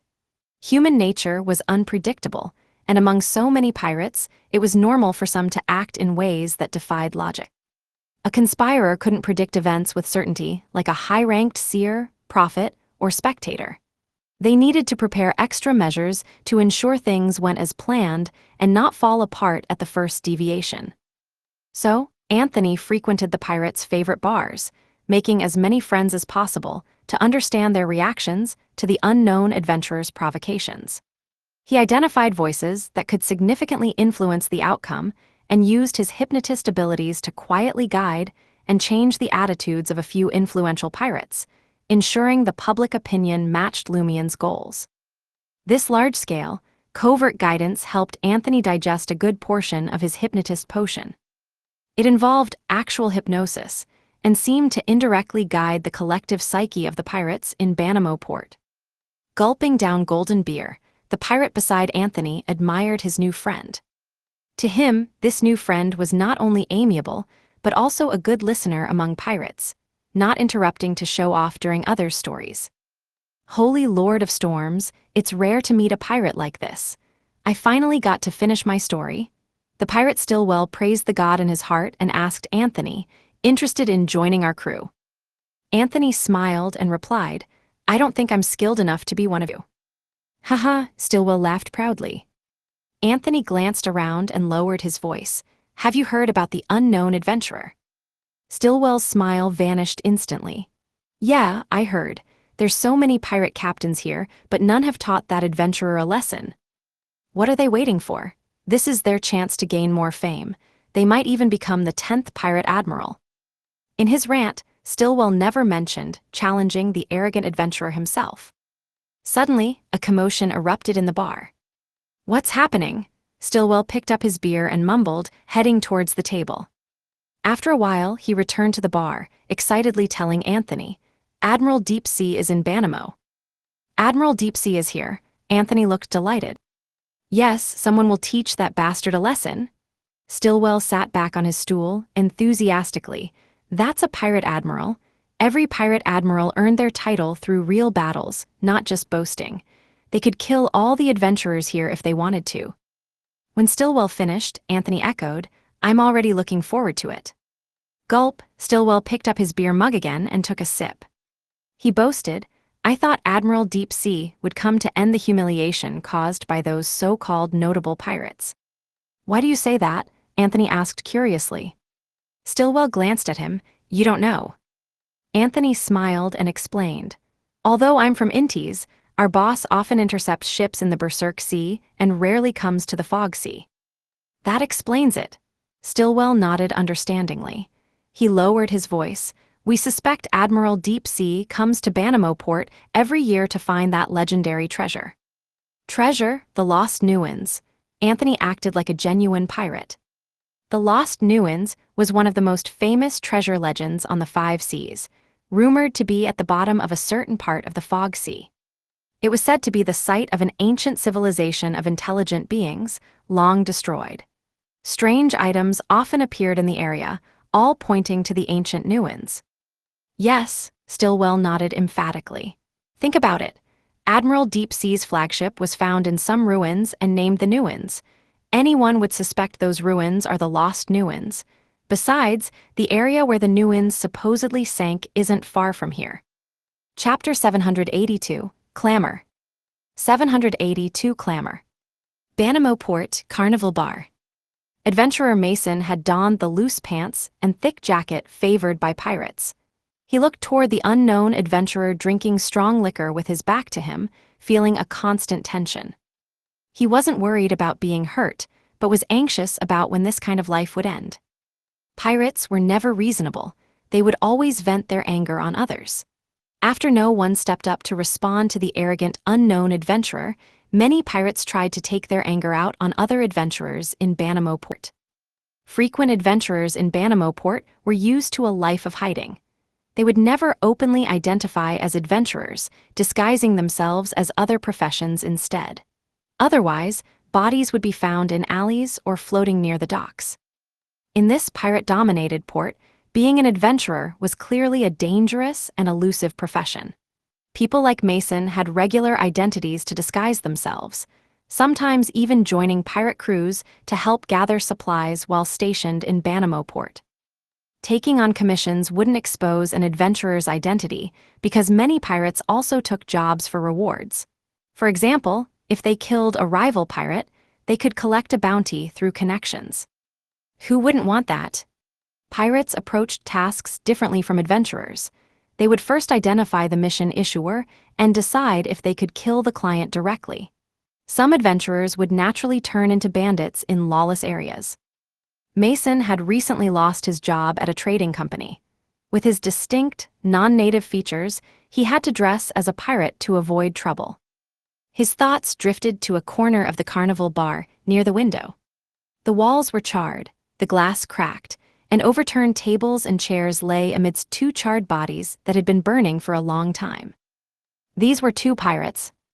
Earlier that afternoon, they had recognized an adventurer they had encountered before and decided to vent their malice on him. The unknown adventurer at the bar counter didn't even turn his head, summoning one fiery raven after another, blasting the pirates apart and burning them. This convinced the watching pirates that the unknown adventurer was a man of his word. If he said he would kill, he would kill. If he promised punishment for crossing the line, there would be punishment, even in a pirate port watched by thousands of pirates and many Beyonders. And the pirate's captain didn't dare retaliate. Mason had witnessed the entire scene. He noticed that the two pirates were familiar with the pyromaniac's abilities and were quite skilled, with one being a low-sequence Beyonder. Despite their precautions, they couldn't escape the ravens. They were covered in flames by the window before they could escape from the center of the bar. This filled Mason with admiration and longing. When will I have such power? When can I become an adventurer who can intimidate so many pirates? Mason had intended to kindly help the pirates deal with the bodies, but to his regret, their captain and first mate quickly arrived and collected their inheritance. I should stick close to this adventurer. If I'm recognized, I'm done for. Mason muttered, gulping down his dark beer. How did my life change so drastically? Though he hadn't been harmed, he felt implicated. This heightened his fear that he might have brought disaster to Banamo port, though it didn't seem like a disaster yet. He hoped it would end when the unknown adventurer left or a pirate admiral or king arrived. Never perform rituals you don't fully understand, Mason warned himself. He then raised his glass to his reflection on the wall, toasting to his resolution. In the shadow, Franca was intently observing the carnival bar, inside and out. This was her task. Even though Lumion was vigilant and prepared, he could still be ambushed. The Underworld had many strange, unpredictable, and hard-to-defend abilities, rituals, and spells. Thus, Franca stayed hidden, monitoring the surroundings from another angle, ready to intervene or provide a mirror substitution. In the past few days of wandering around Banamo port with Lumion, Franca had seen pirates drinking, chatting, joking, eating, gambling, venting, and sleeping, making them seem no different from ordinary people. She felt a bit guilty about the possible plague plan. But after witnessing pirate battles and hearing about killings, kidnappings, bullying, robbery, and rape, she genuinely felt that letting these scum die from the plague would purify the world and be a good deed. Ignoring her hunger, Franca grumbled about Lumion. This guy, doesn't he know it's been an hour past lunch? You get to eat, but I don't. Based on our previous understanding, shouldn't we shake off potential trackers, hide back at the inn, and let me rest and eat something? Despite her complaints, Franca continued to dutifully monitor the surroundings. At that moment, a few pirates entered, bringing a lively, joyful, and excited atmosphere to different tables. Franca melded into the shadows, sticking to the wall, and stealthily approached a group of pirates to listen in. Admiral Deepsea is really here. The Nuance has already docked. Do they know about the adventurer? Oh, Admiral Deepsea is finally here, Franca silently confirmed with a guess. Since Jenna hadn't issued a warning, It meant no pirate king had arrived in Banamo port. Franca began to anticipate Admiral Deep Sea's reaction and actions. She was sure Admiral Deep Sea and his key subordinates were aware of the unknown adventurer's provocation. It was a simple deduction. Since Admiral Deep Sea was avoiding the King of Dusk, he would first confirm the situation in Banamo port before coming to resupply. The common practice was to send lesser-known pirates from the fleet on other ships to scout Banamo port. If Banamo port was a regular stop, trusted subordinates might be stationed there long-term, reporting back promptly. Of course, local forces could also provide warnings. In any case, Admiral Deep Sea would be well aware of recent events in Banamo port, otherwise, he wouldn't surface the nuance. Franca calmed herself, no longer distracted by hunger. But like the pirates, she waited half an hour without seeing Admiral Deep Sea or his key subordinates, growing puzzled. Why haven't they shown up? Could it be that Admiral Deep Sea is also a cautious person, but Lumion is only showing the strength of a strong Sequence 6? This crafty guy is using crimson white flames, not the Reaper's white flames. Franca thought carefully and understood the reason. If she were in his shoes, targeted by the King of Dusk, she wouldn't cause trouble right after arriving at a port. She would complete the resupply first and prepare for another dive. That way, even if something unexpected happened, they could leave Banamo port immediately and not complete their primary objective here.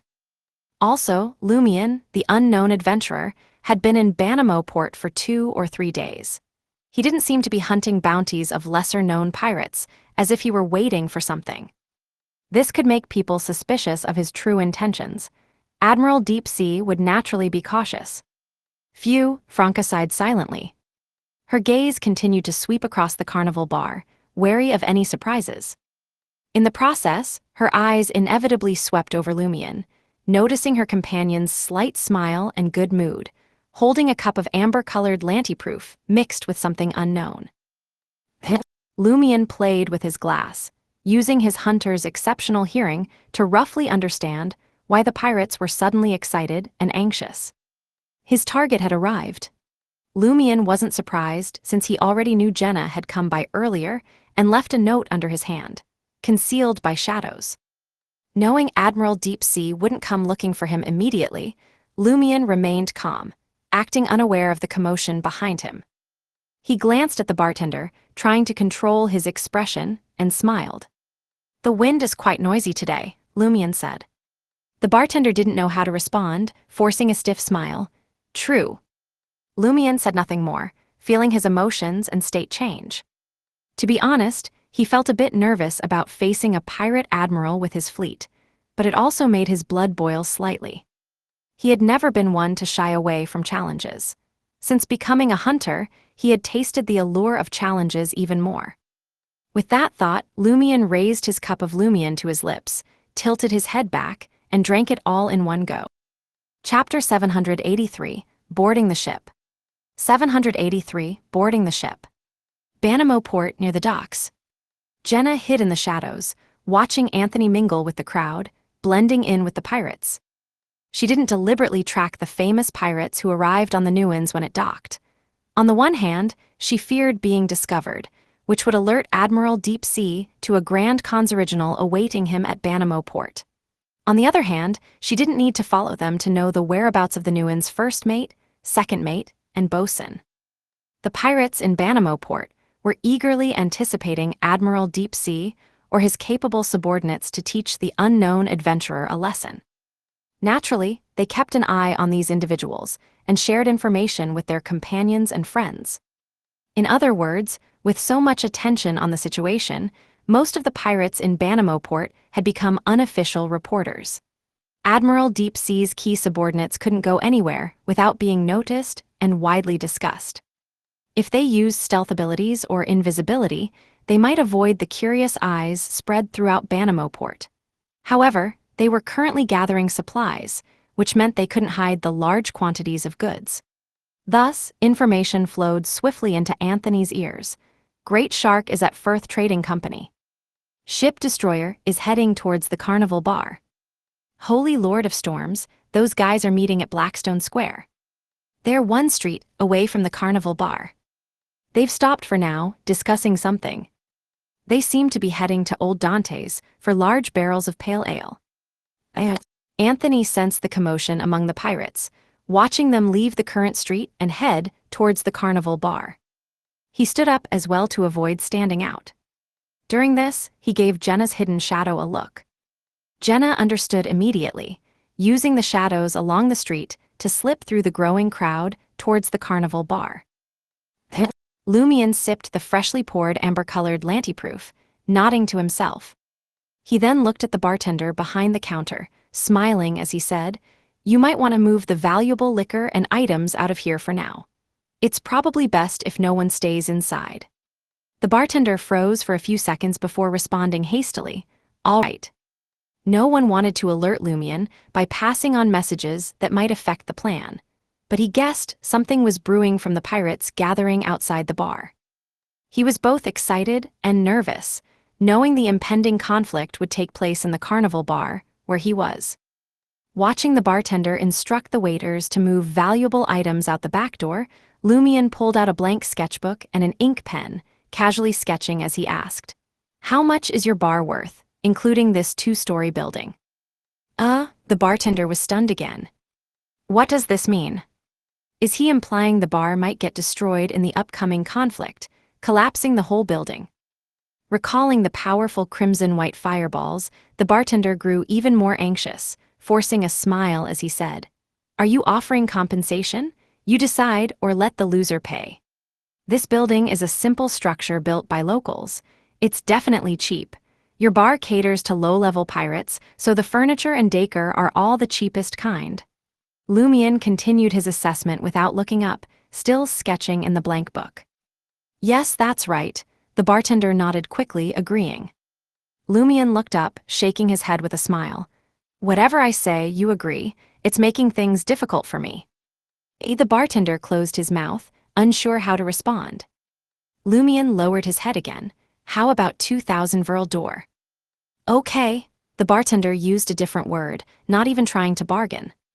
Lumion didn't pause his sketching, his tone calm. "Payment will be after assessing the damage. If the big pirates coming later want to help compensate, that works too." "All right," the bartender responded quickly. He looked around, wishing he could sprout wings and fly out of the carnival bar. From their conversation, he feared staying could lead to him becoming a mangled corpse. A few minutes later, the waiters had moved the few valuable items out, leaving only the cheap goods in the bar. The bartender left through the back door, and the other patrons, including Mason, exited to wait and watch outside.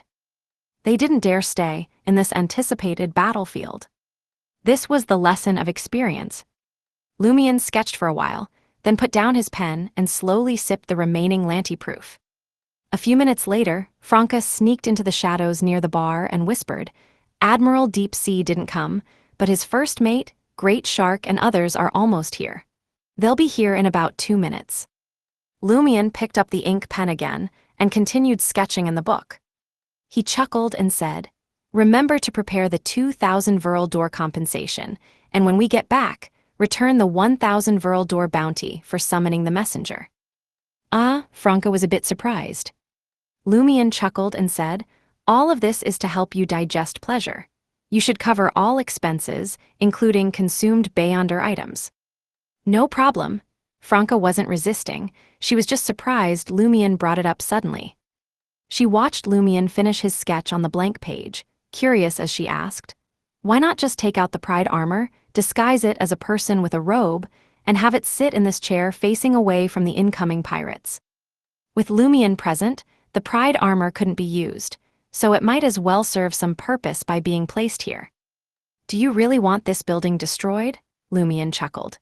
"Besides, the pride armor can't use lie and can't disguise itself as me. The subordinates of Admiral Deep Sea would notice something's wrong before even entering." As he spoke, Lumion finished the last stroke on the blank page. It was a sketch outlined in deep blue ink, depicting Lumion himself. The paper gradually turned translucent, and the sketch of Lumion suddenly came to life, thickening and expanding like a balloon. In an instant, a stoic-faced Lumion appeared before the bar counter, blocked by Lumien's body. It had the instinct to complete a few minutes of combat and possess some of Lumien's abilities, obeying the Sketcher's commands. As the sketched Lumien sat in a chair facing away from the bar door, Lumien transformed into a shadow creature, disappearing from the bar. Soon, Great Shark, the first mate of the Nuins, arrived at the carnival bar with a few companions of similar strength, surrounded by a crowd of pirates. The tall, muscular, bald Great Shark glanced at the unknown adventurer calmly sitting at the bar and gestured, leading the way through the door. As the Beyonders from the Nuins entered the bar, Lumien, disguised and watching from the window, placed his right hand on the glass. A black mark hidden under his clothes glowed. Bottle of Fiction. He trapped the carnival bar inside the Bottle of Fiction, setting the condition for exit to be non-Beyonders. Lumien turned, and in the chaos of the pirates losing sight of the bar's interior, he squeezed through the crowd and headed to a nearby alley, teleporting to the docks with Franca. They met Jenna and Anthony at the designated spot, using shadows and psychological invisibility to remain hidden as they boarded the alchemical ship Nuins. Compared to when they arrived, there were fewer pirates on the ship, just enough to maintain basic vigilance. Lumien wasn't worried their actions would alert Admiral Deepsea. According to gathered intel, Howl Constantine wasn't a Beyonder of the Devil pathway and couldn't sense malice. His abilities resembled a Sequence 5 Ocean Songster of the Storm pathway, and according to the Tarot Club, Admiral Deepsea had no ties to the Church of Storms.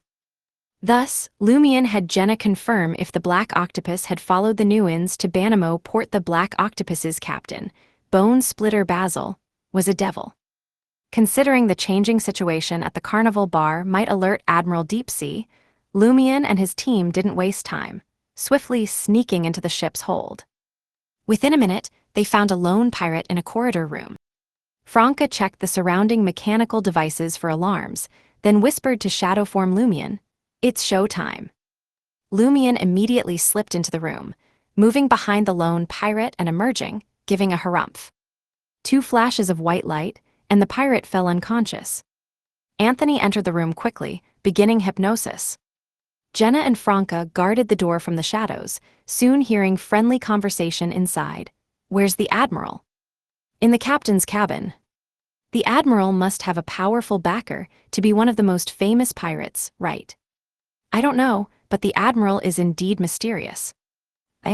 After a brief inquiry, Anthony made the pirate forget he had such a friend on board. They then sneaked to the upper deck, stopping outside the captain's cabin. Lumien's eyes twitched as he gazed at the silver-white metal door. He realized Admiral Deepsea's possible pathway and sequence. On an alchemical ship like this, an ocean songster's power might not be inferior to being in the deep sea or the air. While Lumien pondered, 2 pirates pushed a food cart to the captain's cabin using a mechanical lift. Chapter 784, Mask. 784 Mask. Lumien immediately retreated into the nearby shadows, closely watching the slowly opening metal door of the captain's cabin. As the cart filled with various foods was pushed in, he finally saw their target, Admiral Deepsea, Howl Constantine. Though he had heard many rumors and seen the wanted posters, nothing compared to witnessing the reality of his sea monster lineage firsthand. Admiral Deepsea, Howl Constantine's face looked as if a translucent, palm-sized octopus clung to it, with numerous slimy tentacles hanging down to his chest. His deep blue, almost black hair was thick and coarse, falling to his shoulders, and his body was entirely wrapped in a black cloak, even his hands hidden within. He was nothing like a normal human. Lumien couldn't help but feel this was unusual. His face, fused with an octopus, was exposed, so what was there to hide about his body? Even if he was truly an octopus beneath the cloak, no one around would be surprised. The only reason to cover his body so tightly was if there was something even more unpresentable there. Puzzled, Lumien carefully observed Howl Constantine's fate. Being in shadow form didn't prevent him from doing this, since shadow beings could still see the real world, though the perspective was slightly different. As the 2 pirates arranged the food on the long table in the captain's cabin, Lumien's eyes reflected the illusory river of fate, composed of complex mercury symbols. Given that they were less than 15 meters apart, Lumion extended his right palm, letting it stay at the edge of the shadow, and remotely touched Howl Constantine's River of Fate. Most of Admiral Deepsea's fate fragments instantly materialized, flowing turbulently. Knowing time was limited, Lumion could only browse briefly. He saw Howl Constantine diving in the dark, lightless ocean depths, fighting a half-giant over 2.5 meters tall wielding a huge sword. He watched as Admiral Deepsea passed through ruins filled with bizarre buildings and saw his future self removing the translucent octopus from his face. Removing the octopus clinging to his face? It isn't Howl Constantine's face, it's a mask. He isn't a descendant of sea monsters. Lumion was stunned. Reflexively, he decided on the fate fragment he would exchange. It was a fragment of Howl Constantine being injured on the seabed. In this fate fragment, back when he was only sequence 7 or 6, Howl Constantine failed to return to the surface in time, suffering the crushing pressure of deep water and the suffocating sensation of liquid flooding his lungs. This was different in severity from Morin Admiral Deepsea's fate fragment of Lust Outburst, which had irrevocably changed Morin's fate, forcing him to an early death. In contrast, this fragment merely influenced Howl Constantine's subsequent exploration style, making him more cautious. However, Lumion couldn't find a more suitable fragment in such a short time. As fate began to swap, Howl Constantine, who was seeing off the two pirates, suddenly turned his gaze towards Lumion's hiding spot. His spirituality had warned him. Almost simultaneously, Admiral Deepsea's eyes lit up with intense lightning. With a crackling sound, thick lightning struck Lumion's hiding spot, hitting the wall and shattering into countless tiny electric serpents, which spread out, covering the area with their fierce and erratic energy, using the properties of the metal door, walls, and floor to launch indiscriminate attacks inside and outside the captain's cabin. The two food-delivering pirates were hit first, their bodies trembling and convulsing as if performing a grotesque dance. Their skin quickly charred. Amid the cracking sound, mirrors hidden in the shadows where Franca and Jenna were hiding shattered, but the demoness's figures did not appear. At the carnival bar, Great Shark Jorg and his companions, including Ship Destroyer, had just entered the hall and were staring at the unknown adventurers' back. Before they could speak, the noisy surroundings abruptly fell silent. The pirates' chatter and conversations seemed muffled, vanishing instantly. Great Shark Jorg instinctively looked towards the window, seeing the dim sunlight through the fog replaced by deep darkness. At that moment, Lumion, sitting at the bar, turned on his stool. His expression was indifferent, his gaze calm, looking at the few big pirates as if they were dead men. A huge crimson-white fireball shot out. Boom! Amidst the flames and wind from the explosion, the pirates either used their agility or abilities to dodge in different directions. Behind Ship Destroyer, Lumion's figure swiftly emerged in the chaos, letting out a hum. 2 beams of white light shot from his nose, causing Ship Destroyer to faint instantly. Witnessing this, Great Shark Jorg felt a chill down his spine, instinctively muttering to himself, "Formidable." Aboard the Nuans. Having used the lightning strike ability and created an area attack effect utilizing the current environment, Admiral Deepsea, Howl Constantine, had a figure suddenly appear behind him. It was Franca, dressed in an assassin's suit.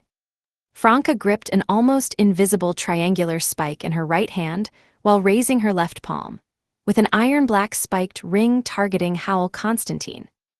Lightning flickered in her eyes. As Franca used psychic piercing on Howl Constantine, Jenna appeared by the door, throwing a louis d'or at Admiral Deepsea, seemingly to distract him and make him momentarily ignore Franca's assassination attempt. A golden brooch carved into a gorse flower was pinned to her chest. Covered in gray-white scales, Anthony appeared in the corridor, with tiny electric serpents still crawling over his body, paralyzing him and preventing rapid movement. But this didn't stop Anthony from using his ability. Staring at Admiral Deepsea, with a translucent octopus clinging to his face, his pupils turned vertical, glowing golden. This ability made the target feel as if they encountered a true dragon, panicking instantly. As fate began to swap and Howl Constantine noticed the anomaly, he struck out lightning. At that moment, Lumion teleported into the captain's cabin, landing on a wooden chair by the window. Soon, tiny electric serpents covered the area, but they didn't last long due to the wooden chair's material. This caused Lumion's body to show signs of paralysis. However, he didn't reveal himself because he was now a true shadow creature, and no shadow being would leave the shadows due to a mild electric shock. Lumion chose to stay in the shadow provided by the wooden chair, quietly watching the upcoming battle. During the fate exchange, he couldn't attack Howl Constantine, which would interrupt the process. So the next step was to see if Franca, Jenna, and Anthony, 3 Beyonders below Sequence 5, could hold off Admiral Deep Sea for at least 2 minutes. Of course, if they really needed to kill Howl Constantine, Anthony could do it quickly with the Winter is Coming revolver. But that was impractical and went against their original goal. Awe and psychic piercing hit Howl Constantine, but the Admiral's face, fused with the translucent octopus, glowed faintly, protecting his soul and spirit, causing only minor effects. As his octopus-like face dimmed slightly, Howl Constantine, puzzled by the unfamiliar assassins, suspected some adventurer group wanted to make a name for themselves and earn a huge bounty. Enduring the dizziness, he grabbed an obsidian trident from the nearby weapon rack and thrust it at Franca. The trident immediately surged with violently flickering silver-white lightning, its heavy tip seemingly trying to pull Franca onto itself. Cracked! Franca's body, clad in the assassin's suit, shattered into numerous mirror fragments, while Jenna threw a silent black flame at Howl Constantine before hiding in the shadows again. Anthony also pulled out the exquisite Winter is Coming revolver, aiming at Admiral Deep Sea for a standard shot. The gunshot had just sounded when a sharp wind pierced everyone's ears. Howl Constantine, wrapped in a whirlwind, flew into the air, avoiding the yellow bullet and eerie black flame. He then pointed the obsidian trident at Anthony. The silver-white currents on the trident converged into thick lightning, shooting out. Anthony, experienced as ever, immediately dove away from the door, changing his position and avoiding the direct hit from the lightning, though the resulting tiny electric serpents still affected him, causing his body to tremble and paralyze. The 2 pirates, just recovering from the previous shock, were struck by the new wave, falling unconscious and twitching on the ground. Franca and Jenna were also affected by the indiscriminate attack, revealing themselves from their hidden states. Admiral Deep Sea, Howl Constantine, showed no joy or bloodthirsty emotion but grew more vigilant, his octopus-like face showing doubt. There should be one more assassin. Why hasn't he appeared? What is he preparing? At that moment, out of the corner of his eye, Howl Constantine saw a figure leisurely sitting on the wooden chair near the window. The figure had black hair, blue eyes, a handsome face, and wore a thick dark jacket, reclining against the chair with his right foot resting on his left knee, a mocking smile on his face. Chapter 785, Performance. 785 Performance. Seeing the assassin who had been hiding suddenly sit openly on a chair by the window, calmly watching him as if he didn't care about the ongoing battle, Admiral Deep Sea, Howl Constantine, felt a sudden heavy weight in his heart. Such a posture and expression suggested that the opponent didn't consider him a threat and was absolutely confident in dealing with him. That's why he didn't attack immediately to support his companions, but instead sat there, arrogantly smiling and observing. Without any hesitation, Howl Constantine instinctively aimed his obsidian trident at Lumion. A bolt of silver-white lightning formed in his hand, amplified by the trident's tip, and shot out like a raging thunder serpent towards Lumion. Lumion kept his right foot on his left knee, his face bearing a mocking smile as if Howl Constantine's desperate counterattack was just child's play, incapable of changing the outcome at all. Of course, this was just a front he put on. In reality, he couldn't attack Howl Constantine or leave the 100-meter range, or else the fate exchange would be interrupted. But not being able to attack didn't mean he couldn't influence the current battle. Lumion left his shadow form and deliberately revealed his presence to Howl Constantine, using himself as bait to attract most of Admiral Deep Sea's attention and create a sense of pressure and fear, forcing him to react hastily and increase the chance of making mistakes. Even a hunter who couldn't strike, speak, or communicate could still provoke, scheme, and set traps. The thick silver-white thunder serpent struck Lumion. With a crack, Lumion's figure shattered like a mirror, leaving only the quickly charred wooden chair behind in the ravaging lightning.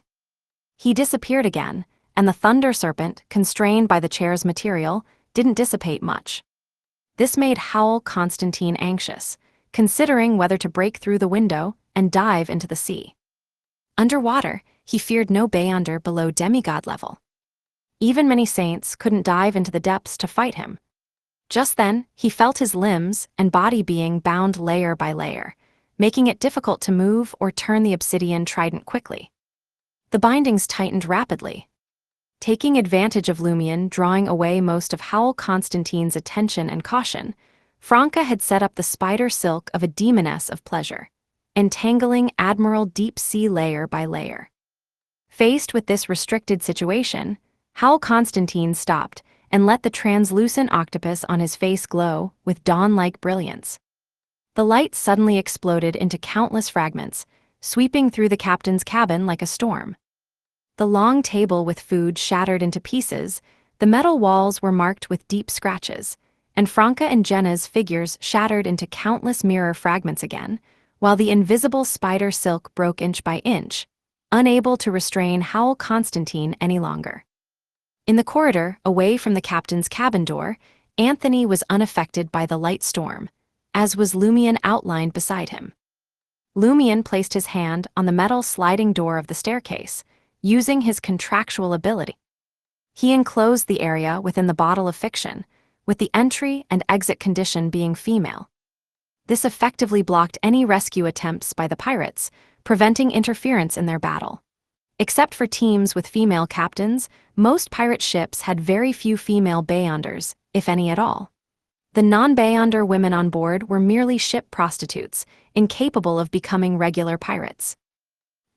Outside the carnival bar, the real pirates, the disguised mason, and the rest simultaneously noticed that the glass windows no longer reflected the scene of Great Shark Yerg, and the others fighting the unknown adventurer.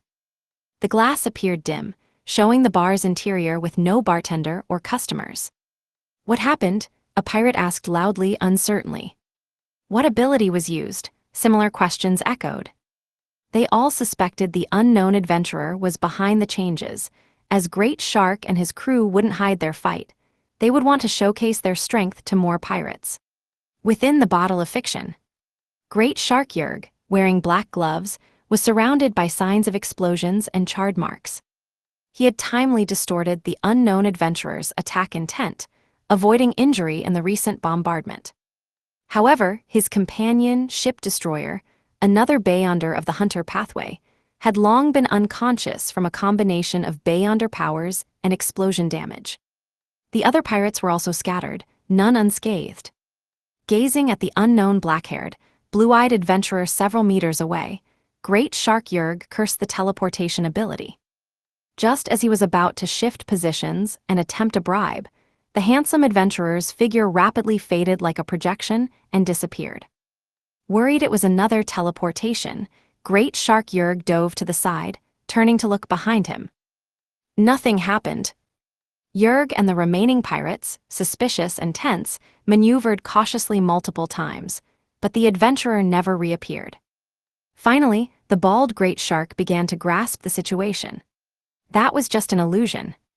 We fought an illusion and nearly lost. Where did the real one go?"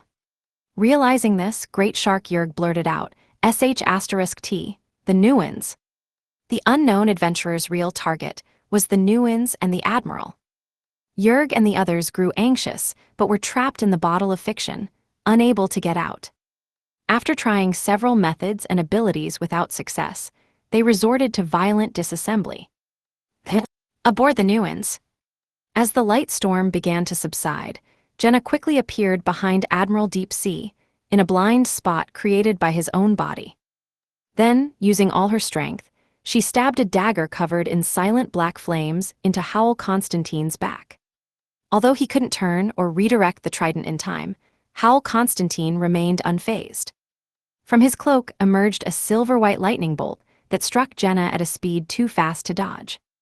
Countless tiny electric serpents coursed over Jenna's body, but she seemed largely unharmed and only slightly slowed. The dagger covered in black flames pierced Howl Constantine's black cloak.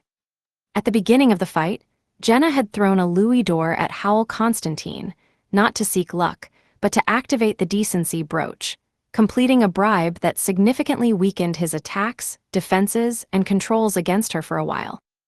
Since then, neither the rampaging lightning nor the light storm had affected her as much as she let on. Her frantic dodging and use of the mirror substitution were meant to psychologically deceive Admiral Deepsea. She didn't expect Howl Constantine to be unaware of the bribe ability, given that his deputy was likely a briber. Instead, she performed as if the bribe had failed, leading him to attribute the louis d'or toss to another ability. At the start, Howl Constantine might still have guarded against the bribe, but in the heat of battle, and with time running short, he instinctively responded without caution. Thus, he ignored the bribe from before and didn't stop Jenna's assassination. With the black flame dagger pierced Howl Constantine's cloak and flesh. Acting was for a better assassination. After the successful strike, Jenna felt a strong resistance and wriggling flesh as if alive, preventing further progress with the dagger despite her full strength. She abandoned force, instead channeling the black flames into Howl Constantine's body. As the black flames surged, Admiral Deepsea howled in pain. Franca seized the opportunity to reach Howl Constantine's side, stabbing the transparent wintry blade into Admiral Deepsea. The wintry blade pierced the skin and flesh, but couldn't go deeper into Howl Constantine's body. But it was enough. Howl Constantine's body stiffened as if frozen, and his thoughts became sluggish. Franca slid to Jenna's side, retracting the wintry blade.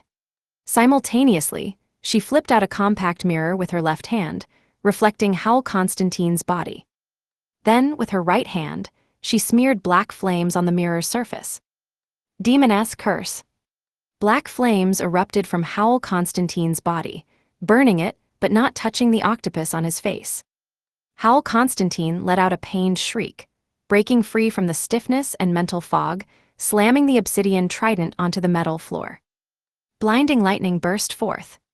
Chapter 786, Face. 786 Face.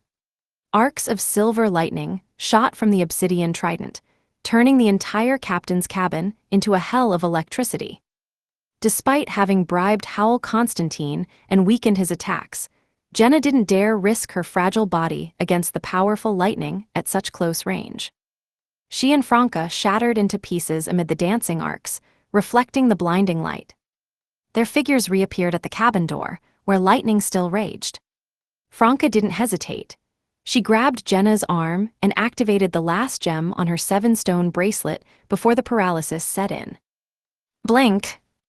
They vanished from the cabin door, blinking to a wooden table in a room diagonally opposite.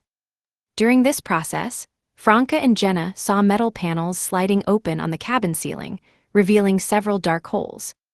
With a splash, blue seawater poured into the captain's cabin like a waterfall, and the metal door shut tight. When Franca and Jenna's figures reappeared, their bodies still crackled with residual electricity, and they trembled uncontrollably. Immediately, the last gem on the 7-stone bracelet shattered, leaving only the 2 diamonds representing teleport. In the corridor near the stairwell, Lumion and Anthony remained unharmed by the electric storm. It wasn't because the lightning hadn't spread through the metal floor and walls, but because Lumion had taken out the gray-white lightning-shaped brooch Fury of the Sea from his traveler's bag and thrown it ahead. One of its side effects was that it had a high chance of attracting lightning during storms. This meant that it greatly attracted lightning. As expected, most of the small electric arcs converged on Fury of the Sea, making it bloom like a bright silver flower. Thus, Lumion and Anthony only felt a mild tingling, retaining their ability to move. Looking at the now-closed cabin door, Lumion raised an eyebrow and murmured, "Did Howl Constantine get seriously injured in the last attack and decide to seal the cabin to recover?" To Lumion, Admiral Deep Sea's response wasn't wrong. If possible, it was indeed one of the best choices under the circumstances, especially since Howl Constantine couldn't gauge the strength of Lumion, who had been merely watching and not acting, nor did he know the full extent of Franca, Jenna, and Anthony's abilities. If faced with something like a banshee's terrifying scream, Howl Constantine, having been weakened by a demoness's black flames, would likely die instantly. But sealing the cabin to recover was precisely what Lumion and his companions hoped for. They hadn't planned to kill Howl Constantine before the fate exchange was complete. This quiet waiting scenario was exactly what they wanted. Watch out for secret passages in the cabin. Howl Constantine might escape or jump into the sea, Franca cautioned Lumion as she recovered. She had rich experience in assassinations. I'm keeping an eye on it, Lumion replied concisely, picking up the fury of the sea. He was monitoring the fate exchange situation and his own senses and spirituality. If Admiral Deep Sea showed any signs of fleeing, Lumion would immediately blow open the cabin door. As long as he didn't directly attack Howl Constantine, the fate exchange wouldn't be interrupted. Franca's hands still trembled slightly, and she exuded a faint burnt smell as she remarked, Howl Constantine's lightning strikes and spirit body and mental protection from items almost ruined all our efforts, along with this unique environment. If not for our abundance of mystical items and our good teamwork, we might have been forced to give up the plan and have you join the battle personally. What's the phrase? An unstoppable force overcomes all obstacles. No matter what supernatural abilities you use, I'll counter with lightning and turn it into a weaker version of a lightning storm using the environment. Jenna, who was also trembling and smelled burnt but was in better shape, nodded slightly in agreement. As the one fighting on the front lines, she deeply understood this. Outside the carnival bar, the pirates and disguised pirates saw the heavy wooden door suddenly swell and shatter. Boom! An explosion followed, sending the doorframe and fragments flying. The figures of Great Shark Jorg and his men finally appeared to the onlookers. Most of them were injured to varying degrees, their expressions grim, as they sprinted towards the dock without bothering to disguise themselves. Seeing this, both real and fake pirates had similar thoughts. They lost. Even with all of Admiral Deep Sea's top men, they lost. Are they running to seek help from Admiral Deep Sea? They're fleeing in such a sorry state. As thoughts raced through their minds, the onlookers turned their gaze back to the inside of the carnival bar. They saw broken tables and chairs, exploded barrels, and the mingling scents of alcohol and scorch, but no sign of the unknown adventurer. This left the pirates and impostors bewildered, unsure of what it meant. In the sealed captain's cabin, now filled with blue seawater, Howl Constantine's cloaked body floated, bubbles constantly rising. His face, with the translucent octopus, hung slightly down, gazing at the submerged metal floor, feeling his soul being nourished, quickly shaking off his weakened state.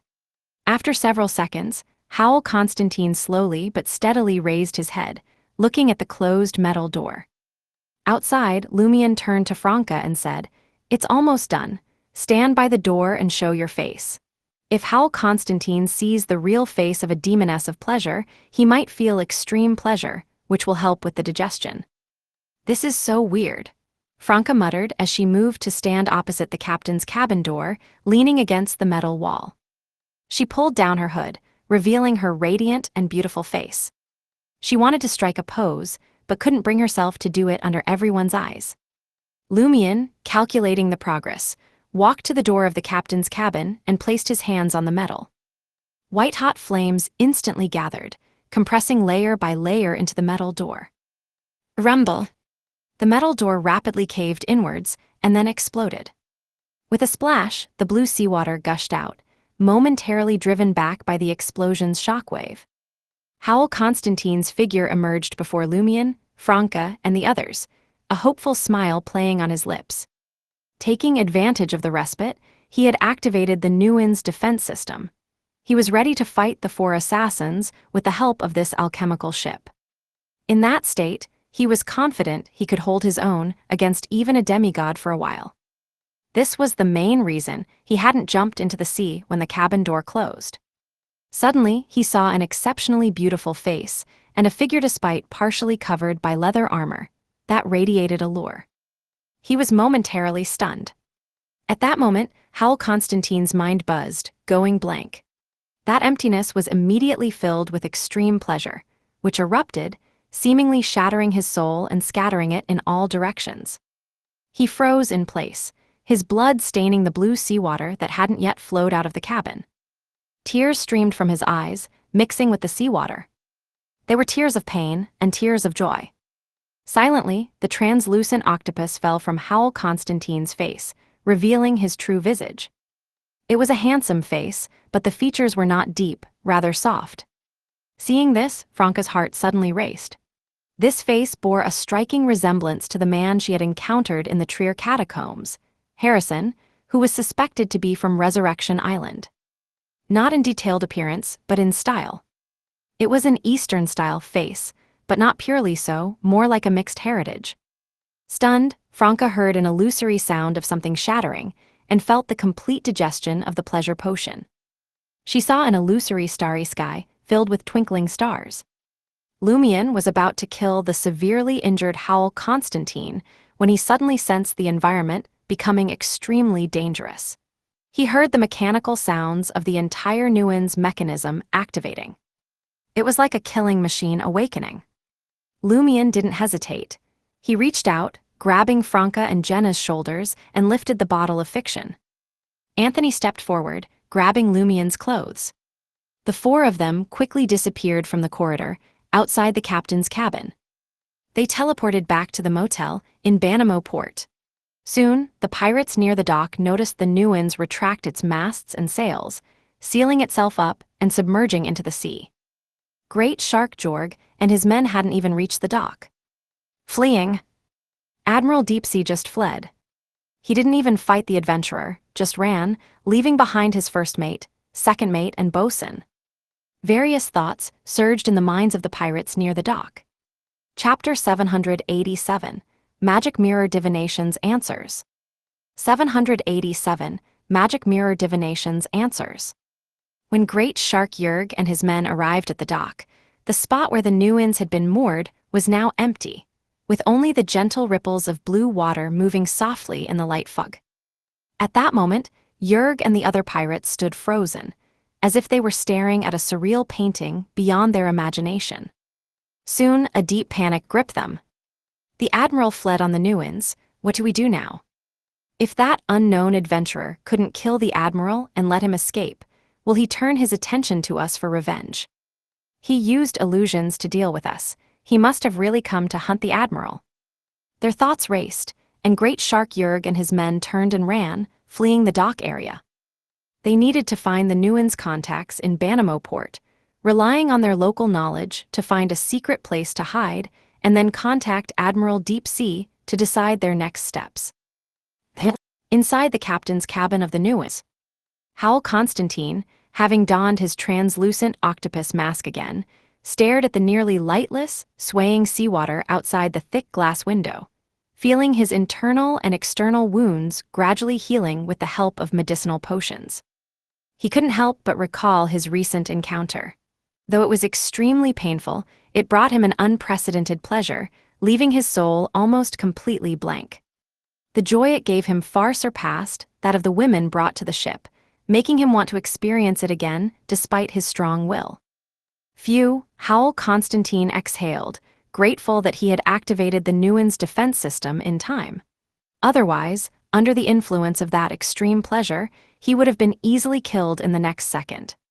He believed the assassins had felt the Nuens become extremely dangerous, leading them to retreat and flee the alchemical ship without pursuing him further. He did not regret not activating the defense system earlier. Being caught off guard, he had no time to do so. What puzzled Howl Constantine now was when the seed of pleasure had been planted in him, causing an explosive reaction upon seeing the true face and figure of that demoness. He muttered to himself, "Is that why the male assassin never attacked? Not that he didn't want to, but he couldn't, not until the pleasure seed had fully rooted in my soul. What are their true intentions beyond assassinating me? Are they after the secrets of the Nuens and the lost Nuens?" Lacking the necessary clues, Admiral Deep Sea found it hard to make a decisive judgment and could only suppress his emotions for now, planning to contact his subordinates in Banamoport once his body and soul had fully recovered to check if they had noticed anything unusual.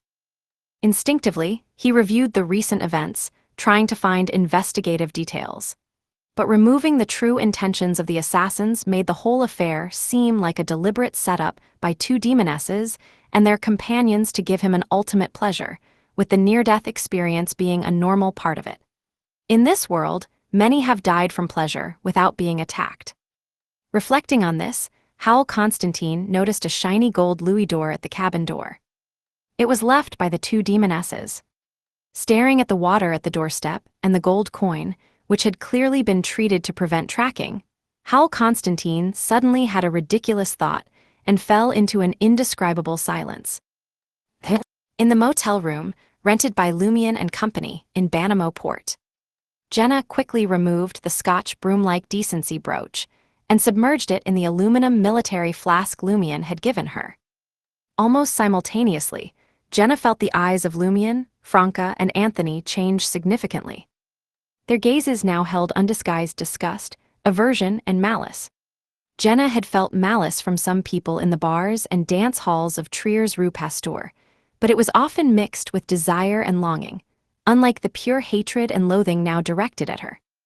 Of course, Jenna also noticed a certain amount of desire in Franca's disgust and aversion, as if she wanted to satisfy herself by domineering over Jenna.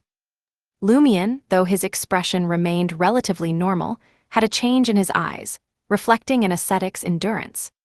He nodded at Jenna and said, "The decency brooch's negative effect has taken hold. Go to the next room for an hour." "I know," Jenna glanced at Lumion, recalling past events.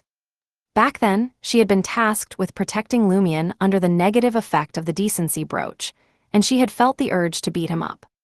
She regretted not taking the chance to draw piles of **T on his face. Recalling these memories, Jenna smiled slightly, left the room, and went to wait for the negative effect to wear off in the next room. "Phew, the decency brooch's negative effect is really strong," Franca commented sincerely. Lumion gave her a sidelong glance and laughed. "I think your hatred and disgust weren't pure enough." Franca immediately felt embarrassed, awkwardly smiling as she said, "Sometimes, hatred and disgust can also spark desire. Just ask Anthony." Before Lumion could turn to him, Anthony spoke up. "It's true, the human brain and soul are complex. Different people might develop the same desire from different stimuli. Some get pleasure from pain, others from jealousy, breaking taboos, being scolded or tortured, or sharing with others, gaining their affection. The possibilities are endless. In simple terms, the world is full of perverts," Lumion mocked Franca. Franca didn't take the bait, her expression growing serious as she frowned slightly. Once free from the decency brooch's negative effect, she recalled the scene she had witnessed earlier. After some thought, she said, "Do you think Admiral Deep Sea's real appearance resembles Harrison from Resurrection Island?" Lumion recalled and said, "You mean they both have noticeable Eastern features?" He had seen Franca's drawing of Harrison. "Yes, but more like a mix of someone like Harrison and an Intisian or person from the North Continent," Franca said thoughtfully. Because Anthony was present, she didn't mention the transmigration matter, instead steering towards Resurrection Island. With a nod, Lumion replied, "Draw Howl Constantine's portrait, and we'll write to the Tarot Club Major Arcana card holders. No need to ask Madam Judgment or Madam Magician yet. I'll try with Magic Mirror Divination first," Franca responded immediately. She began preparing the ritual in the room, sketching Howl Constantine's features from memory. This included an appearance similar to Resurrection Island residents, slightly pointed ears, dark blue near-black thick hair, and the tentacle-like dark veins on his hands when holding the obsidian trident. Some details Franca hadn't noticed during the fight were now retrieved from her memory through the ritual. Lumion examined the portrait for a moment and said, "It does have an Eastern style." Franca nodded, then busied herself with the magic mirror divination. Soon, the mirror on the desk turned dark, with faint sounds of water echoing within. Franca picked up the portrait of Admiral Deep Sea and asked the target of the magic mirror Divination, "What does this appearance signify?" She didn't directly ask about Howl Constantine's origins, fearing it was beyond the magic mirror Divination's knowledge. A hoarse, elderly voice emerged from the mirror. "This is an elf." An elf, Lumien's temples throbbed. This was a legendary Beyonder race. Previously, Lumien had only known of elves as a mythical race from ancient times, living on the Sanya Sea's Sanya Island. He learned they were powerful, with their queen, Soniathrim, being one of the 8 ancient gods, ruling the sky and sea. In the real world, encountering a true elf since the 5th epoch was rare, only seeing occasional descendants with diluted bloodlines. Franca was equally shocked, blurting out, "An elf or a half-elf mixed with humans." "Half-elf," the hoarse voice responded. Though a half-elf, Howl Constantine's features show a strong elven bloodline. In theory, the Sequence 5 Ocean songster shouldn't cause such changes. A half-elf. Could the elves be descendants of transmigrators, living and thriving in this world? Elf legends date back to the 2nd epoch. Franca thought deeply, almost forgetting to ask the 3rd question. Gathering her thoughts, she pondered for a few seconds and asked, "Is the lost Nuins an ancient elven relic?" Though elves supposedly lived on Sanya Island in ancient times, they once ruled the seas, so leaving relics in other seas was plausible. Yes, if Howl Constantine is a pure-blooded half-elf, it makes sense he wore a mask to disguise as a sea monster. The Church of the Lord of Storms supposedly hates pure-blooded elves. The elderly voice in the mirror answered Franca's 3rd question. "I don't know." "All right." Franca ended the magic mirror divination and fell into a long silence. She suddenly regretted using Admiral Deep Sea Howl Constantine merely to digest the pleasure potion this time. Instead of training the team and exchanging fate, they should have gotten Lumien to strike fully with their support to see if they could capture the elf alive. Chapter 788, Realizations. 788 Realizations. Seeing the magic mirror divination come to an end, Lumien turned his gaze to Anthony. "The Nuins has definitely fled. Go out and gather information from the pirates. Find out if Great Shark Yurg and the key crew members managed to board the ship. If they didn't, find out where they are now." Understood. Anthony knew Lumien wanted to quickly determine the whereabouts of Great Shark Yurg and his men to see if they could use them to visit the Nuins again and learn about the elves and the true nature of the lost Nuins. Lumien couldn't go himself. The pirates would avoid him, and even if he forced the information out of them, it would alert Great Shark Yurg and his men if they were still in Banamo port, making them hide deeper. Disguising himself wouldn't work either. The pirates wouldn't be friendly or forthcoming. The same applied to Franca. Only Anthony, who had befriended many pirates, could naturally obtain the needed intel. After watching Anthony leave the room, Franca sat down at the desk with a sigh and said, "This whole transmigration thing keeps getting more complicated." "You used to treat it too simply," Lumien scoffed. Franca didn't argue, staying silent for a moment before changing the subject. "I've fully digested the pleasure potion. After a few days of rest, I'll be ready to attempt the Demoness of Affliction ritual. Honestly, it feels like a dream. Have I really digested it?" She still seemed somewhat incredulous. Lumien chuckled in response. "What else were you expecting? If Admiral Deep Sea knew our main goal was to help you digest the pleasure potion, he'd think the world was absurd. He'd wonder if it was necessary and suggest that with a Demoness of Pleasure's conditions, we could have just asked for his help with a notarized agreement to prevent harm, and he'd happily assist." "It's just hard for me to accept," Franca muttered. "And I know what you mean. In our world, plenty would say, helping a Demoness of Pleasure digest a potion is too wicked. Please let me help. But that's superficial pleasure and low-quality digestion.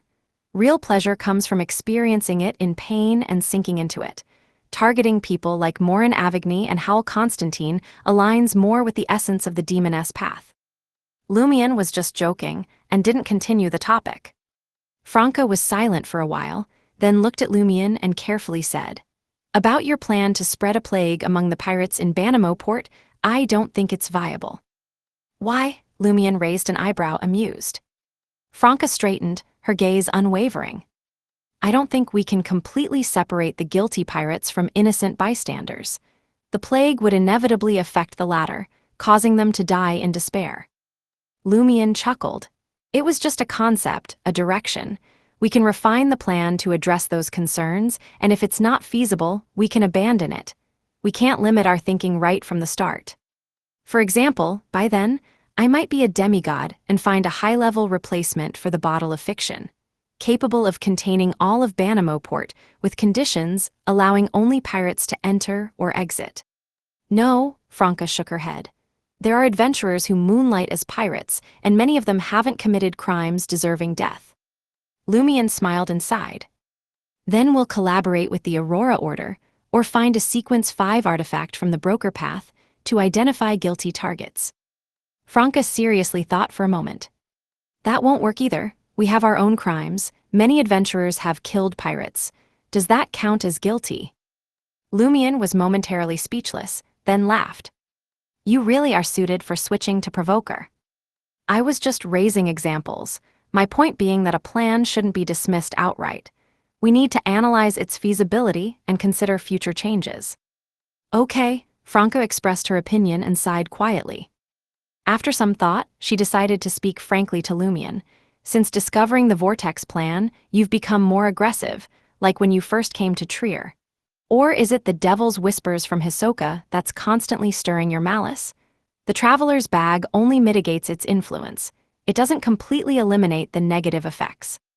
Lumion chuckled, somewhat self-deprecatingly. It's a bit of both. He then grew serious. But more importantly, I've come to some realizations. What realizations? Franca asked, puzzled. Lumion nodded. I was going to remind you anyway. You've been a demoness for a long time. Haven't you noticed the inherent nature of this pathway? Franca fell silent. Lumion continued in a low voice. Like the hunter pathway, it inevitably brings catastrophe and calamity. We are destined to belong to darkness and represent destruction. Think about it. What's the general perception of hunters and demonesses among Beyonders? Danger. Hunters are seen as bloody dangers and demonesses as evil dangers. We can't escape this impression, nor can we deny it. The subsequent potion digestion and advancement rituals will push us deeper into darkness unless you choose to stop advancing and remain where you are. Otherwise, we'll face challenges that test our very souls. You could consider switching paths, but your only option would be the hunter pathway. Seeing Franca's expression change, but still remaining silent, Lumion suddenly laughed. What I'm trying to say is, give up on purity, don't shy away from darkness and evil. We need to confront these things. Only then can we find ways to avoid evil and discover the light within the darkness. We will all be tainted by darkness. We are stained black. We must strive not to fall, not to betray our inner principles. Franca was silent for a while before sighing deeply. Affliction and despair give me bad premonitions, but walking in darkness, seeking light within it, won't we be corrupted bit by bit and eventually fall completely? Lumion chuckled. Do we have any other choice? We can only keep fighting our own darkness and evil until we die. Franca tersely acknowledged his words and expressed her thoughts. Actually, all Beyonders are like this. The paths of gods are inherently dangerous and inevitably lead to madness. Hunters and demonesses just make it more obvious and direct. She couldn't imagine the struggles and pain if she had chosen the devil pathway. When the negative effects of Jenna's decency brooch wore off, Anthony returned and briefed Lumion and the others on the current situation in Banamoport. The Newans had indeed fled, and Great Shark Yerg and his men hadn't boarded and were now missing. In the following 2 days, Lumion and his team disguised themselves and searched Banamoport for the first mate, second mate, and bosun of the Newans. However, they found no significant leads, whether through social investigation or mystical tracking. Instead, they discovered some suspected associates of Admiral Deepsea had also disappeared. Lumion suspected Great Shark Yerg and his men had left Banamoport through some secret means. Whether they returned to the Newans remained unknown. In Trier, in an apartment in Quartier de la Cathédrale commémorative, Angoulême de François set up a ritual and summoned the messenger of the Seven of Cups. He saw a rabbit-shaped spirit body emerge from the flames, dressed in an odd manner. A miniature silk top hat between its ears, tiny gold-rimmed glasses on its nose, a black trench coat clearly not meant for a rabbit, and holding an iron-black revolver sized for a large rabbit. The messenger of Hidden Blade is quite cute, with a unique style. Who knew she would dress her messenger like this? Angoulême picked up the per-written letter and handed it to the adorably dressed rabbit messenger. The rabbit gave him a cold, sharp glance. Angoulême retracted his previous thoughts. In one of the motel rooms rented by Lumion and Company in Banamo Harbor, Franca read Angoulême's letter and said with some difficulty, "Seven has a lead on the Mirror people and wants us to follow up, but we still haven't found Great Sharkyurg." She was more interested in the secrets of the elves than the Mirror people. Lumion leaned back, relaxed, and said, "The worst-case scenario is that Great Sharkyurg and his men have already returned to the Nuins through secret means. We won't get any results staying here. So let's leave. Once the alert is lifted, those people might come out. Meanwhile, we can make long-term plans to keep an eye on Banamo Port. Maybe the Nuins will return for supplies." Agreed, Franca accepted reality. At that moment, Jenna noticed a problem. Rabbit Chasel was still in the room. She hadn't paid it for delivering the message. Chapter 789, At the Stake. 789 at the stake. Jenna observed Rabbit Chasel, who increasingly resembled Jayaman Sparrow, and carefully asked, "What do you need this time?" "One of the later volumes of The Great Adventurer, or something else." Luckily, few people knew about her messenger, and Rabbit Chasel didn't deliver messages frequently. Otherwise, Jenna would have to consider providing different knowledge. Rabbit Chasel lowered its paw holding the revolver and said in a thoughtful tone, "Get me a pair of boxing gloves that a rabbit can wear." "What kind of request is that?" Lumion said with a chuckle. "I don't remember Jayaman Sparrow ever wearing boxing gloves. This imitation doesn't quite fit the persona." "True, but Jayaman Sparrow has blazing danets. I need my own danets. I want to develop one in our community," Rabbit Chasel explained earnestly. "Danets uses boxing gloves." For a moment, Franca, Jenna, and Lumion didn't know how to respond. After several seconds, Jenna nodded and said, "I'll have a pair custom-made for you. Normal rabbit of knowledge size, not your size." "That's right." Rabbit Chasel raised its right hand, blew on the small revolver's muzzle, satisfied. "But this gesture isn't fitting for the current scene." Franca noticed that Rabbit Chasel was still an immature rabbit of knowledge, mimicking and repeating much without truly mastering it. In the darkness of Banamo Port, only a few street lamps with candles flickered. Pirates gathered in bars, drinking heavily or going upstairs with women, enjoying pleasures unavailable at sea. With the Nuins gone and the unknown adventurer disappeared, the pirates gradually put the incident behind them. After all, everyone felt embarrassed. No one would ridicule another. As pirates, they knew they might die in a storm, during a robbery, or in a mutiny on their next voyage. Dwelling on past problems was meaningless. Indulging in the present was the only option. Of course, they also talked about the unknown adventurer's strength and what had happened inside the Nuins, wondering why Admiral Deep Sea fled in such a hurry. "I think that adventurer was waiting for Admiral Deep Sea. Does he want to recreate Jayaman Sparrow's great feats?" "Pewee son of a bitch, what great feats, we're pirates." "He succeeded but didn't completely succeed. He defeated Admiral Deep Sea but let him escape." "Is he close to the power of the kings?" "What's happening on the sea?" Every so often, a powerful adventurer appears. There was that Louis Berry before, too. Disguised as a non-pirate, Mason mingled in several bars, listening to the pirates discuss recent events, hoping they'd start a fight. On his way to the next bar, Mason turned into a quieter alley and saw a figure standing ahead, seemingly waiting for him. The figure had black hair and blue eyes, with sharp features and a handsome face. It was the same unknown adventurer who had challenged all the pirates in Banamo Port and forced Admiral Deep Sea to flee. Mason suddenly heard his heart pounding and blurted out, "I'm not a pirate." Lumion strolled forward and smiled. "I have a task for you." Hearing this, Mason relaxed a bit and carefully said, "What can I do for you?" I'm not sure if my abilities can meet your needs. He feared that while completing the task might be easy, the aftermath could be problematic. Pirates might hack him to pieces once the adventurer left. Lumion said bluntly, "It's a simple and secret task. Keep an eye on Banamoport.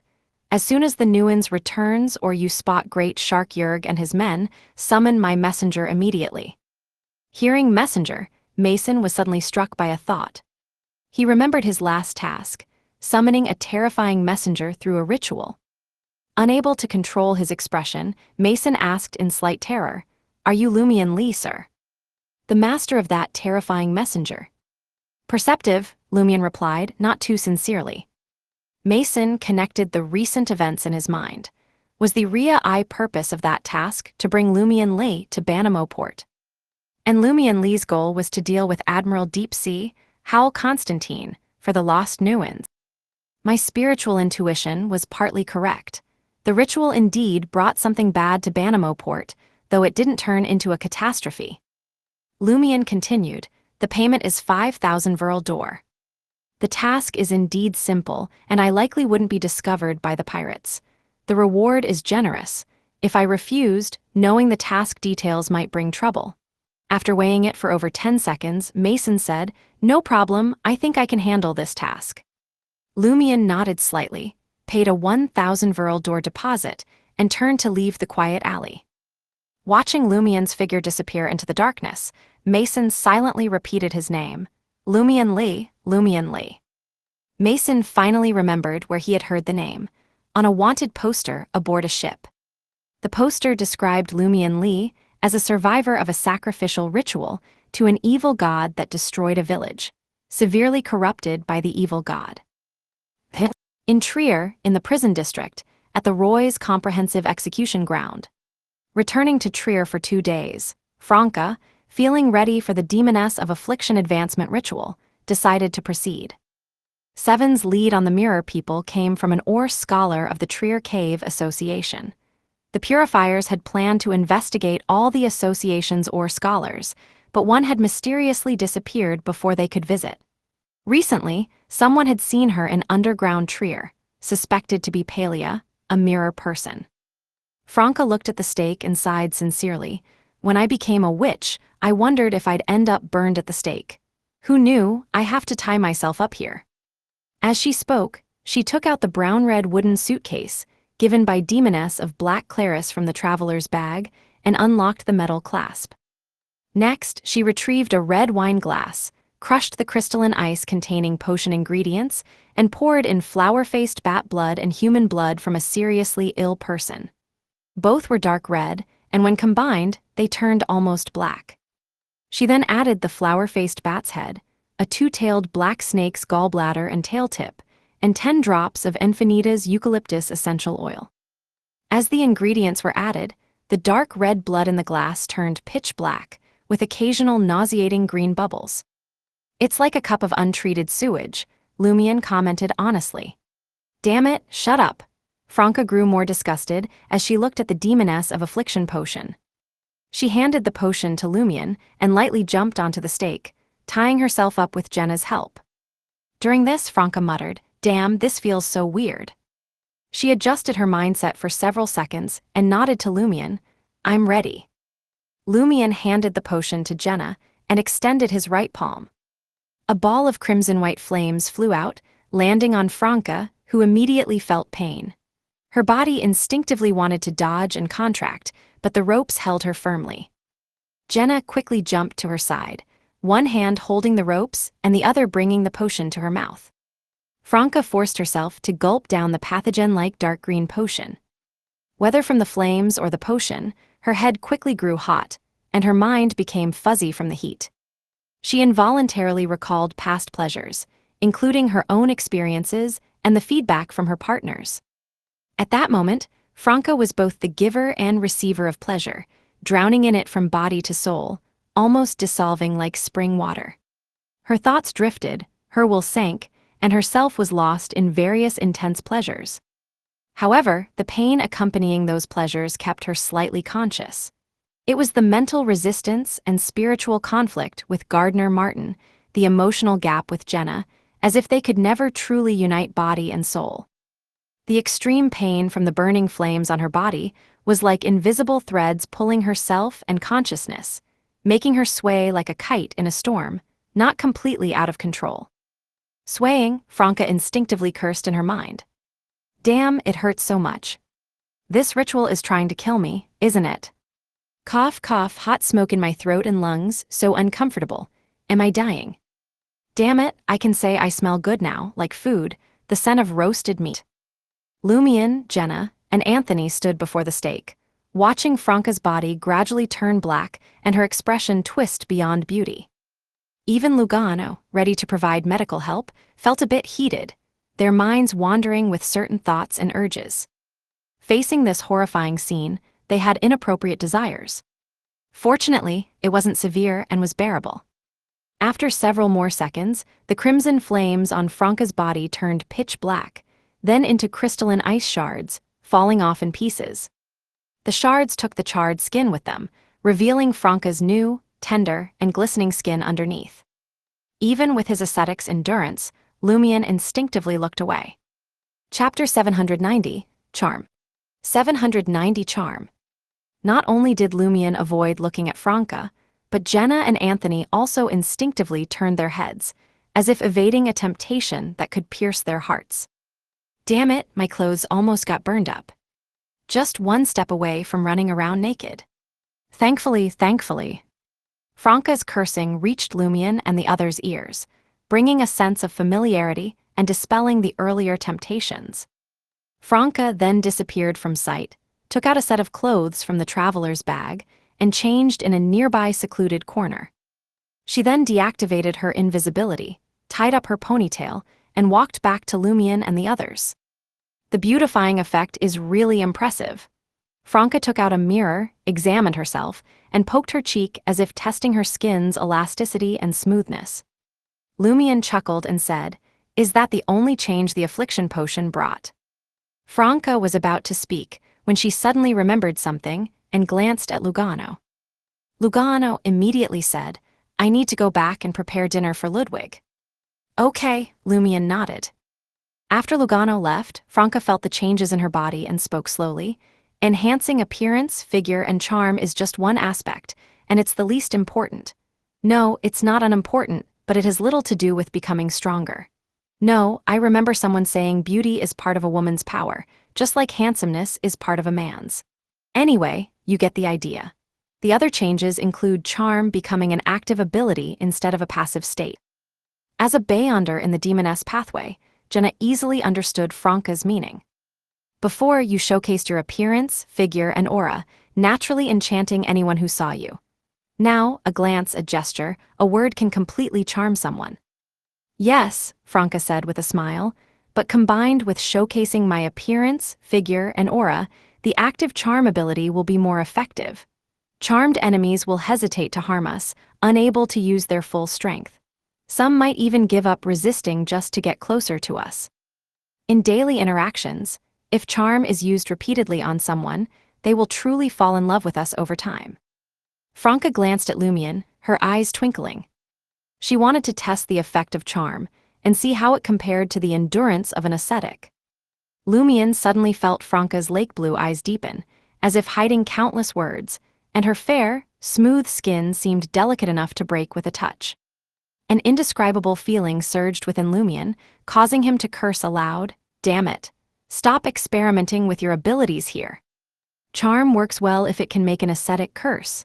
Franca thought to herself, then said seriously, "It's just that I've just advanced, and the potion's power is leaking out, making it hard to control." "Do you think I'll believe that?" Lumion retorted, realizing he felt unusually agitated. For a provoker, staying calm while provoking others was crucial. Franca withdrew her gaze and continued explaining the affliction potion's abilities. The core ability is Plague. It can create various pathogens within a 30-meter range. Once I get used to the affliction potion and truly master its power, this range can expand beyond 40 meters and eventually to 50 meters as the potion is digested. A demoness of affliction can create multiple pathogens, accelerating their infection and the onset of diseases. The initial 10 seconds are the incubation period, followed by mild symptoms like allergies, fever, cough, and sneezing. The symptoms quickly worsen, leading to severe illnesses like pneumonia. In 2 to 3 minutes, the disease will become critical, potentially causing sudden death or incapacitation. Done with explaining plague, Franca excitedly envisioned, this pairs well with an assassin. Stealthily get within a few dozen meters of the target, silently spread pathogens to cover the area. When the target shows mild symptoms and realizes something is wrong, strike as their strength decreases, their state affected, and many abilities disrupted. If the first strike fails, reposition and keep trying, dragging the target into severe illness. Plague should be something a guardian's abilities can't defend against. Their invisible barriers don't seem to block air. The people they protect can still breathe normally. I'm not sure if the barriers have a sterilizing function. Heh, next time I face Admiral Deepsea, I won't worry about his octopus mask.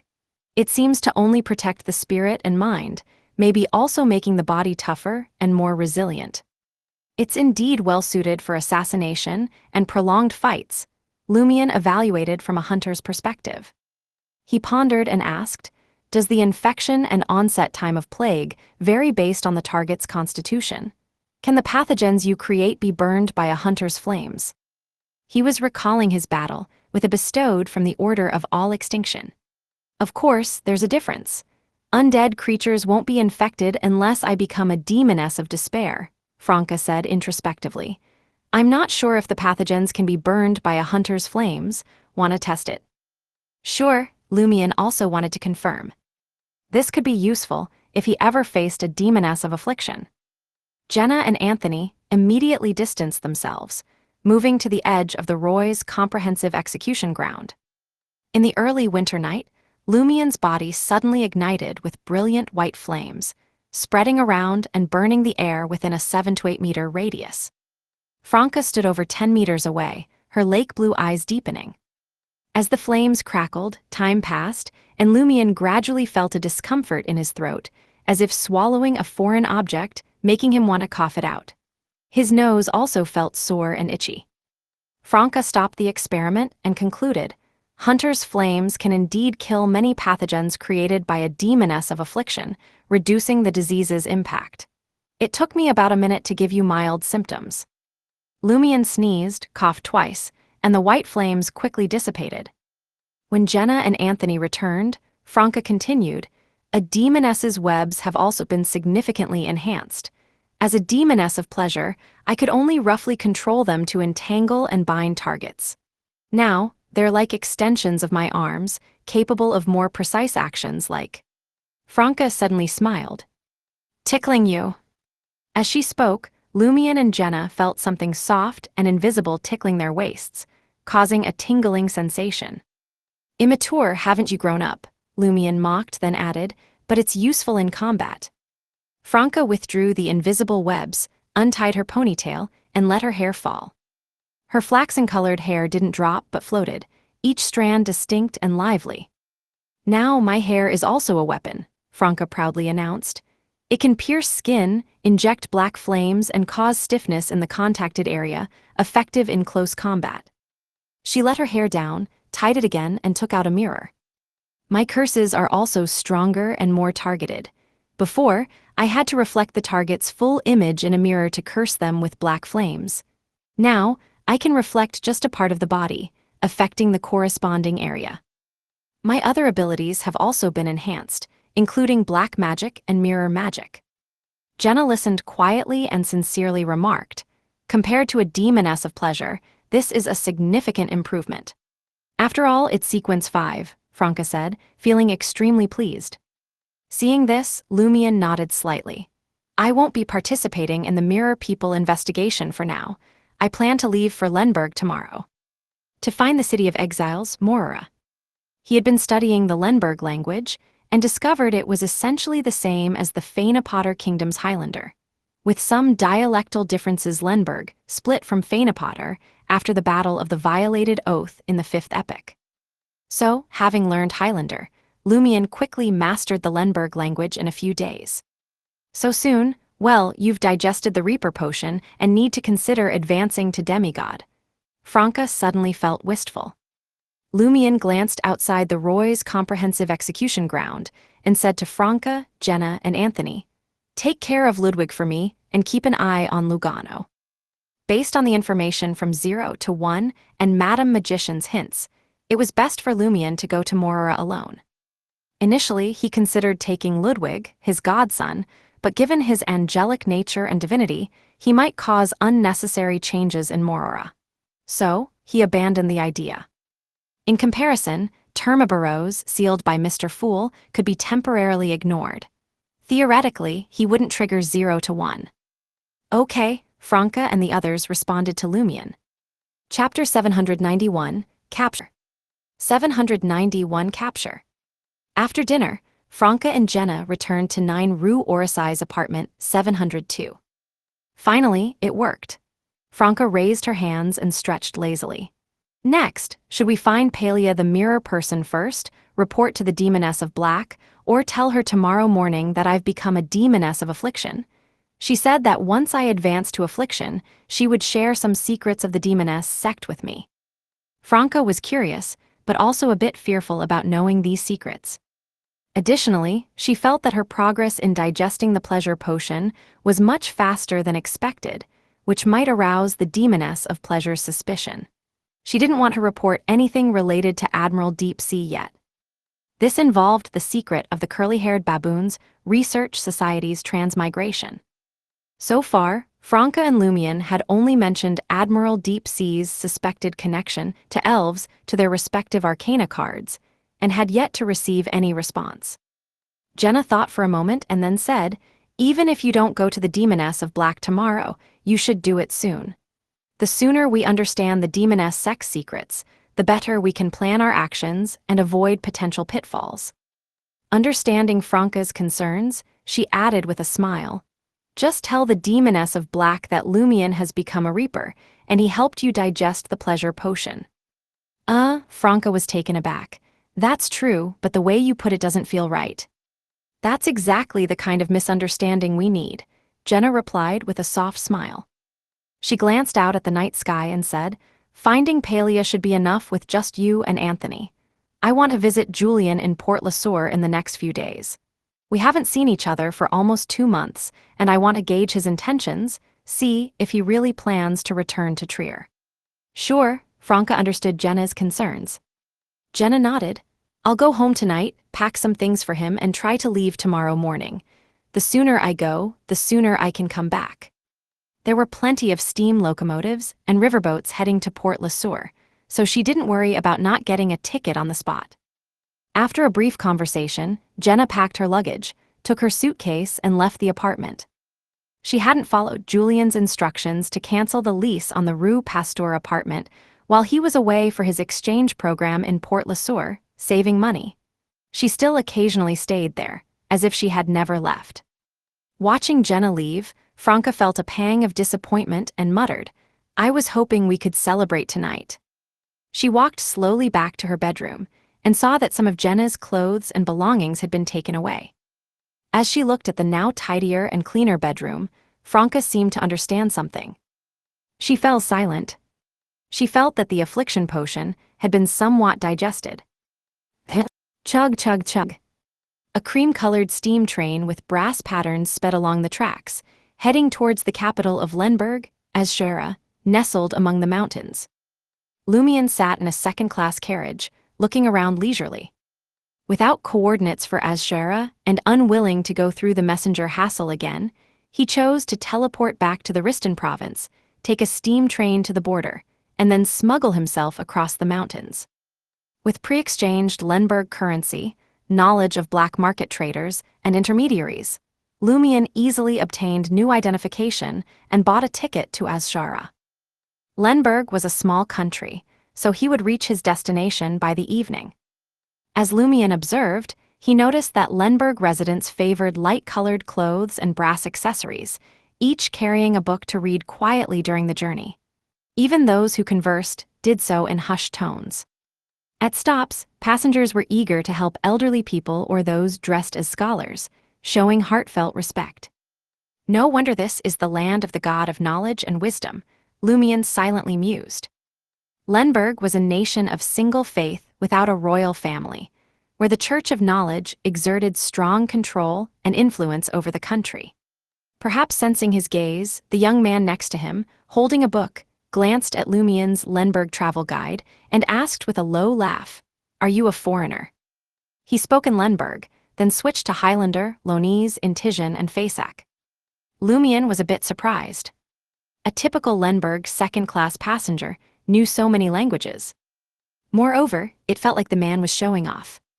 "Yes, I'm from Intis, and I speak Lenberg," Lumien replied cooperatively. "What's your name? It's impressive you know all the North Continent languages."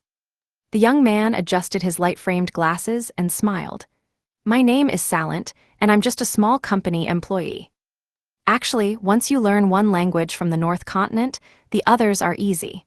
If you start with Ancient Fasak, it's even simpler. We Lenbergers begin learning Ancient Fasak in our compulsory education."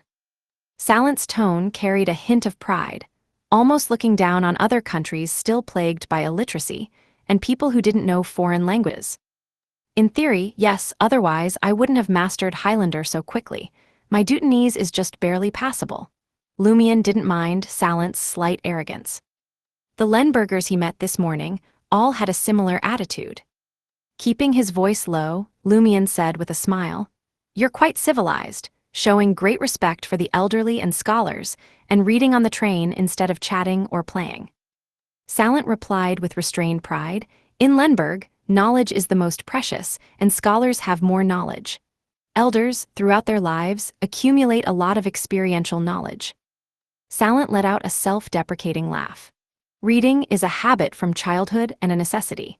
You wouldn't know that our lives are filled with exams and evaluations in school, in companies, and even in church, where we take theological tests during grand masses to show our piety and respect for the God of knowledge." Lumien suddenly felt this wasn't necessarily a good thing. No wonder Ludwig is reluctant to return to the Church of Knowledge. "But Aurore would love it here. She wouldn't want to live here herself, but she'd certainly want to send me here to study." Seeing the foreigner beside him fall silent, Salent sighed and said, "That's why I didn't stay in Azshara after graduating. The pressure is overwhelming: qualification exams, annual competency reviews, monthly company evaluations, job training exams, and so on." Lumien couldn't help but hiss internally. So this is the daily life of Lenbergers, especially those in Azshara. Ludwig's vague descriptions didn't prepare me for this. I thought only students had it hard. Thank goodness Aurore took me in, and not some Lenberger. Talking about this made Salent feel melancholic, prompting him to lower his head and return to his book. Judging by the time, Lumien realized they were close to Azshara, so he started pondering the issue of the city of exiles, Morora. He hesitated and then asked Salent, "Have you heard of a city called Morora?" Salent thought carefully and then replied, "No, neither in reality nor in any legends."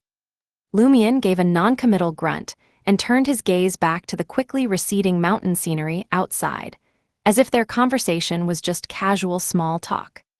"If Madame Magician couldn't find it, I probably can't either, unless I kidnap a demigod of the Church of Knowledge. Since the Church of Knowledge placed parts of the abscessed hand in Morora, can I use the connection between the body parts to find the city? The Church of Knowledge expects and allows me to go to Morora, perhaps even hoping for it. Will they give me a hint?" With these thoughts, Lumien grew more determined. As dusk fell, the steam locomotive stopped at a platform paved with gray and white stone slabs. Lumien, carrying a small suitcase, walked with Salent through the station decorated with book sculptures and brass patterns. The wind howled through the mountains, bringing cold but refreshing air. As they approached the entrance of Azshara steam train station, Lumien saw several clergy members from the Church of Knowledge in white robes trimmed with brass blocking the way, checking the documents of pastors. "What's going on?" Lumien asked. Salent glanced over and casually replied, "Routine exit checks, done alternately by the church and the government." "I thought they might randomly stop people to test their knowledge," Lumien joked. Salent turned his head sharply, eyes filled with fear, as if to say, "Are you a devil? Even the church bishops wouldn't think of that." Lumien shrugged and stepped forward to have his documents checked by the clergy. The elder leading the group scrutinized Lumion, glanced at his documents, then signaled to the others. Lumion was quickly surrounded by the clergy, all poised for action. The elder stared at him and said sternly, "We've found a wanted criminal. Take him away." Lumion raised an eyebrow. In a split second, he decided not to resist, extending his hands to let the clergy cuff him with silver handcuffs. Chapter 792, Judgment. 792 Judgment. Inside the slow-moving carriage, Lumion, handcuffed and shackled, stared at the window with iron bars welded and covered with thick cloth. His belief in his own judgment grew stronger. When the clergy from the Church of Knowledge accused him of being a wanted criminal, his first reaction wasn't to be on guard, but to feel a wave of confusion. He sensed that those performing the routine exit check were there specifically for him. But apart from Ludwig and the 0-to-1 incident, he had no interaction with the Church of Knowledge and hadn't harmed their interests. Why are you Lembergers so enthusiastic about catching an Intisian criminal? Did you even verify the details and the target's current abilities? As thoughts raced through his mind, Lumion, noticing Salant's surprised, fearful yet relieved gaze, thought of a possibility. Is this the hint from the Church of Knowledge? No, this isn't just a hint. They're directly escorting me to the destination. The City of Exiles, as the name suggests, is a place for exiling criminals. When I'm arrested as a wanted criminal and sentenced to exile, I'll naturally be sent to Morora. Isn't this method a bit too straightforward? How did they know I was coming? Although I didn't disguise myself, I kept a low profile the entire way. Are high-sequence Beyonders of the Reader pathway adept at prophecy or divination? Lumion glanced at his waist, looking at the traveler's bag that hadn't been confiscated. He couldn't help but silently grumble. They didn't confiscate a wanted criminal's belongings or take measures against potential dangerous criminals to restrict the use of Beyonder powers. This performance is too unconvincing. Are they afraid I won't notice and might resist, causing losses? Lumion silently took the traveler's bag from his belt and tucked it into the inner pocket of his thick jacket. He didn't want to make things difficult for the clergy of the Church of Knowledge. Their poor acting doesn't matter, but I can't be equally patronizing. What if other serious offenders, nearby as Shura citizens, or assisting police officers see the traveler's bag? They'd think the clergy of the Church of Knowledge are unprofessional. After driving for a while, the vehicle finally stopped. Under the strict guard of several clergy members in white robes, trimmed with brass, Lumion was escorted to a massive white tower. Before he could take a good look at the tower's full appearance or even see its spire to confirm its grandeur, he was pushed through a side door, down a stone staircase, through a dim corridor lit by several gas wall lamps, and into a cell made of black iron. Lumion glanced around and saw about 8 people already inside, all handcuffed and shackled. Some were even chained through their collarbones, fixed in place. Such restraints would be effective even against Beyonders, but they couldn't suppress those with more mystical abilities. If it were me, being locked up like this would render my hunter combat skills useless, but it wouldn't stop me from starting fires, provoking, scouting for weaknesses, swapping fates, or teleporting to escape. Come on, can't you be more professional? This performance is too fake, Lumion thought as he watched the elder who had arrested him open the iron cell door. The slightly aged clergyman stepped aside and said to Lumion, "Stay here and await your judgment." "Judgment? You haven't even done the judgment yet. Have you given up on pretending?" Lumion cooperatively shuffled into the cell. Clang, the iron cell door was closed and locked. Lumion looked around, found a metal chair fixed to the ground, and sat down, casting his gaze at the serious offenders who were sizing him up. A young man with glasses, sitting opposite him, raised his chin and said, "Didn't expect someone younger than me to arrive. Brother, what crime did you commit?" Without answering, Lumion asked in return, "What about you?" The young man with glasses smiled and said, "Murder. Most people here are murderers." "How many did you kill?" A middle-aged man with a sturdy build and chains through his collarbones asked curiously. 7 or 8. I'm not sure if one of them died in the end," the young man replied with a reminiscent look. Ending a human life with my own hands, feeling their pain, struggle, and despair, having their warm blood splatter on my face is intoxicating. At that moment, I felt like their god, their lord. A serial killer? Lumion silently watched, not interrupting the exchange among these serious offenders. The young man sighed in the end. Unfortunately, as Shara has too many detectives, they eventually found me. What about you? How many did you kill and why? He asked the middle-aged man with chained collarbones. The man replied indifferently, as if describing his breakfast. Don't know. Too many. Do you keep count of how many slices of bread you eat in a month? That's a quote from Emperor Roselle of Intes, right? I read it in a biography, the young man replied with a smile. I remember eating 123 slices last month. The middle-aged man was silent for a few seconds and then said, I kill because they deserve to die. And the more deserving they are, the tastier their flesh. You eat the people you kill. The young man's expression changed slightly. Depending on how much they deserve it, there are different cooking methods. The middle-aged man replied seriously. You two are both freaks, a sullen man in his 30s snorted. The young man didn't get angry and asked curiously, why did you kill? I didn't kill for the sake of killing. I just wanted to rape them. Blame them on resisting too much. The sullen man answered with a look of disdain, as if saying he was different from these perverts. The young man laughed and pointed to a woman with disheveled brown hair and collarbone chains. She also rapes and kills, but that's incidental. Her main purpose is collecting reproductive organs. Sitting quietly on a metal chair, slightly leaning forward, Lumion couldn't help but shake his head. Does Lenberg have too many murderers? On average, each has a few body counts. The gentlemanly young man looked at Lumion again. What about you? What major crime did you commit? Lumion thought seriously for a moment and said, murder, blasphemy, arson, kidnapping, extortion, intimidation, deceit, causing explosions, inducing miscarriages, worshipping evil gods, attacking government officials, blackmailing the Orthodox churches. The young man was stunned for a few seconds and then laughed. Brother, haven't you committed too many crimes? Why else would I be here? Lumion replied casually. True. The young man and the other serious offenders looked at Lumion with more respect. How many did you kill exactly? The young man asked, as if he could immerse himself in the details. Lumion shook his head and said in a low voice, I didn't count and don't want to answer. It's not something to boast about. It's like a farmer culling wheat. I'm just doing my job. Would you be happy doing your daily job well? The young man was silent for a moment and then said, What's your name? I'm gay. Maybe we'll meet again in the land of death. Lumion simply replied, Louis. He didn't want to use his real name among these people or in the city of exiles. In mysticism, knowing someone's real name could lead to curses. The inevitability pathway had similar contract abilities. What about you guys? Gay asked the others. Les, the middle-aged man replied.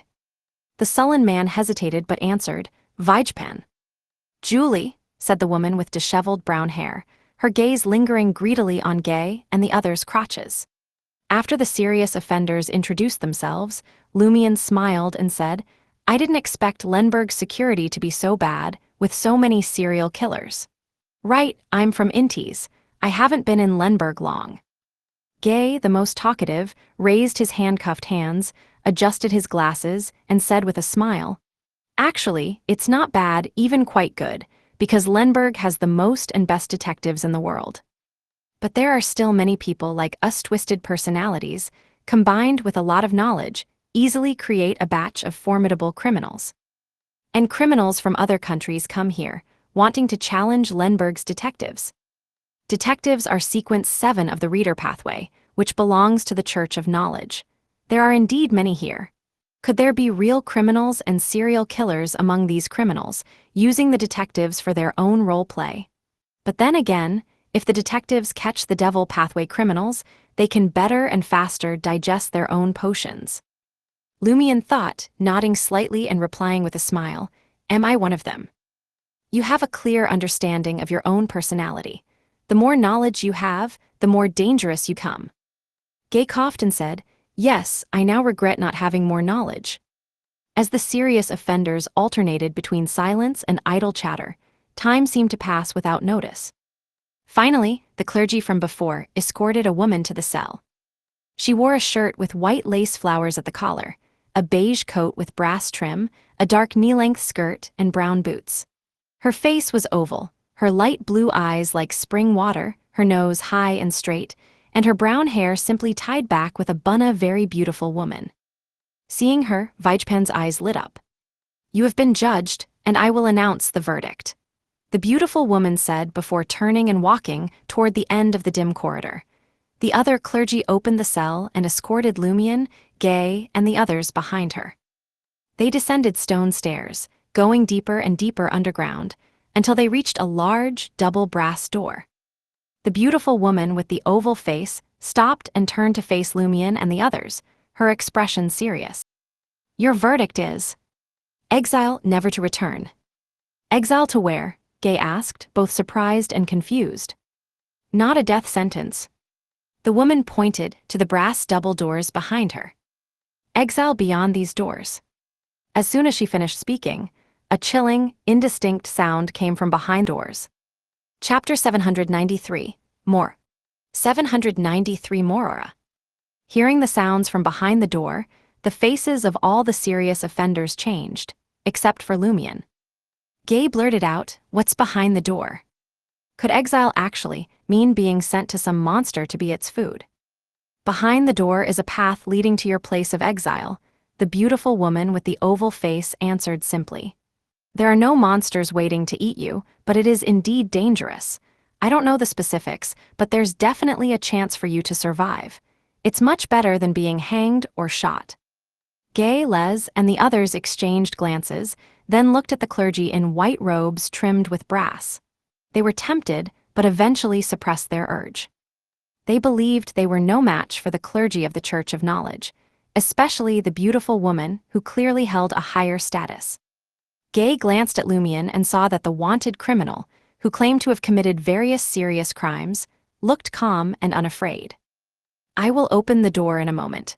You will enter on your own. Anyone who stays behind will have an additional charge tagged on and be sentenced to death on the spot," the beautiful woman said, raising her hands. In her light blue eyes, countless illusory lights seemed to float. Dark, dim rain fell silently from a height of about 4 meters, drenching Lumion and the others. Lumion immediately felt irritated, a wave of violent emotions surging within him. It seemed like the blood of Umbella was stirring. "What did you do to us?" Gay asked, unsure and alarmed. The beautiful woman in the beige coat with brass trim explained in a teaching tone. "This is a mystic technique called Harp's Reign of Sterility. It renders you infertile but can be reversed with the corresponding mystic technique or by a professional doctor. We don't want babies born in the place of exile. They are innocent." Reign of Sterility. No wonder Umbella's blood reacted so strongly. I wonder if this secret technique will affect me, or if the special properties of Umbella's bloodline will neutralize it. If it works, would it prevent embryos from implanting if I were influenced by the Great Mother in the future? It probably depends on the rank of the influence. Lumion thought that the reign of sterility might not be a bad thing. The other serious offenders didn't see it as a problem either. Some already had children, while others were too cold-blooded or twisted to think much about offspring. The beautiful woman stepped back a few paces, faced the brass doors, and pressed her hands in the air. The doors emitted a heavy, metallic creaking sound and slowly opened. For some reason, Gay and the others felt an urge to go through the doors, stepping into the dim passage beyond. They didn't notice that, except for the beautiful woman, the clergy of the Church of Knowledge had retreated to the edge of the corridor, standing on the steps when the doors opened. Lumion felt the same urge, sensing something familiar yet unknown calling to him from deep within the passage. He walked in the middle of the group, hearing the clang of the closing doors behind them. The passage dimmed significantly, illuminated only by glowing gems embedded in the walls. How extravagant, Lumion instinctively thought.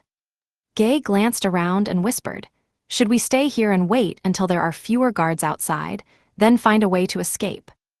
"Do you think the exiled people before us didn't think of that?" Vajpan sneered. "And we're still shackled. How do we escape?" Lumion watched coldly, noticing that Gay could somewhat resist the urge to flee, while the other serious offenders were finding excuses to reject his suggestion.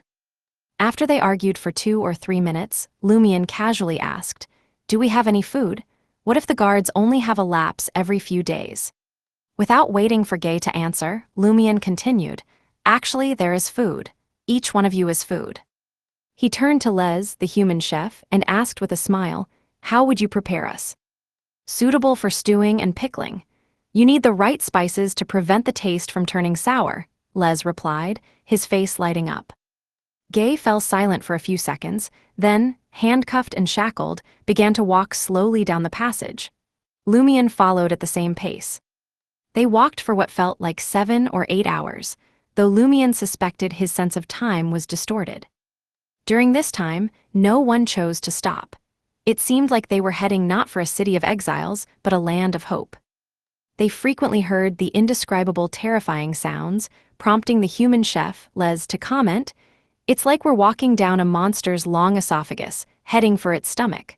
The sounds are its digestive movements." Lumion agreed, while the others felt their hair stand on end. Finally, they saw stone steps leading upwards. This seemed to signify that the end was near. Climbing the steps and pushing open a heavy wooden door, Lumion and the others were momentarily blinded by the bright sunlight, causing them to instinctively close their eyes. The indescribable, chilling sounds ceased. Almost simultaneously, a gentle voice said, "Welcome to the city of exiles, Morora." "Just as I thought." Lumion sighed silently, opened his eyes and looked around. They were in a grand prayer hall of a cathedral. Sunlight streamed through stained glass windows, creating a sacred and radiant scene. The walls without windows were adorned with murals depicting mythical stories, while below stood brass bookshelves filled with various books and scrolls. It felt more like a library than a church. The speaker was an old man in a white robe trimmed with brass. He was in his 60s or 70s, with graying hair, gentle and clear amber eyes, and no trace of cloudiness. He held a thick book in his left hand, a standard scholar clergyman of the Church of Knowledge. Yet Lumion felt he wasn't a real person, suspecting he was a specially crafted puppet. "Morora, this place is called Morora," Gay asked curiously, opening his eyes. The old man nodded. "I am Heriberg, responsible for all theological affairs in Morora." As he spoke, he extended his right hand, pointing at Lumion and the others. The shackles, handcuffs, and chains through their collarbones softened instantly, as if made of mud. With a clatter, they fell from the bodies of the serious offenders, hitting the gray and white stone floor with metallic thuds. The serious offender's heart sank, abandoning any bad thoughts. Heriberg handed out the thick book and a brass-cased pen. "Register your names. This signifies your official status as residents of Morora." Lumion complied, taking the book and writing Louis. Next was Gay. He took the book and pen and tentatively asked Heriberg, "How do you know we're writing our real names?" Heriberg replied calmly, "The past is not important. In Morora, the present and the future matter." Gay pondered for a while, unsure of the clergyman Heriberg's meaning. Considering that the Church of Knowledge could exchange information via telegram, he didn't use a fake name but wrote his real name honestly. After all the serious offenders finished registering, Heriberg looked at them and said, "You must follow the rules here. Most laws are the same as in other cities in Lenberg, but dueling is legal if both parties agree. Nonviolent protests are also allowed. We have a dedicated team to maintain order in Morora." The honest-looking, middle-aged Les asked, "Can we join the enforcement team?" "The enforcement team is made up entirely of experimental personnel," Heriberg replied warmly. Gay asked, "How do we become experimental personnel?"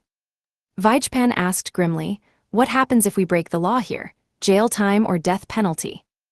Heriberg smiled.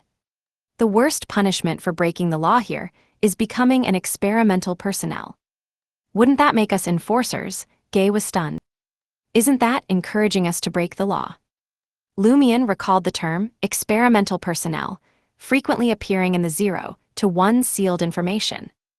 Just from that, he knew becoming experimental personnel was definitely not a good thing. Harroburg's expression remained unchanged. Yes, but remember, besides the church's overseers, at least 2 experimental personnel are discarded daily. Discarded, Gay and the others found this term strangely terrifying. How many people are in Morora now? Lumion asked a peculiar question. Harroburg replied with a smile, nearly 200,000. The city has farms, mines, and factories around it, all part of Morora.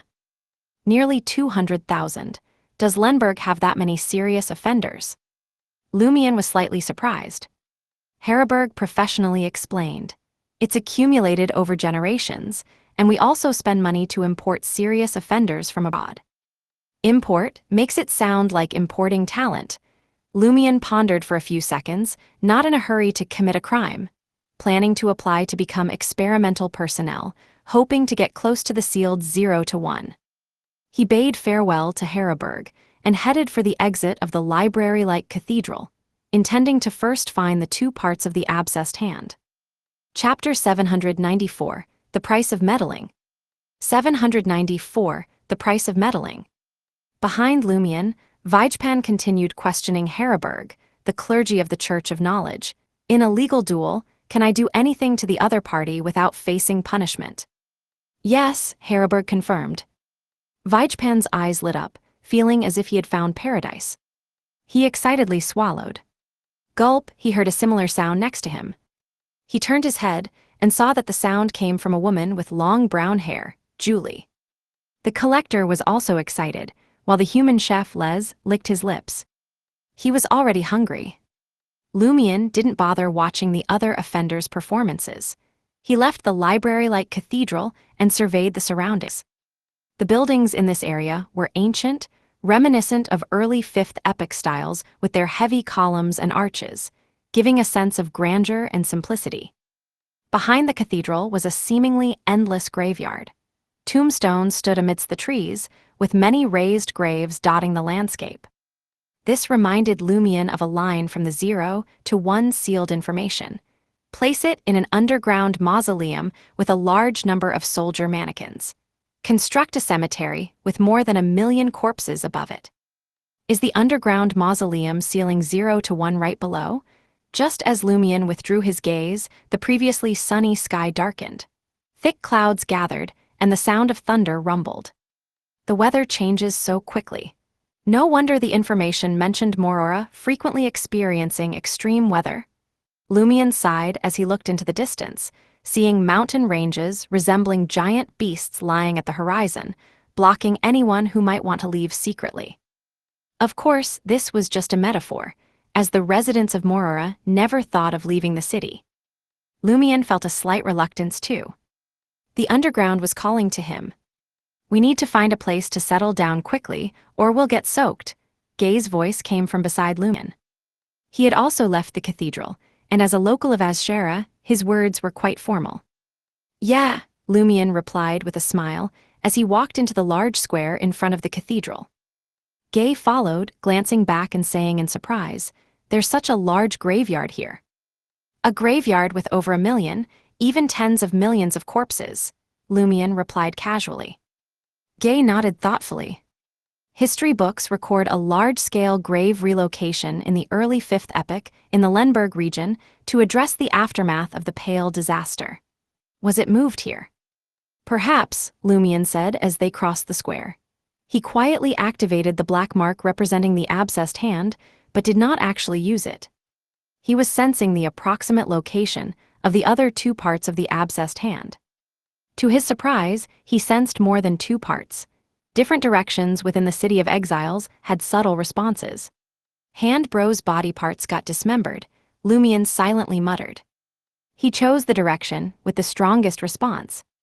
After walking about a street's length, he heard the clashing of metal and saw 2 men fiercely fighting with sharp swords as a crowd watched.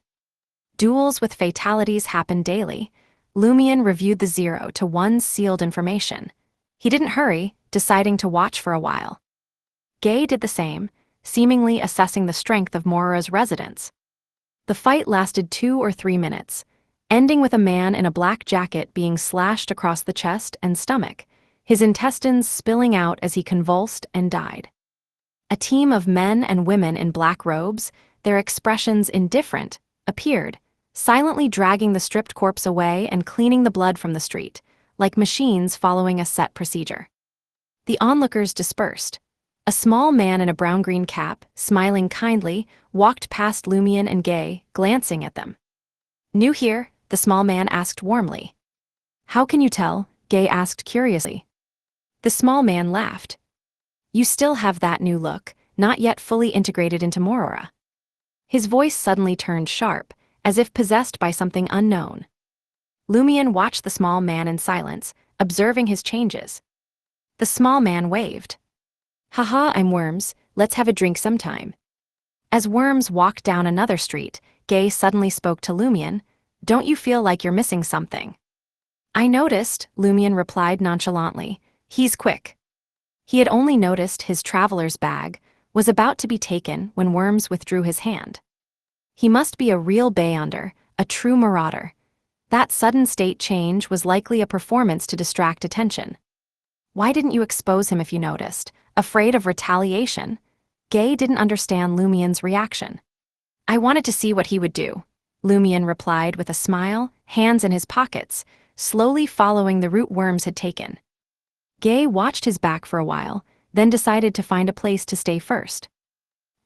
Once out of Lumion and Gay's sight, Worms quickened his pace, darting through several alleys in a circuitous route. After confirming he had shaken off any potential pursuers, he stopped in a secluded alley and took out a dark black coin pouch from inside his clothes. It was Lumion's traveler's bag. "Haha, these new fools are so careless. Let's see what's inside." Worms reached into the traveler's bag. His expression changed slightly, filled with intense surprise. He could see the pouch's value, sensing many items with spirituality inside, but he hadn't expected it to be a rare spatial item, holding what felt like a small room. What a pleasant surprise! Worms pulled out one of the items. What greeted his eyes was a half-decomposed, dark blue swollen corpse, dripping yellowish-red pus. Smack! Worms recoiled, letting the half-corpse fall to the ground. His face turned horrified. Who carries a half-decomposed corpse around? And a highly decayed corpse at that. Even in Morora, filled with countless murderers, this is the most twisted thing. No wonder he was exiled here. Steadying himself, Worms reached into the traveler's bag again, pulling out a piece of smooth, white leather. He couldn't take his eyes off it, as if staring at the skin of a dream lover. He quickly noticed some black words on the leather that he didn't recognize. Seems to be words that can trigger Beyonder powers. This leather must be very valuable. I should copy it and find someone to decipher it without arousing suspicion, Worms thought in delight, caressing the leather, unwilling to let go. Suddenly, he felt his throat itch. Cough, cough, cough. He started coughing, more and more violently. Within seconds, he coughed so hard it felt like his heart would tear apart. Worms spat out a mouthful of blood. "This isn't right. How did I suddenly get so sick?" Worms, vaguely understanding, threw the leather to the ground. But his coughing continued, even more violently. While coughing, he thought of a way to save himself. That guy put such dangerous leather in his pocket, he must have prepared a cure. Yes, there must be one. Worms reached into the traveler's bag again. He first pulled out a gray-white lightning-shaped brooch. A thick, silvery-white lightning bolt suddenly descended from the stacked clouds, striking him. Boom! The thunder echoed and Worms fell, his body charred and twitching. Already gravely ill, the lightning strike left him near death. How could I suddenly be struck? By lightning? I. Worms's vision darkened, his confusion and regret lingering as he closed his eyes. He soon stopped breathing. About 10 seconds later, Lumion turned into the alley, walked to Worms, looked down at his body and shook his head with a smile.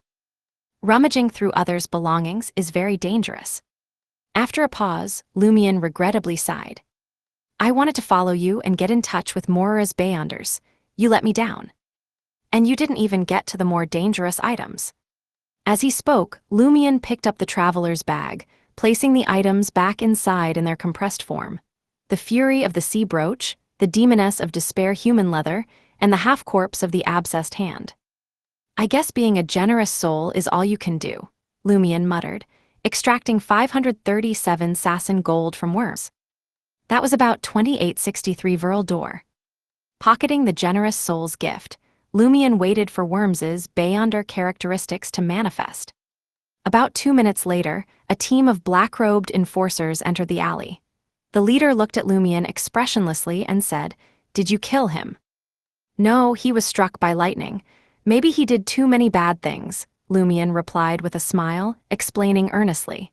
"He was a thief and stole my stuff, so I chased him here." The enforcers stared at Lumion, as if verifying his truthfulness. After a moment, the leader nodded. "You may leave." Lumion didn't move, smiling as he said, "His belongings should be mine, right?" Chapter 795, Old Friend. 795, Old Friend. The leader of the enforcers was around 40, clean-shaven, with dark brown eyes. He responded to Lumion's question without any expression. "There's no such rule." He meant there was no rule stating that all items on a thief's body should go to the victim. Lumion smiled and asked, "But there's also no law specifically prohibiting it, right?" "Right," the leader of the enforcers nodded slowly. Lumion's smile broadened. "Coming to Morora means cutting all ties with the past, right?" This was inferred from what the clergyman Heriberg had said in the cathedral. Yes, the enforcer did not deny it. Lumion probed further. "And this thief doesn't have any other heirs in Morora, does he?" Before being sent to Morora, serious criminals were sterilized. Unless they were part of a criminal family or found a partner with similar criminal interests here, no one in Morora had legal heirs. The enforcer didn't answer Lumion immediately. He pulled a thick book from under his black robe and started searching for the relevant records. "Do you know this thief's name?" Lumion asked thoughtfully. The enforcer nodded. "His name is Worms." Soon, the records were found.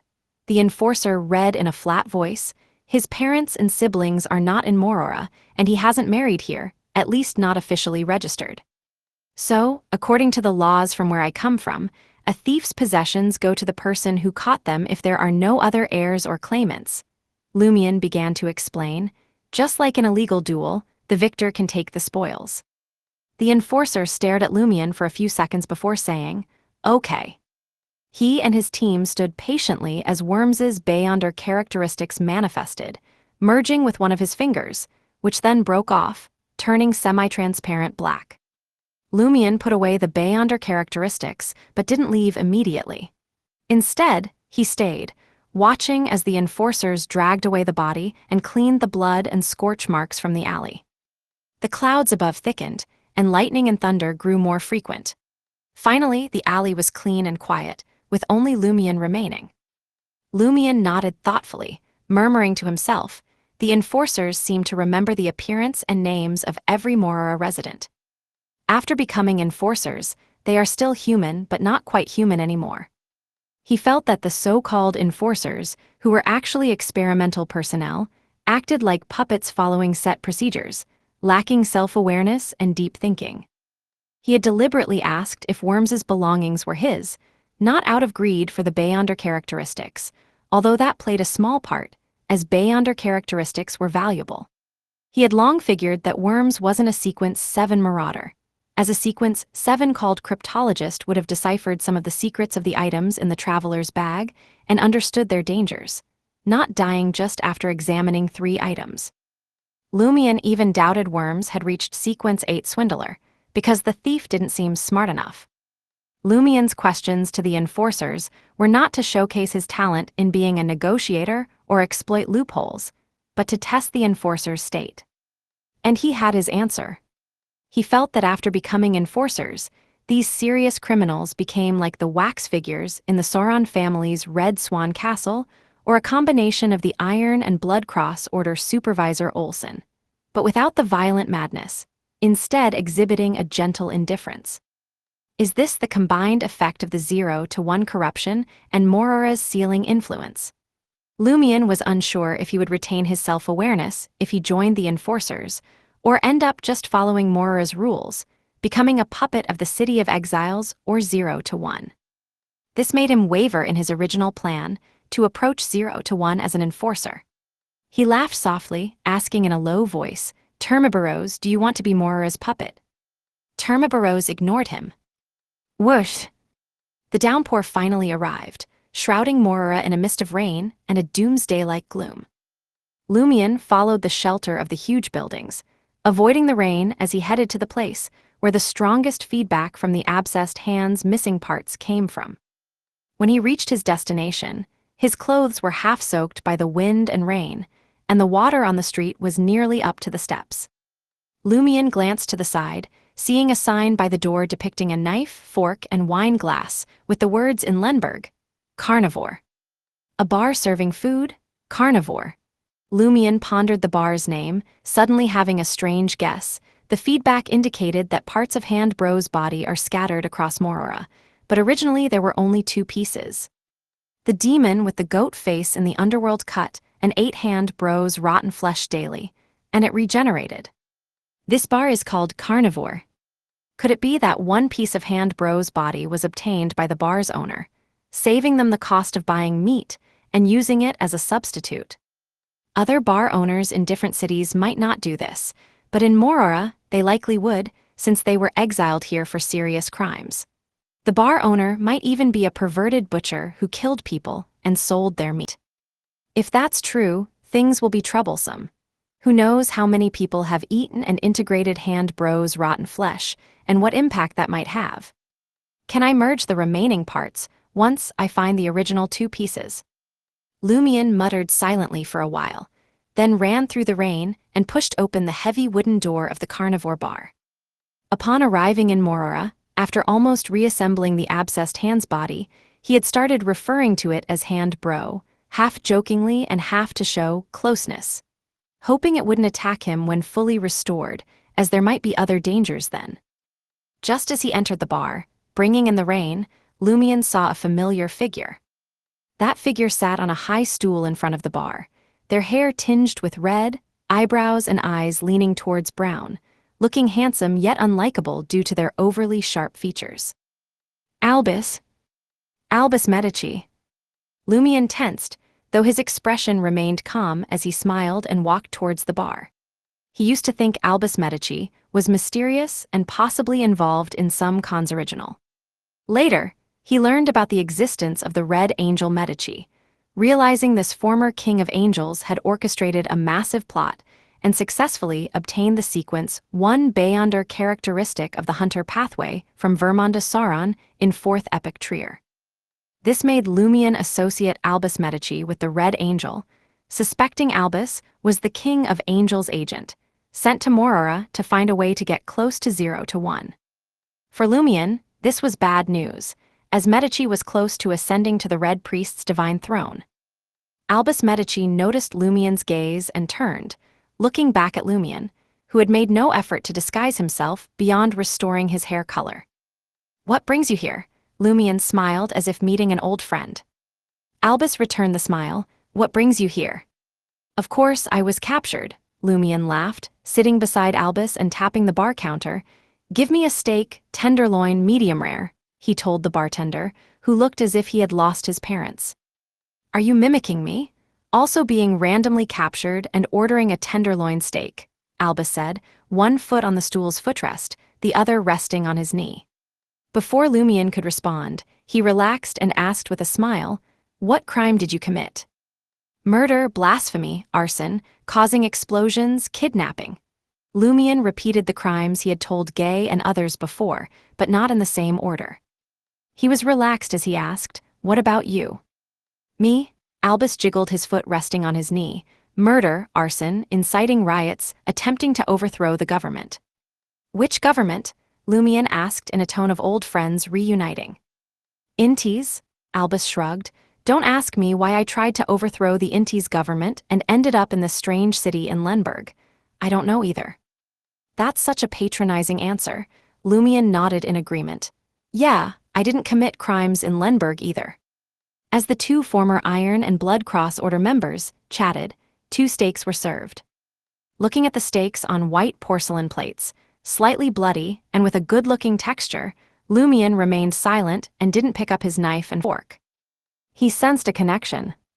This was indeed the abscessed hand's rotten flesh, cut from the body. After a few seconds, Lumion glanced to the side and found Albus Medici also staring at the steak, without moving. Lumion smiled and asked, "Why aren't you eating?" Albus responded with a radiant smile, "Why aren't you?" Chapter 796, Duel. 796, Duel. In response to Albus's question, Lumion let out a soft laugh and muttered to himself, "This guy seems pretty sharp." No idea when he was exiled to Morora, but this must be his first time eating here. Did he come here because he noticed some people in Morora behaving strangely after eating at this bar? As these thoughts raced through his mind, Lumion slapped the bar counter. He jumped off the stool and coldly said to the bartender, whose expression had remained grim, "Serving this kind of meat as steak to me, get your boss out here." The bartender was taken aback. "Are you certain?" He wasn't embarrassed or angry at Lumion's attitude. Instead, there seemed to be a slight hint of pleasant surprise. Lumion didn't answer, but conveyed with his eyes that he wanted the boss to hurry up and come out. The bartender immediately shouted, "Boss, boss, someone's about to wreck your bar." Within seconds, a figure rushed out from the kitchen.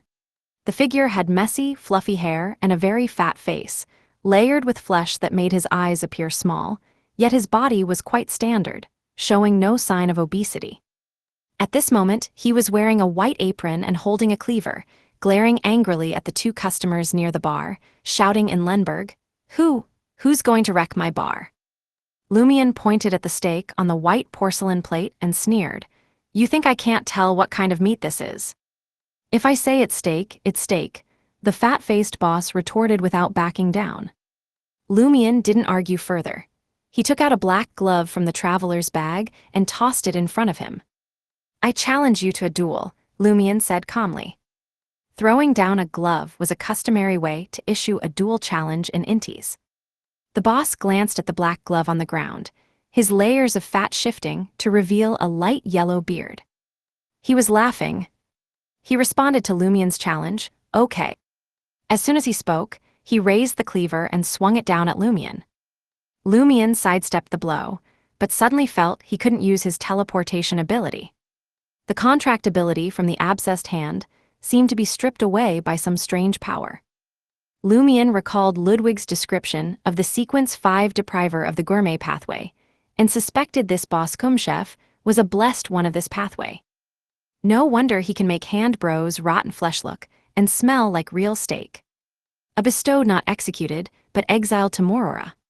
Stop dumping all the trash in Morora. Is it because they fear Morora's population decline, risking the seal on 0 to 1? As these thoughts flashed through his mind, Lumion swung his shoulder, his arm swelling, and punched out with his right fist. His fist burst into bright, blazing white flames, like a peacock's tail, heading straight for the bartender. Boom!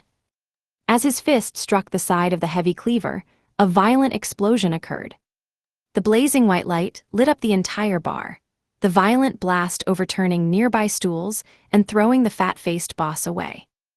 Albus reacted quickly, jumping off his stool and perching on the bar counter far from the blast area. He pulled one foot up, resting it on the bar, watching Lumion's duel with interest. The bartender was also caught in the blast, thrown against the liquor shelf, doused in the fragrant liquid from shattered bottles. He was nearly set on fire. The bar owner who took the brunt of the explosion had his chest clothes torn, revealing blood, charred flesh, and white bones. His face had similar wounds, but the layers of fat kept it from affecting his skull. The wounds were writhing and healing rapidly in an unnatural, inhuman way, as if they would soon be completely healed. This isn't a power or trait typical of a depriver. None of the middle or low sequences in the gourmet pathway have this ability. Did he gain this from a special kind of food as a chef? It's similar to how hand bros rotten flesh can regenerate after being eaten. Lumion retreated a few steps from the bar owner, putting distance between them. As he noticed the other party's peculiarity, he also realized he had lost another ability spell of Harumph. Can a depriver sense which of my abilities and traits are most dangerous to them? Even if they don't know exactly what those abilities and traits are, can they still deprive me of them based on the level of danger they pose? Lumion calmly formed a massive, blazing white fireball and shot it at the bar owner. The bar owner didn't dodge. He raised his nearly shattered cleaver and slashed at the blazing white fireball. The fireball split in two, losing its momentum and destructive aura. The bar owner opened his mouth wide and sucked it in like a whale swallowing water, remaining unharmed. At that moment, Lumion laughed.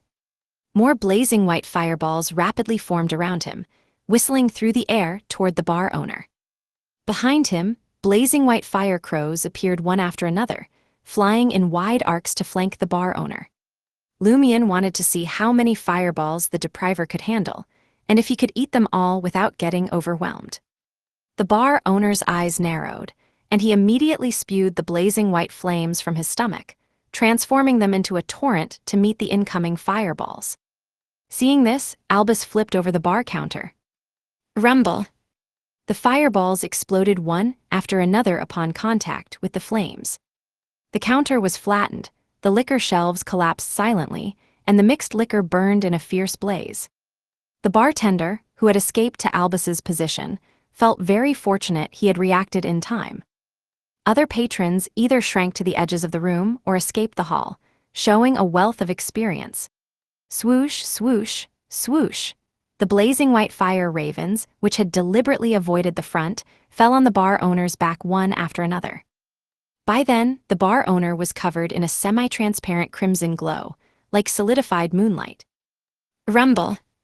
Despite the explosions and flames from the fire ravens, the bar owner's crimson glow didn't dim. Instead, it brightened with the fire's reflection. When the flames finally subsided, the bar owner returned to his normal appearance. He lifted his cleaver and looked at where Lumion had been standing. No one was there. Lumion was nowhere to be seen in the hall either. The bar owner was momentarily stunned. Almost simultaneously, a figure emerged from his shadow. Lumion, his eyes iron black, struck the bar owner's crotch with his blazing white flame-covered right fist. Amid the rumbling, Lumion's fist hit its mark, penetrating the depriver's intestines with blazing white flames. Standing up straight, Lumion lifted the bar owner, letting the flames surge into his stomach.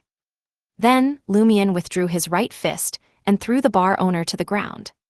With a thud, the bar owner's crotch split open, intestines spilling out, and his stomach, though intact, was scorched and oozing yellow-green fluid. Lumion looked at the bar owner's pained, shrunken eyes and mocked. "Did you turn your brain into food too? You blocked one round of attacks, then stayed in the same spot without moving. Did you not consider that I might use your shadow?"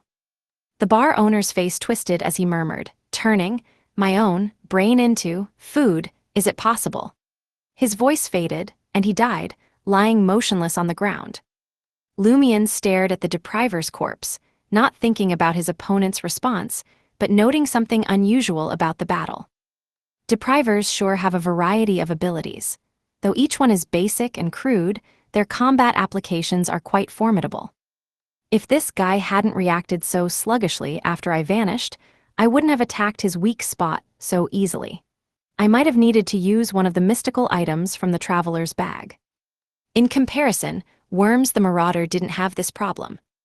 As he thought, Lumion shook his hand, revealing painful corrosive wounds caused by the stomach acid of the bar owner when he delivered the strike at his stomach. His hand had been protected by the blazing white flames at the time. Despite knowing he couldn't prevent the bar owner's boons from returning to their source, Lumion squatted down, pulled a plain sword from the traveler's bag, and used his flames to separate the stomach from the corpse. He planned to ask Ludwig if this could be made into a dish with special effects, or if it could be used as a unique material by an artisan. Finished with this task, Lumion stood and asked the bartender, who had just emerged from hiding and was severely injured, "How many years has your boss been exiled in Morora?" 5 or 6 years, I think," the bartender answered with an uncertain look. 5 or 6 years. That thief looked younger, probably only exiled for a year or two. The longer one stays in Morora, the more likely they are to show symptoms of experimental personnel symptoms of 0 to 1 corruption. No, the sealing information didn't mention this, and it doesn't happen in Trier. Did the bar owner do something in Morora that caused him to start turning into an experimental subject? Lumion pondered as he looked around and smiled. Don't take my spoils. He referred to the bar owner's money. Lumion then walked towards the corridor beside the bar. Based on the origin of the steak and the chef's position, he suspected the abscessed hand's body part was in the kitchen. Entering the kitchen, he saw a half-decayed, swollen, blue-black corpse openly displayed on the cooking counter. Chapter 797, Determining the Situation. 797, Determining the Situation. Looking at the swollen, blue-black corpse on the counter, Lumion chuckled to himself. They're not even trying to hide it, are they? Classic Morora, the city of exiles. Lumion did a quick inspection, confirming that the highly decayed corpse was indeed the other body part of the abscessed hand. Besides missing the left half, the corresponding part of the head, and the abscessed hand's body itself, it was fairly intact. If it weren't for the rotting flesh at the spine writhing and trying to regenerate, Lumion might have doubted that the 2 steaks served to him and Albus had come from this corpse, let alone that dozens, perhaps hundreds, of such steaks had been sold. This made Lumion frown slightly, a question he had pondered earlier resurfacing in his mind. Must I do a recall of all the steaks sold? Judging by the corpse's completeness, it doesn't seem necessary. Moreover, the residents of Morora had been eating such steaks for some time. Who knows if they've actually digested and absorbed the rotten flesh? From what I sense about the subtle connections between the corpse, even if digested, the rotten flesh likely just changes form without fundamentally altering. As he pondered, Lumion quickly stuffed the half-decayed corpse into the traveler's bag, using the Sword of Courage and other plain swords to separate it from the other half to prevent unwanted fusion before finding the head. So we were served this stuff, and it looked pretty appetizing. Albus's voice came from the kitchen doorway as Lumion put away the half of the abscessed hand. Albus, the former member of the Iron and Blood Cross Order and Medici family member, wore a black jacket with dark red patterns, one hand in his pocket, marveling. He didn't seem disgusted by almost eating rotten flesh steak. Lumion turned and responded with a smile. I was looking forward to seeing what changes you'd undergo after eating it. Gradually gain some self-healing ability, become stronger on moonlit nights, and learn some dark spells, Albus replied in a report-like tone. But in return, self-control would significantly decrease, intelligence would regress, and nightmares would be frequent. So, you came to investigate after noticing the odd behavior of those guys? Lumion asked with a smile. He wasn't really seeking confirmation, he had already determined it. He was using this question to indicate that he was also investigating and hadn't come specifically for the half-corpse. A hunter must conceal their true purpose to avoid traps set by others. The red-haired Albus smiled. They tried to keep this a secret, hoping only they and their collaborators could enjoy this bar's special food. Who in Morora isn't selfish? Lumion asked, changing the topic. How did you notice their intelligence regression? Albus raised his right hand, palm up. If their intelligence hadn't regressed, how could they have revealed their secret to me so easily, leading me to this bar? Lumion nodded slightly, looking thoughtful. So, should I kill you to keep this secret from spreading? Albus met Lumion's gaze calmly, smiling. Do you think those idiots can keep a secret? With that, the Medici family member turned and walked towards the bar hall, exposing his back to Lumion. Lumion stood still, watching him leave as if deep in thought. For a moment, he had the urge to kill. He considered using this chance to eliminate Albus Medici, to prevent him from interfering with his approach to 0 to 1, or even marking it for the Red Angel before him. Ultimately, Lumion resisted this impulse. For 2 reasons. First, he judged that becoming an experimental subject would severely impact his self-awareness. Unless it was his only option, he didn't want to try it. In that case, having an extra person, a cannon fodder to help navigate the dangers, was a viable strategy. Second, he wasn't confident he could kill Albus Medici. If Albus was still in the same state as when they explored the Red Swan Castle, he would be easily dealt with, but several months had passed.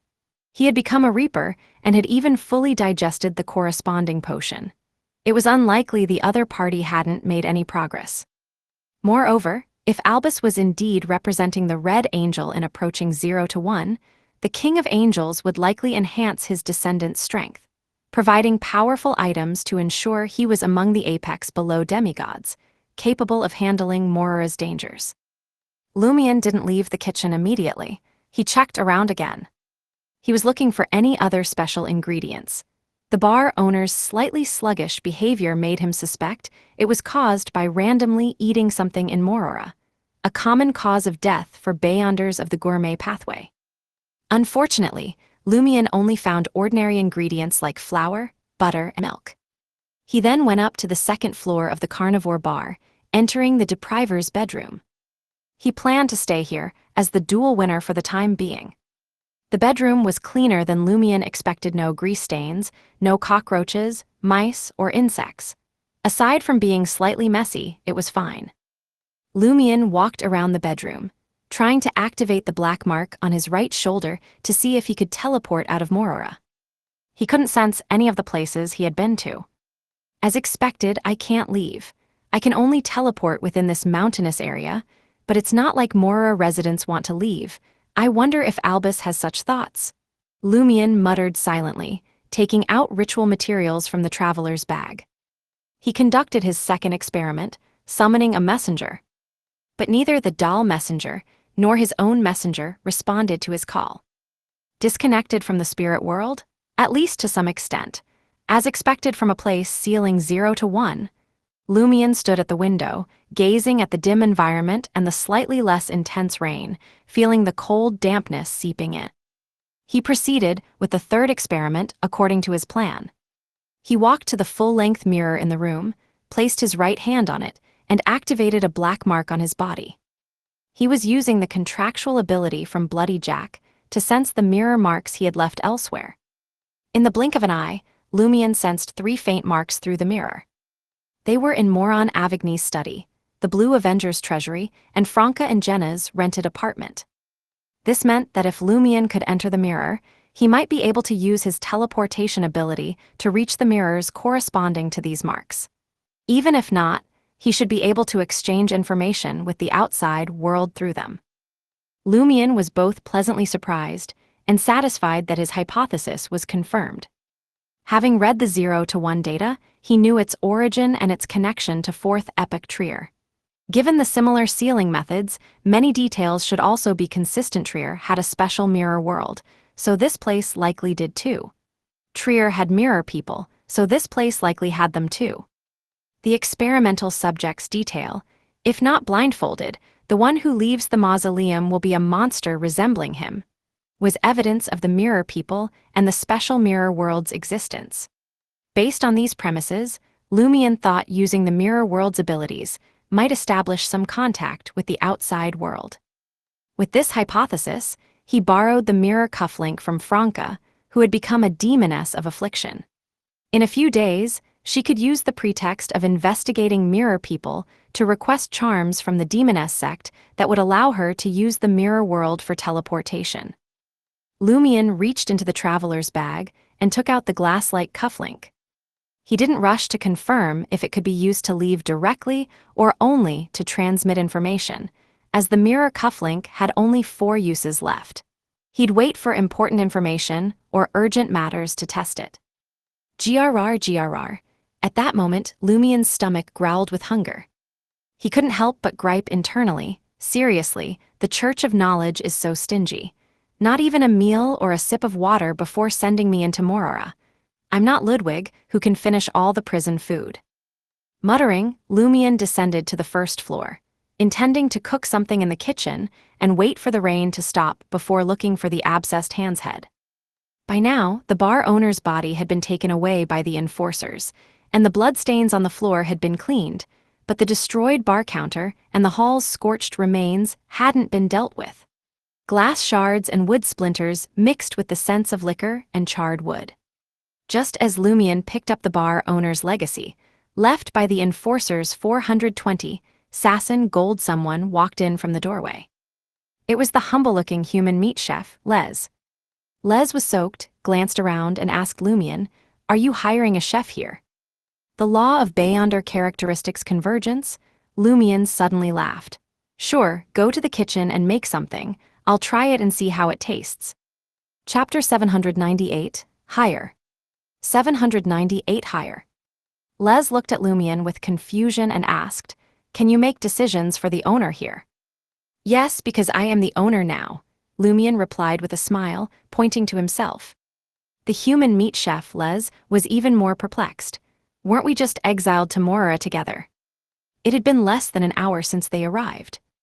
Lumion tilted his head and pointed his chin towards the destroyed bar area. "I had a duel with the previous owner and won this bar from him." Les's eyes suddenly lit up. "Is he dead? Where's his body?" "The enforcers took it away, probably to be buried in the cemetery," Lumion said, walking to the edge of the hall and picking up a relatively intact chair, placing it next to the ruined bar. Les sighed regretfully, but followed Lumion's suggestion and went into the kitchen to start cooking. Lumion wandered to the bar area, searching for the 2 steaks he and Albus hadn't eaten. They were torn to pieces in the violent explosion, scattered among the debris, completely charred and carbonized. After examining them for a while, Lumion noticed that the steak fragments showed no signs of writhing or regeneration. The fire had destroyed any subtle connection to the corpse, making them seem entirely dead and no longer part of the abscessed hand. These probably don't need to be recalled. High-temperature flames can restrain the self-healing ability of the separated rotten flesh, but it's unclear how much it affects the corpse itself. Besides, the separated rotten flesh must only have a limited self-healing ability. Otherwise, each piece could grow into a new hand bro, and there'd be no need for hand bro to find the whole corpse. After pondering for a while, Lumion brought over a small overturned round table from the edge of the hall and placed it next to the chair. He sat down, patiently waiting for Les to prepare lunch. As time passed, Les brought out a mixed salad, creamy mashed potatoes, and other dishes. Lumion took a spoonful of mashed potatoes and tasted it, finding the texture unusually smooth and the flavors of starch, cream, and fat deliciously combined. "Not bad," Lumion said, raising his left hand and giving a thumbs up. Les stood beside him, smiling humbly. "I used to own a restaurant." "A restaurant specializing in human meat," Lumion teased provocatively. Les shook his head. "Back then, I was a normal chef with excellent, but still human, cooking skills." "Then why did you start eating people?" Lumion didn't directly ask when he started worshipping an evil god. He didn't know which evil god corresponded to the gourmet pathway. Les's expression gradually darkened. "My wife had a friend who always filled her head with the idea of a luxurious lifestyle, introducing her to so-called high society members, even encouraging her to have affairs and squander money. She secretly mortgaged our restaurant. Her goal was our restaurant from the start. After losing the restaurant, that friend stopped associating with my wife. My wife finally came to her senses but was too weak. She burned down the restaurant, killing herself in the process. Then a regular customer, who admired my cooking skills, approached me and asked if I wanted revenge. He offered to help, saying someone with my high-level cooking skills should worship the god of cuisine, the great devouring whirlpool. After that, I received a boon and slowly grew stronger. After becoming a true chef, I found that woman and made her into the most satisfying meal of my life. From that day on, I enjoyed eating the flesh of the damned and gained the ability to discern who deserved to die." Was that woman also a follower of an evil god?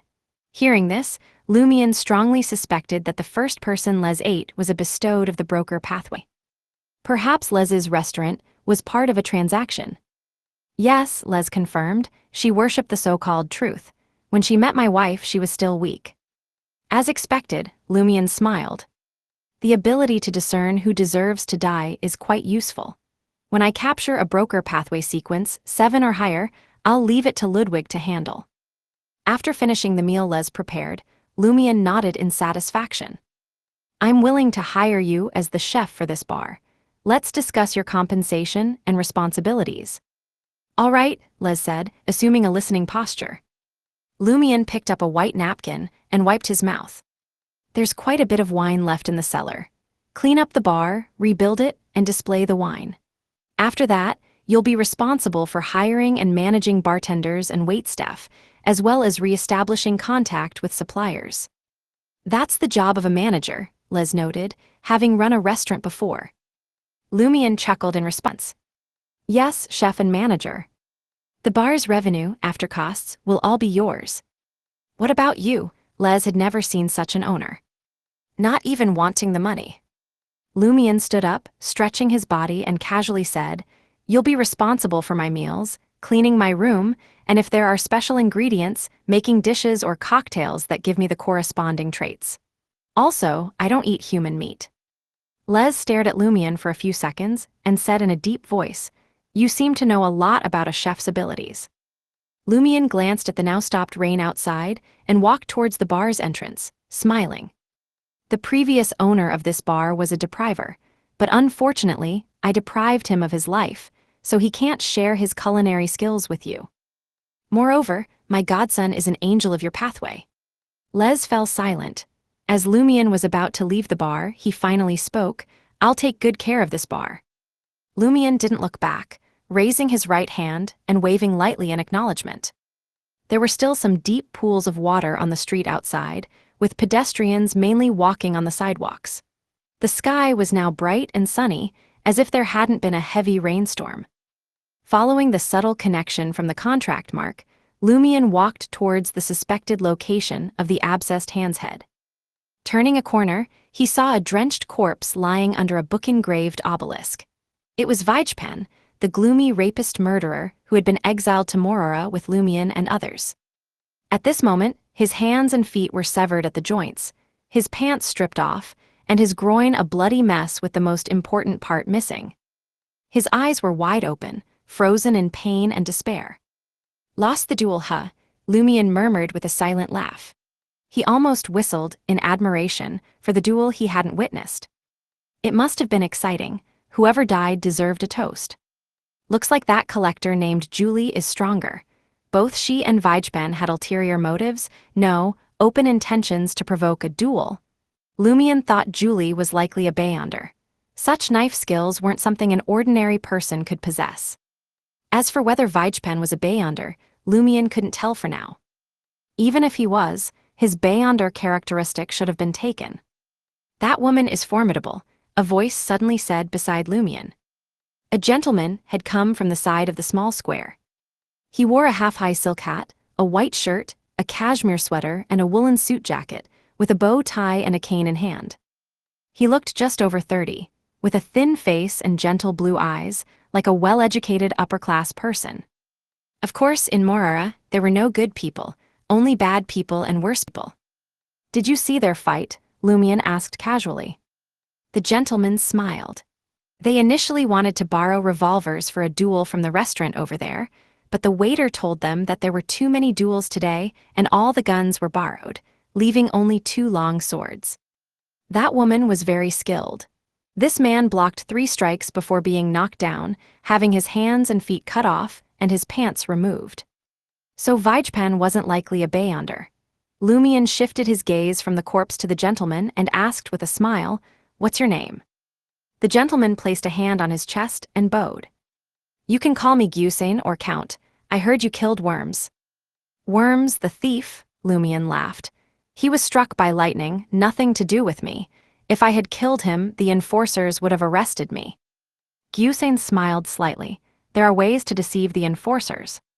So you've noticed their rigidity and procedural nature too. Lumian thought for a few seconds before deciding to be honest. Worms died because he wasn't lucky enough. The item he stole from me attracts lightning during rain. Then you can't be blamed, Gusain said understandingly. He asked warmly, How should I address you and where are you staying now?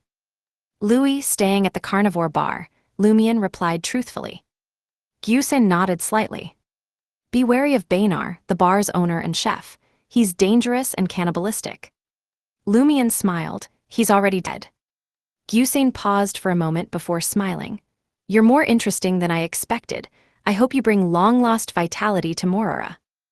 Lumian didn't continue the topic, instead taking the opportunity to gather information. In Morora, apart from Heriberg from the Church of Knowledge, who else should I watch out for?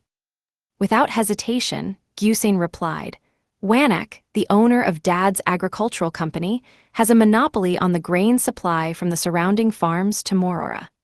He had become an experimental subject, but suddenly escaped and now behaves like a normal person. He is the most dangerous one in Morora. Can someone really return to normal after becoming an experimental subject?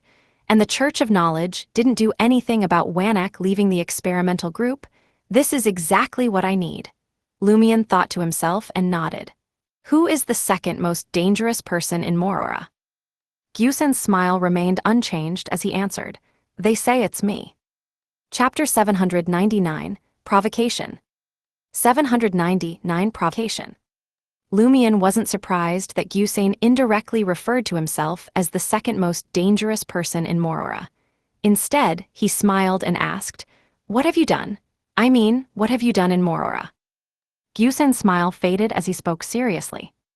Organized uprisings. We're already in the City of Exiles. Why should we still accept the rule of the Church of Knowledge? We should unite and drive them out of Morora. Then, we'll make our own rules and govern ourselves. Ignoring other factors, your words do make some sense. But the issue is, if we overthrow the Church's rule, why stay in Morora? Is this the influence of 0 to 1?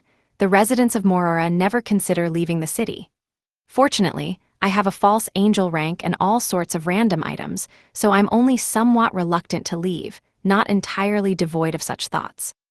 Lumion first confirmed the abnormalities of Morora from Gyusen's response, then understood why people considered Gyusen the second most dangerous person in Morora. Uprisings were something the Church of Knowledge wouldn't allow. And given the information on 0 to 1, Gyusen must have organized multiple uprisings and still hadn't been caught and added to the experimental subjects.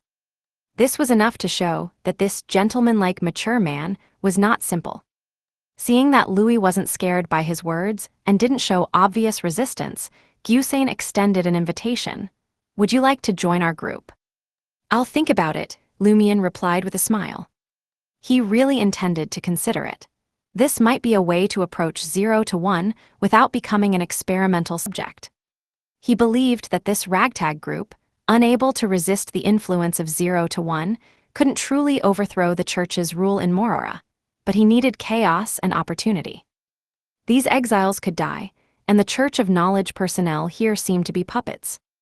Gyusen smiled in satisfaction.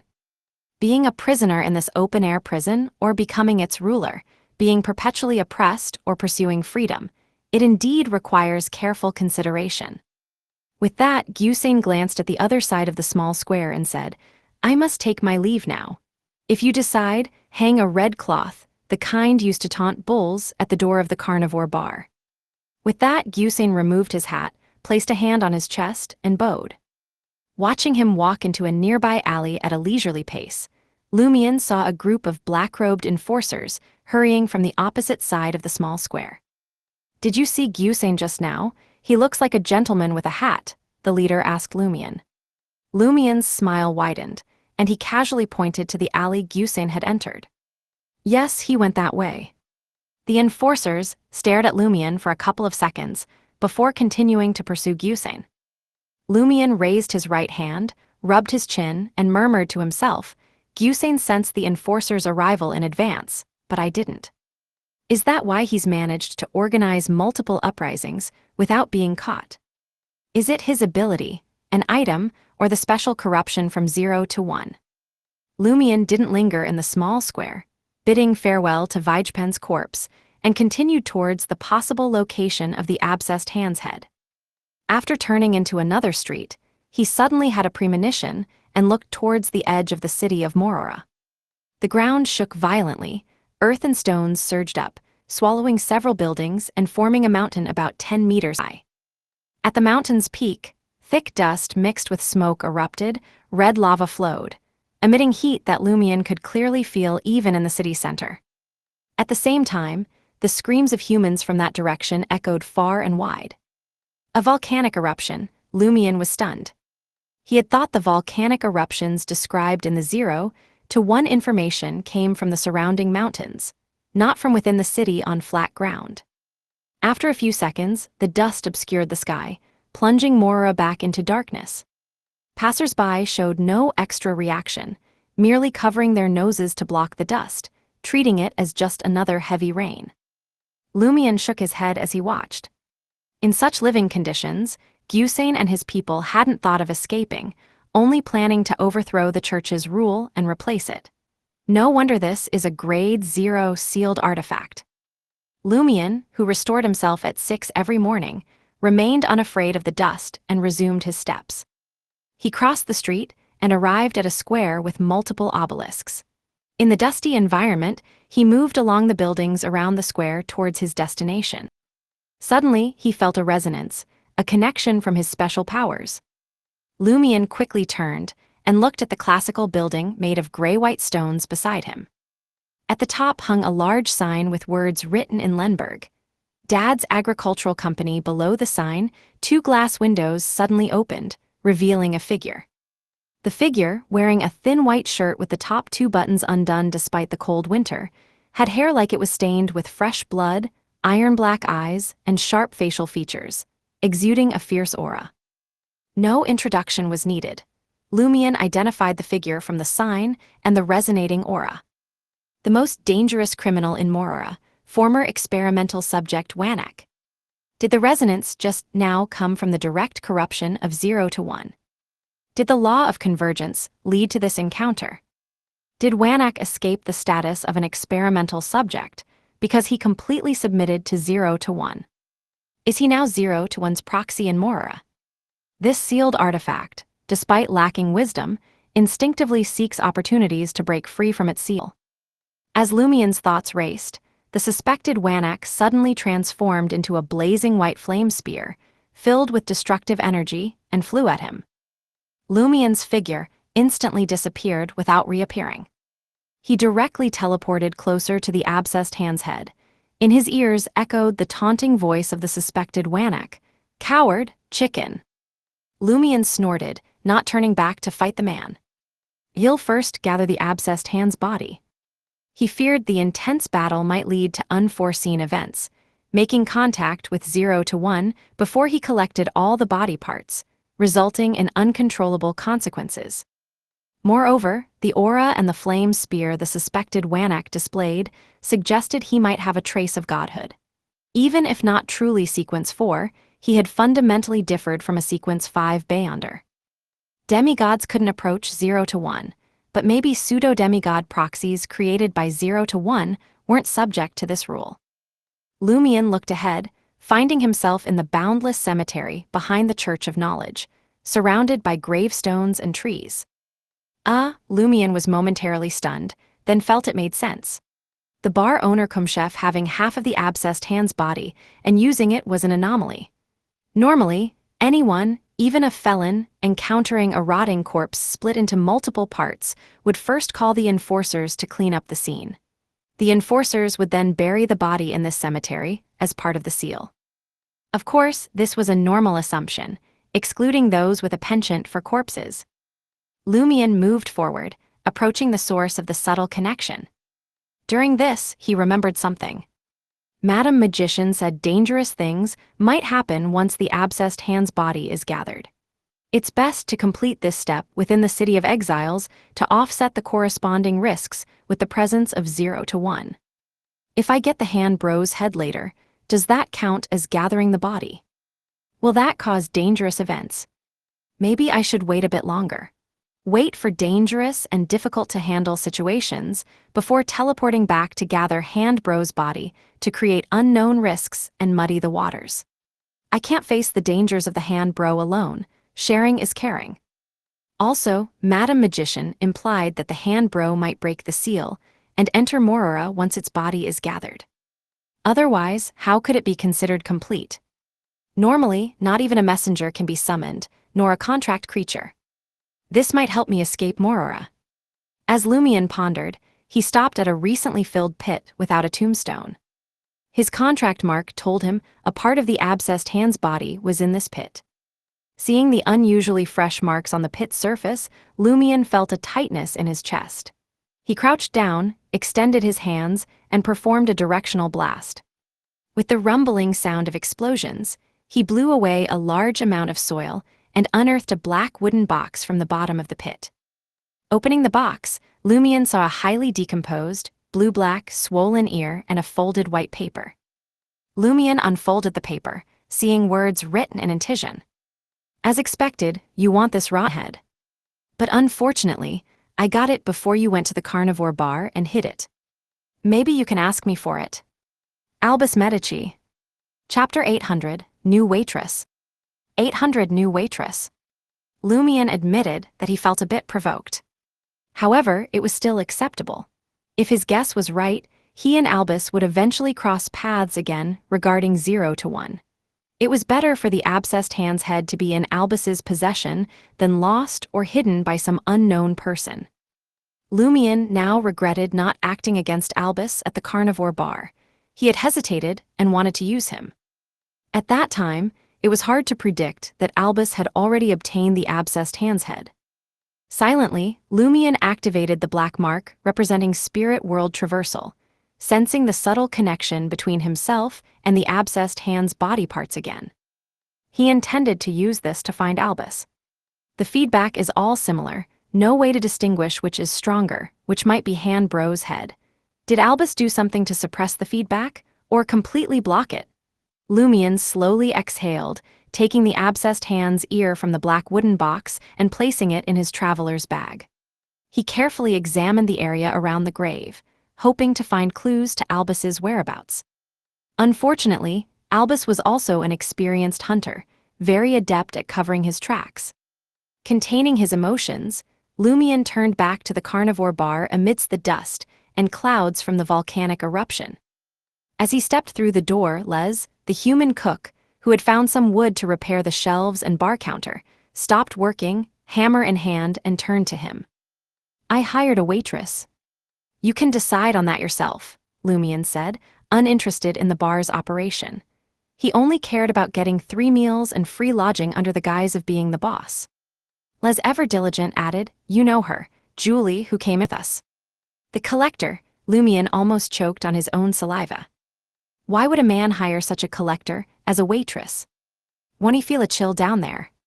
Before Lumion could ask Les's reasoning, Julie descended from upstairs. She had changed into a dark-slit dress she found from somewhere, with her chest barely concealed under a thin veil. Her previously dirty face was now clean, and her long brown hair was simply tied up, her features clear in Lumion's eyes. Despite having been around 2 demonesses for a long time, Lumion found himself impressed. This female convict didn't look perverse or mad, with slender brown eyebrows and brown eyes that seemed to hold a gentle autumn water. Her skin delicate and white, her demeanor gentle and elegant, contrasting sharply with her enticing figure.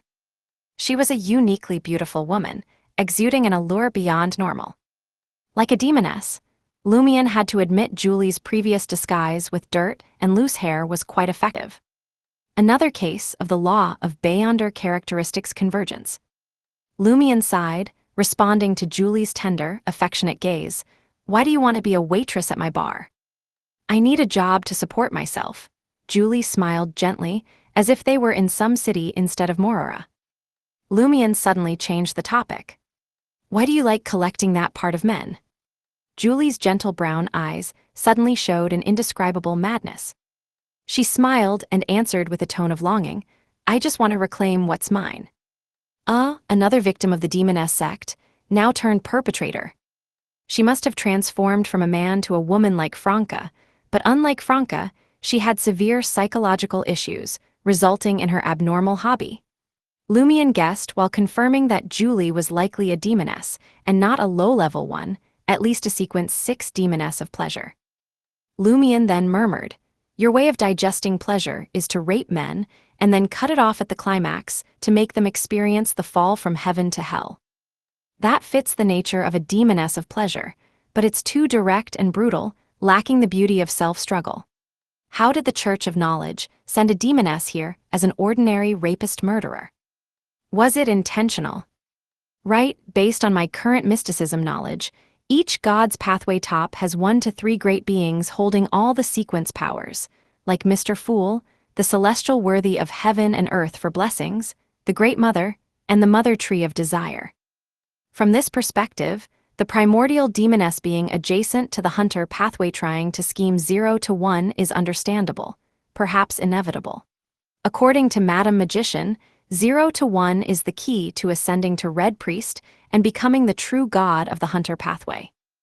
In this case, once the Demoness sect discovers Morora, they will definitely send witches below the demigod level to infiltrate here. Why didn't they send anyone before, waiting until Julie and I were exiled together? Perhaps the primordial demoness's revelation told them only by following me could they enter Morora, given I was specially sent by the Church of Knowledge without any checks.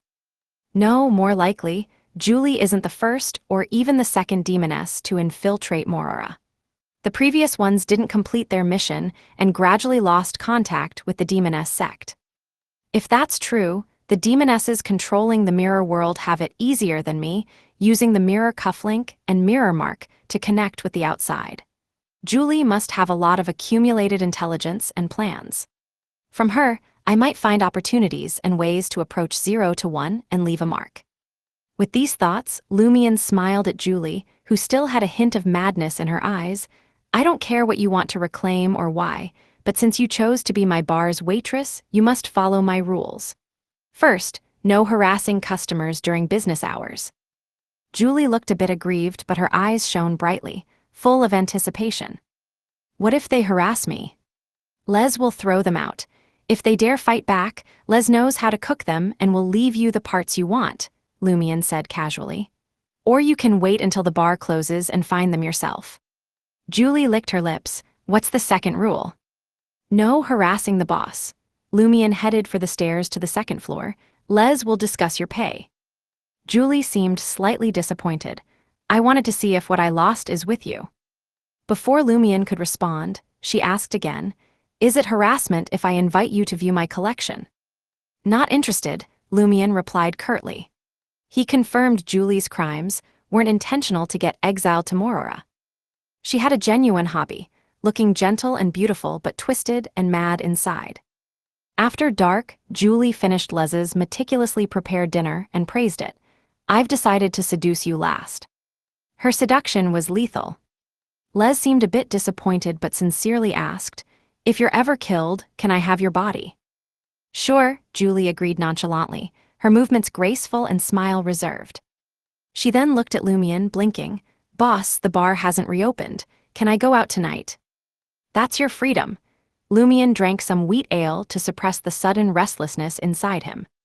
He was now sure Julie was a demoness of affliction, having just used charm on him. If she approached again, he planned to cull her without mercy. Only by intimidating this demoness of affliction with strength and ferocity could he keep her in check. Julie wiped her mouth with a white napkin, stood up, and left the carnivore bar. After a few seconds, Lumion vanished from the table. He first teleported, then turned into a shadow creature, silently following Julie. Julie walked elegantly, approaching a square where exiles gathered, feigning drunkenness. The exiles couldn't take their eyes off this demoness. A muscular man eagerly approached and chatted with Julie. Julie drunkenly waggled her finger. I want to duel you. Sure, the man said joyfully, helping Julie leave for his home. The other exiles didn't react in time, losing sight of the two. Lumion didn't lose track, hiding outside the man's window. He heard Julie's kitten-like moans, unlike the rough madness he imagined.